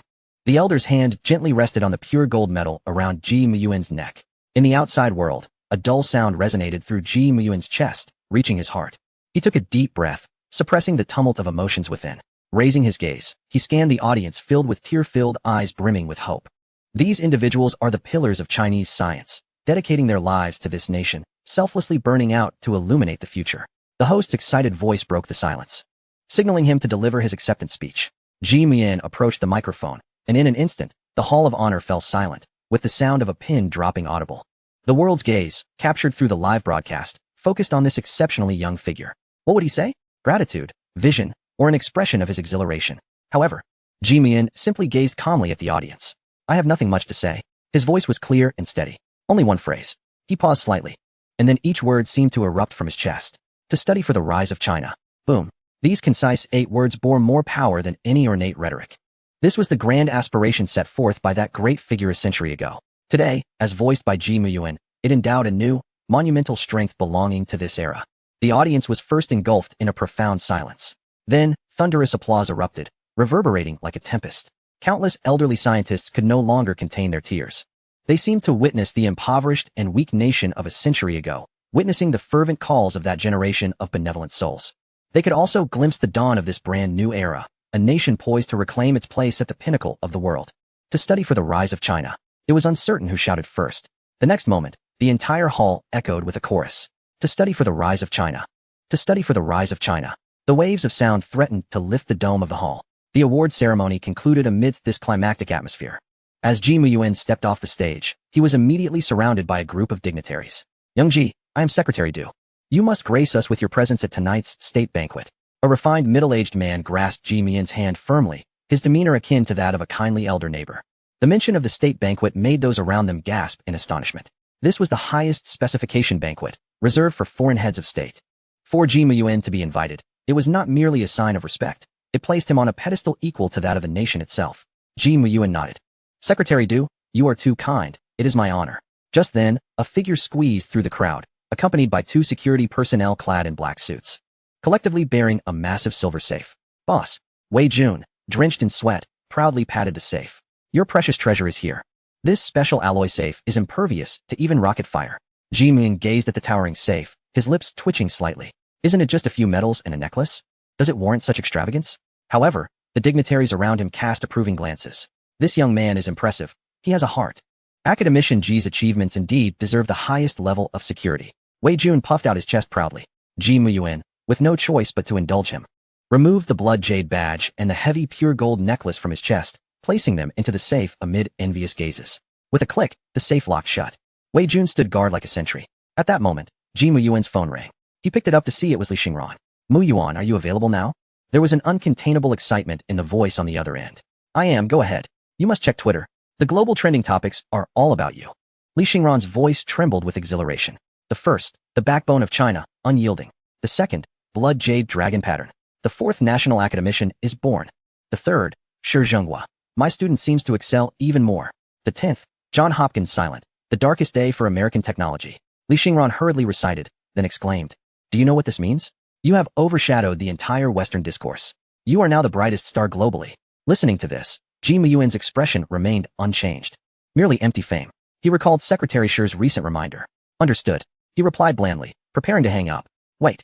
There's one more thing about your video. To study for the rise of China. It has been translated into dozens of languages and has gone viral on YouTube. Alright, enough said. I have matters to attend to. Ji Muyuan hung up, indifferent to the internet frenzy. Just as he put his phone away, a figure bearing a shoulder insignia approached him directly. Before he arrived, his voice was already heard. Academician Ji, I finally found you. The newcomer was none other than the highest commander of the Chinese rocket force, Commander Feng. He pushed aside Minister when blocking his path, seizing Ji Muyuan's hand with a grip like a large fan. Academician Ji, do not heed their frivolities. Banquets and celebrations are a waste of time. Commander Feng's urgency was palpable, his words almost spitting with fervor. The Dongfeng delivery must be swift and precise. But now, it lacks speed, precision, and ferocity. We need your computational support for the latest aerospace hypersonic missiles. If you agree, all resources from our rocket forces laboratory will be at your disposal. His declaration froze the air around them. Minister Wen's face darkened as he yanked Feng back. Old Feng, what are you doing? Do you understand the rules? He reprimanded in a hushed tone. Academician Ji's research projects must be meticulously planned. You are cutting in line. What will the Navy think? The Air Force? Those old-timers in the Army would come at you with knives. Commander Feng held his ground defiantly. I don't care. Whoever seizes it first claims it. For the country. I will sacrifice my reputation. Observing the two elderly figures, who together must have been nearly 150 years old, bickering like children, Ji Muyuan felt a headache coming on. Clearly, Chairman Shi was correct. Outside indeed lay the true battlefield. Secretary Du quickly stepped in to mediate. All right, both of you should tone it down. Let us head to the state banquet. We can discuss matters gradually over dinner. As the crowd surrounded Ji Muyuan, they made their way toward the exit of the hall. Just as Ji Muyuan was about to step out and board the red flag car with a special license plate. Chapter 175. What is that? Iron Man. Warning. Warning. High altitude falling object risk detected. Location, East 3rd Ring, Guamao CBD. Coordinates, 11645-3991. Distance, 203 kilometers. Falling object. A large billboard weighing approximately 47 tons. Falling from a height of 180 meters. Wind speed, 32 ms. Estimated time of impact, 25 seconds. Threat assessment. Extremely dangerous. Life signs detected below the impact zone. Adult female, 32 weeks pregnant. Child, 5 years old. A series of cold, urgent electronic tones echoed in Ji Muyuan's mind. This was the highest level alarm from the Celestial Armor's auxiliary system implanted within him. Ji Muyuan's steps came to an abrupt halt. His expression turned gravely serious in an instant. 25 seconds. A nearly 5-ton steel monstrosity plummeting from 180 meters. Below, a pregnant woman and a child. There was no possibility of evasion. Academician Ji, what is it? Hurry and get in the car. Secretary Du, noticing his sudden stop, asked with concern. Ji Muyuan sharply turned to Secretary Du and said, Secretary Du, everyone. I have an urgent matter. I can't attend the state banquet. His tone left no room for debate. Apologies. Before he finished speaking, he dashed away in the opposite direction of the convoy. Hey, Academician Ji. Xiao Ji. Voices of astonishment called out from behind him. Yet, Ji Muyuan did not look back. His speed intensified, and with a few deft movements, he vanished from the crowd's sight. All that remained were the bewildered expressions of Secretary Du, Commander Feng, and Minister Wen. Exchanging puzzled glances. What is going on? What could be so urgent? Ji Muyuan darted into an empty alley. Time remaining, 15 seconds. The countdown in his mind felt like a life or death drumbeat. There was no time to think. Activate flight armor. He silently commanded. Buzz. A faint tremor. The seemingly ordinary black wristband on his arm suddenly illuminated with a ghostly blue glow. In the next second, countless silver nanoparticles surged forth from the wristband like liquid mercury. The flow of particles enveloped his entire body at an imperceptible speed. His suit, shirt, and shoes were all disassembled and reformed by the nanoparticles. In just 1 second, a sleek, streamlined battle suit, exuding a sense of sci-fi and power, was draped over Ji Muyuan. The faceplate slowly closed, illuminating his vision with a soft blue data stream. Armor fully donned. Engine preheating complete. Flight system activated. Boom. The energy nozzles at the soles and back of the armor erupted with searing blue plasma. The immense thrust lifted him off the ground in an instant. Accompanied by a piercing sonic boom, the black armor transformed into a mere afterimage. Soaring skyward at a terrifying speed exceeding 3 times the speed of sound, racing towards the Guamao CBD. In the sky, a lingering white sonic boom cloud remained. Guamao CBD. At the intersection. Run. The billboard is falling. The piercing screams shattered the tranquility of the bustling city afternoon. Everyone looked up in terror. A massive billboard, the size of a bus, was breaking loose from the top of a skyscraper, plummeting toward the ground with a howling wind. The crowd erupted into chaos. People screaming as they scattered in all directions.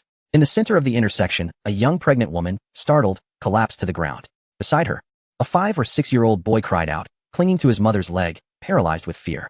The pregnant woman's face turned pale as she struggled to rise. But she was utterly weak. Despair filled her eyes as she gazed up at the rapidly approaching Steel Reaper. It's over. Tears streamed down her cheeks. Just at this critical moment, a black streak of light seemed to tear through space, suddenly appearing in midair. Arrived above target. Altitude, 500 meters. Distance from ground, 80 meters. Time, 3 seconds. Ji Muyuan hovered in midair, the armor system rapidly calculating the optimal solution. Plan 1, physical destruction. Success rate 99, but debris could cause secondary damage. Rejected. Plan 2, physical interception. Success rate 85. The immense impact may damage the armor. Rejected. Plan 3, magnetic traction. Success rate 95. Enormous energy consumption, but ensures absolute safety. Execute Plan 3. Without hesitation, Ji Muyuan issued the command. Buzz. The armor's arms spread wide, and the energy core in his palms suddenly glowed. An invisible yet powerful magnetic field instantly expanded, gripping the falling Steel Reaper. The billboard, hurtling downward at high speed, seemed to collide with an invisible wall, its speed drastically reduced. Merely 30 meters from the ground, it inexplicably halted, defying all physical laws. The massive steel monster hung silently in midair. Below it, the mother and child embraced, tears of relief streaming down their faces. The entire world seemed to have been paused at that moment. Everyone fleeing halted in their tracks, and all vehicles came to a standstill. Countless eyes gazed, transfixed, at the black figure suspended in the air. In the next instant, what the hell is that? Iron Man. Quick, take a picture. The silence shattered, and the crowd erupted into a frenzy. Countless smartphones aimed at the figure in the sky, flashes converging into a sea of stars. This scene, broadcast through numerous live streams, spread virally across the networks of Huagua and the world. Global attention converged at this moment. High above, Ji Muyuan's figure floated serenely. The public channel of the armor crackled with the eager, yet excited voice of Secretary Du Xiaoyuan. Well done. Evacuate immediately. I've arranged a safe route. Ji Muyuan glanced at the throng below and the myriad flashing cameras. He understood that from this moment on, the world would never be the same. Acknowledged. He simply replied with 2 words, then adjusted his direction, the thrusters emitting a pale blue flame. Boom. The black armor transformed into a streak of light once more, instantly breaking the sound barrier as it sped towards a secret base on the outskirts of Beijing. Half an hour later, at a secret military base on the outskirts of Beijing, a Kuan-style fighter jet landed smoothly, the hatch opening. Secretary Du was the first to step down, followed closely by several high-ranking military officials bearing golden stars, along with a refined civil leader, Minister 1. As they disembarked, they spotted a black streak descending silently from the sky, hovering before them. The powerful airflow was perfectly controlled by the armor, not even ruffling the officials' hairstyles. Commander Zhang, the iron-willed leader of the army, fixed his gaze on the steel armor, his eyes ablaze with fervor. Similarly, Commander Lin of the Air Force was flushed with excitement, his lips moving as if to speak, yet uncertain where to begin. Under the astonished gazes of all, the black liquid metal covering Ji Muyuan flowed and retracted rapidly. Chapter 176. It is meant to change the world in just 3 seconds. That formidable armor, brimming with sci-fi allure and an overwhelming presence, vanished completely.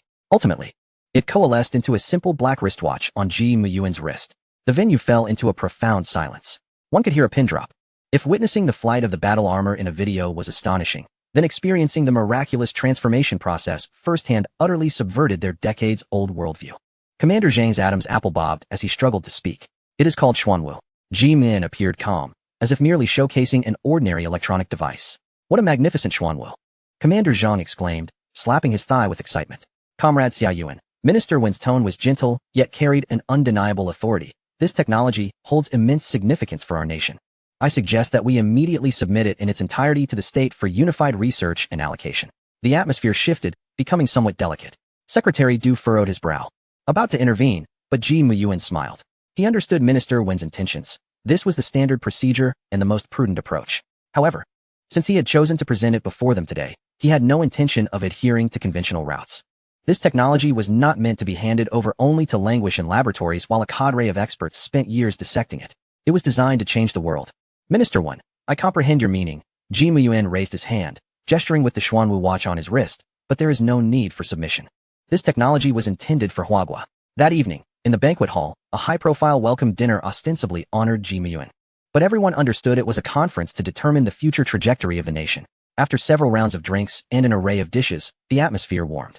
Commander Zhang, unable to contain himself, approached Ji Muyuan with a beaming smile. Little Yuan, our army, rolling in mud and crawling through water daily, is in dire need of such a powerful individual combat capability. Could we possibly have 300 to 500 sets first? No sooner had he spoken than Commander Lin of the Air Force interjected, pushing him aside. Old Zhang, how thick-skinned can you be? This thing can fly. It rightfully belongs to the Air Force. Little Yuan, don't listen to him. If our Air Force pilots are equipped with this, who needs F-22s or F-35s?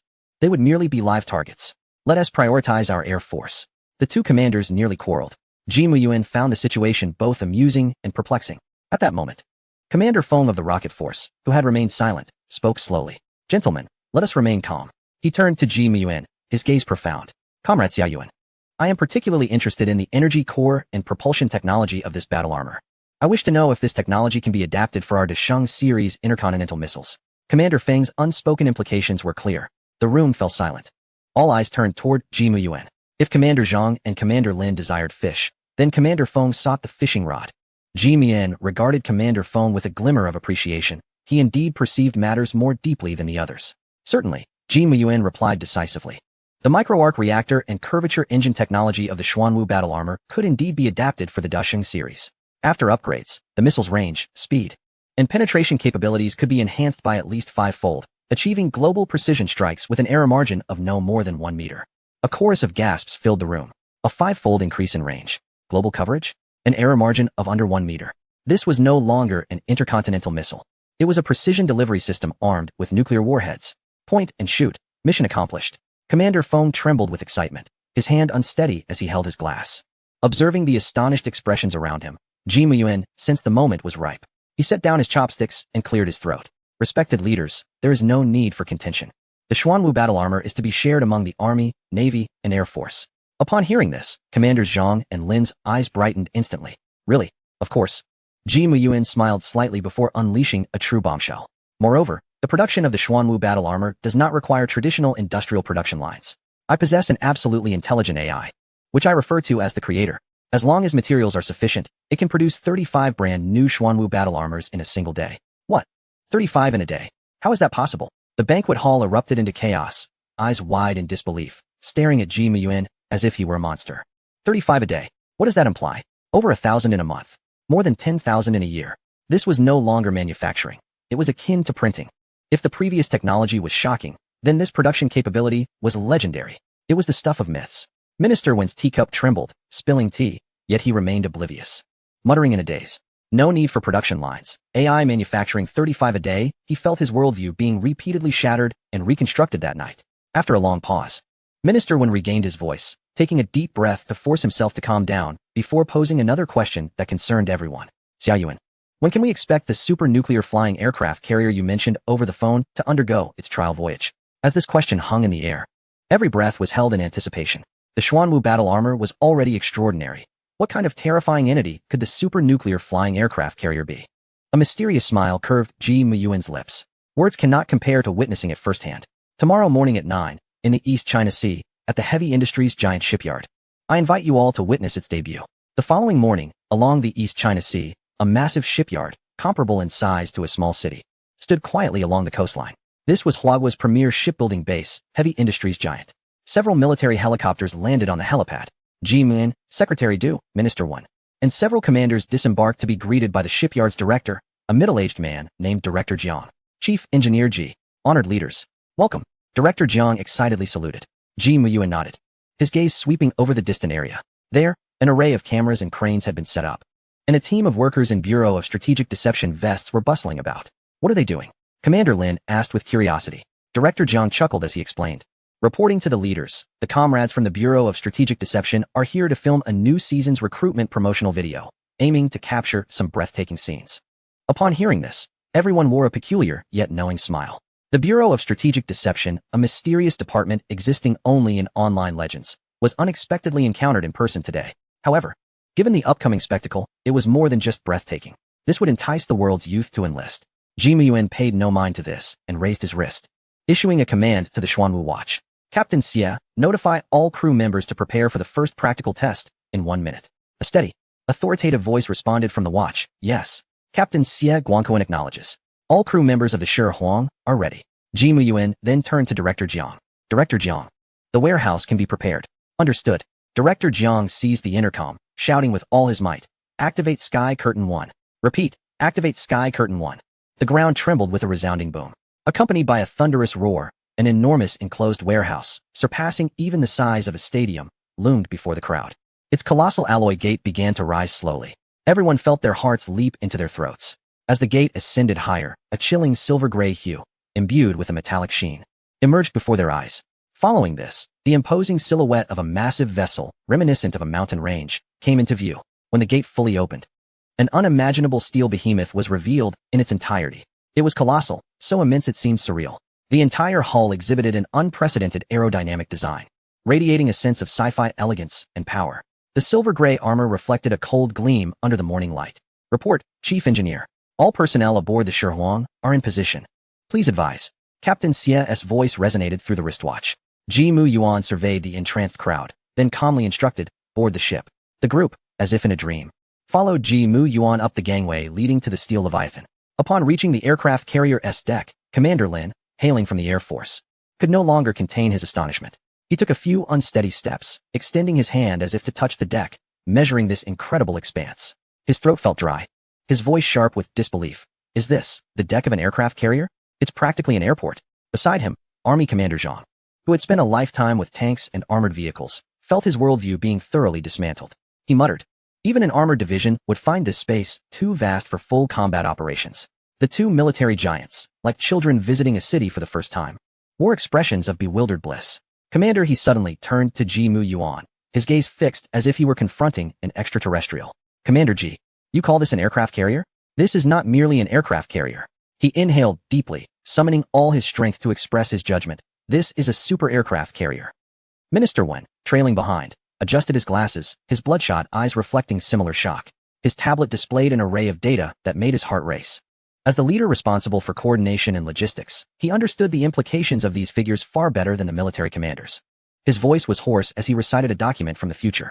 According to the final design parameters, the Shi Huang measures a total length of 630 meters. Boom. The moment those numbers were uttered, Commanders He and Zhang felt as though they had been struck by an invisible hammer, their bodies swaying in disbelief. 630 meters? 263 kilometers? The largest aircraft carrier in the world, the Baixiang, is only a little over 300 meters long. What does that even mean? It was as if they had connected 8 Baixiang carriers end to end, and still, they would fall short. Minister Wen pressed on, knowing that even more terrifying revelations awaited. The widest part of the hull is 520 meters.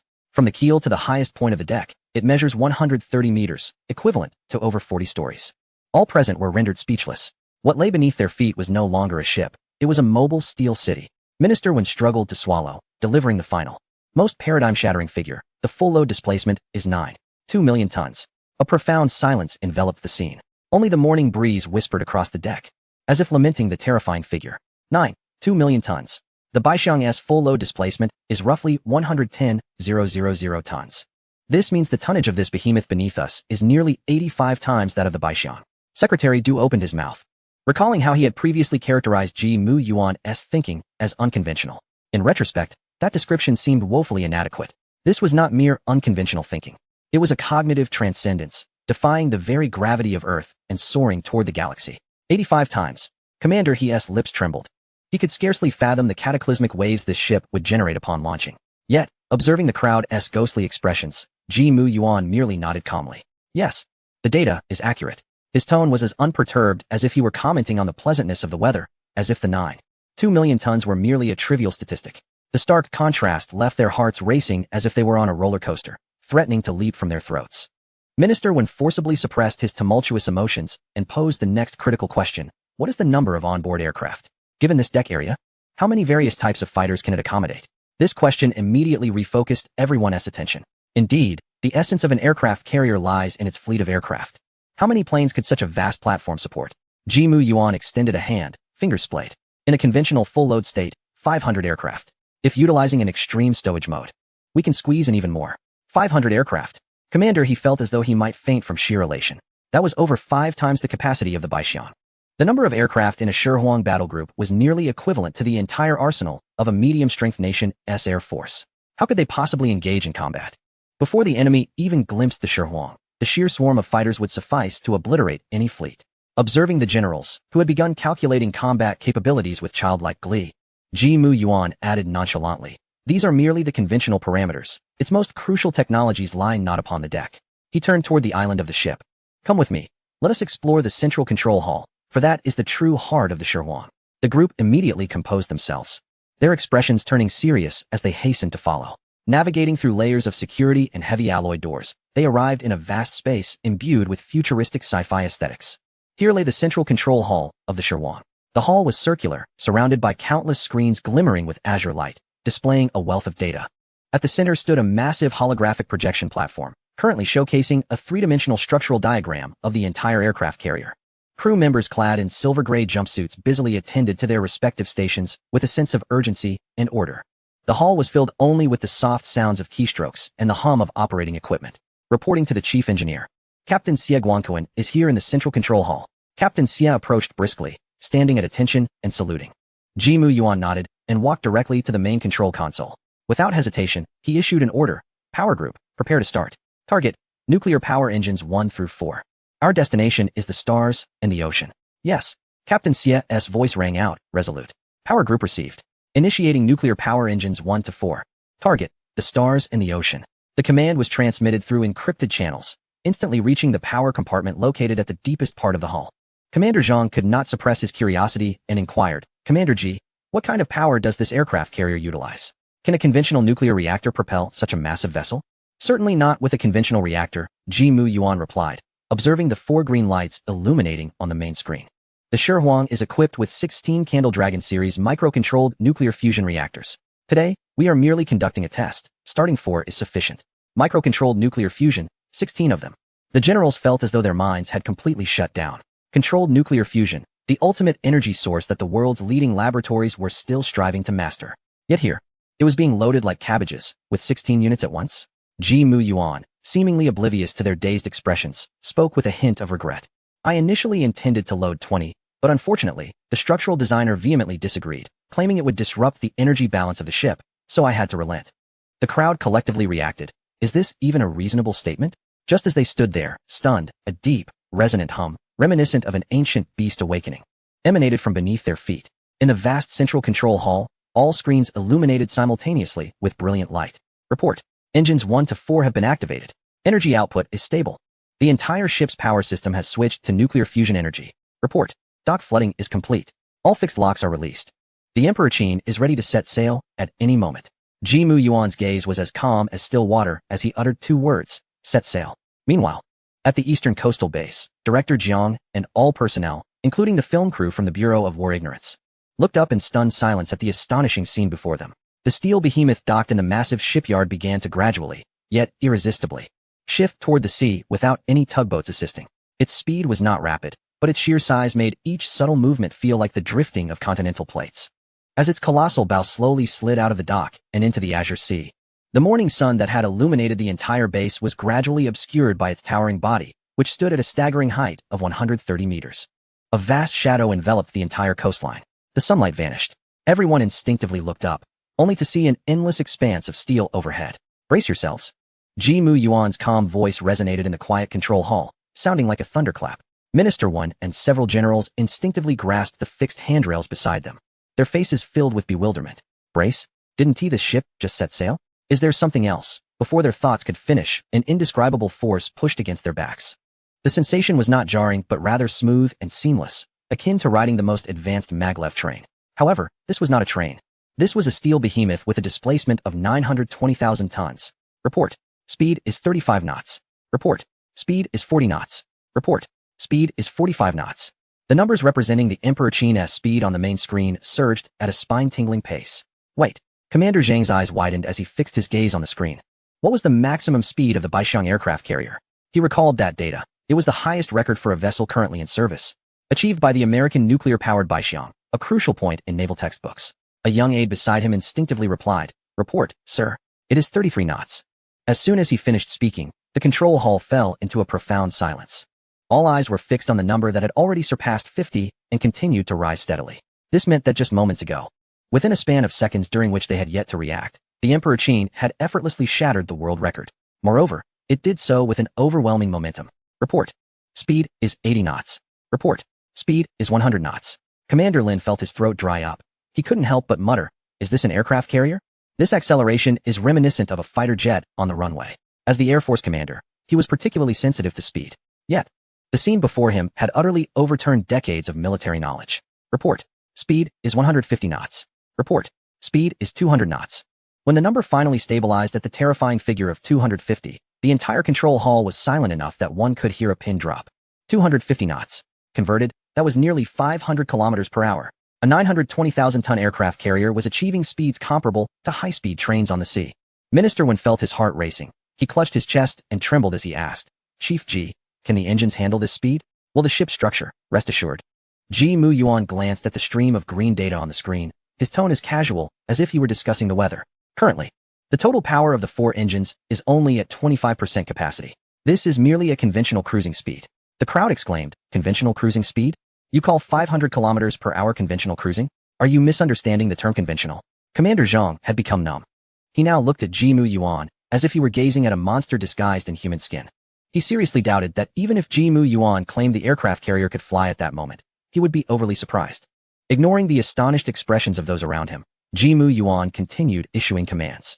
Maintain current speed, continue cruising for 2 hours, and record all structural data and engine stability parameters. Yes. Chapter 179, Saturation Destructive Strike. An hour later, the Emperor Qin continued to glide across the azure ocean at a terrifying speed of 250 knots. If it weren't for the scenery rapidly retreating outside the window and the glaring speed data on the screen, those in the control hall might not have felt any movement. It was remarkably stable, so much so that it felt less like sailing on water and more like gliding over a smooth mirror. Minister 1 and several generals had somewhat regained their composure after the initial shock. They began to attempt to comprehend the unprecedented phenomenon occurring before them using their lifelong knowledge, but soon declared defeat. This was unscientific. This was not even magic. This was nothing short of a miracle. Just then, a sharp alarm suddenly blared. Alert! A large-scale reef cluster detected 60 kilometers ahead.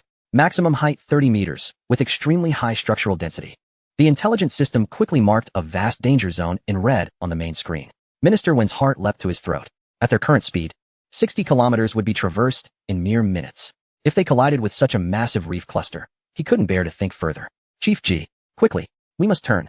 We need to avoid it," Minister Wen urged anxiously. However, Ji Mu Yuan merely glanced at the three-dimensional geological structure on the screen, and, instead of ordering a turn, a smile appeared on his lips. "No need. This is convenient. We can use them to test the structural strength and maneuverability of the Emperor Qin." "What? Use the reef cluster to test the ship's structural strength? Are you insane? This is a national treasure, a 920,000-ton asset, not a toy for bumper boats." Several generals were alarmed. "Chief Ji, think carefully. This is too risky." "Indeed, there's no need to take such a risk. We can wait until we return to safe waters before conducting maneuverability tests." Ji Mu Yuan shook his head, pointing to the data on the screen. "Gentlemen, the hull of the Emperor Qin is constructed from the latest Dragon Scale series memory alloy. Its structural strength is hundreds of times that of the special steel used in active naval vessels. While theoretical data may look impressive, it ultimately remains just theory. Only through the most rigorous practical tests can we obtain the first-hand data we require." His gaze swept over the crowd, his tone leaving no room for dissent. "Order. Maintain course. Proceed at full speed. The goal lies ahead, within the treacherous reef zone." As the command was issued, a palpable tension surged through the crew, their hearts momentarily skipping a beat. "A lunatic. This was undoubtedly the act of a madman. Under the fearful gazes of all, the colossal bow of the Emperor Qin warship, immense enough to obscure the sun, surged towards the cluster of reefs with relentless force. There was no violent jolt, no jarring sound of metal distorting. In the central control hall, the only sound that echoed from the ship's hull was a series of crisp cracks, reminiscent of ice being crushed with a spoon. It was both muffled and clear.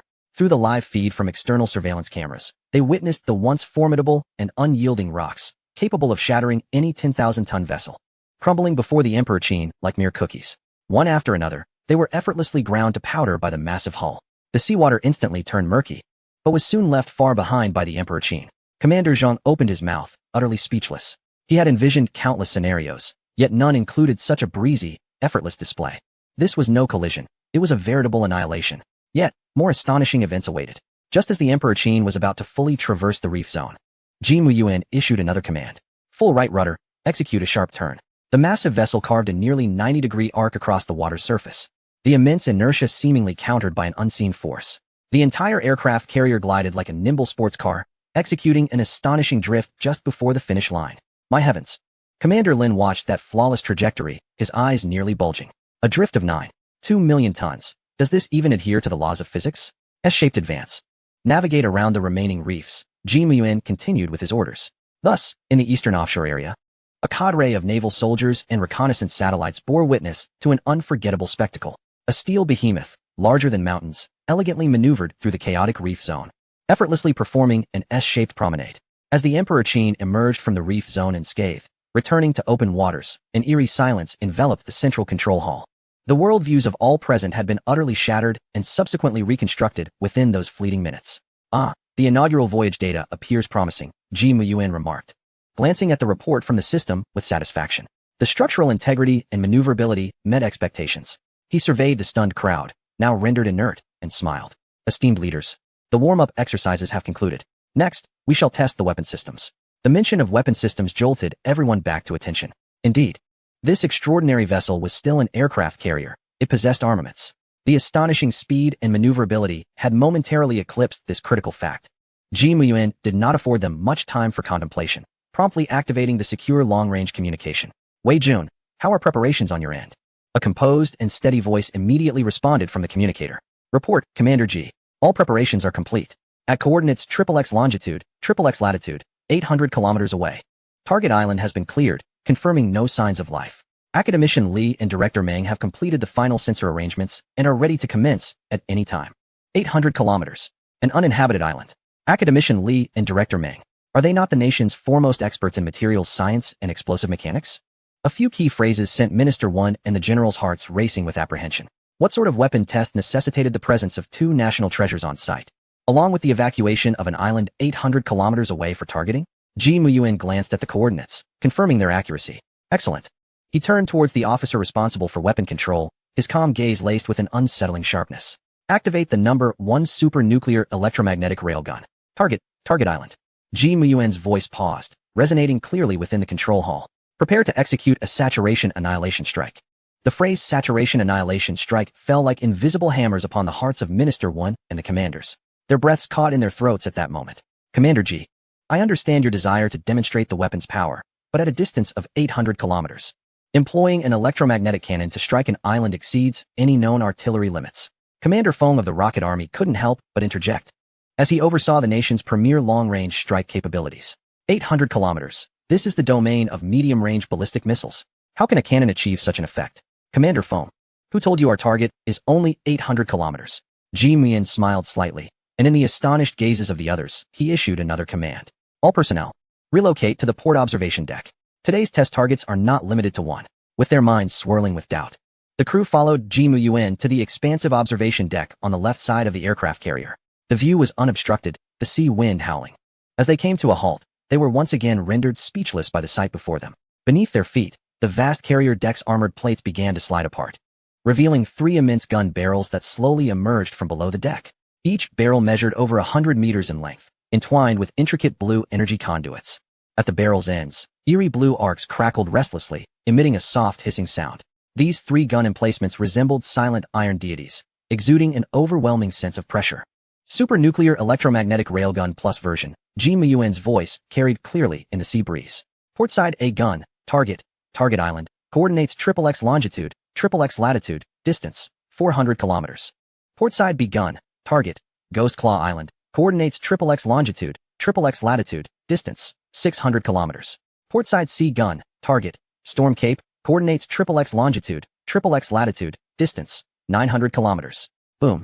With each coordinate and distance Ji Muyuan announced, it felt as though the minds of the onlookers were struck by a heavy hammer. 3 targets, 3 islands. The farthest distance reached a staggering 900 kilometers. This transcended the realm of artillery. It was mythological. My heavens, Commander Lin murmured. Can this truly shoot that far? Commander G.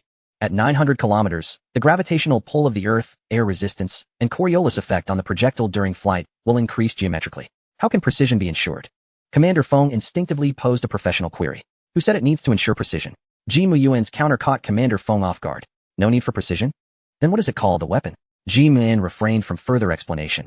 He simply raised his hand and gently waved it downwards. Plan 1, activate. Target, 3 islands. Fire. At the moment the command was issued, a blinding white light erupted from the left side A cannon, eclipsing even the sun in the sky. There was no thunderous explosion, only a high-frequency hum that seemed to tear through the fabric of space. In the next instant, a crimson projectile disappeared from the cannon's mouth at an incomprehensible speed. Shortly thereafter, the left side B cannon emitted the same radiant glow, unleashing the second shell with a deafening roar. However, when it came time for the massive left side C cannon, a marked change occurred in the process. Warning. C cannon energy overload at 120%. Warning. Hull structure pressure nearing critical levels. The air vibrated with a thunderous roar, unlike the previous hum. In that moment, the entire 920,000-ton Emperor Qin aircraft carrier suddenly lurched to the right. The immense hull stirred up waves several meters high upon the sea's surface. Those on the deck felt as if the ground had softened beneath their feet. Had they not grasped the railing in time, they would surely have fallen. 800 kilometers away, at the observation point on Target Island, Academician Li and Director Meng, clad in specially designed powered armor, anxiously stared into the distant sky. Suddenly, an invisible shockwave swept through. Boom.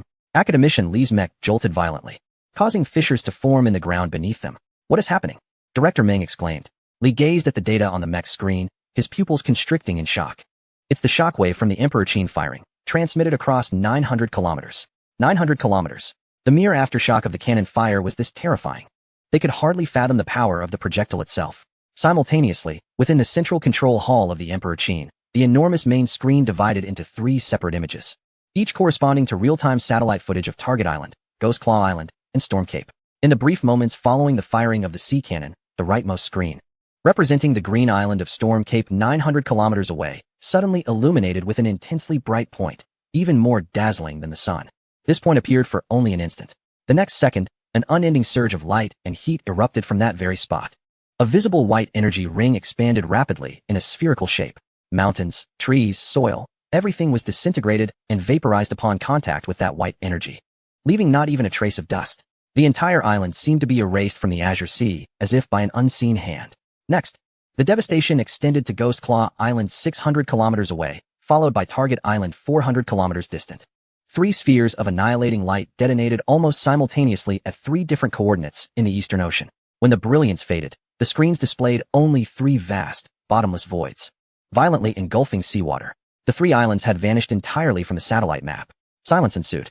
The central control hall, along with the observation deck, fell into an eerie stillness. Whether it was Minister 1 or the battle-hardened generals, they stood like petrified statues, their minds blank. What had they witnessed? A miracle? No. It was something far more terrifying. Absolute power. Suddenly, a raucous laughter shattered the silence. It was Commander He from the Air Force. His face flushed. He pointed at the 3 enormous voids on the screen, trembling with excitement. Excellent. Truly magnificent. Our Air Force's most formidable strategic bombers, equipped with the largest yield bunker busters, could at best level a hill. Compared to this, it's merely a child's plaything. With this weapon, who needs an Air Force? Who needs bombers? Commander He's laughter jolted everyone back to reality, but it was swiftly followed by a deeper shock. Indeed, the deterrence of the Air Force lies in long-range bombardment. Yet now, a single ship, the Emperor Qin, armed with 3 cannons, has obliterated 3 islands 900 kilometers away in mere seconds. Such efficiency, such power, such range. All modern military theories seem utterly feeble in this moment. General G. Commander Feng of the Rocket Force turned to Ji Muyuan, his voice trembling with confusion. What on earth is the principle behind this? I've seen the monitoring reports. There are no signs of nuclear radiation near the islands. However, if there was no nuclear reaction, how could such terrifying energy be released? This defies the law of conservation of energy. This question echoed as the most profound mystery in everyone's minds. Ji Muyuan turned to the venerable general, who had dedicated his life to missiles and explosives, and calmly explained, Commander Feng, a nuclear reaction indeed occurred. It's simply a type of nuclear reaction you have yet to comprehend. Ji paused, introducing a concept that could overturn modern physics. Each shell encapsulates a special type of super-heavy atomic nucleus. It remains stable, but under the billion volts of voltage and initial kinetic energy provided by the electromagnetic railgun, it undergoes instantaneous chain cold decay. During this decay, it converts 99% of its mass directly into the purest form of energy. There is no radiation, no pollution, only. Ji extended his hand, grasping at the air. Pure destruction. Commander Feng stood frozen, as if struck by lightning. Mass directly converted into energy? The mass energy equivalence EMC? Doesn't that only exist in theoretical and stellar reactions? And cold decay? This exceeds all my understanding. Witnessing Commander Feng's worldview collapse, Ji Muyuan merely smiled faintly. He surveyed the stunned faces around him and continued. By the way, I forgot to mention, what we just fired was merely a conventional kinetic annihilation projectile. Ji Muyuan's voice was not loud, yet it resonated clearly in everyone's ears, causing their hearts to skip a beat. We have yet to test the special munitions equipped with singularity engines. In the conference room, an oppressive silence ensued. The air seemed to thicken, and every general's face bore an expression of indescribable horror. Their breaths halted, their hearts felt as though gripped by an invisible hand, rendering each heartbeat a monumental effort. The cataclysmic 3 shells just fired were merely conventional munitions? What then could be the nature of the special munitions Ji Muyuan had so casually referred to? Singularity? This term in the realm of physics represents the universe's inception and conclusion, a taboo domain where all physical laws cease to apply. To combine it with engines and munitions, just the thought was enough to send chills through even the most battle-hardened generals, who were accustomed to the sights of carnage. General Ji, Commander Feng of the Rocket Force, swallowed hard, his voice as dry as sandpaper. What does that singularity engine entail? Ji Muyuan regarded him, his gaze as tranquil as still water, as if discussing a trivial matter. Literally, every special munition is equipped with a miniature singularity engine. Upon striking the target, it generates a micro black hole with a duration of 0.01 seconds and a radius of 1 meter in the target area. In other words, an instantaneous artificial black hole. It will consume all matter within the event horizon, be it tanks or aircraft carriers. The fortified underground works will ultimately be reduced to their most fundamental particles, returning to nothingness. The impact of Ji Muyuan's words was more devastating than the preceding explosions of 3 artillery shells. It shattered the last rational defenses of everyone present. A man-made black hole, turning black holes into ammunition. This was no longer science fiction. It had transcended into myth. It embodied the divine power of creation and destruction. Commander Feng's mouth opened, yet no sound emerged. His mind had completely crashed, unable to process this information that exceeded comprehension. Commander, he sank back into his chair with a thud, his eyes vacant, muttering to himself. They have gone mad. Observing the generals, who appeared as if their souls had been extracted, Ji Muyuan merely smiled faintly. He understood that they required time to digest this reality. However, Commander Lin of the Air Force forcibly extricated himself from the overwhelming shock, seizing upon a neglected detail that sent chills down his spine. Chief Ji, Commander Lin stood abruptly, his eyes ablaze with intensity, fixated on Ji Muyuan. Did you just say that only 3 artillery pieces were utilized? Ji Muyuan nodded slightly, as if affirming a minor detail. Indeed, 3 were activated simultaneously for multi-point synchronous strike testing. Commander Lin's breath quickened, and he stepped forward, almost shouting, what I mean is, how many of these super-nuclear electromagnetic railguns are on the Emperor Qin? This question instantly redirected everyone's attention from the terror of the singularity. Yes, they had only seen 3 beams of light. Could there be more? Ji Muyuan raised a finger, lightly tapping the air, a playful smile gracing his face. Not many, just 24, arranged in a circular array around the hull, ensuring a 360-degree attack without dead angles. Commander Lin froze. The color drained from his face at a visible pace. Turning pale. 24. 3 artillery pieces had obliterated 3 islands 900 kilometers away in mere seconds. What would 24 pieces unleashed simultaneously signify? Could a single volley erase a small nation from the map? And with 360-degree coverage, it meant that no matter the direction an enemy approached from, they would be met with a saturation strike of annihilation from the Emperor Qin. Commander Lin staggered back 2 steps, stumbling over a chair behind him and collapsing to the ground in disarray, yet he remained oblivious. What need was there for an air force with such a monstrosity? Why require fighter jets to vie for air superiority?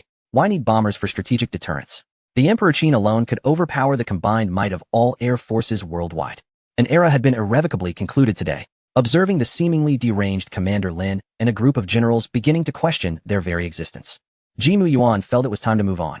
Further provocation might jeopardize the hearts of these pillars of the nation. Alright, that concludes the power test for the main cannon. Ji Mu Yuan clapped his hands to draw everyone's attention. Next, we shall test the close defense system. The mention of the close defense system sparked a shift in the crowd, finally presenting something they could grasp. Ji Mu Yuan turned to Director Meng and academicianly beside him. Director Meng, academicianly, you may commence. Yes, Chief Ji. The two researchers, who had been in a state of shock, quickly regained their composure. They hurried to their control consoles, fingers flying over the controls. The main screen in the command center flickered, switching to a wide-area satellite perspective. Report, Chief Ji. Director Meng's voice crackled through the microphone, laced with excitement and tension. The swarm system is now activated.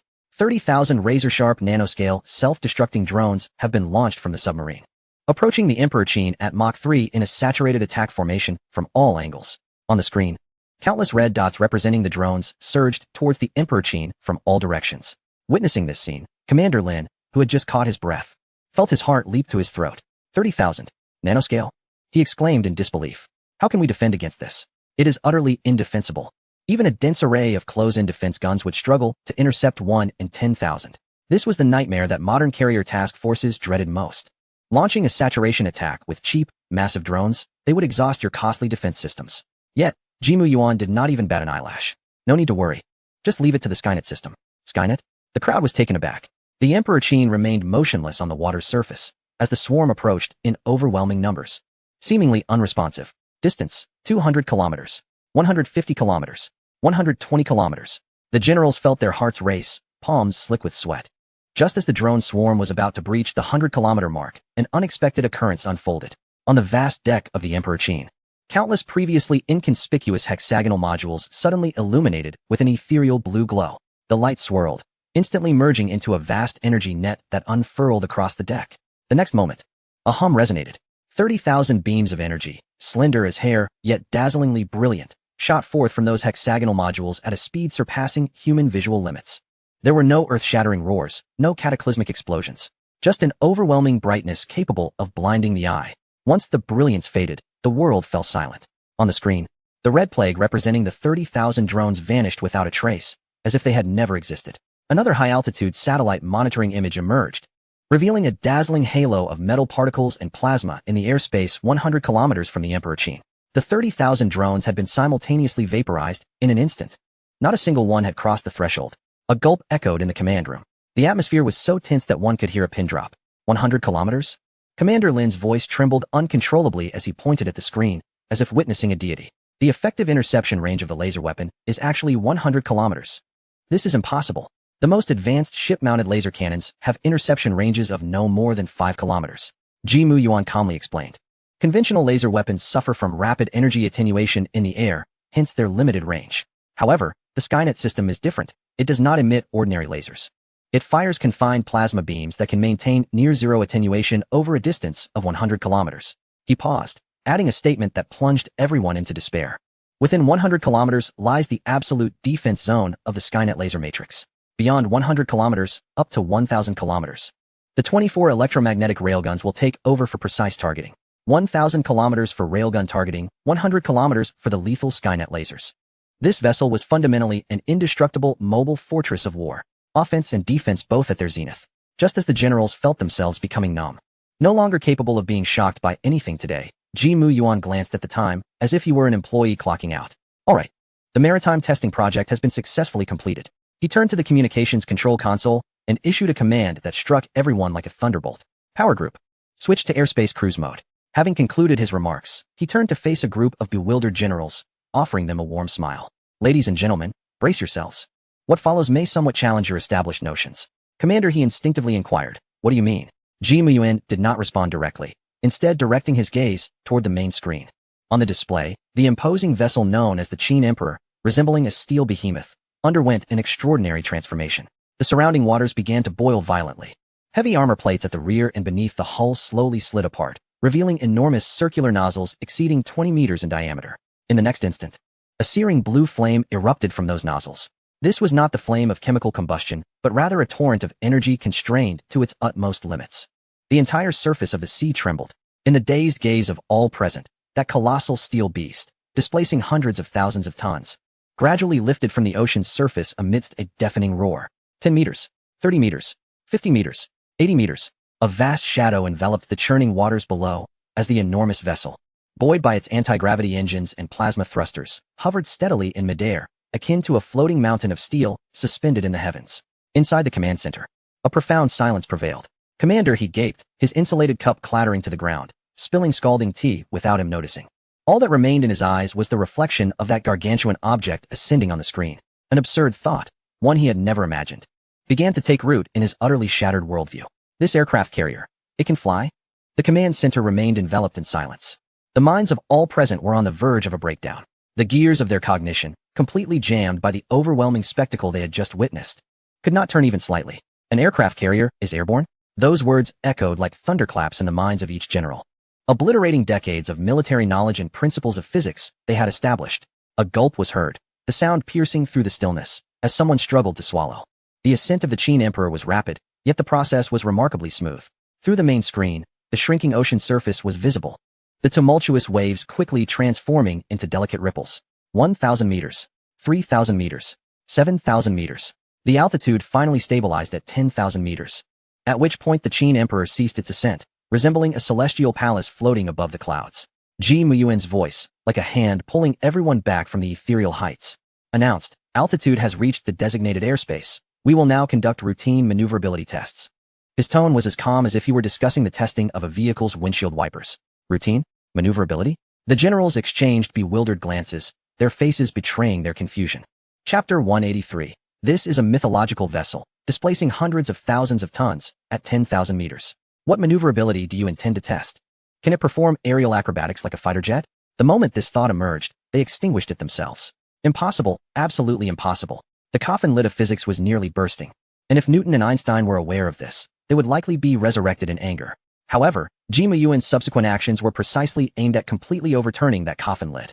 He approached an independent control console, his hands gliding over the virtual screen. First item, barrel roll maneuver test, commence.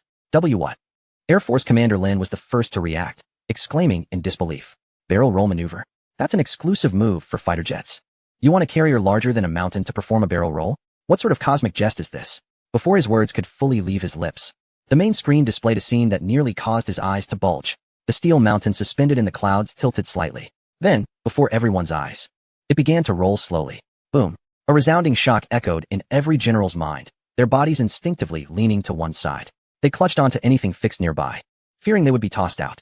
Yet, a second passed, then two. The command center remained as stable as ever. Commander, he gripped the edge of the console, his knuckles turning white. But the dizzying sensation and feeling of weightlessness he had anticipated never materialized. He cautiously released his grip and looked down at his feet. Steady as a rock. He glanced at the cup of hot tea that the aide had recently poured. The surface was calm, devoid of even the slightest ripple. How is this possible? The massive ship outside was clearly executing a 360-degree roll, yet those inside felt nothing. The gravity compensation system operated flawlessly, and the balance gauge remained stable. Ji Muyuan's voice resonated at the opportune moment, unraveling their confusion and delivering a deeper shock. Gentlemen, there is no need for alarm. Simply remain seated and hold on. Yet, as they gazed at the inverted scene on the screen, who could remain calm? Soon, a complete barrel roll maneuver was executed, and the Qin Emperor resumed its stable hovering posture. However, the generals' heaving chests and pale faces confirmed that this was not an illusion. Next, an emergency stop and reverse flight test. Ji Muyuan's fingers glided across the screen once more. A surge of invisible thrust surged forth, propelling the Qin Emperor from a standstill to a terrifying speed as it surged forward. But in less than 10 seconds, the massive hull executed an abrupt stop, hovering steadily in the air. Then, before their numbed gazes, it began to fly backward. The speed intensified. It executed a 720-degree spin on the spot. The colossal vessel, pivoting around its bow, began to spin rapidly in the air, resembling a spinning top. A dive, then a pull-up. The steel behemoth suddenly plummeted, rapidly descending toward the cloud sea, and just before making contact with the cloud layer, it performed a violent ascent back into the skies. A series of extreme maneuvers, typically reserved for elite pilots, were seamlessly executed by this colossal entity. Inside the command center, silence reigned. Commander He, Commander Lin, and several other high-ranking officials from various branches sat slumped in their chairs. Their hearts had endured more today than they had in decades combined. All right, the routine maneuverability test is complete. All data is flawless. Ji Muyuan clapped his hands, as if he had merely accomplished a trivial task. He turned to the dazed generals, still wearing that warm smile. Next, we will conduct the weapons system test. Upon hearing the word weapons, the the generals managed to muster a semblance of alertness. Chief G, you previously mentioned 24 electromagnetic railguns. Can they truly be utilized in the air? Commander, he asked weakly. Of course, Ji Muyuan affirmed with a nod. And their positions are not fixed. He pointed at the main screen, where a 3D structural diagram of the Qin Emperor emerged. The armor plates on either side of the carrier's deck slowly slid apart, revealing gun barrels that had been positioned horizontally, now gradually elevating. They could freely adjust their firing angles, capable of conducting all-encompassing strikes whether against sea, land, or air targets. Not only that, Ji Muyuan's finger glided to the bottom of the hull. Considering the uniqueness of airspace combat, I have additionally installed a main cannon at the vessel's underside. The scene shifted, revealing the dragon bone position of the Emperor Qin. A massive circular armor began to retract, exposing an unfathomable cannon mouth. The diameter of this cannon was larger than any electromagnetic railgun on the deck. Commander Lin held his breath. Ultra-heavy nuclear plasma annihilation cannon, Ji Muyuan announced. A name that resonated with sheer terror. He brought up a nautical chart, marking a solitary island. The target was at 14.25 degrees east longitude and 24.8 degrees north latitude, Komi Island. The island, covering approximately 28 square kilometers, had no permanent inhabitants and possessed low ecological value, making it suitable as a target for this weapon test. The land director of the War Ignorance Bureau was recording swiftly beside him, his palms clammy with sweat. He knew this island was an uninhabited reef belonging to a neighboring country, overlooked due to its small size and remoteness. To use an island as a target? The audacity of Chief Engineer Ji was beyond measure. As Ji Muyuan confirmed the command, the main screen displayed the ominous movements of the annihilation cannon beneath the Emperor Qin. A 100-meter-long cannon barrel slowly extended from the cannon mouth. The surface of the barrel shimmered with intricate energy patterns, exuding a sci-fi aesthetic. The main cannon began charging. Level 1 preheating, Level 2 preheating, and Level 3 preheating completed. Fire. Ji Muyuan gently pressed the red virtual button. In the next moment, an indescribable purple beam shot forth from the 100-meter cannon. It emitted no sound, nor did it create a cataclysmic aura. It simply shot quietly towards the solitary island 10,000 meters below. Upon contact with the island, the beam did not explode but transformed into a massive purple sphere of light, enveloping Komi Island entirely. Then, amidst the astonished gazes of all present, the enormous sphere began to contract. Like a punctured balloon, it rapidly collapsed inward. Ultimately, the sphere shrank to the size of a pinprick before vanishing completely. In the command room, everyone fixated on the screen. The sea area where Komi Island once stood now revealed an unfathomable azure expanse. The island, along with all its features, rocks, soil, and sparse vegetation, had vanished as if erased from existence by an invisible hand, leaving not even a speck of dust. Sensors reported that the depth of that sea area had inexplicably increased by nearly 100 meters. Gasps of astonishment filled the room. What kind of weapon is this? This is not merely a cannon.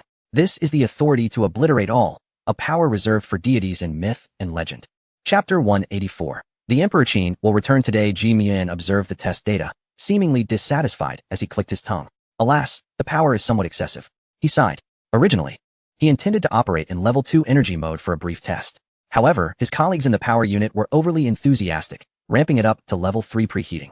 The generals were at a loss for how to respond to this man. To obliterate a 28 square kilometer island with a single shot, and he considers it excessive? Furthermore, from his tone, is there an even more powerful mode? Well, all test items have been successfully completed. Ji Muyuan closed the test interface, stretched, and prepared for the return journey. He turned to the communication station, ready to issue orders. Wait. Minister Wen suddenly stood up, his face pale. Young Ji, are you really planning to fly back just like this? What else? Ji Muyuan replied nonchalantly. Should I descend into the ocean and crawl back slowly? Nonsense. Minister Wen exclaimed. Agitated. Flying back like this. All the satellites in the world are watching. Have you considered the panic and diplomatic turmoil this will cause? If this aerospace carrier were to be exposed, the global order would be utterly upended. Explain? Commander Lin of the Air Force, who had remained silent, suddenly smirked and stood up. His eyes sparkled, fixated on the Emperor Qin on the screen, his tone brimming with unprecedented excitement and resolve. Why should we explain? Let them watch. Let them all see clearly. Commander Lin slammed the table and shouted. I want to see if, after witnessing this, they dare to send planes and warships to loiter at our doorstep. Old Lin, Minister Wen retorted, speechless with frustration. I concur with Commander Lin's view, added Commander He, who had remained silent until now. His voice was not loud, but it was exceptionally resolute. The times have changed. From today onward, we must not concern ourselves with how to explain to others, but rather how to compel them to adapt to our strength. Ji Muyuan observed the heated discussion among the individuals present, a faint smile gracing his lips as he made the final decision. Then let us fly back. He approached the main control panel and adjusted the return route. The destination was the Eastern Theater, Zhoushan Motherport. Minister Wen wished to say something, But upon gazing at the colossal vessel on the screen, he ultimately slumped back down, rendered speechless. Indeed, with such power, who else's approval do we need? At that moment, the land director of the War Ignorance Bureau, who had been diligently recording, suddenly raised his head, his face ashen. Trembling, he picked up a red encrypted phone. Hello? Connect me directly to the General Command Office. No, directly to Office 1. The voice on the other end seemed to inquire about the matter. The land director shouted into the receiver, his tone tinged with desperation. It's urgent. No, it's apocalyptic urgency. Report immediately. Our aircraft carrier. It seems to have become sentient. At Coney Island Military Base in the Pacific, a V-22 Osprey transport aircraft stirred up a whirlwind as it landed steadily on the helipad. The cabin door opened, and a tall American colonel swiftly disembarked. His name was Jiang Lingmu, the eagle insignia on his shoulder gleaming in the sunlight. The base commander had long been waiting and immediately approached him, saluting. Colonel, thank you for your hard work. The situation is urgent, so let us keep it brief. Jiang Lingmu waved his hand, his expression grave, speaking as he walked. The Pentagon has approved the Super Lighthouse project. The captain's pupils contracted. He had heard this code name before. It was one of the military's highest-level confidential projects. What is the plan? To rebuild an invincible fleet. Jiang Lingmu's voice carried an undeniable thrill. We will construct 60 brand new Ford-class nuclear-powered aircraft carriers over the next decade. 60. The captain gasped, the number taking his breath away. What does such a figure entail? It could easily overshadow the naval power of all other nations on this planet. Jiang Lingmu continued without pause. Moreover, each aircraft carrier will be equipped with 55 of the latest F-22C Raptor fighter jets. F-22C. The captain was once again astonished. Wasn't that still in the conceptual stage of the 6th generation? The technological breakthroughs have been achieved, Jiang Lingmu said with a confident smile. It will be the most formidable aerial dominator on this planet. Our goal is to assemble at least 5 carrier battle groups in any hotspot around the globe within 24 hours. With absolute power, we will illuminate every corner of the world. This is the essence of the Super Lighthouse. As the two entered the command room, the vast electronic map displayed a glaring red segment representing Huagua. The captain gazed at that expanse of red and finally voiced his inner doubts. But our intelligence indicates that Huagua's first conventional-powered aircraft carrier has only just achieved combat readiness. Isn't this excessive? Jiang Lingmu scoffed. No, on the contrary. Our response has been too slow. He pointed at the eastern coastal area on the map. Their rate of development has exceeded everyone's expectations. We must utilize an absolute advantage that they cannot comprehend or pursue to thoroughly impede their progress. In the face of absolute power, any advancement becomes a mere jest. The captain fell silent, gazing at the fervent and confident expression on Jiang Lingmu's face, as if he had already envisioned the vast, invincible fleet cloaking the ocean. Indeed, 60 nuclear-powered aircraft carriers, who could withstand such might? Meanwhile, in Huagua, at a coastal outpost in the east, the atmosphere had reached a palpable tension. All equipment within the tower was activated, with radar screens sweeping across the sky, and every gaze fixated on the cloudless expanse above. Everyone, sharpen your focus. The captain, holding a military telescope, spoke in a booming voice. The higher-ups have commanded that the Shi Huang will return today. Any anomalies must be reported immediately. Yes. The synchronized response echoed throughout the tower. All were well aware of what the Shi Huang represented, a state secret of utmost importance, a pinnacle of national glory. To witness its return was a lifelong honor. Young Sentry Shao Li stared intently at the airspace assigned to him, even moderating his breathing. Seconds turned into minutes. The sea breeze howled, and the sunlight was blinding. Just as Shao Li began to feel a strain in his eyes, a barely perceptible black dot suddenly appeared at the horizon. Captain, target sighted. Due east, high altitude. Shao Li's voice trembled with excitement. The captain swiftly adjusted the telescope toward the direction indicated by Shao Li. Bearing 355, elevation 75. Adjust the sky eye observation equipment. Lock onto the target. Yes. The massive spherical device atop the tower began to rotate, its lens focusing on the black dot in the sky. Soon, a vivid blue expanse appeared on the main screen. Zoom in. Continue zooming. The operator's fingers danced over the controls, rapidly magnifying the image. The dot gradually became clearer, first as a vague outline, then revealing a smooth deck. And finally the iconic island structure of the ship. When the entirety of the object was vividly displayed before everyone's eyes, an utter silence enveloped the tower. Chapter 185. A tremendous surprise. The operator's fingers froze above the keyboard. The captain, holding the telescope, stood as if petrified. Shao Li gaped, his eyes nearly popping from their sockets. On the screen, there it was, an aircraft carrier. A genuine aircraft carrier, with sleek hull lines, a broad flight deck, and a towering command island. Yet, it was not on the sea. It was flying, soaring serenely at nearly 10,000 meters above, sunlight glinting off its gray-black armor, casting a cold metallic sheen. Its massive shadow loomed over the clouds below, resembling a steel city suspended in the sky. Am I seeing things? A young sentry stammered. rubbing his eyes. Is that an aircraft carrier? An aircraft carrier flying in the sky. The surreal scene, reminiscent of science fiction, had abruptly materialized in reality, capable of shattering the worldview of any ordinary person.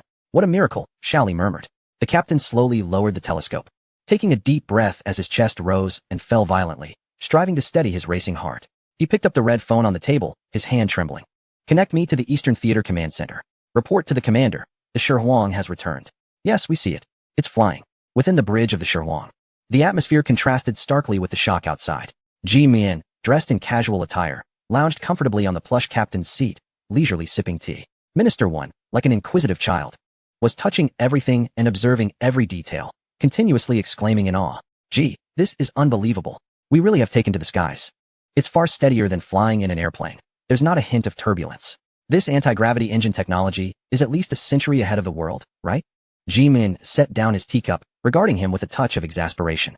Minister 1, please remain composed. The core of this vessel is not its anti-gravity, but rather the spatial stabilization anchor technology. Theoretically, we can maintain absolute stability in any extreme environment. Minister 1 replied, though I may not fully grasp it. It certainly sounds more impressive. Ji Min chose not to engage further, diverting his gaze to the blue skies and white clouds outside the window. The sky carrier had been completed. This was merely the first step in his grand design. Now, it was time to initiate the second phase, genetic engineering.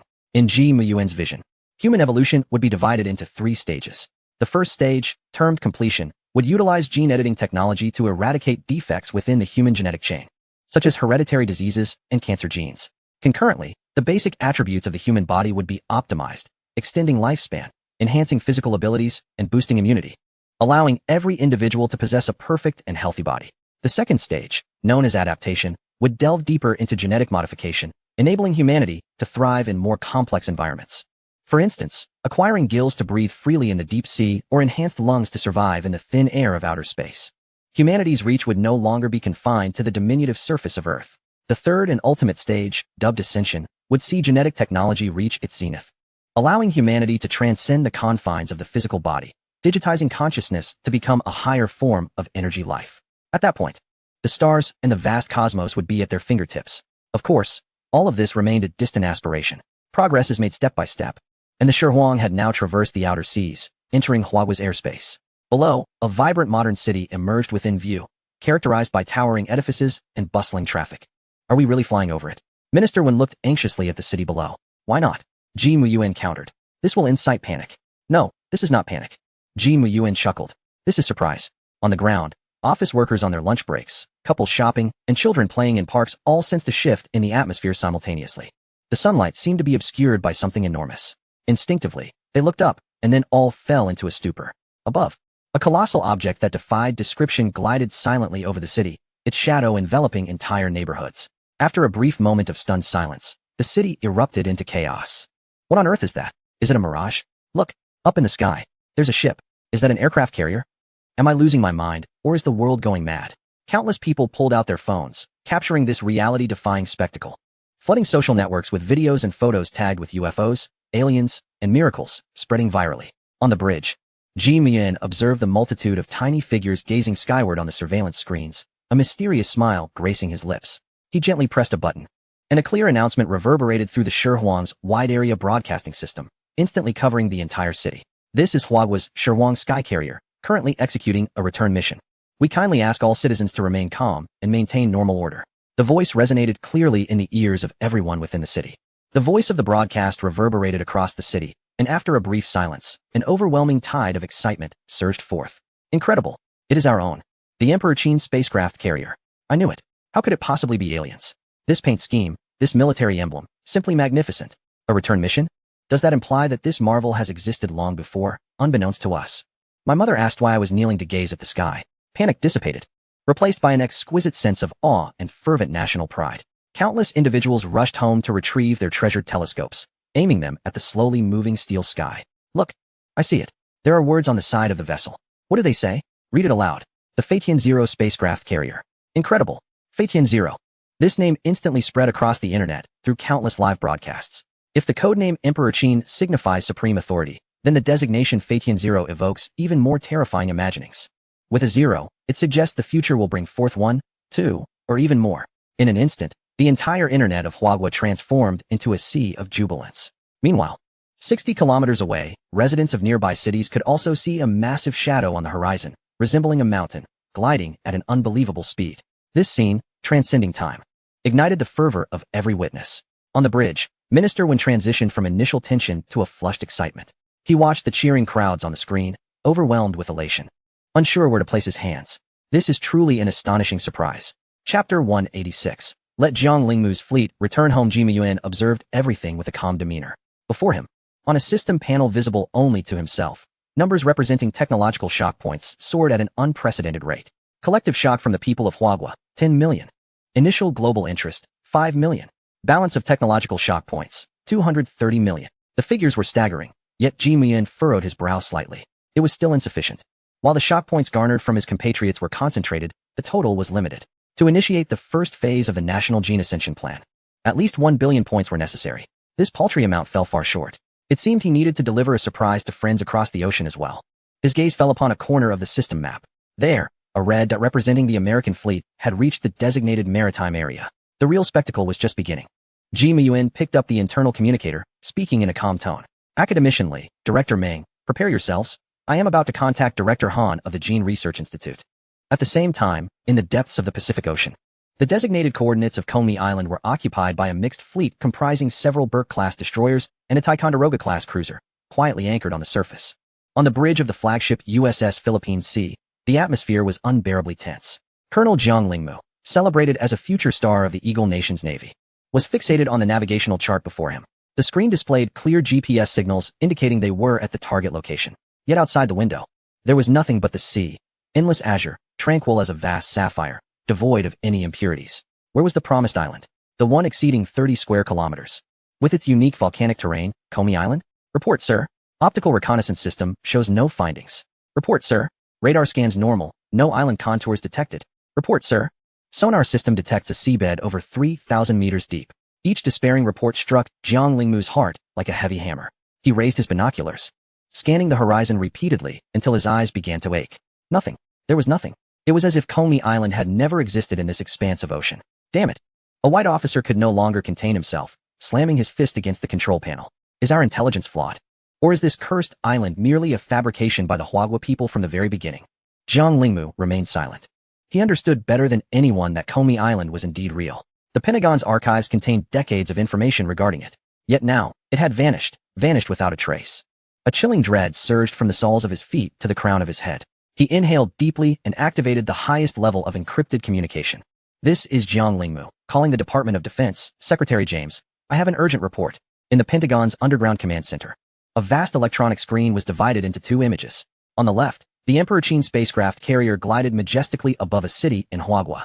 On the right, Jiang Lingmu's fleet transmitted images of an empty maritime expanse. Secretary of Defense James and Speaker Marco stood side by side, their expressions dark and foreboding. When Jiang Lingmu's voice echoed through the speaker, declaring, Sir, Comey Island has vanished, the command center fell into a deathly silence. Vanished? James's voice was parched. Colonel Jiang Lingmu, I need you to provide me with a precise definition. What does vanish mean? Was it destroyed? Or submerged? No, sir. The tremor in Jiang Lingmu's voice betrayed his unease. It is a literal disappearance. There are no signs of explosions, no tsunamis, no volcanic activity. It's simply gone, as if someone erased it from the map with an eraser. The metaphor of an eraser caused James and Marco to exchange horrified glances. Immediately, retrieve all satellite surveillance from the past 24 hours for that maritime area. Marco bellowed. A technician promptly initiated the task. Soon, a segment of accelerated satellite imagery appeared on the central screen. In the footage, Comey Island stood quietly amidst the sea. Suddenly, a diminutive vessel, almost negligible in size, emerged near the island. Its design unmistakably resembled a mini aircraft carrier previously showcased by Huagua during a military parade. Ridiculed as a model. Zoom in. Maximize the view. James commanded. The image was magnified to its limits, and though it appeared blurry, it was evident that something was rising from the deck of the mini aircraft carrier. In the next instant, an exceedingly faint, nearly imperceptible blue light emitted from the carrier, enveloping the entirety of Comey Island. The blue light lasted for less than a second. Then, all present, including James and Marco, instinctively gasped. The footage depicted Comey Island, shrouded in blue light, dissolving like a punctured soap bubble, silently disintegrating into countless minuscule points of light, completely vanishing from the satellite image. All that remained was an ocean surface as calm as before. Oh my God, An analyst slumped into his chair, murmuring incoherently. The command center was steeped in a profound silence. If the Huagua spacecraft carrier had instilled in them a sense of shock and anxiety over their technological supremacy, then the scene before them now evoked a deep-seated terror from the very depths of their souls. What was this? A spatial weapon? A dimensional weapon? Or a power only the divine could wield? Secretary of Defense James felt the world spinning around him. He grasped the table to steady himself. He finally understood why Huagua dared to flaunt their spacecraft carrier so boldly. Because they possessed an even more horrific trump card. A card powerful enough to make any adversary pause before taking action, contemplating whether their nation might meet the same fate as Comey Island. Erased from the face of the earth. Order Jiang Lingmu's fleet to return. James forced the words out between clenched teeth. Immediately. Do not make any unnecessary movements. Return. The mysterious disappearance of Comey Island, at this moment, transformed into the Damoclean sword hanging over the heads of all American high-ranking officials. Meanwhile, the nation that ignited this turmoil, Hua, was engulfed in jubilation. Eagle Sauce is dumbfounded. Just as we were about to deploy 60 aircraft carriers, how did yours ascend to the heavens? The entire city is watching. An aircraft carrier appears at an altitude of 10,000 meters. Chief G, let us not embarrass ourselves. The facade is gone. No more pretending. Chief G's next target, universal genetic ascension. Countless threads and videos, both genuine and fabricated, spread like wildfire across the internet. Chapter 187, Space-Based Kinetic Weapons? The War Ignorance Bureau. Director Liu watched the public sentiment online, unable to suppress his laughter. Xiao Wang, rename the recruitment promotional video we filmed earlier. Huh, Director Liu. What should we change it to? Let us call it Do You Want to Command an Aircraft Carrier? The kind that flies. Haha, yes, Director. Just then, a secretary hurried in, wearing an expression that was both amused and apprehensive. Director, the patent office has sent word that Chief G's team has just submitted a new patent application. Oh, what is it? Director Liu asked with keen interest. The secretary cleared his throat and recited, a portable high-energy particle-induced geological structure rapid decomposition and harmless migration device. Director Liu paused momentarily. The secretary added, they have given this device a more colloquial name. What is it? Island vanishing device. Director Liu, after a brief silence. He slapped his thigh and erupted into a thunderous laugh. Haha, what a splendid name for an island vanishing device. I absolutely adore Chief G's unabashed spirit. Meanwhile, aboard the Shihuang ship, Ji Muyao gazed at the system panel, where the technological shock points surged once more due to the Comey Island incident, nodding in satisfaction.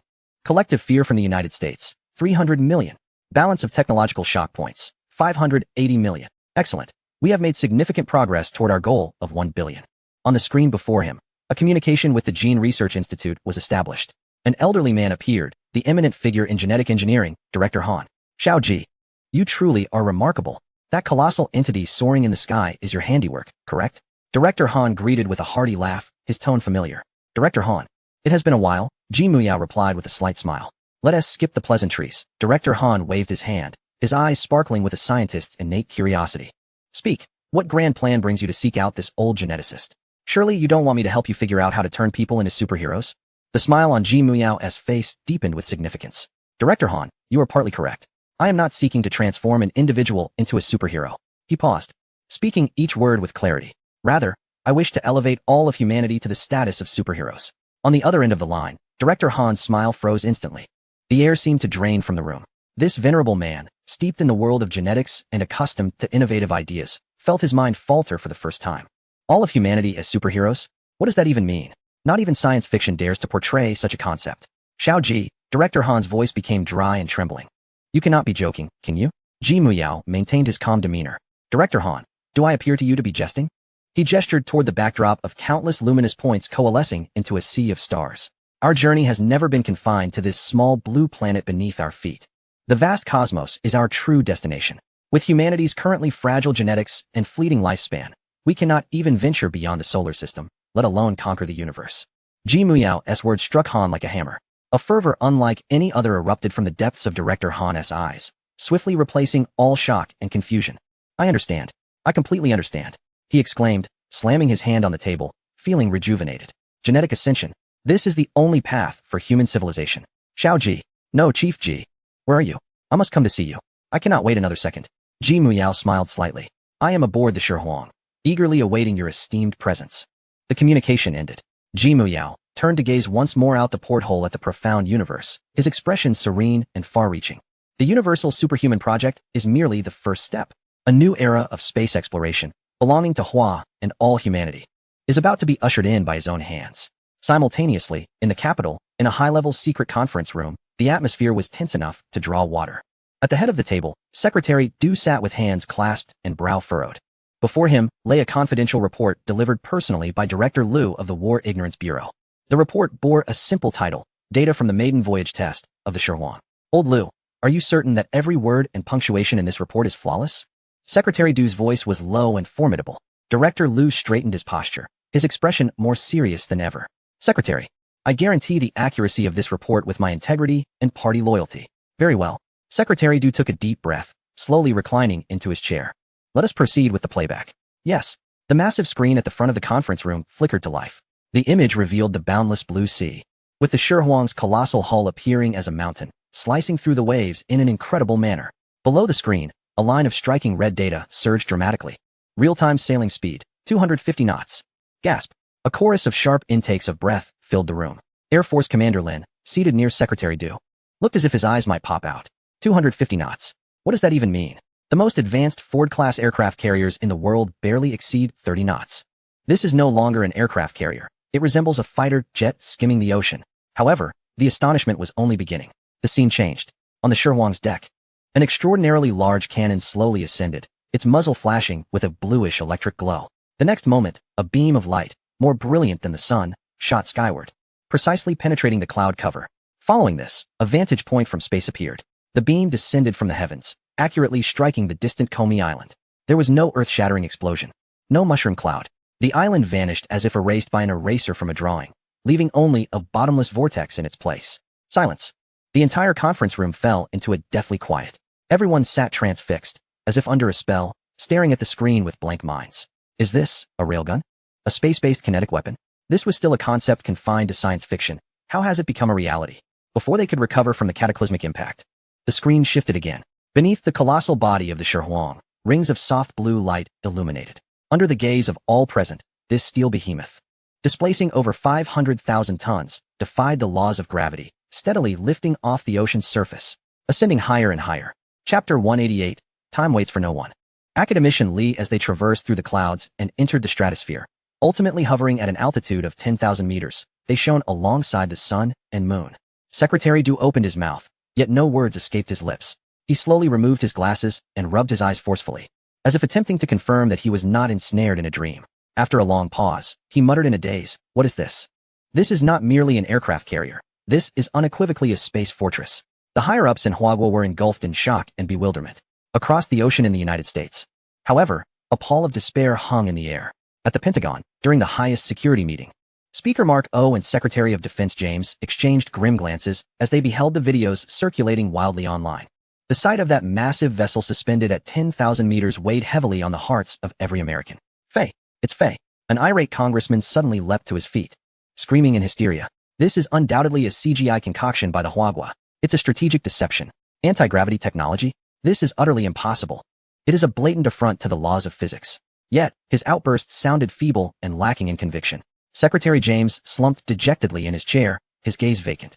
The CIA had already confirmed the video's authenticity through multiple satellites from various angles, and indeed, the military base stationed at Komi Island had lost contact. Boom. This revelation struck like the final straw, shattering the psychological defenses of everyone present. Speaker Mark O's complexion turned ashen. How could the Huagua possibly possess such technology? The ambitious super lighthouse project flashed through his mind. To counteract the growing naval strength of Huagua, they had planned to construct 60 Ford-class aircraft carriers over the next decade, creating an unprecedented super fleet to completely lock down Huagua. But now, their aircraft carriers could fly. Could they truly pit a fleet of iron coffins against a space fortress? Was this some kind of jest? No, we cannot lose our composure. Speaker Mark O slammed his hand on the table, forcing himself to regain his composure. Such epic-making technology must have consumed vast resources. I refuse to believe they can produce a second one.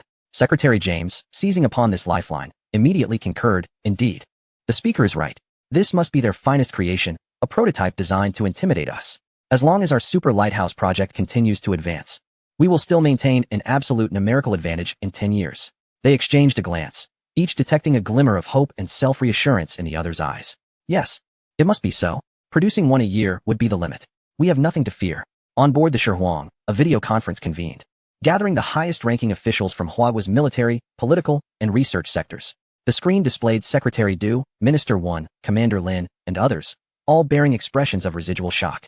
The first to speak was Minister 1, who oversaw industrial production, his voice tinged with urgency. I have but one question. Can we achieve mass production of a space fortress like the Sherhuang?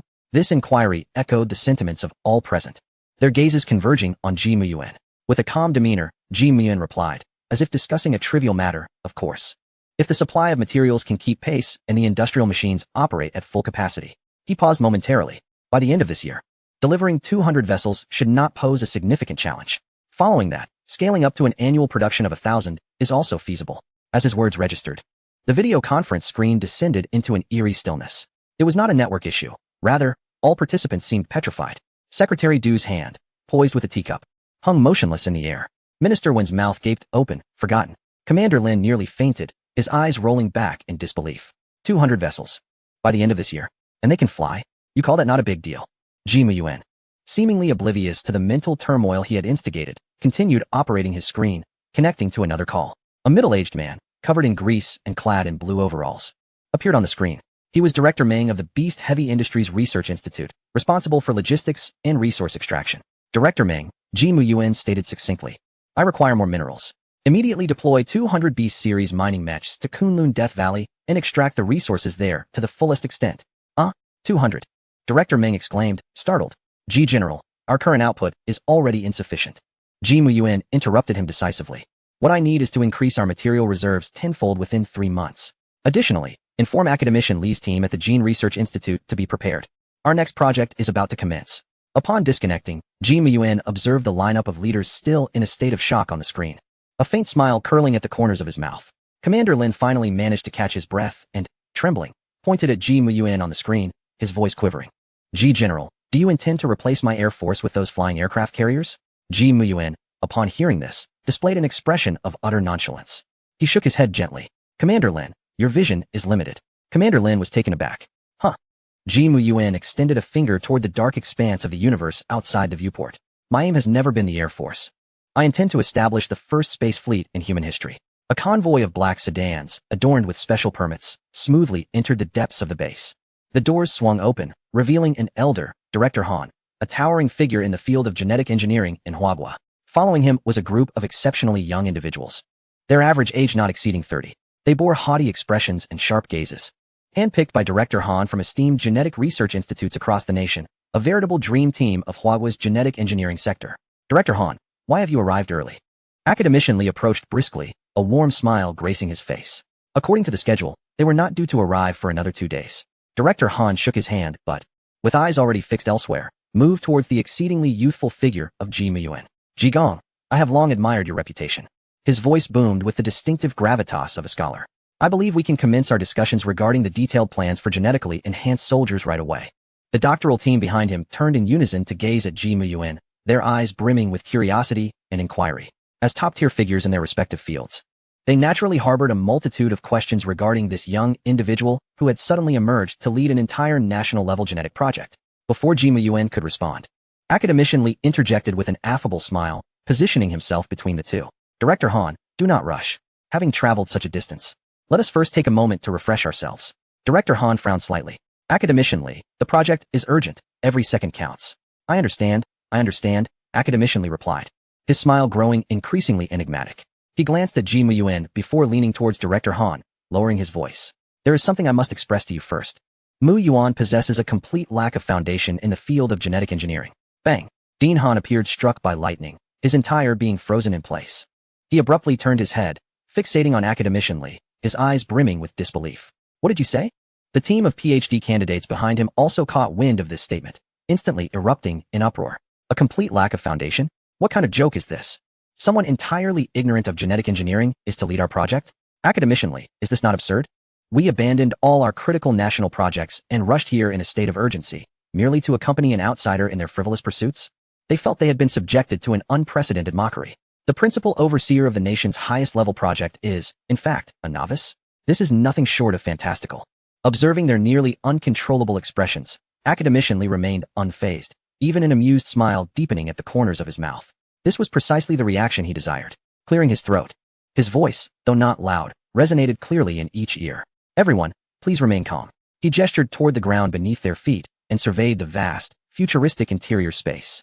What you stand upon is the aerospace aircraft carrier, Longtail. When the project was initiated, we too started from scratch. Academician Li's gaze ultimately converged upon Ji Mu Yuan, his tone infused with unparalleled pride and satisfaction. In less than a year, he alone, starting from nothing, brought this to fruition. Silence enveloped the room. It was as if a pin could be heard falling. Dean Han and his entire team of PhDs appeared as if they had been ensnared by an enchantment. Their expressions frozen and their minds blank. What? Alone? Starting from zero? Constructed an aerospace aircraft carrier. This information detonated within each of their minds, shattering their established perceptions and worldviews. The knowledge barrier of genetic engineering pales in comparison to the challenge of constructing an aerospace aircraft carrier. Is it still a barrier? It is merely a thin veil. A young PhD murmured reflexively, This defies science. Dean Han's throat convulsed violently as he regarded Ji Mu Yuan's calm visage. His gaze, initially filled with shock, gradually transformed into profound awe. A prodigy. No, a marvel. This transcends mere genius. Academician Li was thoroughly pleased with their reaction, jovially patting the still-stunned Dean Han. Now that you are here, don't just stand around. Allow me to show you around. We have many remarkable things to see. Dean Han nodded mechanically, his spirit somewhat adrift, as he was half-led, half-dragged forward by Academician Li. Their first stop was the production area of the Yulong fighter jets. Rows of sleek, entirely black aircraft lay quietly on the automated production line, exuding a chilling aesthetic of lethal beauty. Is this truly the legendary Yulong, capable of turning the tide in a localized conflict? Dean Han reached out, his fingertips trembling slightly as they brushed against the frigid metal exterior of the aircraft, feeling the powerful aura emanating from it. Although his expertise lay in biology, he was equally familiar with these national treasures. Indeed, Academician Li's chin nearly lifted to the heavens. Fully electric propulsion, plasma engines, a maximum speed of 20 Mach, and a conventional cruising speed of 15 Mach. Oh, and it is equipped with a miniaturized electromagnetic main cannon. Dean Han and the PhDs felt their eyelids twitch. Each of these terms seemed to leap straight from a science fiction movie. Yet now, the tangible reality stood before them. Before they could recover from the shock of the Yulong fighter jet, Academician Li led them to another area. Look over there. The crowd followed his gesture. Before them loomed colossal machines, reminiscent of prehistoric behemoths, undergoing final assembly by gigantic mechanical arms. It was an all-terrain armored vehicle they had never seen before. With an expansive chassis and armor so thick it was almost unfathomable, the menacing cannon on the turret glinting ominously. The beast all-terrain assault vehicle. As they passed, Engineer Wang, spotting the Deans, rushed over excitedly, beaming with pride as he introduced, Dean Han, observe. The armor on this vehicle is a new type of memory alloy developed by our boss. Theoretically, it can withstand small-caliber electromagnetic cannon fire. Moreover, its power system enables this 80-ton behemoth to reach speeds of 300 kilometers per hour in the desert. Dean Han was now numb. The PhDs behind him sparkled with excitement, eager to rush forward and study this so-called memory alloy. This had completely surpassed their realm of understanding. Finally, Academician Li brought them to a massive circular warehouse. As the doors opened, a collective breath was held. Before their eyes lay hundreds of meticulously arranged metal skeletons. Towering at about 3 meters, they exuded a sense of power and advanced technology, their energy cores glowing with a bluish light. The Xuanwu battle armor. True, individual powered armor. Dean Han gazed at this steel legion, feeling as though his heart might cease to beat. He finally comprehended why the highest authorities were so unreservedly supportive of Ji Mu Yuan. He also understood why Academician Li had made such statements. Compared to these marvels, perhaps starting from scratch to learn genetic engineering was truly not a significant challenge for this young man. Just as Dean Han's mind was being repeatedly shattered and reformed by waves of impact, Ji Mu Yuan's personal communicator on his wrist emitted a faint vibration. He answered it casually. A powerful, resonant voice, imbued with a soldier's characteristic ironclad aura, reverberated throughout the space. Comrade Mu Yuan. A holographic image of a dignified elder in a rocket force general's uniform, complete with stars on his shoulders, materialized in midair. It was Commander Foam of the rocket force. His face radiated unreserved excitement and anticipation. The precious cargo I, Foam, have sent is already en route and is expected to arrive at your location in 3 hours. 12 units of the Great Sage 51. You must ensure they are well prepared. Once used, I'll request more from the higher-ups. Ji Mu Yuan nodded calmly. Understood, Commander Foam. I shall ensure the task is completed. He ended the communication and turned to face the still-dazed Dean Han and Academician Li, who had yet to fully recover from the shock. Dean Han, Ji Mu Yuan began, we may need to postpone matters regarding genetic engineering for a while. Dean Han was momentarily taken aback, instinctively asking, why? Ji Mu Yuan pointed toward the direction from which Commander Feng's hologram had just vanished. His tone as casual, as if discussing a trivial matter. I need to go upgrade the missiles. Ji Mu Yuan's voice was not loud. Yet it detonated like a heavy bomb in the ears of Dean Han and Academician Lee. Upgrade the missiles? Dean Han was bewildered. He looked at Ji Mu Yuan's exceedingly youthful face, and then at the vast base behind him, his mind entirely malfunctioning. What is this unfolding? Were we not here to discuss genetic engineering? Why the sudden need to upgrade missiles? Moreover, those are the great sage, 51, the pinnacle of deterrence for our nation. A treasured national asset. Does such a formidable weapon need to be upgraded by someone in their 20s? Dean Han felt his worldview shatter and reconstruct repeatedly within the span of just an hour. Academician Lee, however, accepted this revelation more swiftly. He shook his head with a wry smile. Compared to the Xuanwu battle armor and the Beast assault vehicle, upgrading existing missiles seemed a trivial endeavor. It seems that acceptance is not as difficult as it once appeared. 3 hours later, the massive airport at the outskirts of the base emitted a deep rumble. In the sky, 12 colossal Kunping-class super transport aircraft, previously unmentioned in any public documents, descended slowly like 12 moving mountains. The gale they stirred caused those in the observation room, including Director Han, to struggle to maintain their footing. The Air Force commander, the elderly Lin, had nearly shattered my communicator moments ago. The image of Commander Feng reappeared. He gazed at the transmission on the screen, his mouth stretching into a wide grin, his tone brimming with pride. He asked if I had lost my mind, deploying the highest echelon of transport formations merely to deliver a few boxes of local specialties. I informed him that these were far more precious than mere local goods. As the rear doors of the transport aircraft opened, 12 equally massive specialized transport vehicles emerged slowly. Each vehicle bore a dark, ominous object that exuded an aura of death and destruction. The dashing 51, an intercontinental ballistic missile, Director Han merely observed from a distance. Feeling a chill surge from his feet to the crown of his head, his breathing becoming labored. This was the pinnacle of human civilization's violent creations.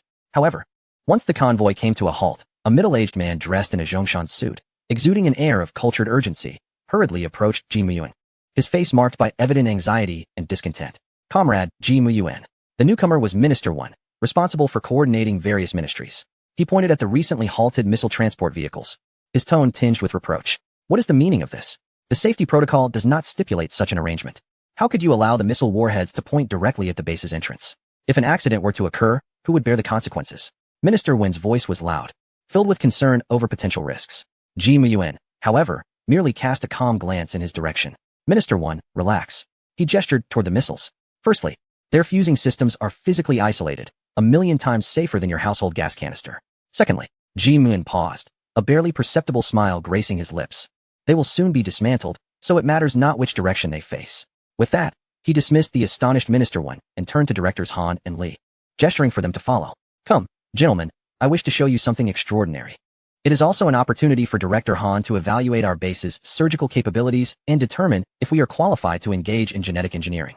Director Han had become utterly numb, mechanically trailing behind. When he saw Ji Muyuan casually jotting down a few lines on a transparent data panel, he could not help but inquire once more. Comrade Ji, the dashing 51 is already our most advanced model. Is there truly room for upgrades? This question echoed the thoughts of both Academician Lee and the distant Commander Feng. Ji Muyuan halted, presenting the data panel for them to see. It contained only 5 simple lines. Dashing Series Upgrade Plan V101. Enhanced missile structure. Replace with memory alloy and vibration gold composite materials to improve stability during reentry. 2. Upgraded detonation mode. Transition to quantum entanglement dual verification detonation, eliminating any possibility of physical or hacking breaches. 3. Core implantation for the warhead. Embed a miniature Prometheus fire core to significantly enhance explosive yield and range. 4. Power system replacement. Switch to a specialized miniaturized nuclear engine for infinite cruising and secondary trajectory alteration capabilities. 5. Navigation and stealth system upgrade. Fully upgrade to a divine calculation navigation system, complemented by a quantum ghost stealth coating.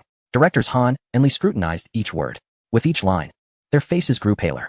By the end, they were not merely astonished but gripped by fear. Each term within those 5 lines could incite a seismic shift in the global physics community. Quantum entanglement detonation? Prometheus fire? Miniaturized nuclear engine? Was this truly an upgrade for a missile? It was as if a godlike weapon from the future had been completely reinvented. This upgrade. Commander Feng's voice crackled through the communicator, trembling noticeably. Comrade Muyuan, how long will it take to complete the first modification? He presumed that such a sci-fi transformation, requiring extensive technology and engineering, would take at least a decade or more to realize. Yet Ji Muyuan merely glanced at his watch, his tone unperturbed. If we begin preparations now, roughly 4 to 5 hours should suffice. We should be able to finalize the first one before afternoon tea. A profound silence enveloped the communicator. After an interminable half-minute, Commander Feng's voice emerged, filled with incredulity. 4 to 5 hours. Are you jesting? Do you comprehend what you are saying? Ji Muyuan disregarded his outburst, instead posing an unrelated question. Commander Feng, may I inquire how many Dashing series missiles we currently have in total? Commander Feng hesitated, instinctively responding. The publicly available figure is around 500. After a moment of contemplation, he added, including those undisclosed strategic reserves, the total exceeds 4,000. This was a state secret. Yet for reasons unknown, he divulged it unreservedly to Ji Muyuan. Ji Muyuan nodded, his expression turning grave. Over 4,000 is indeed substantial. However, have you considered that these assets are depreciating at an unimaginable rate? They lie dormant in silos, incurring astronomical maintenance costs daily. More critically, with the advancement of global technology, their penetration and survival capabilities diminish year by year. Perhaps in 10 years, they will merely be an expensive collection of live targets. Chapter 191. Arrival over the target. Ji Muyuan's words fell like a cold splash of water upon Commander Feng. He was well aware of this truth. Weaponry is subject to generational gaps. Today's formidable national defense could become tomorrow's heap of scrap metal. Yet, he had not anticipated that such a harsh reality would be articulated so bluntly by a young man.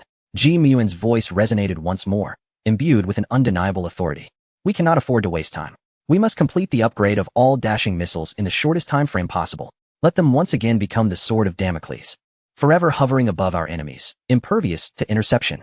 With his declaration, Ji Muyuan issued a direct order. Director Meng, here. An elderly man clad in a white lab coat, his hair graying but his spirit vibrant, immediately stood forth. He was Meng Dihai, the chief engineer responsible for precision manufacturing at the base. You will personally lead the upgrade of the first Dashing missile. Ji Muyuan handed him the data panel, containing all the plans, with maximum permissions granted for all materials and equipment. Understood. I guarantee the completion of the task.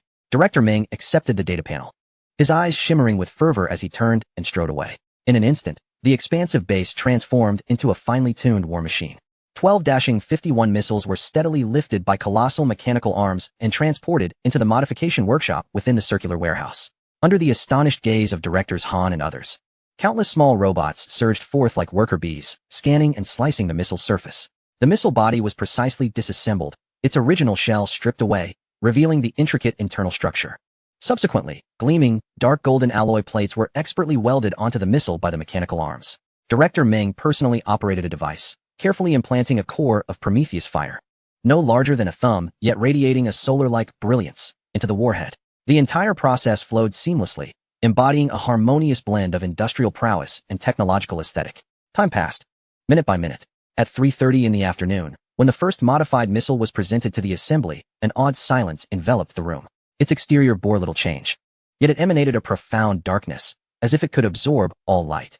The original designation, Great Sage 51, had been erased, replaced by 3 gleaming, futuristic silver characters, Great Sage 001. Ji Muyuan glanced at the time, nodding in satisfaction. He picked up the communicator and addressed the silent Commander Feng, who had remained quiet for several hours. Commander Feng, the first one is ready, just in time for afternoon tea. On the other end, silence persisted. Just as Ji Muyuan thought the signal had been lost, a thunderous roar erupted from the device. What the hell? Following this, an ear-piercing alarm reverberated throughout the underground base. Red lights flashed frantically, casting a crimson hue on every face. A sharp, urgent, and panicked electronic voice echoed through the broadcast system. Level 1 red alert. Level 1 red alert. Unknown high-dimensional interference detected. Anomaly at the coordinates on the west coast of North America. Warning. Space-fold reaction readings are off the charts. Detecting superluminal units disengaging from curvature travel. Target identified. The broadcast abruptly cut off, as if something had strangled it. In the next moment, Ji Muyuan's personal terminal displayed the highest level of alert. A massive three-dimensional star map projected into the air. A brilliant red that was tearing through space at an inconceivable angle and speed, hurtling directly towards the eastern continent. Its final destination was clearly marked by the system, Huagua, Kyoto. The shrill alarm and frantic electronic voice seemed to be abruptly silenced by an invisible hand. The entire underground base fell into a deathly hush. Everyone's movements froze, their gazes fixated on the enormous three-dimensional star map. The dazzling red burned itself into the retina of each observer, ripping through the fabric of three-dimensional space in a manner that defied the laws of physics, leaving behind a dark track of continuous collapse and rebirth. Superluminal. No, this was no mere superluminal speed. This was a higher dimensional leap strike. Dean Han and Academician Li, among others, turned pale, their bodies trembling uncontrollably. As leading scientists, they understood better than anyone the implications of the star map's display. It was a crushing force, an unreasonable, dimensional strike from a higher civilization. Humanity's pride in modern physics seemed as fragile as a piece of parchment at that moment. Target, Kyoto. Director Meng murmured, his fervor replaced by a profound terror. It's over. These two words echoed in everyone's minds simultaneously. In the face of such an enemy, what significance did resistance hold? Amidst this despairing silence, Ji Muyuan's calm voice broke through. Commander Feng. He still held the communicator, as if the overwhelming alarms outside were merely a gentle breeze. On the other end, Commander Feng's roar abruptly halted, evidently shocked by the surprise from the command center.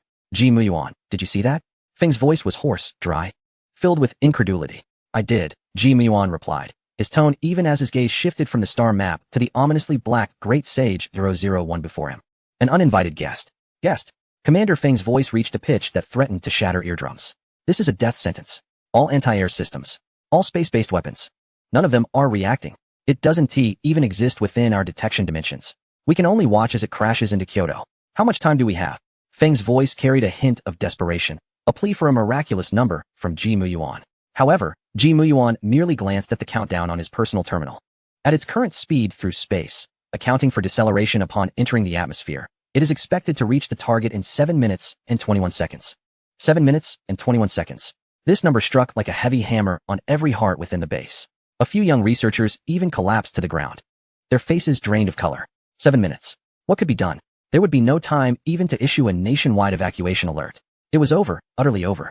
Despair spread through the air like a plague. On the other end of the communicator, Commander Feng's breath also faded into silence. An oppressive quiet enveloped the room, as if mourning for a city on the brink of destruction. Ji Muyuan frowned slightly, disliking the stifling atmosphere. Commander Feng. He broke the suffocating silence once more. Can you still mobilize satellites? After a few seconds of silence, Commander Feng's bewildered voice responded, yes, but what do you intend to do? Nothing much, Ji Muyuan replied nonchalantly. I just wanted to remind you to switch to a higher definition satellite. The fireworks we're about to see might be quite spectacular. It would be best to arrange for a global live broadcast. What? Fireworks? A global broadcast? At that moment, not only Commander Feng but also Dean Han, Director Meng, and others in the base stared at Ji Muyuan with eyes wide open, as though he were a madman. Brother, aliens are at our doorstep. The capital will be gone in 7 minutes. And you're talking about fireworks? A global broadcast? Have you lost your mind? Comrade, Ji Muyuan. Commander Feng's voice trembled, deeply concerned that this young genius might have lost his sanity due to the overwhelming stress. This isn't the time for jokes. I know. Ji Muyuan nodded, his expression eerily calm. He turned to face the black Great Sage 001, extending his finger to gently tap on the cold missile body, producing a crisp sound. I just wanted to ask, have you forgotten that we just prepared some afternoon tea snacks? Afternoon tea snacks? Everyone followed his finger to the missile, their focus drawn to the gleaming silver characters that shone brilliantly in the flashing red light. Great Sage 001. In that instant, it felt as if a jolt of electricity surged through everyone's spine. Dean Han's eyes widened in shock. Director Meng trembled, his mouth opening involuntarily. On the other end of the communicator, Commander Feng gasped audibly, exclaiming, of course, the missile. They still have a newly modified super missile infused with Prometheus fire. But would it be on time? Could a missile still on the ground intercept a superluminal unit that tears through space? That seemed more absurd than a tale from the Arabian Nights. Seemingly perceiving the doubts of those around him, Ji Muyuan's lips curled into a subtle, enigmatic smile. Who says that deliveries must always be dispatched from the ground? He turned to Director Meng. Director Meng, how long will it take to open the passage connecting to the launch silo? Oh, Director Meng jolted awake as if from a dream, nearly leaping to his feet as he shouted with all his might. 1 minute. No, 30 seconds. 30 seconds will suffice. Excellent. Ji Muyuan nodded in satisfaction. He raised the communicator once more, addressing the dazed Commander Feng, issuing his command. His voice, though not loud, resonated clearly throughout the entire base and reached every corner of the highest command center. Commander Feng, heed my order. Now, immediately, at once. Transfer the launch authority of Desheng 001 to me. The target is the high-dimensional interference source. I intend to make this distant visitor understand a critical truth. China is not a place one can simply come and go as they please. Once you arrive, you shall not depart. The highest command center fell into a deathly silence. Within the communicator, only the heavy breathing of Commander Feng remained, akin to a drowning man gasping for air. The operational officers behind him were petrified, each one frozen in place. Transfer the launch authority? To a young man in his 20s? Allow him to intercept a high-speed target currently undergoing a high-dimensional leap with a missile that had just been assembled and had not even undergone testing? This was no longer a gamble. It was as if the future of China's 100-year destiny, along with the lives of tens of millions in the capital, were being wagered on a roulette wheel. With eyes closed, pressing all in, Comrade Ji Muyuan, Commander Feng's voice was dry, each word seemingly squeezed from his throat. I require an explanation. On what grounds do you believe that a ground-to-space missile can catch up to a superluminal entity? This was not mere skepticism. It was a desperate search for a last shred of logical hope. I did not say we would chase it. Jimu Yuan's tone was calm and unruffled. Commander Foam, your thoughts remain confined to the dimensions of three-dimensional space. A projectile will never catch light.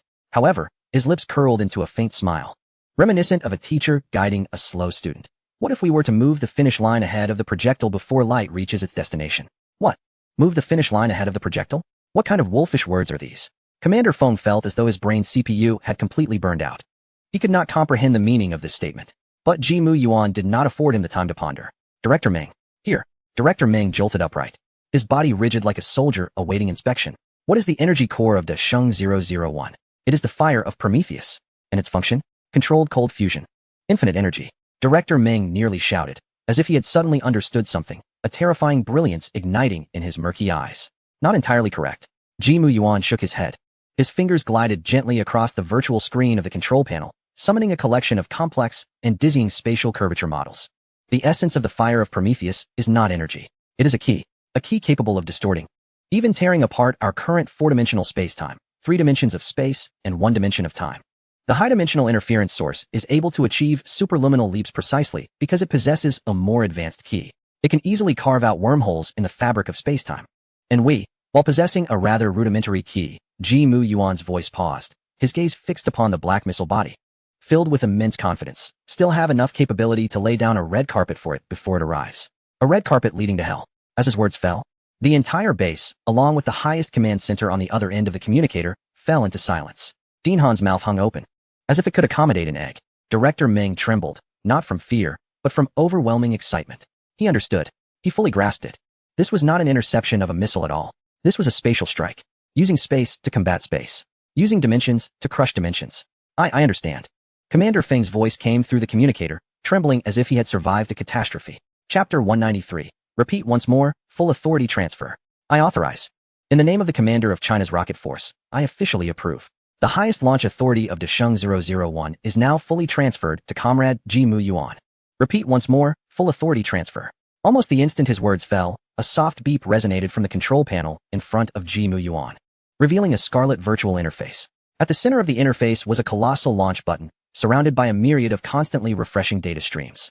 Countdown, 000531. Authority confirmed. Jimu Yuan's expression remained unchanged, as if he had not received a strategic weapon capable of obliterating a city, but rather an ordinary Tetris game console. Without looking back, he commanded Director Meng, begin the live broadcast. Director Meng was momentarily taken aback. Brother, at such a moment, you're still thinking about your live broadcast? According to the original plan, a global live broadcast. Jimu Yuan reiterated, his tone leaving no room for dissent. Connect with Secretary Du. The communication was quickly established, and Secretary Du's anxious face appeared on the screen. Mu Yuan, how is it going? Commander Feng has already. Secretary Du, listen to me. Jimu Yuan directly interrupted him. The originally scheduled live broadcast of the Dasheng 001 test will proceed as planned. What? Secretary Du was momentarily stunned. Now, a global live broadcast to intercept aliens? If this fails, then China's reputation will be tarnished across the entire universe. No. Jimu Yuan shook his head, correcting his statement. Not to intercept aliens. We will publicly announce that China is conducting a real-world test of its first proactive spatial defense system. The test target is a high-speed meteor that has entered the designated orbit. We will use the primary sensor signals from Dasheng 001 as the live broadcast footage, transmitting it to the world. Secretary Du paused for a full 3 seconds. Proactive spatial defense system? High-speed meteor? He instantly comprehended Jimu Yuan's intent. This was to package a crisis that could lead to national extinction into a globally captivating display of military might.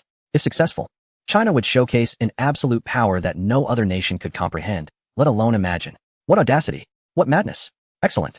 Secretary Du felt a surge of excitement rush to his head, slamming his hand on the table, his eyes ablaze with fervor. I will handle it immediately. Inform the world that the press conference for our new missile is commencing now. Simultaneously, global media broadcast rooms were thrown into chaos. We have just received news. The Chinese government has issued an urgent announcement. They will conduct a test launch of a new weapon in 3 minutes. The target is a high-speed moving celestial body. My God, is this true? An alien spacecraft is about to reach the capital, and the Chinese are planning a missile test at this moment? Have they gone mad? Do they intend to greet the aliens with missiles? The live broadcast signal is coming in. Oh, my heavens. What perspective is this? It seems we are inside the warhead of a missile. Countless screens displayed a sudden shift in imagery. A dark, metallic feeling elongated tunnel appeared before everyone's eyes. At the end of the corridor lies a night sky adorned with twinkling stars. This is the primary perspective of the Great Sage 001. In this moment, billions around the globe are gazing into the profound universe through the eyes of this missile. Inside the base, the countdown reaches 2 minutes. The launch silo has opened. Energy injection at 100. Spatial coordinates have been locked. Director Meng's voice rises with fervor, his wrinkles unfolding in excitement. Ji Mu Yuan's fingers dance across the virtual keyboard, inputting the final line of code. On the star map, a straight golden line emerges from the blue dot representing the base, precisely piercing the void ahead of the red light. That is not a flight trajectory. It is the path of space being folded. Commander Foam. Ji Mu Yuan raises the communicator for the last time. Prepare the capital's air defense system. Prepare for what? Prepare for fireworks. With that, he disconnects the communication, his gaze returning to the pulsating scarlet countdown on the main screen. 000010, 000009, 000003, 000002. Ji Mu Yuan takes a deep breath. The entire world seems to freeze at this moment. He gazes at the launch button in the center of the console, emanating an eerie red light, his pupils reflecting the brilliance of destruction and rebirth. Then, he extends his finger and gently presses down. Farewell, distant guests. 000001. Ignition. Boom. The deafening roar instantly shatters the silence of the Gobi night sky. The earth shakes. The cover of the launch silo is hurled hundreds of meters into the air by the violent airflow. A massive fire dragon, enveloped in endless light, roars forth from the depths of the earth. Great Sage 001 ascends. The live broadcast divides into two at this moment. On the left, the distant view from the launch site shows flames soaring into the sky, illuminating half the night into a dazzling daylight. Its ascent is so rapid that the camera can barely capture it, leaving only a straight, continuously extending orange-red trail. On the right, the missile's primary perspective. The slender metallic corridor is instantly filled with boundless light and heat after a violent tremor. Whoosh. It feels as though billions of spectators are riding the wildest roller coaster in human history, their vision expanding rapidly into the vast starry sky. The curvature of the Earth is clearly visible. Pentagon, USA. The atmosphere is stifling as a grave. Bang. Speaker Mark AO pounds his fist on the conference table. He glares at the fiery light piercing the sky on the screen, his face flushed with rage, veins bulging on his neck. Madman. The Chinese are a bunch of complete lunatics. What are they doing? The Outer Space Treaty. The Partial Test Ban Treaty. Have they turned all international agreements into scrap paper? To detonate a ballistic missile carrying unknown payloads over the capital? Or is it aimed at an unidentified flying object? Is this a declaration to the world? He roars furiously, spitting as he speaks. I demand an immediate activation of the highest level of condemnation plan. Unite our allies and impose the harshest economic and technological sanctions on China. They must pay for this reckless insanity. In contrast to his outburst, Defense Secretary James appears remarkably calm, though a flicker of unprecedented gravity glimmers in his hawk-like eyes. Mr. Speaker, it may already be too late for protests and sanctions. His voice is hoarse and low. Do you not understand? They did this on purpose. They chose this moment to turn an interception operation into a weapons showcase through a global broadcast. Mark AO is momentarily stunned, his anger freezing in an instant. What do you mean? What we are witnessing is precisely what they want us to see. Defense Secretary James points at the screen, enunciating each word. If this missile can indeed accurately strike that celestial body traveling at over 20,000 kilometers per hour, its significance will far exceed the constraints of any treaty. It represents an absolute strike capability that we cannot comprehend or defend against. Chapter 194. Is this powered by love? The conference room falls into a deathly silence. What do we do now? A senior officer speaks hesitantly. Just watch. A glint of ruthlessness flashes in Secretary James's eyes. Of course not. He says coldly. Immediately activate the launch plan for Minuteman 4 and initiate a global broadcast. If they wish to showcase their might, then we shall show the world who the true sovereign of this planet is. As soon as their missile test concludes, our performance will commence. Simultaneously, the spokesperson for the Chinese Foreign Ministry addresses global media, issuing 3 urgent announcements. First, this launch is part of our established annual military exercise. The primary objective is to test a new type of oceanic sonic repulsion device, codenamed Drive Fish, aimed at maintaining ecological balance within our territorial waters. Second, the equipment used in this test is conventionally powered and does not carry any nuclear materials. It does not produce any nuclear radiation or radioactive contamination, and is classified as a green and environmentally friendly defense technology. Third, to ensure safety, relevant airspace and maritime areas have been designated as temporary no-fly zones. We kindly ask passing flights and vessels to take precautions and thank all parties for their cooperation. Upon the release of these announcements, global public opinion erupts in astonishment. Drive Fish. You're using something that looks like an intercontinental ballistic missile to drive fish? Are your fish Godzilla and environmentally friendly? This is akin to wearing a blatant "I don't care what you think" expression on their faces. Countless foreign netizens and media reporters, after a brief moment of shock, experience an indescribable sense of absurdity and fear. This is no longer a display of military strength. It is a blatant arrogance, an unequivocal confidence that boldly declares, "I am here, and I will do this, and what can you do about it?" In the live broadcast, Secretary General Du's figure reappears. He stands in the command center, surrounded by massive screens flashing with data. "Good evening, everyone. I believe you are all curious about our recently launched Great Sage 001. Next, I would like to introduce Mr. Ji-Mu Yuan, the chief designer of Great Sage 001 and the overall head of this upgrade plan, to provide a brief overview." The camera shifts to focus on the excessively youthful figure at the control console. Ji-Mu Yuan stands slowly, calmly looking into the camera as if addressing not billions of eyes, but rather delivering an ordinary academic report. "Hello everyone, I am Ji-Mu Yuan." His voice, clear through the microphone, resonates across the globe. Great Sage 001 is a hypersonic space vehicle. This test launch primarily aims to assess three aspects. First, extreme speed. Second, spatial endurance. Third, and most importantly, Ji-Mu Yuan pauses slightly, a meaningful smile gracing his lips. A brand new, special explosive effect. As his words fade, the data on the main screen suddenly jumps. Report. The missile has breached the Karman line. It has entered outer space. Speed 10 Mach, 12 Mach, 15 Mach. Director Meng, academician Li, and other researchers fixate on the soaring numbers, their breaths nearly ceasing. Traditional ballistic missiles, upon exiting the atmosphere, rely on inertia to gradually decelerate. Yet this Great Sage 001, upon entering space, does not extinguish its rear engine. Instead, it emits a more brilliant blue plasma flame. Its speed continues to escalate wildly. Switch to level flight mode. Ji-Mu Yuan's voice was as calm as the issuance of the simplest command. On the screen, the missile, resembling a divine sword, executed an astonishingly smooth turn upon reaching its trajectory, instantly transitioning into a horizontal flight posture. It soared like an interstellar warship cruising at the edge of the atmosphere, achieving a staggering speed of 25 Mach. The report from the data analyst trembled with an uncontainable quaver. Commander Feng clenched his fists tightly, feeling as if his heart might leap out of his throat. 25 Mach. This surpassed the theoretical limits of all hypersonic weapons currently known. This was a scene one would expect only in a science fiction film. This defied the laws of physics. An elderly academic adjusted his glasses, murmuring to himself, "It is still accelerating." All eyes refocused on the center of the screen.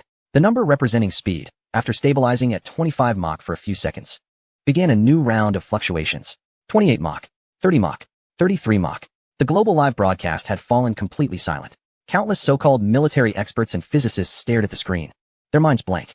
Everything they had learned throughout their lives was shattered in that moment. Meanwhile, in the command center of Huagua, Commander Feng felt as though his CPU had completely burned out. He abruptly turned to gaze at the young man who had remained composed throughout this display. What manner of creature is Ji-Mu Yuan?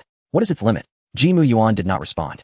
He merely watched the screen quietly, observing the golden trajectory drawing nearer to the red dot representing the target. Then, under the gaze of billions around the globe, that vivid red number shattered all expectations and finally settled. 36 Mach. This figure struck the hearts of everyone following the event like a sledgehammer. Commander Feng felt his throat dry to the point of smoke. He looked at Ji-Mu Yuan, whose youthful face remained tranquil, as if the formidable Da Sheng 001 was merely a toy he had casually fabricated. Ji-Mu Yuan, are you really calling this a missile? Commander Feng's roar was nearly a bellow. However, before Ji-Mu Yuan could respond, the bright red number on the main screen began to pulse again shortly after a brief pause. Report. Speed has surpassed 38 Mach, 40 Mach, 42 Mach. The data analyst's voice, no longer trembling, erupted into a near scream. In the command center, those who had just been immersed in the shock of 36 Mach were once again frozen in place. It can still accelerate. What in the world kind of engine is this? Is it powered by nuclear fuel? No, even controllable nuclear fusion could not provide such ferocious and sustained thrust. Cruising altitude, 110 kilometers. Report. Fuel monitoring shows remaining 100. When this final piece of data was announced, the entire command center fell into an eerie silence. Everyone, including Commander Feng and academician Li, stared at the data analyst as if he were a fool. Remaining fuel 100? Are you joking with me? After flying for so long, breaking through the atmosphere, accelerating to over 40 Mach, and you tell me not a drop of fuel has been used? Is this thing powered by love? Ahem. Ji-Mu Yuan gently cleared his throat, breaking the silence. Conventional fuel monitoring methods cannot detect the energy module of Da Sheng 001. He explained matter-of-factly. Chapter 195. The effect of technological deterrence achieved, although the crowd still did not understand. They at least grasped one thing. The energy system of this device existed beyond their comprehension. Ultimately, under the gaze of countless numb eyes, the number gradually ceased its fluctuations. 50, A full 50 Mach. Over 60,000 kilometers per hour. A circumnavigation of the blue planet's equator would take just over 40 minutes. Goodness. Someone uttered a dreamlike groan. The CPU had completely burned out. At that moment, everyone's brains ceased to function. Meanwhile, on the other side of the blue planet, in the United States, the Pentagon building, the atmosphere was as oppressive as a tomb. All the military leaders in uniforms and scientists in lab coats gazed intently at the data streaming in from Huawei's live broadcast. 50 Mach cruising at 110 kilometers. Fuel reading is an error, but it's still accelerating. A blonde, blue-eyed physicist, dazed, repeated these words as if he were a madman. Impossible. This contradicts everything we know about physics. Its aerodynamic shape cannot withstand 50 Mach. It should have disintegrated upon exiting the atmosphere. My God, what is this? Where did the Huagua obtain such technology? Aliens. Panic spread like a plague. Enough. A thunderous roar silenced the command room instantly. The elderly Chairman Marqueo, his eyes bloodshot, slammed his fist onto the conference table. This is not a scientific symposium. I don't care what it is. All I know is that it threatens the security of our nation. He gasped for breath, pointing at the blinding golden flight trajectory on the screen. James. Here, Mr. Chairman. Defense Minister James stood at attention, his complexion equally grim. I order you to immediately establish communication with Huagua's command center. I want to ask them directly what they intend to do. Chairman Marqueo bellowed. This is a blatant provocation. Mr. Chairman, establishing communication now might be. James hesitated. In the context of this global broadcast, reaching out would inevitably convey weakness and passivity, regardless of the conversation. I said connect. Chairman Marqueo had lost all reason. Yes. Huagua Command Center. Report. We have received a high-level communication request from the United States. The communicator's report shifted the atmosphere in the room. Everyone's gaze converged on Secretary Du and Ji Mu Yuan. Secretary Du remained composed, looking at Ji Mu Yuan with a questioning glance. Ji Mu Yuan's lips curled into a slight smile. The fish has taken the bait. Go ahead and answer. Yes. Soon. A twisted face filled with rage appeared on the side screen. It was Chairman Marqueo. Huagua, what do you intend to do? As soon as the communication was established, Marqueo's roar surged forth impatiently. Secretary Du leisurely adjusted his glasses, speaking in a calm tone. Good evening, Chairman Marqueo. Please watch your language. We are conducting a public and transparent aerospace scientific experiment. A scientific experiment? Chairman Marqueo laughed in anger. Conducting an experiment with a missile capable of reaching 50 Mach? Are you insulting my intelligence? First of all, this is not a missile. The previously silent Ji Mu Yuan suddenly spoke. He stepped forward, staring intently at Chairman Marqueo's face on the screen, his voice soft, yet resonant across both command centers. It is called Daisheng 001, a hypersonic space vehicle. Furthermore, Ji Mu Yuan paused, his smile taking on a playful demeanor. It is currently flying at an altitude of 110 kilometers in outer space. As far as I know, space does not belong to any nation, and therefore it is not under the jurisdiction of your United States. You. Chairman Marco was nearly choked with indignation. I warn you. Immediately order it to cease its flight, or self-destruct. Otherwise, we will consider it an invasion and will take all necessary measures to shoot it down. Upon hearing these words, several military leaders in the command center of Huagua could not help but laugh. Commander Hua of the Rocket Army stepped forward, openly gazing at Marco as if he were a mere jester. Shoot it down? How amusing. We're waiting for that. Commander Hua. General Qi also joined in, laughing heartily. Aren't you making things difficult for them? Our great sage is currently flying at Mach 50, while their standard 3 cannot even exit the atmosphere. How do you intend to intercept it? With your mouth? Ha! Their unabashed mockery echoed through the microphone, reaching the Pentagon and the global live broadcast. Wow! Best performance of the year. The diplomatic team requests to engage. Ha ha ha. Please, spare the Americans some dignity. Commander Hua and General Qi, look at your predicament. And you still wish to intercept? God Ji, space is not under your control. A heartless act. The screen displayed Marco's complexion shifting from red to purple, then to green, ultimately turning pale. He trembled all over, pointing at the screen, but could utter not a single word. At that moment, a frantic assistant rushed in, handing him a red encrypted phone. Chairman Marco hesitantly picked up the phone. Hello? The next moment, a furious roar erupted from the other end, one he would never forget. The voice was so loud that even his neighbor, Defense Secretary James, could hear it distinctly. Marco, you fool. Who authorized you to make this call? You have brought disgrace upon the United States.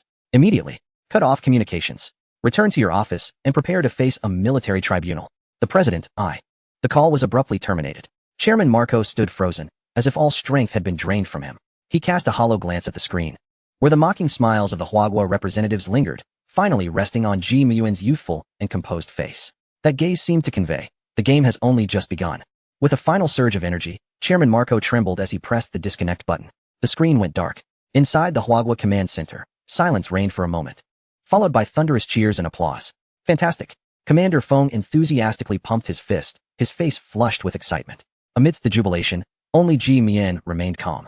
Deep within his retina, a faint blue data stream, visible only to him, quietly flowed by. Detection of technological deterrent effectiveness achieved. Host gains points. 1,000,000,000. Gene technology research and development costs recovered. 50. Success. Chapter 196. A heartless act. Ji Muyuan remained unfazed. This 1 billion point reward was one of his true objectives. He lifted his gaze, once more focusing on the main screen. The golden trajectory representing the Great Sage 001 had traversed more than half of the Pacific Ocean. Further testing. Continue. Ji Muyuan's voice resonated calmly. Yes. The data analyst promptly responded, filled with fervent admiration. Report. The Great Sage 001 has crossed the Bering Strait and is now entering North American airspace. As this report was made, the entire command center erupted in fervor once more. Crossing the Bering Strait. Entering North American airspace. Ha ha ha. Isn't that akin to defecating atop their heads? What a thrill. I have never fought such a prosperous battle in my life. The military leaders were all aglow, seemingly rejuvenated by 20 years, excitedly raising their fists. Only Secretary Du, after a brief moment of elation, swiftly regained his composure. He approached Ji Muyuan, lowering his voice but wearing an expression of utmost seriousness. Young Ji, what shall we do next? All eyes instantly refocused on Ji Muyuan. He did not respond immediately. He glanced at the screen. At the golden trajectory representing the Great Sage 001, akin to the sword of Damocles hanging over the North American continent. Then, he calmly turned to Secretary Du. Quite simple. Let the Great Sage circle blue star above the Kármán line for 15 days. After 15 days, execute a test explosion in the uninhabited area of the South Pacific. Upon hearing this, even Commander Hua, who had just been celebrating, was momentarily stunned. Fly for 15 days? Then test an explosion? This maneuver had never crossed their minds.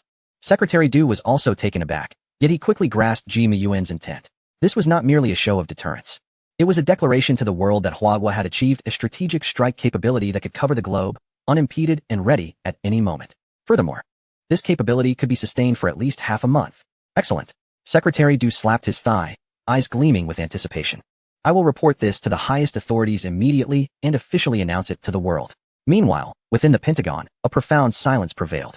Chairman Marco had been taken away by 2 military police, awaiting the most severe judgment from a military tribunal. Secretary James sat in his chair, his expression ashen and silent. The screen before him, though dark, still echoed with the mocking laughter of the Hua representatives, as if reverberating through the conference room. A disgrace. An unprecedented humiliation. Just then, a blonde assistant rushed in, holding a freshly printed document. Secretary, Hua has issued a global announcement. Secretary James snapped his head up. The assistant trembled as he handed over the document. They claim that the hypersonic aircraft will fly continuously in space for 15 days before conducting a test explosion in the South Pacific. What? Secretary James snatched the document. His eyes fixated on the words as if each letter were a heavy hammer striking his heart. 15 days of flight, followed by a test explosion. This is blatant ostentation. An unabashed provocation. They have gone too far. Secretary James slammed the document onto the table, his chest heaving with agitation. A general beside him suddenly stood up, eyes ablaze. Secretary, we cannot remain idle any longer. They plan to conduct a test explosion. We must do the same. At the exact moment they conduct their test, we shall also execute a multi-megaton nuclear test. We must make them understand that the United States remains the most powerful nuclear nation on this planet. This proposal ignited a spark of fury among everyone in the conference room. Indeed, let us engage them. Activate the trident. Show them our might. They must know the consequences of provoking the United States. Secretary James looked at the fervent generals, clenching his fists tightly. Rationality told him this was the most foolish decision. Yet, in this moment, consumed by anger and humiliation, he could think of nothing else. He needed an outlet for his frustration. The entire United States needed a means to vent. Command the strategic command. Secretary James squeezed out a few words through gritted teeth. Activate the highest level of readiness. Prepare for a simultaneous nuclear test. Understood. Within the Hua Command Center, the frantic response of the Americans was almost instant. Report. Monitoring detected unusual movements at the U.S. Strategic Command. Their nuclear department has entered a state of maximum readiness. They also wish to conduct a nuclear test? In synchronization with us? After Commander Hua listened to the report, he chuckled instead of showing anger, pondering the foolishness of these individuals. Were they not already humiliated enough? The room erupted in laughter. To compare conventional nuclear weapons with the creations of God Ji, was this not akin to wielding a broadsword before Guangdong or lighting a lantern in a restroom? Ji Muyuan, however, merely cast a fleeting glance at the intelligence report, showing no signs of concern. It seemed to him nothing more than a trivial interlude. His attention returned to the main screen. How is the Great Sage faring now? Report to CEO G. All systems are normal. Energy reserves at 100. Power systems operating at full capacity. And current speed has stabilized at 50 Mach. Ji Mu Yuan nodded, his fingertips delicately pressing on the control panel before him. A new command was dispatched. Activate the ultimate sprint mode. Understood. The operator's fingers flew across the keyboard. In the next moment, the golden trajectory representing the Great Sage 001 erupted in a dazzling display of light. The particle stream at its rear extended exponentially. A stream of data on the screen began to soar at a terrifying speed. Speed, 55 Mach. Speed, 60 Mach. Speed, 65 Mach. Speed, 70 Mach. My heavens! Exclaimed a young data analyst, unable to contain his astonishment. 70 Mach. We have fully entered the sublight speed phase. In the global live broadcast room, countless viewers and professionals were equally astonished. 70 Mach. Damn, I'm not good at math. Can someone calculate how long it takes to circle the blue star? Here it comes. The circumference of the equator is about 40,000 kilometers. 70 Mach is approximately 238 kilometers per second, disregarding atmospheric effects. 40,000 divided by 238 equals about 28 minutes. It takes just 28 minutes to circle the blue star. Is the person above a devil? Is this really an aircraft? This must be a portal. USA, I just pulled a nuclear bomb from my pants, and you're telling me you've circled the Earth? What a deadly blow. This is a heart-wrenching revelation. Amidst the global astonishment, Ji Mu Yuan stood up. He nodded slightly to Secretary Du and several military leaders. This is in your hands now. I must make a trip to Binhai. To Binhai? Secretary Du was taken aback. Yes, Ji Mu Yuan replied. There are matters concerning genetic engineering that require my personal oversight. With that, he turned and, escorted by security personnel, strode purposefully out of the command center, leaving a room full of bewildered individuals. Chapter 197. The Blue Star trembles 3 hours later at the Binhai Genetic Engineering Center in Huagua. A vast laboratory located 500 meters underground was brightly lit. Led by Director Han, over 200 top experts and researchers in the field of genetic engineering stood in sterile suits, arranged in perfect order, and remained silent. Their faces bore expressions of confusion, yet more so, they were unable to suppress their excitement and anticipation. They had just received the highest directive. All personnel on standby, awaiting the arrival of Ji Mu Yuan. Step, step, step. The steady sound of footsteps drew nearer. The massive alloy door of the laboratory slowly opened, and Ji Mu Yuan entered accompanied by several assistants. CEO Ji, Director Han, and everyone immediately bowed in reverence. Their voices filled with utmost respect. There's no need for such formalities. Ji Mu Yuan waved his hand dismissively and walked directly to the main control console in the center of the laboratory. He surveyed the crowd and spoke plainly. The purpose of gathering you all today is to assign a new task. As he spoke, he took a silver briefcase from his assistant and placed it on the control console. With a click, the case opened, revealing a uniquely designed silver headband, adorned with intricate blue patterns, resembling a piece of futuristic art. This is the absolute master neuronal operating system. Ji Mu Yuan held up the headband for all to see. Its function is to connect your brains directly with the gene editor. I am giving you 2 weeks. Within this time frame, I expect each of you present to proficiently operate it and freely edit gene sequences. As his words fell, the room fell silent. Everyone stared wide-eyed, as if they were hearing an unbelievable tale. Directly connecting the brain to a gene editor? Editing genes as effortlessly as breathing? Was this not a scenario from a science fiction film? A young researcher, wearing glasses, could not help but raise his hand. CEO G, is this really possible?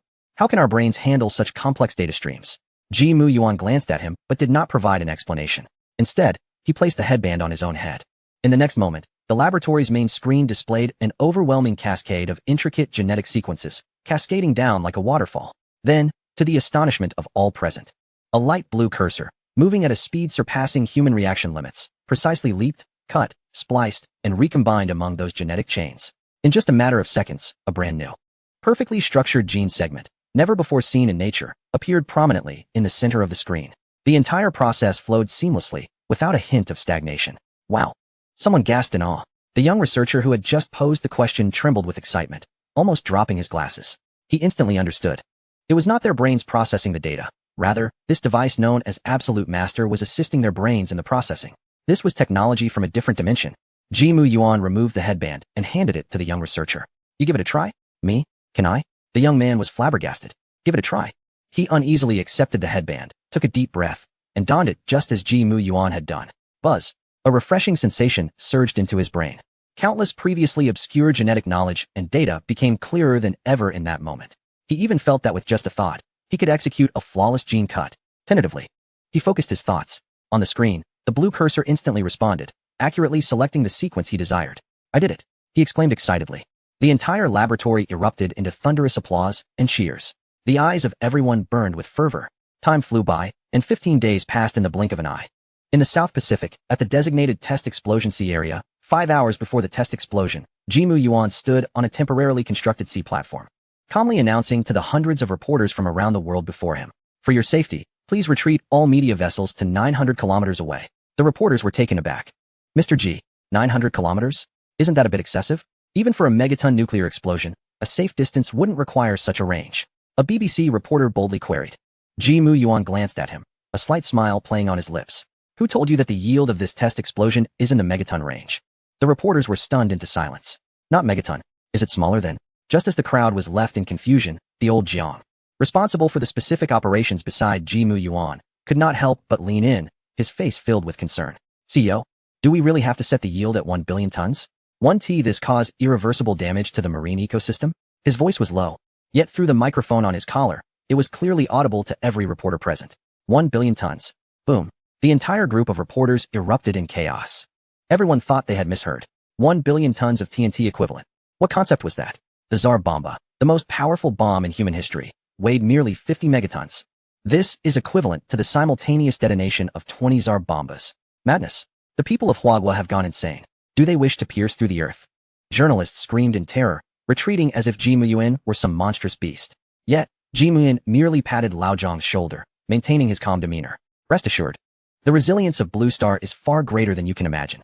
With that, he disregarded the frenzied journalists and strode towards the detonation control panel. The main screen displayed a crimson countdown, now in its final 10 seconds. 10, 9, 3, 2, 1, 0. Under the watchful eyes of countless individuals around the globe, some terrified, some expectant, and others in awe, Jimu Yuan extended his finger and gently pressed the red detonation button. Boom. In the next moment, a blinding white light, a billion times brighter than the sun, erupted at the sea level. An indescribably immense mushroom cloud soared, carrying millions of tons of seawater, roaring skyward. Immediately, a visible shockwave swept outward. At that instant, the entire Blue Star seemed to experience a slight, yet unmistakable tremor. In the global livestream, all comments vanished. The global stock market plummeted in response. Yet, countless Huagua investors erupted in jubilant cheers before their screens. Blue Star trembled. Chapter 198. Initiating the final defense plan, that white light did not dissipate. Instead, it grew ever more intense, transforming the entire sea surface into an ocean of light. Then, the sky darkened. No, it did not darken. It was the newly rising sun, its brilliance completely eclipsing the true sun.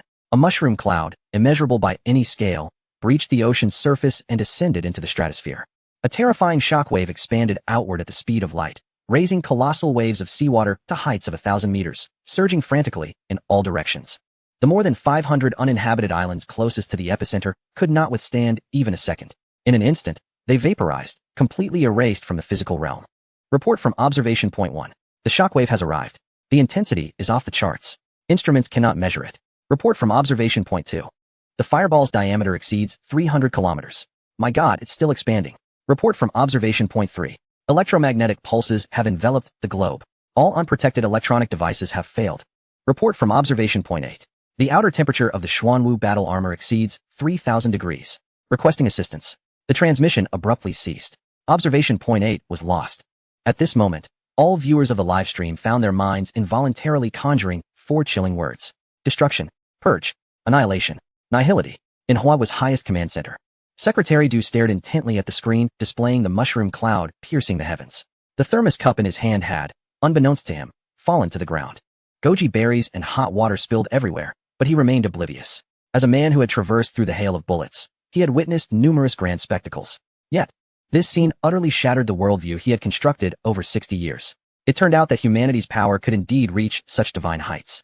This was the truth Jimu Yuan had spoken of. Meanwhile, in the United States, at the Pentagon, the highest operational command room echoed with the frantic roars of Speaker Marco. Who can tell me what the hell is going on? Did you not assure me, with utmost confidence, that according to our most advanced satellite models, their technology could only reach 800 megatons at most? 800 megatons. Does this look like 800 megatons to you? He kicked over a chair in front of him, glaring furiously at the trembling scientists. The bespectacled professor at the forefront wiped the cold sweat from his forehead, trembling as he defended himself. Mr. Speaker, under normal circumstances, our calculations do not err. Normal circumstances? Marco laughed bitterly, grabbing the man's collar and pulling him close. Do you call this a normal circumstance? Tell me, what is the yield of our strongest intercontinental ballistic missile? The professor stammered, 330 megatons. And the Huaguo bomb, 1 billion tons. That's absolute nonsense. Marco lost all composure, spitting in the professor's face. Do you still think this is 1 billion tons? This is at least 2 billion, 3 billion tons. Did they stuff a star into that bomb? In the South Pacific, on the offshore platform, Ji Muyun stood quietly, gazing at the resplendent fireworks in the distance. Unlike the surrounding journalists who were panicking like madmen, his expression remained serene, as if appreciating a breathtaking masterpiece. While everyone was engulfed in tremendous shock and fear, no one noticed the series of rapid system alerts ringing in Ji Muyuan's ears. Ding! Detected intelligent life on Blue Star. Experiencing a significant mental shock, resulting in a temporary decrease in collective IQ. Ding! Harvested a massive amount of emotional points. Ding! Points, 1 billion. Ding! Points, 1.5 billion. Ding! Points, 2 billion. Ding! Total points acquired, 18. 8 billion. A slight smile crept across Ji Muyuan's lips. A nuclear explosion of 10 billion tons yielded 188 billion points. This transaction was immensely profitable, while others remained in a daze before the gigantic mushroom cloud. Seemingly devoid of their souls, Ji Muyuan was already contemplating which technology to upgrade with this substantial fortune. Just then, the global livestream signal abruptly switched. The screen displayed a solemn broadcasting studio. Dressed in crisp military attire, adorned with stars, Secretary Du appeared before the camera with a serious demeanor. The moment he appeared, the discussions that had stagnated in fear erupted once more across the global internet. It was Huawei's upper echelon. What would he say? An explanation? An apology? Had they produced such a terrifying weapon to declare war on the entire world? Under the gaze of billions, Secretary Du slowly began to speak, his voice resonating through the live stream, reaching every corner of Blue Star. Everyone, there is no need for panic. This test explosion is intended to validate our latest scientific achievements. And there is no hostility intended. He paused, his gaze sharpening. Of course, its other purpose is to announce to the world that from this day forth, Huawei will unwaveringly undertake the responsibility of maintaining global peace. We will learn from and draw upon the advanced experiences of the United States, and when necessary, we shall deploy our peacekeeping forces to regions of turmoil worldwide. As soon as he finished speaking, global netizens were momentarily stunned, before quickly reacting. What? Learning from the advanced experiences of the United States? Peacekeeping forces? Did I hear that correctly? Upstairs, do you understand anything? The U.S. peacekeeping forces bring peace wherever they go, physically. Got it. So if anyone misbehaves, Huawei will send peacekeepers to their homes. Within the Pentagon, Speaker Marco trembled with rage as he watched Secretary Du's stern face on the screen. Shameless. Despicable. They are humiliating us. They are brazenly threatening the entire world. He abruptly turned and issued an order to the 5-star generals behind him. Initiate the final defense plan. Bring all nuclear warheads to the highest state of readiness. I want the Huawei people to know who truly sets the rules on this planet. However, in the live broadcast, Secretary General Du paid no heed to the reactions from the outside world. With a solemn expression, he spoke slowly. Nuclear weapons hang like the sword of Damocles over humanity. Yet for our nation, it bears an additional significance. It is our confidence, our backbone. Here, I wish to share 3 poems related to this theme. The first, a mighty roar from the east. The celestial empire soars, the sword drawn with pride. The second, a tremor that shakes the heavens, the mountains and valleys rock. China wields the divine shield. The third, with the sound of spring thunder, the universe shudders, the great dragon awakens. Secretary General Du's voice resonated with a profound sense of history that transcended time. For this spring thunder, over 60 years ago, our ancestors embarked on a difficult journey from a state of utter poverty. Lacking supercomputers, they employed abacuses, laboring day and night, performing calculations countless times. Without comfortable laboratories, they conducted research in tents on the Gobi Desert, drinking salty water and braving the sandstorms. They concealed their identities, dedicating their lives to this mushroom cloud. As he spoke, the broadcast featured precious black and white footage. Chapter 199, I understand not the great truths. In shabby workshops, rusted equipment, and the youthful yet resolute faces. Finally, the screen froze on an interview video. An elderly veteran, adorned with medals, smiled at the camera, revealing a gap-toothed grin. I understand not the great truths. I only know that back on the battlefield, American planes flew overhead daily, bombing as they pleased. We then wondered when we too could possess such power. With it, no one would dare bully us again. Tears glistened in the veteran's eyes. Now we have it. How wonderful. The veteran's words struck like a hammer on the hearts of viewers worldwide. In the chat room, comments exploded. Tears in my eyes. The veteran voiced our sentiments. Who says Chinese people lack romance? This is true romance. That phrase we too have it was forged by the blood and sweat of countless predecessors. Secretary General Du's cultural output achieved divine status. Did you hear that, Americans? This is our confidence. This is our backbone. Chinese netizens were stirred. while international viewers fell into silence. They felt the weighty national pride, sensing the indomitable spirit inherent in the Chinese people. While Secretary General Du recounted this history, Ji Miyuan was in the command center of the Chinese headquarters. The points on his screen soared like a rocket. Ding. Earned emotional points. 100,000,000 points. Converted to score points. 1,000 points. Ding. Earned emotional points. 50,000,000 points. Converted to score points. 500 points. The notification sounds scarcely ceased. Ji Miyuan observed the numbers fluctuating, his heart unfazed. These score points represented the simplest expectations of the Chinese people for their nation's strength, as well as a heartfelt remembrance for those who devoted their lives to the motherland. His goal was to utilize these score points to continue bringing surprises to China and the world, ushering in genuine peace. Inside the Four Corners building, Speaker Marco's face turned ashen with fury. He watched the jubilance of Chinese netizens in the broadcast and the international praise for China, his fists clenched tightly. Damn it. Those damn Chinese. They are toying with our emotions. Do they think a few shabby poems can alter the world order? Secretary of Defense James stood beside him, his expression equally grim. Mr. Speaker, they are winning the narrative. We cannot allow them to be so arrogant any longer. Speaker Marco slammed his fist on the table. Absolutely not. We must respond immediately. Let the world know who the true technological hegemon is. He turned to Secretary of Defense James. James, is our Soria A-02 intercontinental missile ready? James nodded. Report, Mr. Speaker, it is ready for launch at any moment. This is our latest development, carrying 10 independently targetable nuclear warheads. Each warhead possesses independent attack capabilities. Its penetration ability is currently the strongest in the world. Speaker Marco sneered. Very well. Let the Chinese see what true hard power is. Tomorrow, we will live stream the test launch of Soria A-02. The location will be near the Mariana Trench in the Pacific. I want the whole world to see. America remains the unshakable hegemon. The so-called confidence of the Chinese is worth nothing in the face of absolute power. Secretary of Defense James immediately set about making arrangements. Speaker Marco gazed at the concluded broadcast on the screen, his eyes gleaming with anticipation. A new contest was about to unfold. At the Chinese military base, Secretary General Lin and Secretary General Du sat in the conference room. Observing Speaker Marco announced the intercontinental missile test on television. A slight smile crept onto Secretary General Lin's lips. The Americans have indeed taken the bait. Secretary General Du lifted his teacup and took a gentle sip. Comrade Ji Miyuan's strong nuclear failure device is now ready to demonstrate its true power. Secretary General Lin turned to Old Hang beside him. Old Hang, how stable is Comrade Ji Miyuan's device? Old Hang promptly replied. Report, sir, after numerous simulated tests. The U-2 strong nuclear failure device possesses a 100 failure rate against all known nuclear fusion reactions. Moreover, its effective range can cover the entire test area. Secretary General Lin nodded in satisfaction. Excellent. Since the Americans wish to live stream, we shall fully cooperate. Secretary General Du set down his teacup. What does Secretary General Lin mean? A glint of brilliance flashed in Secretary General Lin's eyes. We shall also live stream, under the guise of international humanitarian assistance. After all, with the Americans testing nuclear weapons in the Pacific, should any accidents occur, as a responsible major nation, we cannot sit idly by, can we? Secretary General Du immediately grasped Secretary General Lin's intent, unable to suppress a laugh. Clever. Truly clever. Now let us see how the Americans will handle this. Old Hang also stifled a laugh. He could already envision the Americans' expressions tomorrow. This would be an unprecedented global spectacle. Soon, the Chinese government issued an announcement. In light of the Americans conducting intercontinental missile tests in the Pacific tomorrow, to ensure the safety of international waters and the stability of the surrounding ecological environment, China will dispatch a peacekeeping observation team and live stream the entire test process, providing necessary international humanitarian assistance. Upon the announcement's release, global netizens were once again taken aback. What is China doing? International humanitarian assistance? Are they going to live stream America's nuclear explosion?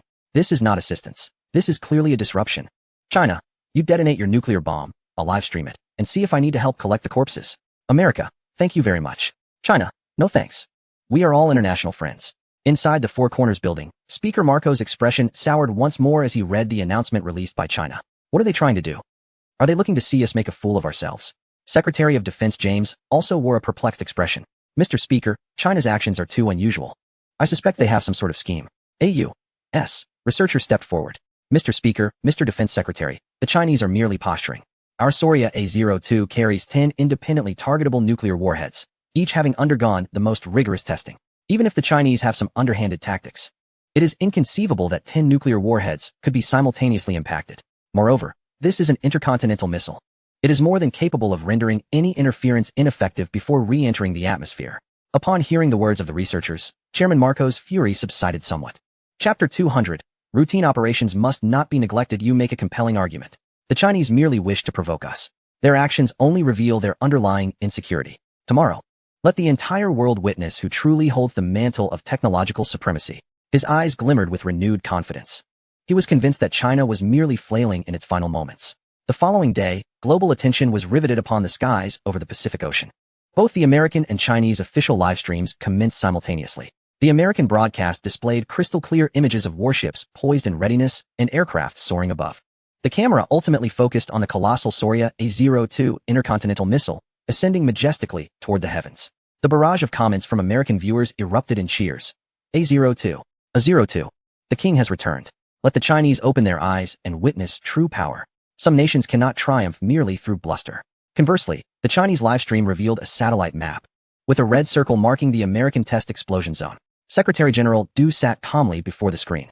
Ladies and gentlemen, China will monitor the entirety of this test explosion to ensure compliance with international law and to ascertain that environmental impacts remain within manageable limits.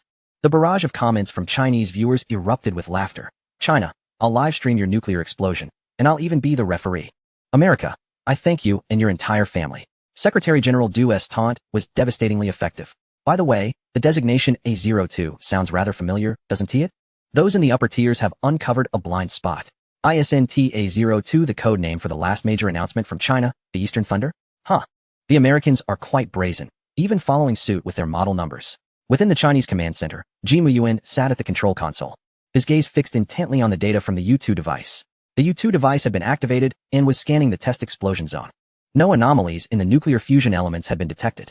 Old Hang reported from the side. Sir, the American missile has entered the countdown phase. It is expected to reach the designated altitude and activate its warhead in 1 minute. Ji Muyuan nodded, his expression remaining calm. The true contest was about to commence. Countdown, 60 seconds.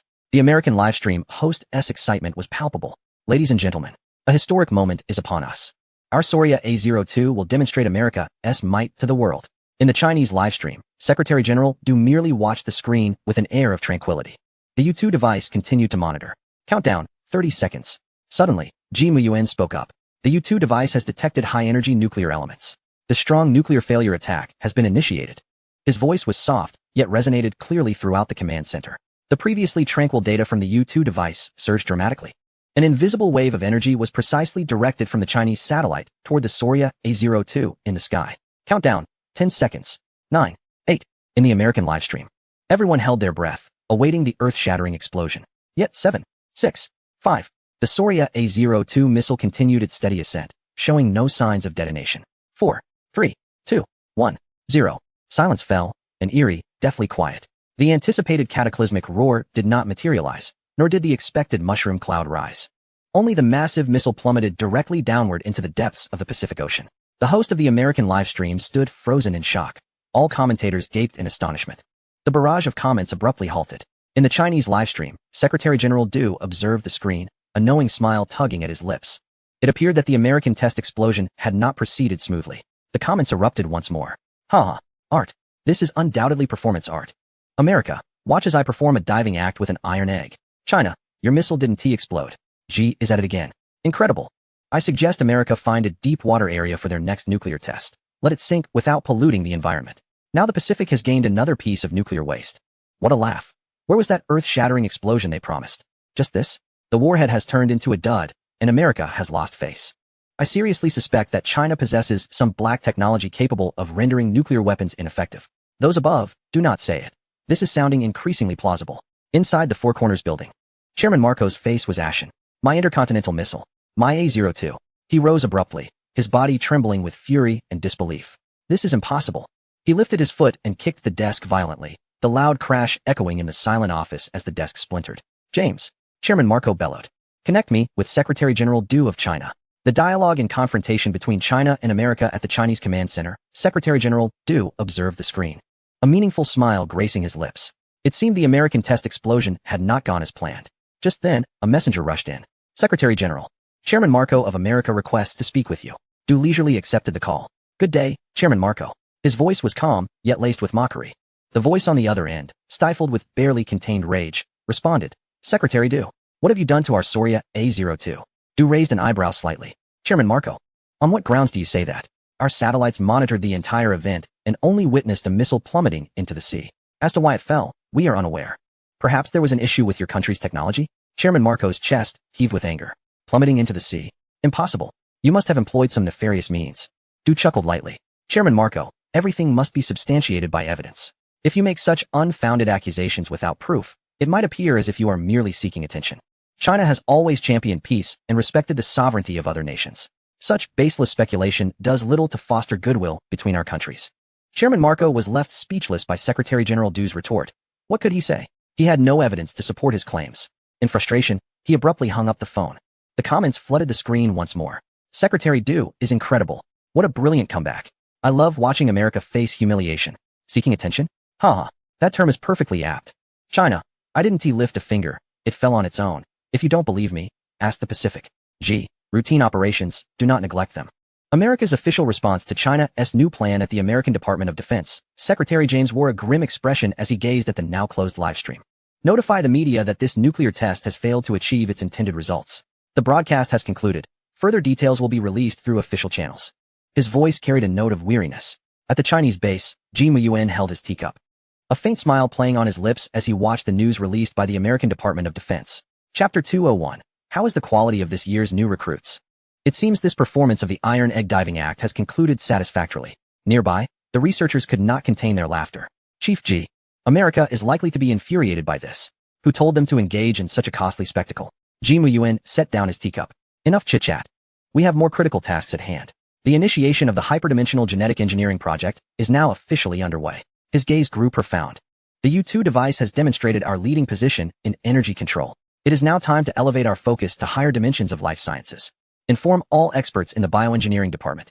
From this moment on, we shall devote ourselves wholeheartedly to the decoding and recombination of hyperdimensional genes. We require individuals of greater strength to meet the challenges of the future. Meanwhile, the Secretary General of the War Deception Bureau, Mr. Du, personally called. Director Liu, there is a significant task to assign to you. Director Liu perked up. Please give your orders, Secretary General. I guarantee the mission will be accomplished. Mr. Du's tone carried a hint of mirth. I have sent you high-definition footage of the American nuclear bomb becoming a dud. What do you think? Quite explosive, isn't it? Director Liu's eyes widened in disbelief. What? A nuclear bomb turning into a dud? He hurriedly opened his computer. And as he beheld the image of the massive missile plummeting into the ocean like refuse, he gasped in astonishment. This is simply a gift from the heavens. Secretary General, are you intending for us to produce a recruitment advertisement? Mr. Du chuckled. Indeed. However, I do not want an ordinary recruitment ad. I desire an epic promotional video that will ignite the passion of all spirited youths. Director Liu was so excited he could hardly contain himself. No problem, Secretary General. But with such excellent material, a half-hour advertisement is far from sufficient. I suggest extending it to 2 hours. Mr. Du pondered for a moment. 2 hours? Might that be a bit excessive? Director Liu thumped his chest. Absolutely not, Secretary General. Such a stunning spectacle, paired with our Bureau's professional editing and music, would leave viewers yearning for more. Mr. Du was finally persuaded by Director Liu's enthusiasm. Very well. Then it shall be 2 hours. However, shouldn't we consider renaming the War Deception Bureau? Director Liu was taken aback. Renaming? Do you have any good suggestions, Secretary General? Mr. Du's tone grew serious. From now on, it shall be called the Strategic Intimidation Bureau, abbreviated as the War Intimidation Bureau. Director Liu's body trembled. The War Intimidation Bureau. He instantly grasped Mr. Du's intent. This was no mere deception, but a blatant show of deterrence. Understood, Secretary General. I will submit the name change request immediately. When the application to change the name to the War Intimidation Bureau was submitted to the platform reviewer, the reviewer stared at the 5 bold characters, momentarily at a loss. Intimidation? What kind of department is this? This name is far too direct. Trembling, he clicked approve, as it was an official request. After the name change, the War Intimidation Bureau's account ascended to the top of various trending lists. Wow. The War Deception Bureau has changed its name to the War Intimidation Bureau. From strategic deception to strategic nuclear deterrence? Inside Hua Nation, I've laid all my cards on the table, no more pretending. That name is breathtaking. The War Deception Bureau. Previously, we deceived you. Now, we intimidate you. The American nuclear bomb must have been scared into the ocean by the War Intimidation Bureau, right? Netizens across Blue Star entered a frenzy, with various memes and emoticons springing forth. At that moment, Ji Muyuan was in the laboratory, observing the rapidly fluctuating data on the hyperquantum gene decoder's screen, which displayed a decoding progress of 70%. A bit faster, he murmured to himself. The super soldier is about to be born. His eyes shimmered with anticipation. He understood that the future world required greater strength. After receiving new instructions from Secretary General Du, the War Intimidation Bureau worked overtime, tirelessly throughout the night. They meticulously edited all high-definition footage, incorporating Hua Nation's latest military technology. The Dragon fighter jet traced perfect arcs across the sky, while the beast mech roared into battle across the wilderness, alongside the American nuclear bomb plummeting into the Pacific Ocean. Every scene was carefully crafted, accompanied by stirring background music. A 2-hour recruitment promotional video titled Hua Nation's Military Soul, Forging the Iron Wall, was finally completed. Director Liu personally reviewed it, nodding in satisfaction. Excellent. Let's officially release it at noon today. At noon, the recruitment promotional video was released punctually, and various video platforms were inundated with clicks. Ding. Your network has crashed. The network collapsed. Wow. Can a recruitment advertisement really bring down the internet? What grand move has Hua Nation made? Netizens across Blue Star exclaimed in astonishment, while the internet within Hua Nation experienced severe lag. The recruitment website's traffic skyrocketed, causing the servers to overload. Countless spirited youths flooded the website, eagerly filling out their registration information. However, upon submission, a line of red text swiftly appeared on the screen. Sorry, the recruitment quota has been reached. Within the command center of the United States, the atmosphere was stifling. Bang! Speaker Marco kicked over the expensive wooden table in front of him, his chest heaving violently, his face turning a shade of purplish red. This is outrageous. They are practically rubbing our faces in the dirt. The enormous screen in the conference room was looping clips from Hua Nation's military soul. Each frame felt like a resounding slap to the faces of all the senior officials present, especially that image of the nuclear bomb plunging into the Pacific, used as the most shocking backdrop by Hua Nation. Colonel David's fists clenched tightly, bloodshot eyes glaring.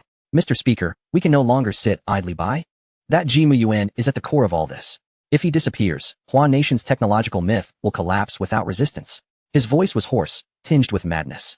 I request to form a suicide squad. At all costs, infiltrate Hua Nation and assassinate Ji Muyuan. The Air Force commander shuddered at the mention of assassinating Ji Muyuan. That's easier said than done.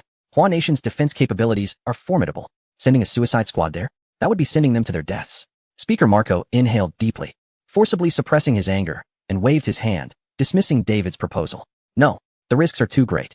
If we fail, we will completely lose our standing in any negotiations with Hua Nation. He slumped into his chair, looking utterly dejected. Once upon a time, they were the players of Blue Star. Now, they couldn't even touch a key figure of their rival. This powerlessness was driving him to the brink of insanity. Meanwhile, in the command center of Hua Nation, Secretary General Du watched the recruitment data soaring on the screen, unable to contain his joy. Good. Excellent. The people's support is at our disposal. The recruitment results have far exceeded expectations. The recent operations of the War Intimidation Bureau are nothing short of brilliant. However, Secretary General Du was aware that true confidence stemmed not from propaganda, but from strength. He picked up the red telephone on his desk and dialed a number. Hello, old Zhang. How is the quality of this year's recruits? A booming voice came from the other end of the line. Report, Secretary General. They are extraordinary, all eager and promising candidates. Secretary General Du nodded in satisfaction. Chapter 202. The Vitality System is activated. That is wonderful. Once Academician G.S. Genetic Engineering achieves a breakthrough, our military will undergo a comprehensive transformation. His eyes sparkled with a glimmer of hope. The future belongs to Hua Nation. 2 weeks later, deep within Ji Muyuan's exclusive laboratory base, a sharp and urgent alarm pierced the tranquility of the lab. All researchers instantly halted their work, eyes fixated on the central control panel. On the massive holographic screen, a stream of green data finally stabilized, the progress bar displaying 100. Success. Decoding complete. Director Han, the head of the genetic engineering team in his 50s, embraced his assistant beside him, tears streaming down his face. We have succeeded. Ji Muyuan slowly emerged from the resting chamber, his expression remaining calm. He stepped forward, gazing at the data displayed on the screen. Director Han rushed to him, his voice trembling with excitement. Muyuan, we did it. The core genome of Super Soldier Serum number 01 has been fully deciphered. With a grand gesture, he summoned a detailed holographic projection, a three-dimensional map of the human genome suspended in midair. Look here. Director Han pointed at a segment of the illuminated spiral structure. The progress of the human enhancement genome is at 100. It can comprehensively enhance human strength, speed, reflexes, and self-healing abilities. The progress of the extreme environmental adaptation genome and the bioenergy conversion genome is currently at 35 and 21, respectively, and is still advancing. Ji Muyuan listened quietly, yet his gaze had already transcended the map before him, envisioning an invincible army. Initiate the Super Soldier Serum production plan, he commanded, his voice low yet imbued with undeniable authority. Director Han hesitated. Produce it now? All the simulation tests have passed flawlessly. Ji Muyuan turned to face him. I need to see the first batch of finished products this afternoon. This afternoon, Director Han gasped, realizing the countless procedures between theoretical data and the final serum. The time was far too tight. Yet, seeing Ji Muyuan's calm and resolute gaze, he understood he had no room for refusal. Yes, I will ensure the task is completed. Director Han stood at attention, saluting, before swiftly leading his elite team towards the adjacent sterile testing area. The entire laboratory resumed its frenetic pace. A young subordinate cautiously approached Ji Muyuan. His name was Li Xiang, one of Ji Muyuan's personally selected assistants. Ji God. Li Xiang's eyes sparkled with admiration and curiosity. Is the super soldier serum number 01 truly that formidable? Ji Muyuan cast a sidelong glance at him. A faint smile gracing his lips. Have you seen American films? Li Xiang nodded eagerly. Yes, that so-called Captain America, Ji Muyuan remarked dismissively. Before super soldier serum number 01. He is merely an ordinary man with slightly enhanced physique. What? Li Xiang's eyes widened in shock, his heart racing. Stronger than Captain America? And from Ji God's tone. Not just a little bit. This was too terrifying. In the afternoon, the door to the sterile testing area slowly creaked open. Director Han emerged. A blend of fatigue and exhilaration on his face, personally pushing a sealed low-temperature briefcase. Mission accomplished. He carefully placed the briefcase on the laboratory table, inputting the password and verifying his fingerprint. With a click, the case opened, and a plume of white mist wafted upward. Inside lay 100 test tubes, each containing a mysterious liquid that emanated a faint blue glow. The first batch of Super Soldier Serum number 01, a total of 100 vials, has been successfully manufactured.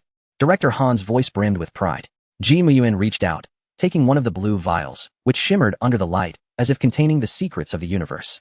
Prepare for testing, he remarked calmly. Upon hearing this, the surrounding air seemed to thicken. Li Xiang's face turned pale. Testing? This serum. It won't have any side effects, right? I've seen many experiments in movies that went wrong and turned people into zombies.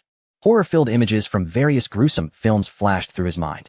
Director Han chuckled, albeit exasperated. Rest assured, Li, we have conducted over 100 million virtual data simulations. All potential rejection reactions have been eliminated. Theoretically, this serum is absolutely safe.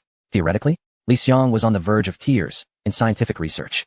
The phrase theoretically was the most terrifying. Ji Muyuan observed his panicked expression and suddenly made an unexpected decision. I will be the first test subject. What? Director Han jumped up in protest. No, absolutely not. Muyuan, you are the core of the entire project. You cannot take such a risk. Li Xiang was equally horrified. Ji God, think twice. You are a national treasure. Ji Muyuan merely shook his head calmly. This is my creation. I must personally experience its power first. His determination was unyielding. Director Han looked at him, his lips moving as he finally sighed. Very well. Since you insist, I will accompany you. He picked up another vial of serum. As the head of genetic engineering, I must be accountable for the results. Ji Muyuan did not object. He merely turned his gaze to the petrified Li Xiang. Are you afraid? Li Xiang instinctively nodded fervently, then shook his head wildly, unsure how to react. Ji Muyuan smiled. Since you are afraid, let us embark on this journey together. We will witness firsthand whether your theories hold true. Huh? Li Xiang was utterly bewildered. Me? I have to? I'm just a mere assistant. I was just joking. How did I become the test subject? 3 pristine, fully automated injection chambers slowly ascended. Ji Muyuan, Director Han, and the ashen-faced Li Xiang each lay down within.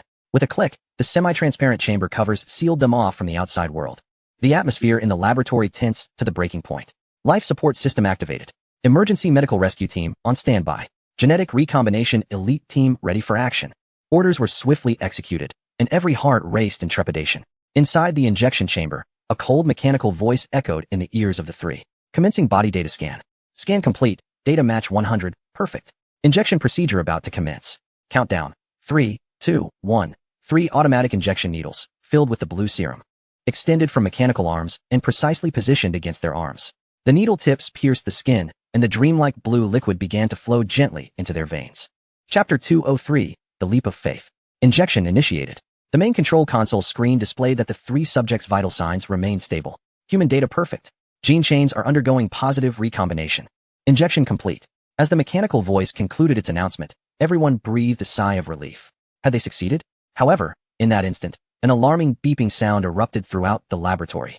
The screens connected to Ji Muyuan's injection chamber turned a haunting crimson. Warning! Warning! The cellular energy activity of test subject number 1 is spiraling out of control. Energy index has surpassed the critical value. Repeat. Energy index has surpassed the critical value. The red alarm rang like a death knell, each sound striking fear into the hearts of all researchers present. Energy index of test subject number 1 has surpassed 500, 800, 1,200. Warning. Measuring instruments have reached their limits. Unable to continue tracking. The voice of the monitoring researcher at the control console twisted in fear. It was over. This was the singular thought racing through everyone's minds. The terrifying surge of energy could only culminate in the utter collapse of cells, resulting in a gruesome explosion of blood mist from within.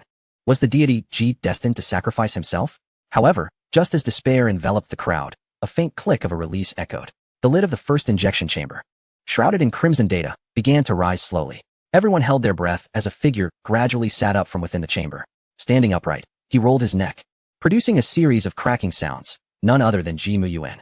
He appeared unscathed, his expression unchanged, radiating an unsettling calmness. The alarm had ceased? The data restored to normal? What on earth had just transpired? Everyone was bewildered. Moments later, with another series of clicks, the two other injection chambers opened in succession, revealing Director Han and Li Xiang, who also sat up. Director Han immediately examined his hands, astonishment flooding his gaze, while Li Xiang bore an expression of bewilderment, as if questioning his very existence. How do you feel? Ji Muyuan's voice shattered the silence of the laboratory. Director Han inhaled deeply, sensing an unprecedented explosive power within him. I feel as though I could crush a bull with a single punch. There's no pain, no rejection. It's nothing short of a miracle. Li Xiang finally regained his composure, trembling as he raised his hand and clenched it tightly. A surge of unparalleled strength coursed through him. I. He stammered, unable to articulate his thoughts. Was this truly his own body? Ji Muyuan smiled and stepped out of the injection chamber, his gaze sweeping over the astonished researchers. Bring me a solid metal baseball bat. Instantly, someone reacted, rushing to procure one, and soon a gleaming metal bat was handed to Ji Muyuan. He weighed it in his hands, then, to the horror of everyone present, gripped both ends and exerted pressure. A horrific twisting sound filled the air as the solid metal bat, capable of shattering skulls, twisted effortlessly into a U-shape. The laboratory erupted in gasps of disbelief. Was this the power a human could possess? Yet, Ji Muyuan treated it as a trivial matter, handing the deformed bat to Director Han. Director, use it to strike my back with all your might. What? Director Han gasped, taken aback. Ji, are you mad? This could be fatal. Ji Muyuan turned his back to him. Fear not. I require the most direct data on impact resistance. Proceed. His tone left no room for dissent. Observing his unwavering silhouette, Director Han clenched his teeth, understanding Ji Muyuan's temperament. Fine, but be cautious. Gripping the twisted metal bat with both hands, he summoned all his strength. His muscles bulging instantly. This was the power bestowed by the super soldier serum. Hiya! With a thunderous shout, he unleashed his might upon Ji Muyuan's back. Boom! A deafening sound resonated, sending chills down spines. The unfortunate metal bat bent horrifically upon contact with Ji Muyuan's back, nearly folding in half. Yet Ji Muyuan merely swayed slightly, his feet remaining firmly planted. He turned slowly, his shirt untouched, not even a wrinkle. It felt like a mosquito bite, he stated calmly. An eerie silence enveloped the room as everyone gazed at Ji Muyuan as though witnessing a deity. Was he truly a human monstrosity? Now it's your turn. Ji Muyuan directed his attention to Director Han and Li Xiang. Soon, 2 arms-thick special steel rods were brought forth. Director Han took a deep breath, emulating Ji Muyuan's stance as he grasped the steel rod. Let me try? He shouted, his face flushed with determination. The rod began to bend slowly in his grip, eventually forming a perfect right angle. Ha! I did it. I succeeded. Director Han exclaimed, his joy akin to that of a child. All eyes turned to Li Xiang, who stared at the steel rod in his hands, swallowing hard. Could he truly do it? He glanced at Ji Muyuan, who nodded encouragingly. Believe in yourself. With a determined bite of his lip, Li Xiang mimicked Director Han, summoning every ounce of strength. Ah! He screamed as he squeezed his eyes shut and exerted force. Crack! A crisp sound rang out. He opened his eyes to find the steel rod bent, albeit slightly, but indeed, it was bent. I did it. Li Xiang marveled at his hands, disbelief etched across his face. I truly accomplished it. A mere test subject? This is no ordinary power, it's akin to the divine. This was merely an appetizer. Ji Muyuan's voice resounded once more, pointing towards the 10-meter high test platform beside the laboratory. Next, we shall test impact absorption. Mimic the leap of faith. With that, he confidently strode towards the platform, as if embarking on a leisurely stroll rather than a perilous test. The others hurried to follow. The 10-meter platform equated to a 3-story building. A fall for an ordinary person would result in grave injury or worse. Ji Muyuan stood at the edge, gazing downwards. Record the data, he instructed the researchers, setting up high-speed cameras below. Then, under the anxious gazes of all, he spread his arms wide, leaned forward, and leaped. The leap of faith. The wind howled past his ears as the ground rushed up to meet him. Boom. Chapter 204, Perfect Impact Data. A tremendous sound echoed as Ji Muyuan landed firmly on both feet. The specialized composite flooring beneath him, capable of withstanding the weight of a tank, cracked and splintered. Spiderweb-like fractures radiated outward. Yet he merely bent his knees slightly to dissipate all the impact, then stood upright, completely unscathed. Data. What is the data? A research leader shouted in excitement. Perfect. Impact data is flawless. Bone density exceeds our most advanced aerospace alloys. On the platform, Director Han watched in exhilaration, his blood surging. Haha, what a thrill. He laughed heartily, impulsively mimicking Ji Muyuen's leap. Boom. Another thunderous sound erupted as Director Han landed solidly, though he staggered a few steps. It felt like bungee jumping. His cheeks flushed with excitement. Only Li Xiang remained trembling on the platform. Jump, Li Xiang. It's exhilarating. Director Han shouted from below. Li Xiang's legs quaked, but ultimately he steeled himself, shut his eyes, and screamed as he jumped down. Contrary to his expectations, he felt no pain as he landed steadily on the ground, an extraordinary sensation washing over him. Ji Muyuan, having leaped from a 30-meter-high building, did not allow their astonishment to linger. He turned his gaze towards the 30-meter-tall main building of the base. Then, he was off, propelled like a cannonball, bursting forward with such speed that he left a faint afterimage in the air. Simultaneously, several military vehicles bearing special licenses rolled into the base. The doors swung open, revealing Commander Feng of the Rocket Army, Director Gao of Longhua Heavy Industries, renowned materials scientist Academician Liu, along with Minister 1, Commander Lin, and a host of military and scientific luminaries disembarking. They came to inspect the latest advancements of the Super Soldier Project. Director Han and his team were in the A1 laboratory ahead. Commander Feng pointed towards the main building in the distance. Just then, the keen-eyed Commander Lin suddenly narrowed his pupils and pointed at the roof of the main building. Is there someone up there? Everyone simultaneously looked up, and there, at the edge of the 30-meter-high rooftop, stood a figure facing the wind, seemingly about to jump. What the hell? Commander Lin instantly erupted with fury.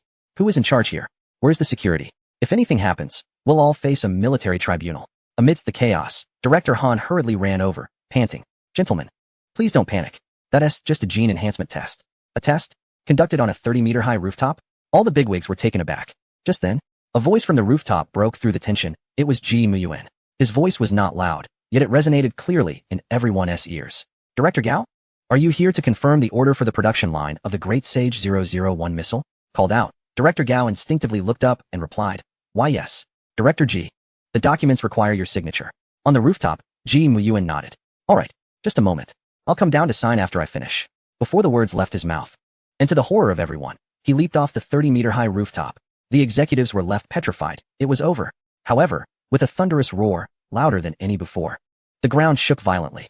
Ji Muyuan landed before them in a perfect kneeling stance, creating a shallow crater beneath him. He slowly rose, brushing the dust off his clothes as if he had merely descended a step. Director Han rushed forward, exhilarated as he examined the data on his tablet. The impact resistance has exceeded expectations again. Director Ji, your body is tougher than tungsten alloy. He turned to Commander Feng, excitedly suggesting, Commander, next time, let us apply to test against a Barrett sniper rifle S bullets. The corners of Commander Feng and the others' mouths twitched uncontrollably as they gazed at the unscathed Ji Muyuan, feeling as if their worldview had been utterly overturned. Director Gao trembled as he retrieved the documents and pen from his briefcase. Director Ji, please sign. Ji Muyuan took the documents, glanced at them, and signed with a flourish before returning them. The initial batch is too small. Notify them to ramp up production. For the second batch, I need 20,000 units. Commander Lin's mouth dropped open, able to fit an egg inside. He looked at the shallow crater on the ground, then back at Ji Muyuan, who was completely unharmed. Ji Muyuan even brushed off some dust from his clothes. Director Gao, holding the signed documents, was still quaking. Director Ji, why did you test it personally? This is the first-generation serum. What if something went wrong? He couldn't bring himself to finish the thought. Ji Muyuan's gaze was calm as he looked at Director Gao and the pale-faced executives surrounding him. As scientists, we must have faith in our research and development. Moreover, Ji Muyuan's lips curled into a smile. I am the best test subject. His tone was flat, yet carried an undeniable confidence. Commander Lin was the first to react, bursting into applause. The clapping started off sparse, but grew increasingly thunderous as all the executives, stunned by Ji Muyuan's words, joined in. Ji Muyuan accepted the pen from Director Gao and once again signed his name with grand strokes. The documents are fine. He returned them. I now need to contact Wei Jun to assemble a batch of elite soldiers. The Super Soldier Project can officially commence. Director Han's face flushed with excitement. Yes, I'll arrange it immediately. Ji Muyuan then looked at Commander Feng. Commander, the test traces in the A1 laboratory need to be cleaned up. Director Qi will handle it. Commander Feng nodded. No problem. His gaze towards Ji Muyuan had transformed from shock to reverence. Ji Muyuan turned to Director Qi. Director Qi, prepare at the beast production base. We will head over shortly. Director Qi stood at attention. Yes, I will ensure the task is completed. Commander Lin took a deep breath, finally regaining his voice. Director G, could you please inform us in advance next time? Ji Muyuan turned back. Next time? He raised an eyebrow. Next time will be even more thrilling. Commander Lin and the executives felt their hearts leap into their throats. Was this just the beginning? They sensed their hearts might struggle to endure. At the Beast production base, Director Chi hurriedly ran to the production line, where the latest batch of Beast fighters was undergoing final inspections. Director, a staff member approached him. Report. 2 Beast fighters have shown slight data anomalies during pressure testing and need to be returned for recalibration. Director Chi furrowed his brow. Data anomalies? What is the specific situation? The staff member pulled up the tablet. The left wing S-edge structure has a deformation of less than 1,000th, which, while not affecting flight, does not meet our highest standards and is considered a defective product. Director Chi approached the 2 fighters, numbered 007 and 008, inspecting them closely. To the naked eye, there seemed to be no issues at all. Chapter 205. First phase objective achieved. Notify the technical department to process them for return immediately. These defective products must not enter the troops. As soon as he finished speaking, the sound of engines echoed from a distance, and several military SUVs parked not far from the production line. The doors swung open. Director Chi's heart sank. Why were Ji Muyuan and the others here? He quickly approached them. Director Ji, Commander, gentlemen. Ji Muyuan waved his hand, his gaze fixed directly on the 2 defective fighters. These 2 are the defective products? Director Chi was taken aback. How did Director Ji know? Yes, Director Ji, they are awaiting return for processing. Ji Muyuan stepped forward, circling around the 007 fighter, lightly tapping the fuselage with his finger. This one will do. Director Chi was confused. Director Ji, are you saying Ji Muyuan turned back? Use it as the test subject. Director Chi's eyes widened. Using a fighter worth hundreds of millions as a test subject? He glanced at Commander Feng, who remained calm, clearly accustomed to such decisions. Didn't you hear Director G's command? Commander Feng said sternly. Act immediately. Director Chi shivered. Why yes. He swiftly instructed the staff to move the 007 fighter to an open testing area. The massive beast fighter stood in the clearing, surrounded by a security perimeter. The executives retreated to a safe distance, and Director Chi felt a mix of anxiety and anticipation. What exactly would Director G test? Director G, Director Han said, holding the tablet. Data recording is ready. Ji Muyuan nodded and slowly approached the fighter without wearing any protective gear or holding any weapon. Walking unarmed to the side of the aircraft. Taking a deep breath, he faced the hardened alloy armor and then threw a punch. A deafening crash resounded. The ground trembled beneath them. The fighter, weighing several tons, was inexplicably flipped over by that single punch. My heavens! Director Chi gasped, rubbing his eyes in disbelief. The solid alloy armor had been struck by Ji Muyuan's fist, creating a massive dent half a meter deep. The steel plates had twisted and deformed. Ji Muyuan retracted his fist, shaking his hand as though he had merely struck a sandbag. Director Chi stood frozen in place, utterly bewildered. What manner of being was this? He was no less than a humanoid weapon, more fearsome than any armament. Gee God! Dean Han rushed over, his body trembling as he glanced at the data on the tablet. The impact had once again breached all limits. The structural integrity was entirely compromised. My heavens! Ji Muyuan turned to Director Chi, whose eyes were filled with terror. Director Chi, Ji Muyuan spoke calmly. This is genetic enhancement, not mutation. He explained. Our aim is to create super soldiers, not monsters. Director Chi gulped, feeling as if his worldview was being utterly shattered. Ji Muyuan sprang into action again. Leaping high above the fighter jet, he spun midair, his right leg striking the aircraft's belly with the force of a steel whip. Bang! Another deafening roar echoed. This time, the formidable Beast-class fighter, weighing 54 tons, was sent flying by Ji Muyuan's kick. The aircraft tumbled through the air before crashing heavily 100 meters away, shaking the ground once more and enveloping the area in dust. Everyone stood in stunned silence. This had transcended human capability. This was the power of the divine. Director Chi's legs went weak, and he collapsed onto the ground, feeling as though he were trapped in a bizarre dream. Ji Muyuan descended gracefully, dusting himself off as if he had merely completed a routine physical training session. Engineer Wang, he called out. A middle-aged man in work attire stepped forward, trembling. This was Engineer Wang, the chief designer of the Beast-class fighter, and he watched the kicked aircraft with a heart full of anguish. Gee God, Engineer Wang stammered. What are your instructions? Continue the tests, Ji Muyuan instructed, pointing at the wrecked fighter. Dismantle it by hand. Engineer Wang swayed. Dismantle a fighter by hand? Was this a jest? That armor was composed of high-strength alloys. Ji Muyuan turned to Dean Han. Record every detail, he commanded. Dean Han nodded vigorously, excitement radiating from him. Understood. Ji Muyuan approached the wreckage, extending his hands to grasp the remnants of the fighter. Effortlessly, he tore a massive armor plate, weighing half a ton, from the fuselage. He lifted it with one hand and casually tossed it in Dean Han's direction. Watch out! Commander Lin yelled, startled. Yet Dean Han remained unperturbed. He bent his body low, channeling his strength, and leaped high into the air. In mid-flight, He delivered a powerful punch to the incoming armor plate. Bang! Another resounding crash echoed. The half-ton armor plate was sent hurtling back, precisely landing on the fighter's wreckage. Fitting seamlessly into place. Director Chi's eyes nearly popped out. Dean Han had been enhanced as well. He stared blankly at Academician Liu, who was activating a small device beside him. A faint blue light flashed, and a sleek black battle suit instantly enveloped Academician Liu. Xuanwu battle armor. Academician Liu spoke in a deep voice. Just in case. Director Chi was completely numb. He looked at Ji Mu Yuan, then at Dean Han, then at Academician Liu, and finally at himself. It dawned on him. He was the only ordinary person among them. It felt like a game where everyone had activated cheats while he was still grinding for levels. The dismantling continued as Ji Mu Yuan, Engineer Wang, Dean Han, and even Academician Liu participated. They worked in perfect harmony, reducing the beast-class fighter to a pile of scrap metal in less than 10 minutes. All data is recorded. Dean Han reported with enthusiasm. Gee God. He handed the tablet to Ji Mu Yuan, who glanced at the myriad of curves and numbers displayed. Dismantling a heavy fighter by hand confirmed, capable of free-falling from 80 meters without injury. Bone density is several times that of an ordinary human, muscle strength is 100-fold, and all vital signs are stable. However, Dean Han paused. The bullets from the Barrett sniper rifle cannot yet be fully withstood by the current genetic enhancements. Ji Mu Yuan nodded. This outcome fell within his expectations. The first phase goal, he stated, his voice low yet resonant, has been achieved. The elite figures exchanged glances, having witnessed human limits being redefined by Ji Mu Yuan time and again. This was not merely the first phase, it was nothing short of a myth. Commander Lin remarked. Gee God, you are the stabilizing force for our nation. Commander Feng nodded in agreement, while Minister Wen's eyes sparkled with ambition. The concept of a super soldier, once confined to the realm of science fiction, had now materialized in Ji Mu Yuan's hands. Director Chi stared at Ji Mu Yuan in disbelief, his worldview shattered into fragments.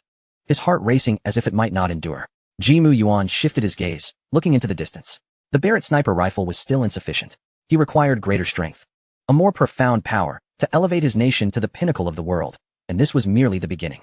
Chapter 206, Comprehensive Evolution. Dean Han, Ji Mu Yuan suddenly spoke. You mentioned testing the Barrett sniper rifle's bullets? Dean Han was momentarily taken aback. He had expected Ji Mu Yuan to abandon the idea, but the Ji God remembered. Yes, he stammered excitedly. Do you truly wish to proceed with the test? Ji Mu Yuan's lips curled into a slight smile. Of course, he replied nonchalantly. The next test target will be the Barrett. Dean Han's eyes lit up instantly, while Academician Liu adjusted his glasses. Commander Feng, Commander Lin, and Minister Wen collectively gasped in astonishment. Director Chi rolled his eyes, barely managing to keep himself upright. He felt as though he might faint at any moment. Ji Mu Yuan turned to Dean Han. Prepare the finest Barrett sniper rifle and the most skilled marksman, he instructed. Dean Han nodded vigorously. Yes. He promptly turned to organize the new test. Ji Mu Yuan's gaze fell upon the heap of dismantled fighter remnants. Director Chi was on the verge of collapse, feeling as if he might need to resign. This job was too exhilarating, too taxing on the heart. The words "the next test target will be the Barrett" echoed in his mind, sending a chill surging from his feet to the crown of his head. Ji Mu Yuan slightly raised his right arm, palm facing upward, and a faint blue light flickered within his grasp. He retracted his arm, and the blue light faded away. He turned his attention to Wei Jun. Gather the most elite special forces, 100 men. I want them assembled within 2 hours. Wei Jun's body jolted, excitement flashing in his eyes. Yes. Without further inquiry, he turned and strode away. Ji Mu Yuan then looked back at Director Chi, who was still supporting himself against the pile of discarded aircraft components, appearing utterly drained. Director Chi, Ji Mu Yuan addressed him. You are responsible for the cleanup here. All remnants must be properly disposed of. Not a trace must remain. Upon hearing this, Director Chi shuddered. Cleanup? This was not merely about the wreckage. It was as if his shattered worldview was being swept away. He felt his heart might not withstand the pressure. Why yes. Director Chi stuttered in response. Ji Mu Yuan said no more and strode towards the command center, leaving Director Chi in a state of disarray. Watching Ji Mu Yuan's retreating figure, Director Chi felt as though his career had plunged into a hellish mode. This was no mere job. It was akin to facing a trial. His assistant hurried back, and upon witnessing the scene, his eyes widened in shock. Director Chi. His voice trembled. What on earth happened here? Is there an enemy invasion? My goodness. These aircraft have been destroyed. The assistant's face turned ashen, sensing the metallic tang of blood in the air. Hearing his assistant's words, Director Chi's lips twitched in irritation. An invasion? Far more terrifying than any enemy exists here. He shot a glare at his assistant. Follow me. Dragging his weary body, he led the bewildered assistant toward the nearby monitoring room. Look for yourself. Director Chi pointed at the screen. Behold what true divinity looks like. The assistant stared at the footage of Ji Mu Yuan dismantling the aircraft with his bare hands, his mouth agape. Is this even human? He murmured. I once thought the same. Director Chi scoffed. Now I'm numb to it. You should be too. The assistant, dumbfounded, gazed at the screen, his worldview shattering in that moment. 2 hours later. On the expansive training ground, 100 elite Special Forces soldiers clad in camouflage stood in perfect formation. Their postures were erect, and their gazes sharp, akin to unsheathed blades. Each soldier was an elite selected from the vast ranks of Huaxia's military, the sharpest of its blades. Wei Jun approached Ji Muyuan with excitement. Commander Ji, 100 elite Special Forces have assembled. Please give your orders. Ji Muyuan surveyed the pride of Huaxia, his gaze penetrating, seemingly able to peer into each soldier's soul. Warriors. His voice, though soft, resonated clearly in every ear. I have summoned you here for an unprecedented initiative, a plan that could alter the course of humanity. The Super Soldier Program. He paused, and the soldiers held their breath, the training ground enveloped in silence. You will be injected with a special serum, Ji Muyuan continued. It will enable your bodies to transcend human limits, granting you extraordinary strength, speed, and reflexes. You will become true human weapons. Upon hearing this, although the training ground remained quiet, shock flickered in each soldier's eyes. Human weapons. This was a realm they had never dared to imagine. I know this sounds like science fiction, Ji Muyuan spoke in a calm tone, but it is real, albeit with risks. We have conducted countless experiments to ensure its safety. Yet I must grant you 10 minutes to consider. If anyone wishes to withdraw, now is the time. I will not coerce or hold it against you. 10 minutes passed, each second ticking away as the 100 special forces remained motionless, none choosing to leave. Their resolve was unwavering. They were Huaxia's soldiers, the nation's blades, unyielding. A faint smile tugged at Ji Muyuan's lips. Very well, he declared. Since no one is withdrawing, the Super Soldier Program is now officially initiated. Director Han was prepared with his team in the adjacent laboratory. Rows of transparent injection chambers were meticulously arranged, glowing with an eerie blue light. Vials containing a light blue serum were precisely placed in the injection apparatus. Commander Ji, Director Han reported with enthusiasm. The serum is ready. Commence. Ji Muyuan commanded. The special forces entered the injection chambers in an orderly manner, with Wei Jun stepping into one of the most luxurious VIP chambers specially designated for him. Thank you. Director Han. Wei Jun grinned. The chamber door closed with a soft hiss, and mechanical arms extended precisely, injecting the serum into their bodies. Data on the control panel surged rapidly, and an electronic voice began to announce. Bone reinforcement starting. Strength increased by 10%, 20%, 50%. Muscle fiber reorganization commencing. Strength threshold exceeded. Organ activity enhanced. Metabolism accelerated. Comprehensive evolution underway. The laboratory echoed with the sounds of data announcements. Han and his team filled with fervor. They were witnessing history, the evolution of humanity. 20 minutes later, all enhancements completed. The electronic voice announced. Vital signs stable. All parameters meet expectations. Perfect. As the command was given, the doors of the injection chambers opened slowly, and the 100 special forces stepped out. Their gazes were deeper, their physiques more streamlined. Though their appearances had not drastically changed, each felt an unprecedented surge of power within. A sense of immense strength coursed through them, devoid of pain or discomfort. Only a vibrant vitality and an impulse that felt capable of tearing apart anything. Ji Muyuan looked upon these newly transformed super soldiers, a satisfied smile gracing his face. To the tank firing range, he commanded, test your new abilities. Any damages are on me. His tone was calm, yet exuded an undeniable authority. Yes. The 100 super soldiers responded in unison, their voices thunderous, like a clap of thunder. Director Han immediately followed, ready to record all data. Minister Wen approached Ji Muyuan, his eyes shimmering with envy as he regarded the powerful warriors. Commander Ji, he cautiously inquired, can an old man like me also undergo enhancement? Ji Muyuan chuckled lightly. Minister Wen, you are a pillar of the nation. Naturally, you will receive special treatment. A custom version of Superhuman Serum 02 is already in preparation, primarily aimed at anti-aging. It will be delivered tonight. Minister Wen's eyes widened in astonishment. Anti-aging? He exclaimed, his excitement causing his beard to tremble. This was a tremendous surprise. Ji Muyuan nodded. This is merely the first step in genetic engineering. Our goal is to comprehensively enhance human quality of life. We have already made preliminary breakthroughs. The Shinnong series of medications, he continued nonchalantly, can treat various ailments, including cancer. At that moment, Academician Liu happened to walk by and, upon hearing Ji Muyuan's words, nearly dropped his glasses. Cancer. His voice trembled. This is nothing short of a miracle in medical history. Ji Muyuan remained calm. Not only that, we are also researching limb regeneration, akin to restoring health points in a game. Severed limbs can regrow. He gazed into the distance, his eyes profound. I intend to launch a veteran restoration program, allowing those who have dedicated their lives to Huaxia to regain healthy bodies. Academician Liu was left utterly speechless, his worldview shattered once more. This was no longer a miracle, but a divine phenomenon. At this juncture, Secretary General Du received reports from the front lines. As he listened to the news over the phone, he froze in disbelief. Super soldiers? Dismantling aircraft with bare hands? Treating cancer? Regenerating limbs? He felt as though he were hearing a fairy tale. It was utterly unfathomable. Immediately, send all test videos. Secretary General Du's voice was urgent. When he witnessed the footage of Ji Muyuan tearing apart aircraft and the 100 super soldiers emerging from the injection chambers, his breath caught in his throat. This is the future of Huaxia. He sprang to his feet. Full support. At all costs, we shall provide full support. His voice echoed throughout the office. At that moment, Ji Muyuan stood at the edge of the firing range, observing the super soldiers demonstrating astonishing power before the tanks. His gaze pierced through the smoke, reaching farther beyond, towards the Barrett sniper rifle. That was merely a minor test. His true objective lay among the stars and oceans. In the distance, a heavy tank was effortlessly overturned by a super soldier, the sound of twisted metal reverberating like thunder. The soldier simply shrugged his shoulders, a jubilant smile illuminating his face. Ji Muyuan dialed the number of Director Qi, the head of the Beast Technology Production Base. Old Qi, send someone to the know. One helipad to clear the debris. Director Qi was momentarily taken aback on the other end of the line. Debris? Ji, what kind of debris necessitates your personal call? The wreckage of over a dozen aircraft, Ji Muyuan replied, in an unruffled tone. Director Qi fell silent for a full 3 seconds. Understood. Hanging up the phone, he immediately bellowed at his assistant beside him. Gather the engineering team. Highest priority. Head to the number 1 helipad immediately. The assistant looked bewildered but stood at attention nonetheless. Yes. Half an hour later, the assistant arrived at the scene with the engineering team, and upon seeing the pile of aircraft wreckage, he was rendered speechless. Wings had been brutally torn apart, cockpits violently breached, and the hard alloy armor was riddled with terrifying claw marks and fist imprints. Enemy attack. Quickly, sound the highest alert. Terrorists are assaulting the base. The assistant's face turned ashen, his voice trembling. Silence. Director Qi appeared behind him, delivering a sharp slap to the back of his head. What are you panicking for? The assistant clutched his head, feeling both aggrieved and frightened.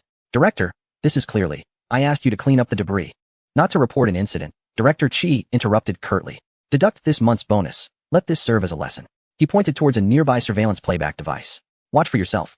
The assistant cautiously leaned closer, and on the screen, a figure darted through the wreckage of the aircraft. This was not a cinematic effect, but a breathtaking display of brutal aesthetics. Fists pierced through fuselages, palms shredded wings. The figure was none other than Ji Muyuan. The assistant's jaw dropped wider and wider until he stood frozen in place, as if his soul had been siphoned away. Have you finished watching? Director Qi asked. Do you still think this was an enemy attack? The assistant mechanically shook his head. Then get to work. Director Qi roared again. Yes, yes. The assistant scrambled to command the engineering team, his gaze toward the heap of scrap metal, now filled with reverence. 100 super soldiers stood tall and straight, their postures as erect as pines, their combat uniforms immaculate. In their eyes, the confusion of awakening had transformed into resolute fervor. Director Han, accompanied by a group of researchers holding data tablets, trembled with excitement. All data for G is perfect. Their physical attributes have increased 20-fold on average. Strength, speed, and reaction capabilities have surpassed human limits. Ji Muyuan merely nodded calmly, as if all of this were anticipated. His gaze swept over the soldiers before finally resting on a figure running towards him. It was Engineer Wang, the head of the materials team and one of Ji Muyuan's most capable subordinates. Breathless yet unable to contain his excitement, Wang exclaimed, Ji, all special alloys from the Puxian base have been transported and are ready for the main structure construction. Ji Muyuan acknowledged with a slight Thank you for your hard work. Wang rubbed his hands together, his eyes ablaze as he gazed at the super soldiers, his throat swallowing hard. G.I. He hesitated but mustered the courage to continue. I also wish to inject that genetic serum. I want to contribute greater strength for Huaxia. Ji Muyuan looked at him and suddenly smiled. Of course. He gestured to a nearby security personnel. Take Engineer Wang to experience it. Provide him with the standard version of the enhancement serum. Wang's eyes widened in astonishment, a wave of elation washing over him. Thank you, Ji. I promise my work efficiency will double. Watching Wang being led away, Ji Muyuan withdrew his gaze and turned towards the depths of the gene technology building. Super soldiers were merely an appetizer. The true feast was just beginning. A month later, in the deepest underground laboratory of the gene technology building, the core forbidden zone of the entire base, a massive, uniquely designed machine was slowly operating at the center of a vast circular space. It was constructed entirely from an unknown silver metal, with a soft blue luminescence flowing over its surface, resembling breath. This was the quantum decoder. Before it, a colossal holographic projection displayed a dazzling array of genetic codes rapidly scrolling by.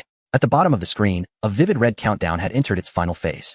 000005, 000004. Ji Muyuan stood shoulder to shoulder with Director Han, the core members of the genetic engineering team behind them. Everyone held their breath, fixated on the countdown. 0000003, 0000002, 0000001, 0000000 ding. A crisp chime resonated throughout the laboratory. The rapidly scrolling genetic codes on the holographic screen halted abruptly. Following this, a line of bold golden characters gradually emerged. The self-repair code for human genes has been successfully deciphered. Boom. The laboratory erupted in jubilation. We did it. We succeeded. My goodness, we achieved it. Countless researchers embraced one another, tears of joy streaming down their faces. Director Han was overwhelmed with emotion, gripping Ji Muyuan's arm, unable to articulate his excitement. Ji, we made history. Ji Muyuan took a deep breath, his heart stirred, yet his face remained composed. This is merely the first step. His consciousness delved deep within. Absolute master. Host, I am here. Initiate the final adjustments. Command confirmed. Start the final adjustment program for the Superman series serum. Initiate the final adjustment program for the Shinong series serum. Before Ji Muyuan, a virtual panel appeared, visible only to him. 2 progress bars emerged simultaneously, rising at an almost imperceptible speed. 10307099. Adjustment complete. Superman no. 2 anti-aging serum has met the standards. Shinong number 1 gene repair serum has met the standards. After 1 billion virtual simulations, success rate 100. With no side effects. Generating physical serum. On the other side of the laboratory, a precision manufacturing device emitted a low hum. Minutes later, click. 2 silver briefcases, glimmering with metallic sheen, slid out from the transport port. Each case bore a unique DNA double helix insignia. Ji Muyuan stepped forward and picked up one of the cases. He dialed the encrypted communication for Minister 1. Minister 1. Immediately, the voice of Minister 1, vibrant and spirited, came through the line. Ji, what instructions do you have? Please bring a few old heroes over. Ji Muyuan's tone remained calm. The gifts I prepared for them have arrived. Minister 1 hung up the phone, nearly leaping from his chair in excitement. Gifts. G.S. prepared gifts. They must be extraordinary. Prepare the aircraft. Immediately head to the suburban sanatorium. With a single command, he dashed out of the office.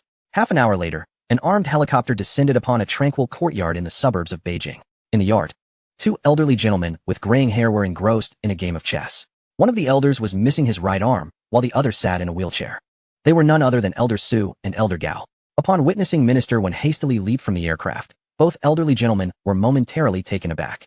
Shaowen, Su inquired, setting down his chess piece, a hint of astonishment in his voice. What brings you here in such haste?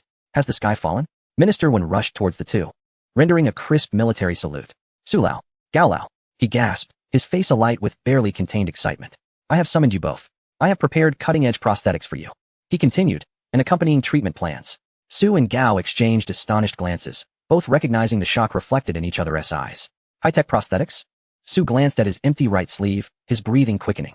Gao, too, grasped the armrest of his wheelchair, his murky eyes suddenly sparkling with a newfound clarity. Is this true? Absolutely. Minister 1 affirmed with a vigorous nod. Let us go. Su stood abruptly. We must depart immediately. My old bones can hardly wait. Upon their arrival at the Gene Technology Building, the seasoned heroes were utterly astounded by the scene before them. It resembled not a research facility, but rather a divine realm from the future. Ji Muyuan and Dean Han had been awaiting them at the entrance. Ji Shun, Minister 1 approached briskly. Ji Muyuan nodded, his gaze shifting to the 2 elders, filled with genuine respect. Su Lao, Gao Lao, welcome. Su's eyes burned with intensity as he regarded Ji Muyuan, then glanced at his empty sleeve. Young man, spare me the theatrics. Where are the goods? I can hardly contain my eagerness to try them. Ji Muyuan smiled. This way, please. He led them to a pristine medical chamber. In the center of the room stood 2 futuristic-looking life pods. The atmosphere grew solemn as all researchers assumed a state of heightened alertness. Simply lie down, Ji Muyuan instructed, gesturing towards the life pods. Without hesitation, Su strode over and reclined inside. With assistance, Gao followed suit into the other pod. With a low hum, the pod doors began to close. Ji Muyuan approached the main control panel, his demeanor shifting to one of intense focus. Initiate the Shinong gene serum injection protocol, he commanded. Dean Han took a deep breath and carefully placed a silver briefcase into the apparatus's recess. The serum has been inserted. Initiating gene matching. Matching complete. Conducting body scan and diagnosis. A cold mechanical voice resonated in the room. Target, Su Weigua. Diagnosis result. Right arm severed at shoulder joint, nerve endings necrosed. Cellular activity critically low. Target, Gao Jianjun. Diagnosis result, T7, T10 spinal cord injury, complete blockage of lower limb nerve conduction, severe muscle atrophy in both legs, fully paralyzed. Upon hearing these chilling diagnostic results, Minister Wen's eyes brimmed with tears. These were the tributes they had left for their nation. Ji Muyuan's expression remained impassive as he pressed the final button. Commencing injection. With a soft whir, mechanical arms extended from the life pods, their needles precisely piercing the veins of the two elders. The Shinong serum was slowly administered. In the next instant, brilliant light erupted from both life pods, while the control panel displayed a flurry of complex data streams refreshing at an alarming rate. Report. Cellular activity within Su Lao is surging exponentially. Report. Regenerative signs are emerging in Gao Lao's damaged spinal nerves. A gentle beep echoed. White mist billowed from the seams of the pod doors. Chapter 209. Brimming with energy. With a hiss, the pod lids gradually lifted. Everyone held their breath, even Minister when forgetting to wipe the tears from his eyes, fixated on one of the life pods. Gao lay quietly inside, gradually opening his eyes. What a sight to behold. The murkiness had vanished, replaced with clarity reminiscent of youth yet tinged with the weight of countless battles. He stretched his neck, producing a satisfying crack. Then he arched his back, an expansive stretch brimming with vitality. What a refreshing slumber, Gao murmured, sitting up. He felt an exhilarating surge of power coursing through him, as if he could fell a bull with a single punch. At that moment, a shadow flew towards him. Gao Lao catch. Ji Muyuan's calm voice rang out. Instinctively, Gao raised his hand. No, it wasn't just a hand raise. His body reacted faster than his mind. He catapulted from the life pod, landing gracefully on the ground, seizing the flying object with one hand. The entire motion was fluid and seamless. Only after steadying himself did Gao glance at what he held, a mobile phone. Suddenly, he froze. The hall fell into an eerie silence. Everyone appeared spellbound, gazing at him in disbelief. Gao had stood up. Not only that, but he had just leaped from the life pod. He looked down at his legs, which had been ravaged by atrophy. Now they were robust with muscle definition, brimming with unimaginable explosive strength. Tentatively, he lifted his left foot, then his right. Soon, he began jogging in place. 1 step, 2 steps, gaining speed. My legs. Gao's voice trembled with incredulity. They're healed. Ha. From the other life pod came Su Lao's booming laughter. Old Gao, that's nothing. My new arm feels like I could win a world championship in table tennis. The atmosphere erupted with joy, igniting the entire medical chamber. We did it. We succeeded. Dean Han, elated as a child, embraced a nearby researcher, bouncing with glee. Minister Wen could no longer contain himself, covering his face as tears of joy streamed through his fingers. This was a miracle, the highest honor bestowed upon heroes by Huaxia. Su emerged from his life pod. Unlike Gao, who was exuberant, he bowed his head, examining his newly regenerated right arm. The skin was smooth, the muscles well-defined, every hair follicle distinctly visible. He slowly clenched his fist, feeling the undeniable connection of blood and the surge of strength. The sensation is even better than before, Su murmured. Suddenly, he raised his arm, and before everyone's eyes, his wrist executed a rapid 360-degree rotation. By heavens! Someone exclaimed in astonishment. The crowd was left in shock. But that was not all. Su's wrist halted, fingers splayed, then gracefully formed a delicate gesture. A battle-hardened general brandishing a graceful pose was an incongruous, yet awe-inspiring sight. Ji Muyuan chuckled, explaining. The Shinong serum does not merely regenerate severed limbs. It thoroughly reorganizes and optimizes your genetic blueprint. In simpler terms, it repairs all historical damage and adjusts your body to its optimal theoretical state. Not only can your joints achieve a 360-degree rotation, but they can twist at any angle you desire. Su lowered his hand, retracting the delicate gesture. He raised his gaze to Ji Muyuan, tears glistening in the eyes of this man who had lived a life of fortitude. He spoke not a word but bowed deeply, profoundly, to Ji Muyuan and all the researchers present. With a thud, he knelt, a sound echoing in the hushed chamber. As the crowd turned towards the sound, they witnessed Mr. Gao discarding the cane that had accompanied him for over a decade. Then, amidst the astonished gazes of all present, he placed his hands on the ground, exerted force through his legs, and traced a perfect circular trajectory in the air. A complete Thomas spin. A set of intricate street dance moves. Upon finishing, Mr. Gao stood up without a hint of fatigue, brushing off the dust from his hands. By heavens, I am brimming with energy. No one can hold me back. Tomorrow, I shall head to the park. I must claim the center stage of the square dance. The entire hall transformed into a joyous sea of elation. Director Han approached with the latest test report, his face radiating uncontainable delight. The report. Mr. Su and Mr. Gao, both of your bodily function indicators have surpassed those of top athletes. Cellular vitality comparable to that of an 18-year-old. Even the age spots on your faces have vanished. Adjusting his glasses, he earnestly suggested, I personally recommend that both of you consider registering for next year's National Bodybuilding Championship. You are sure to win the championship. In the subsequent 2 hours, Mr. Su found a large floor-to-ceiling mirror and stood bare-chested, admiring the sculpted lines of his muscles repeatedly. Mr. Gao, meanwhile, paced back and forth in the spacious hall, seemingly never tiring of it. He had already begun planning which mountain to climb tomorrow to test the limits of his new legs. Meanwhile, at Jingzhou International Airport, Engineer Wang awaited at the VIP exit in a sleek black Hongqi sedan. Soon, two figures appeared in his line of sight. Leading the way was the dignified and steady Secretary General Du from the Huagua Command. Following closely was the Chief Secretary, Mr. Lin. Secretary General Du, Chief Secretary Lin. Engineer Wang hurriedly approached and opened the car door. Godfather Ji is already waiting for you at the base. The two nodded and entered the vehicle. As the car smoothly departed the airport towards the Gene Technology Building, Engineer Wang suddenly slowed down as they passed a public square in the city center. A peculiar expression crossing his face. Secretary General Du, who had been resting with his eyes closed, opened them at the change in speed. What's the matter? Engineer Wang pointed outside at a gathering of people dancing to music. Secretary General, don't those two elderly gentlemen look somewhat familiar? Secretary General Du followed his gaze and saw two striking figures at the center of the crowd. They appeared to be around 60 years old, yet their postures were upright, and their movements were vigorous and powerful. Each beat was executed with impeccable precision, drawing cheers from those around them. One of them even showcased an impressive moonwalk. Secretary General Du furrowed his brow. I don't recognize them. They bear a resemblance to Mr. Su and Mr. Gao, but the ages don't match. Engineer Wang muttered under his breath. Mr. Su had his arm amputated, and Mr. Gao has been paralyzed for over a decade. How could that be? Before he could finish his thought, both Secretary General Du and Chief Secretary Lin in the car jolted simultaneously. They stared intently at the dancing figure outside. It resembles them. So strikingly similar.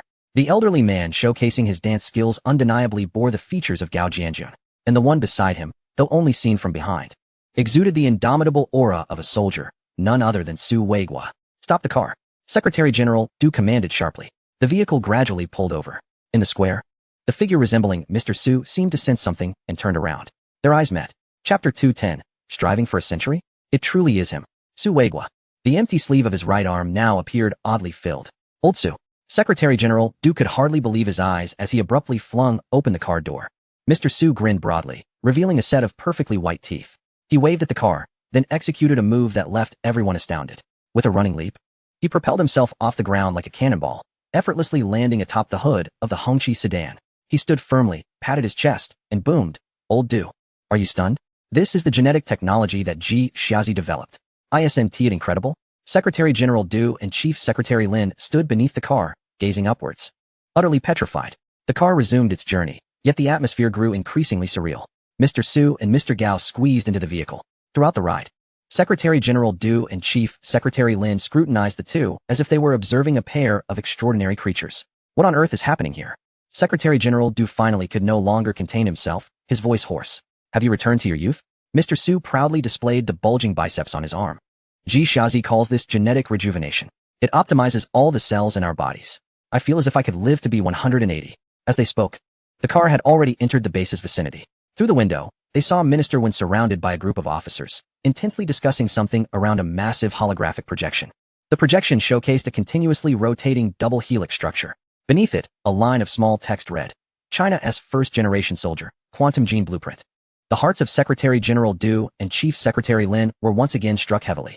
The car finally halted in front of the main building. As the four of them exited the vehicle, still reeling from the monumental shock, the automatic doors of the main building slid open silently. Ji Mu Yuan's figure appeared at the entrance. He did not acknowledge anyone, his calm gaze sweeping over the rejuvenated Mr. Su and Mr. Gao before finally resting on Secretary General Du and Chief Secretary Lin. The experimental phase has concluded. Minister Wen could no longer hold back, turning around and wiping away tears with the back of his hand. This is not technology. This is a miracle. It is Ji Mu Yuan who has created this miracle for China, for these heroes. Half an hour later, in the highest conference room of the command center, Secretary General Du and Chief Secretary Lin sat upright, their expressions grave. Yet, their eyes betrayed an unmistakable anticipation. Ji Mu Yuan entered, cradling a slightly smaller silver metal box. Ji Xiaozi, there's no need for such grandiosity. Secretary General Du gestured to his own arm. Let us proceed directly. Chief Secretary Lin nodded in agreement, his gaze intense. They had already viewed the entire treatment footage of Mr. Su and Mr. Gao, and their astonishment was beyond measure. Now, it was their turn. Ji Mu Yuan opened the box, revealing 2 syringes filled with a pale golden serum. This was the diluted and adjusted youth version of the Shenong serum, primarily aimed at repairing hidden bodily injuries and comprehensively enhancing cellular vitality.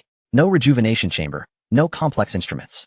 Ji Mu Yuan personally approached and gently injected the serum into the veins of both secretaries. Upon completion of the injection, the room fell into silence.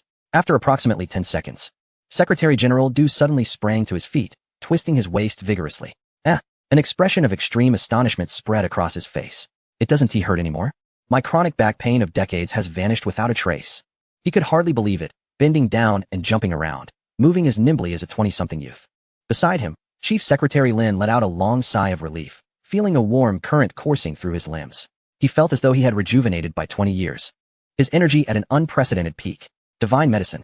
It truly is divine medicine. Chief Secretary Lin exclaimed with genuine admiration. After a moment of excitement, Secretary Du quickly regained his composure, casting a deep gaze towards Ji Mu Yuan. Xiao Ji, how is your research on the weather control system progressing? He inquired. The strength of a nation does not solely rely on the prowess of individual soldiers, but also on strategic weapons capable of influencing the entire battlefield. Ji Mu Yuan remained silent, leading them into a larger control room. At the center stood a colossal quantum computer, indescribable in its magnificence, quietly operating. Countless streams of light traversed its intricate structure, as if containing the mysteries of the universe.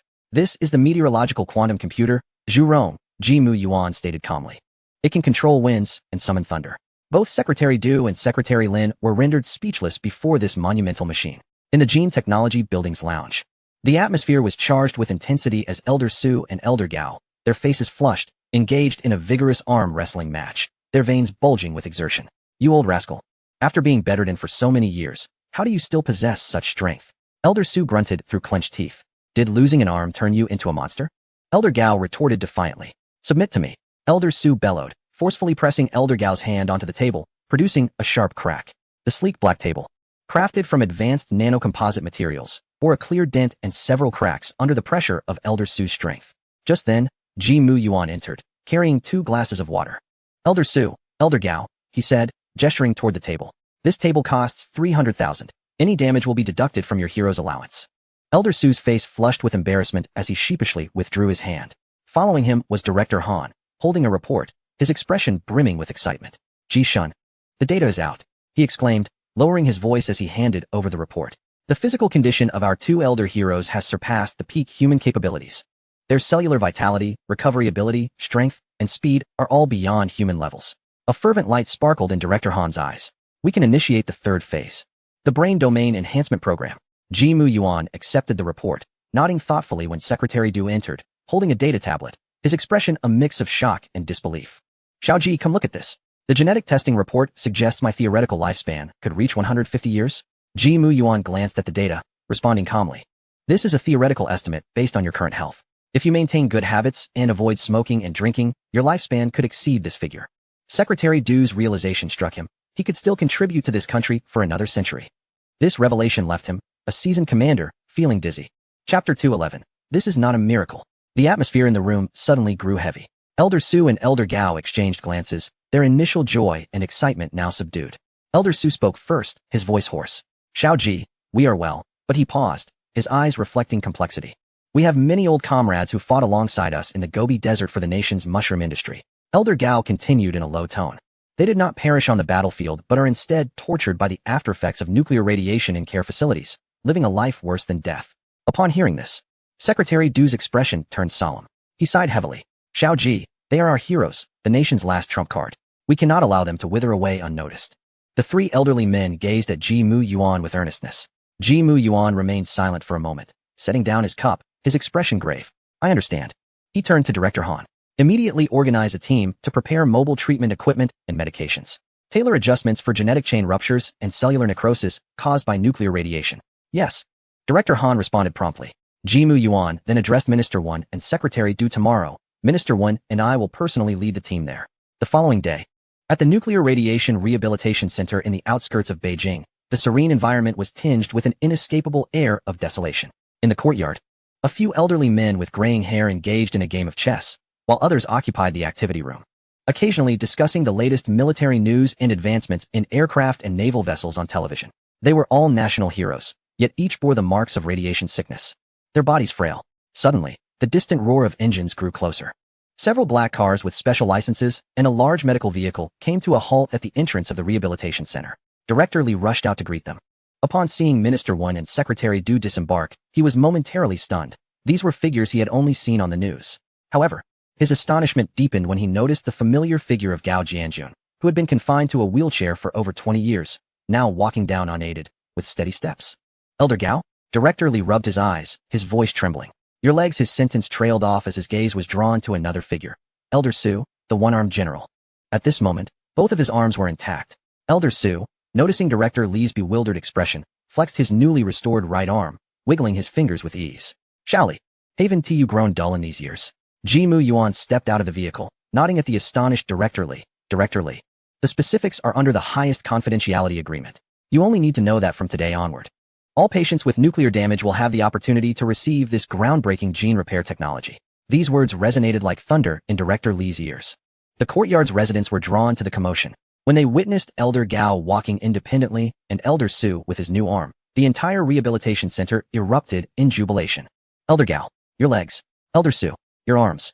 A throng of elderly men, their hair white as snow, rushed forward in excitement. They could hardly believe their eyes. Touching Elder Gao's legs and gazing at Elder Su's arms, tears streaming down their faces. Instead of crowding around the leaders, their collective gaze turned towards the remarkably youthful Ji Mu Yuan. An elderly chess player approached unsteadily, grasping Ji Mu Yuan's hand tightly. Good child. His hands, rough yet strong, trembled with emotion, tears cascading down his cheeks. Surrounded by these valiant veterans, Ji Mu Yuan felt a surge of gratitude. He clasped the elder's hand, sincerely stating, Dear heroes, without your sacrifices, we would not have today's technological advancements. All of this is rightfully yours. Secretary Du and Minister Wen stood nearby, their eyes slightly moist as they witnessed this poignant moment. At that instant, the door to a hospital room creaked open, revealing two pallid elderly men leaning on their canes, for drips still attached. Hearing the commotion outside, they curiously peered out. As their eyes met those of Secretary Du and Minister Wen, the expressions on their faces froze in disbelief. One of the elderly men dropped his cane with a loud clatter, his gaze fixed intently on Secretary Du, his lips quivering and pupils constricted in extreme shock. Beside him, another elder appeared frozen, mouth slightly agape, unable to utter a sound, as if witnessing something utterly inconceivable. Secretary Du and Minister Wen had evidently noticed the commotion at the entrance, their eyes traversing the agitated crowd to rest upon the two men with canes. Secretary Du paused, his smile faltering slightly. Minister Wen raised an eyebrow, seemingly recognizing them. It was Chun Yi and Lu Jinghua. Minister Wen's voice was barely above a whisper. Secretary Du nodded, taking a step forward towards the two elders, the crowd instinctively parting to grant him passage. The elder who had dropped his cane was Chun Yi. He stared unblinkingly at the advancing Secretary Du, his murky eyes bloodshot and his body trembling violently with emotion. Old Du, he rasped, his voice hoarse like a weathered bellows. Managing only 2 words before he fell silent, tears streaming down his face. As Secretary Du approached him, he took in Chun Yi's pale, haggard visage and the 4 bag hanging from his arm, his own eyes reddening in response. He reached out, not to assist him, but to firmly pat his shoulder. Old Chun, I thought you had forgotten me long ago. How could that be? Chun Yi choked back sobs, wishing to extend his hand, but finding himself devoid of strength. Lu Jinghua, beside him, also had reddened eyes, glancing at Secretary Du and then at Minister Wen, his lips trembling as he called out, Chief. This scene silenced the previously boisterous courtyard in an instant. It was evident to all that this was not merely a relationship of hierarchy. Ji Mian stood among the crowd, observing the elderly men with their white hair. Their military honors shone brightly enough to illuminate an entire era, yet at this moment, they were ravaged by illness. Barely resembling their former selves, a certain conviction within him grew ever stronger. Secretary Du took a deep breath, striving to calm his emotions. He turned to face all the elderly residents of the nursing home, his voice booming and powerful. Dear comrades, esteemed elders, today, Minister Wen and I have come to announce some good news. He gestured towards the vigorous Gao Jianjun and Su Weiguo by his side. As you can see, both Elder Gao and Elder Su have made a full recovery. This is no miracle. Secretary Du's voice rang with certainty. This is the latest technological achievement of our country. The gene repair technology. The collective gaze of the crowd once more converged upon Ji Mu Yuan, this time filled not just with gratitude, but with awe and reverence. From today onward, we will officially launch the Heroic Veteran Repair Program. All those who have contributed to our nation but suffer due to injuries or ailments will have the opportunity to receive free gene repair treatment. Whether from nuclear radiation damage or disabilities sustained on the battlefield, this technology holds the promise of total eradication. Each word from Secretary Du carried immense weight. The nursing home fell into a profound silence. In the next moment, an eruption of discussions akin to a tidal wave swept through the gathering. What? It can cure everything? Elder Su's severed arm can grow back? Is this not divine intervention? An elder, trembling, raised his hand, missing 2 fingers lost to shrapnel on the battlefield. Can my fingers grow back too? Facing the hopeful yet incredulous expressions, Ji Mian stepped forward. In theory, as long as your genetic information is intact and your bodily functions have not completely deteriorated, repair is possible. His voice was soft, yet resonated clearly in everyone's ears. How long will the treatment take? Someone asked eagerly. Approximately half an hour, Ji Muyuan estimated after a moment's consideration. Half an hour. This answer plunged the recently ignited hopes of the elderly into doubt once more. Child, do not jest. My leg took over 10 hours for surgery back then. Indeed. Half an hour? Even a CT scan takes longer. Young man, we appreciate your intentions, but this claim seems overly ambitious. In the face of skepticism, Ji Muyuan simply smiled. Faster than a CT scan. Without elaborating further, he nodded to Director Han behind him. Director Han understood and promptly directed several researchers in white coats. They brought forth a large, silver metallic box from the medical vehicle. The box emanated a futuristic aura, its surface smooth as a mirror with no seams visible. Under the curious gazes of the crowd, Director Han pressed a button on the box. With a soft mechanical whir, the silver box swiftly transformed, morphing into a semi-enclosed medical chamber in mere seconds. The interior of the chamber lit up with a soft blue glow. Various data streams cascading across the walls like a waterfall. Ji Min approached the medical chamber, his hand gliding through the air. A holographic projection screen materialized before him, displaying complex life signs and genetic sequence models. My goodness, this is straight out of a movie. The elders, having never witnessed such a spectacle, stared in wide-eyed amazement. Now, which esteemed hero would like to be the first to experience this? Ji Muyuan asked with a smile. All eyes turned to Chun Yi, who had just recognized Secretary Du. Supported by his comrades, Chun Yi gazed at the fantastical medical chamber. After a moment of contemplation, he resolutely declared, I will. After all, this old body of mine has little time left. Even if it's a ruse, I'll accept it. With the assistance of the researchers, Chun Yi lay down in the medical chamber. Ji Muyuan swiftly operated on the holographic screen, accessing Chun Yi's medical data and initiating the repair model. The first gene repair solution was injected. Life sign stable. Cellular activity is increasing. Damaged tissues are regenerating. The cold mechanical notifications echoed through the courtyard. Everyone held their breath, fixated on the medical chamber. In just 20 minutes, the chime of completion rang out. The chamber door slowly opened. Everyone craned their necks. In the next moment, they witnessed an unforgettable scene. Chun Yi, who had previously appeared pale and on the brink of death, sat upright from the medical chamber. He looked at his hands in bewilderment and, to everyone's astonishment, stood up unaided. The 4 tubes and needles that had once been attached were already removed by the researchers. He tentatively took a few steps, gradually gaining confidence and steadiness. My legs, they no longer hurt. My breathing is easy. Chun Yi exclaimed, overwhelmed with emotion.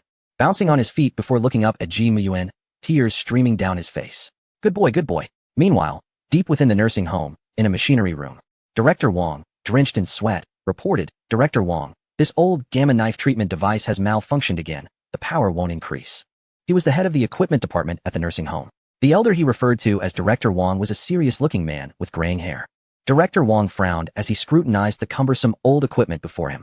This relic is over 20 years old. It's remarkable it has lasted this long. After some adjustments, this afternoon, Director Zhou still needs it for treatment. Alas, if only we had new equipment, sighed Director Wang. Just then, the door to the control room swung open, and a young nurse rushed in, panting. Director Wang, something's wrong. Director Wang furrowed his brow. Calm down, what happened? All the patients in Building 3 are missing. The nurse gasped. What? Both Director Wang and the dean's faces changed dramatically. The patients in Building 3 were those suffering from the most severe radiation injuries. Each frail and weak. How could they possibly have vanished? Is Director Li organizing them again to bask in the sun? Nonsense. Those elderly comrades cannot withstand such antics. Director Wang exclaimed angrily. No, that's not it. The young nurse was nearly in tears. I asked them, and they said they've all gone to exercise. Exercise? Director Wang and Director Wang exchanged incredulous glances, each reflecting disbelief and absurdity. Let us go see. They dropped their tools and hurried towards the exercise room of the sanatorium. Before they reached the doorway, they heard shouts of exertion and the clattering of weight plates from within. A sense of foreboding gripped Director Wang's heart. He pushed open the door to the exercise room, and the sight within struck him like a thunderbolt, rendering him momentarily frozen in shock. Chapter 213. Do you still want that waist? There stood Gao Jianjun, who should have been seated in a wheelchair, now bare-chested and effortlessly lifting a dumbbell, challenging a similarly robust elder beside him. Old Zhou, dare to arm wrestle with me? Just one hand. The elder Zhou was effortlessly performing dips on parallel bars with one hand. Meanwhile, Su Weigua, who had lost his entire right arm, was using his newly grown hand to compete in pull-ups with another elderly man, neither gaining an advantage over the other. In the distance, a group of seniors, all over 70, were skipping rope. The entire exercise room was alive with vigor, pulsating with an invigorating atmosphere of youthful energy. Director Wang rubbed his eyes, doubting whether he had succumbed to hallucinations from too long spent repairing machines. What on earth is happening? Director Wang's voice trembled. Suddenly, he He turned to see Director Lee approaching, igniting a surge of anger within him. Director Lee, is this how you manage the sanatorium? With their physical conditions? Allowing them to act recklessly, do you wish for them to meet their maker sooner? Director Lee looked aggrieved and pointed to a young man surrounded by a crowd in the center of the yard. Director Wong, you misunderstand. It's Mr. G. It's his genetic treatment that has made them well. Well? Director Wong felt as if he had heard the greatest joke. He pushed through the door and strode inside. Everyone, stop. Are you all trying to throw your lives away? His roar silenced the lively exercise room for a moment. Gao, having put down his dumbbell, grinned upon seeing Director Wong, revealing a bright smile. Old Wong, you arrived just in time. Look at my physique, better than when I was young. He walked over to a 100-kilogram barbell, inhaled deeply, and with a sudden burst of strength, lifted it above his head. Director Wong's mouth fell open wider than he thought possible, nearly large enough to fit an egg. Behind him, Director Wong gasped as his glasses fell to the ground in shock. You old man. Gao set down the barbell, clapped his hands, and proudly declared. It's all thanks to Mr. G. After his genetic treatment, we feel as if we could take down a bull with a single punch. Director Wong and Director Wong mechanically turned their heads, their gazes fixed in disbelief upon the young man standing calmly in the crowd. It turned out that Director Lee had spoken the truth. Ji Muyuan nodded at them. Director Wong, this is just the beginning. My plan is to promote this treatment protocol, allowing all veterans who have bled for this nation to regain their health. Secretary Du stepped forward, patting Director Wong's shoulder. Old Wong, I propose we immediately prepare a press conference to announce our meritorious veteran rehabilitation plan and nationwide disease eradication initiative to the nation and the world. There are many unregistered veterans scattered among the populace. We need to ensure their families see hope and reach out to us. Ji Muyuan agreed. Yes. With this affirmation, Director Wong trembled with excitement.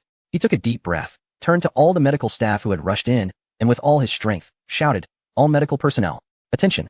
Instantly, all the doctors and nurses stood rigidly at attention. Director Wong pivoted sharply to face Ji Muyuan and the other researchers. He said nothing but bent deeply, bowing profoundly. Behind him, all the medical staff followed suit in unison, offering their highest respect to the group of scientists who had created miracles. Ji Muyuan stood calmly, receiving this honor. Behind him, Director Han, Academician Liu, and others appeared somewhat flustered, having spent their lives in laboratories, unaccustomed to such grand displays.